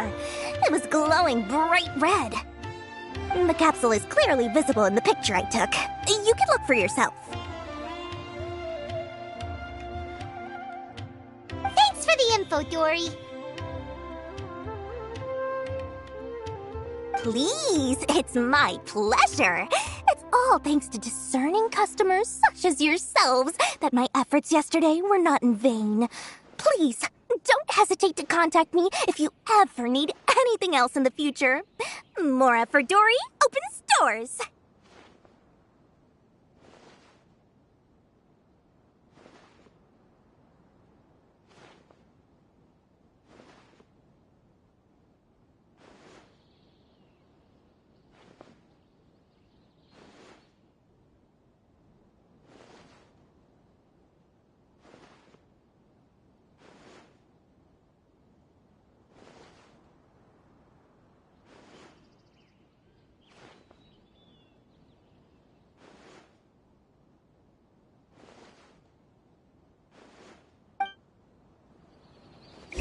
We figured out where the Divine Knowledge Capsule is. It turns out it ended up in the hands of Ain el-Ahmar. Let's head back and talk to Al-Haytham.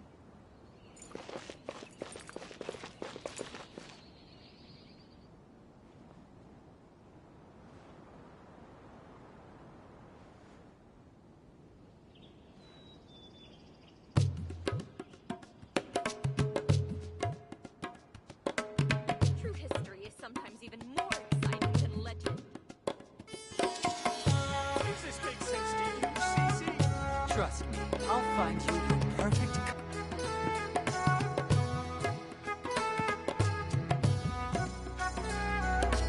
What was that? Oh, it's gone. Can I go take a look?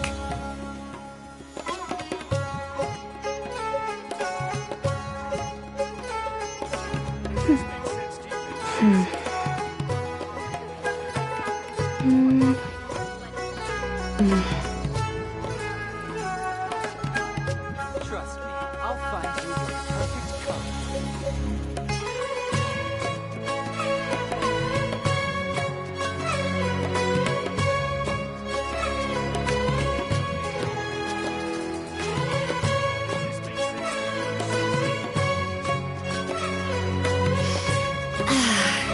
I haven't been out in a while.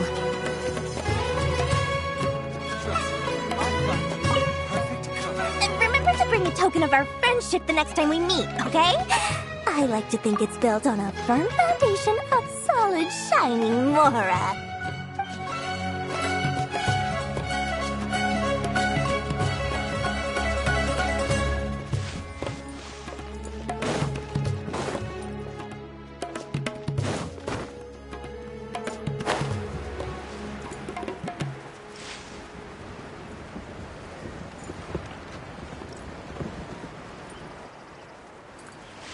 Sumeru specialty spices! You won't find them anywhere else!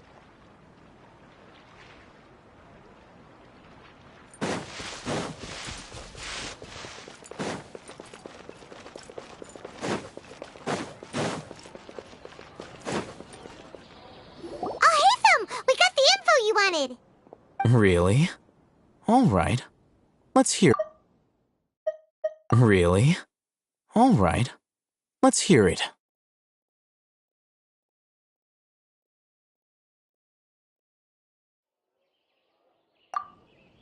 Dory even gave us evidence to verify the intel. Have a look.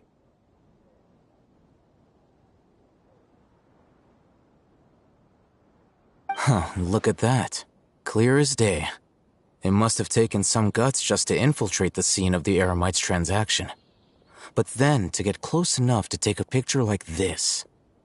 Bold move, Dory. Very bold move. All right. The person in this picture is indeed Misery, the leader of Ain el-Ahmar. And the glowing red capsule he's holding appears to be the Divine Knowledge Capsule.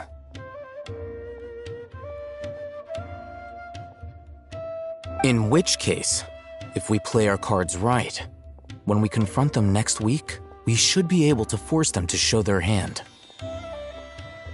At first, Paimon didn't get why you were provoking these Ain el-Ahmar guys. But now, it sort of makes sense. Everything's playing right into your hands. After we defeat them, we can finally have a serious talk with their boss and get them to lend us the Divine Knowledge Capsule.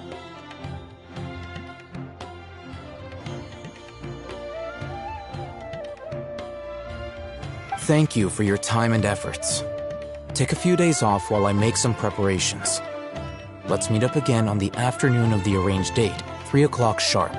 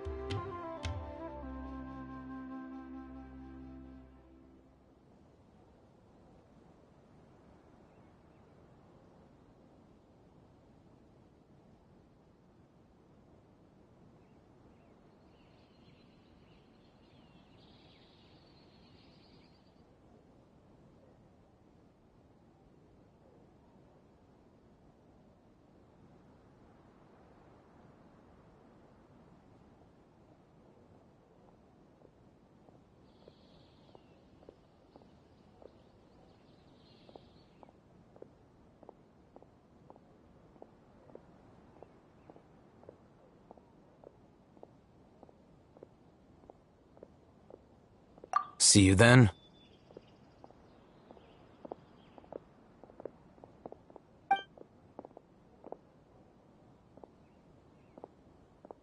Oh, Hatham sure is taking his time. Where could he be? Oh, there he is. Sorry to keep you waiting. Let's head to the pier in front of Pharos Lighthouse. Yep, let's go.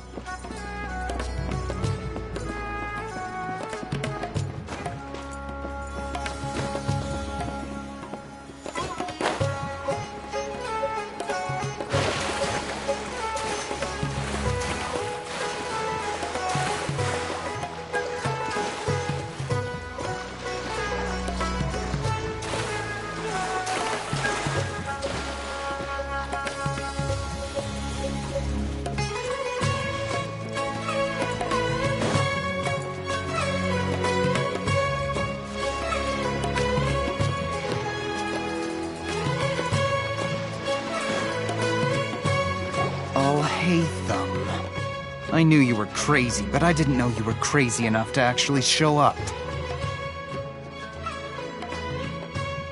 It was I who demanded that these negotiations take place. I was more worried that you might go back on your promise. But to your credit, it appears that you're sticking to your word. This is turning into quite an occasion. I also brought some backup. I assume you don't mind. Backup? Aren't you the brat from the restaurant the other day? You've come to support this lunatic because he helped you out? Fine. Your funeral.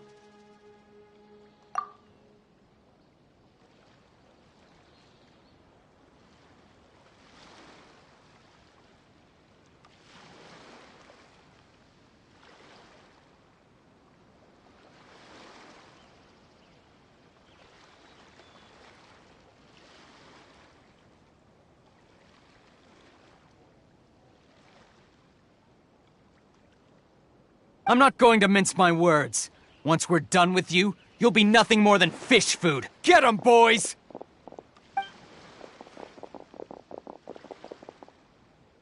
Uh-oh, here they come. Good luck, you two.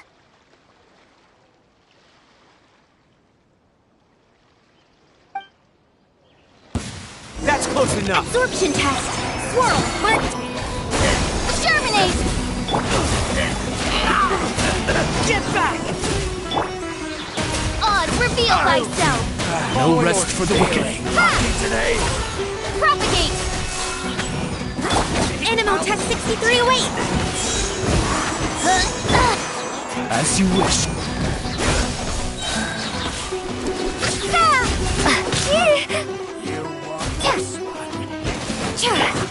I summon. Scatter.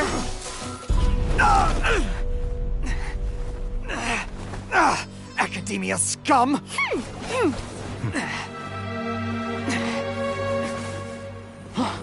Boss! Finally!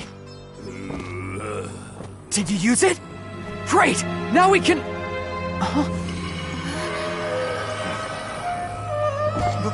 Boss? Boss!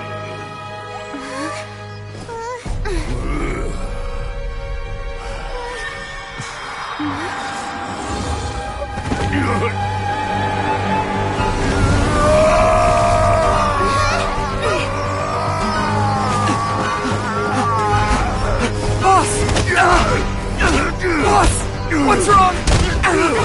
What happened to him? We have to cut his Akasha connection, now.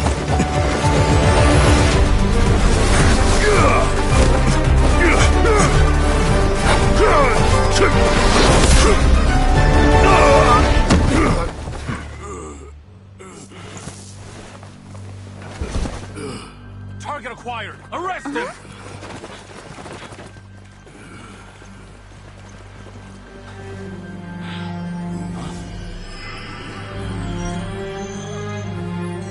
Do not impede our work. Is that understood, Alhaitham? Of course. I was only trying to help. Take him away!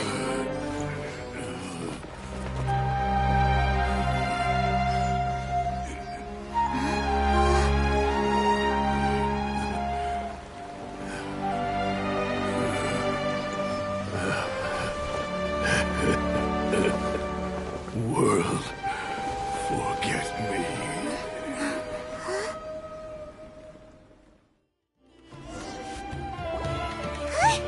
What in Tibet just happened? It's like that big guy suddenly lost his mind. It looks like he used the Divine Knowledge Capsule. You mean the Divine Knowledge Capsule did that to him? Oh, yeah. You mean how some researchers go insane after getting knowledge from Irminsul? I've heard of numerous incidents of researchers in Satyavada life going insane. The state that man is now in suggests that this is a similar situation. This Divine Knowledge Capsule does appear to be linked to the gods, but beyond that, it doesn't seem anything like the rumors suggest. Possessing it doesn't grant you divine wisdom or power. Did you hear what he said? World, forget me. What could that possibly mean? If the mantra took him away, then that means the Academia got the Divine Knowledge Capsule back too. What a shame. We were so close. Still, Paimon didn't expect the Divine Knowledge Capsule would be so dangerous. Imagine if we tried to open it. Oh, who knows what would have happened to us? As things stand, there is no reason for me to remain in Port Ormos. I believe our collaboration has also reached its end. Oh, we were so busy trying to find the Divine Knowledge Capsule that Paimon forgot to ask you something. Since you're a member of the Academia, do you have any idea how we can go about meeting Lesser Lord Kusanali? Truthfully, I don't. Lesser Lord Kusanali appears to exist outside of Sumeru's entire administration. Most of the time, you wouldn't know she exists at all. Moreover, since the Academia possesses the Akasha, a symbol of our deity's wisdom, scholars have no reason to desire to make contact with the deity herself anyway. Everything about Lesser Lord Kusanali is such a mystery! I'm heading back to the Academia. How about you two? It's almost the day of the Sub-Zeros Festival. Maybe we should head back too. We've been rushed off our feet over the past few days, so maybe a little rest and relaxation will do us good. Then we'll part ways here, Alhaitham, until we meet again.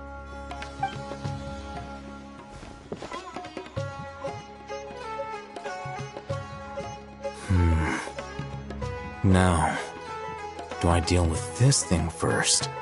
Or should I produce the report that the higher-ups require?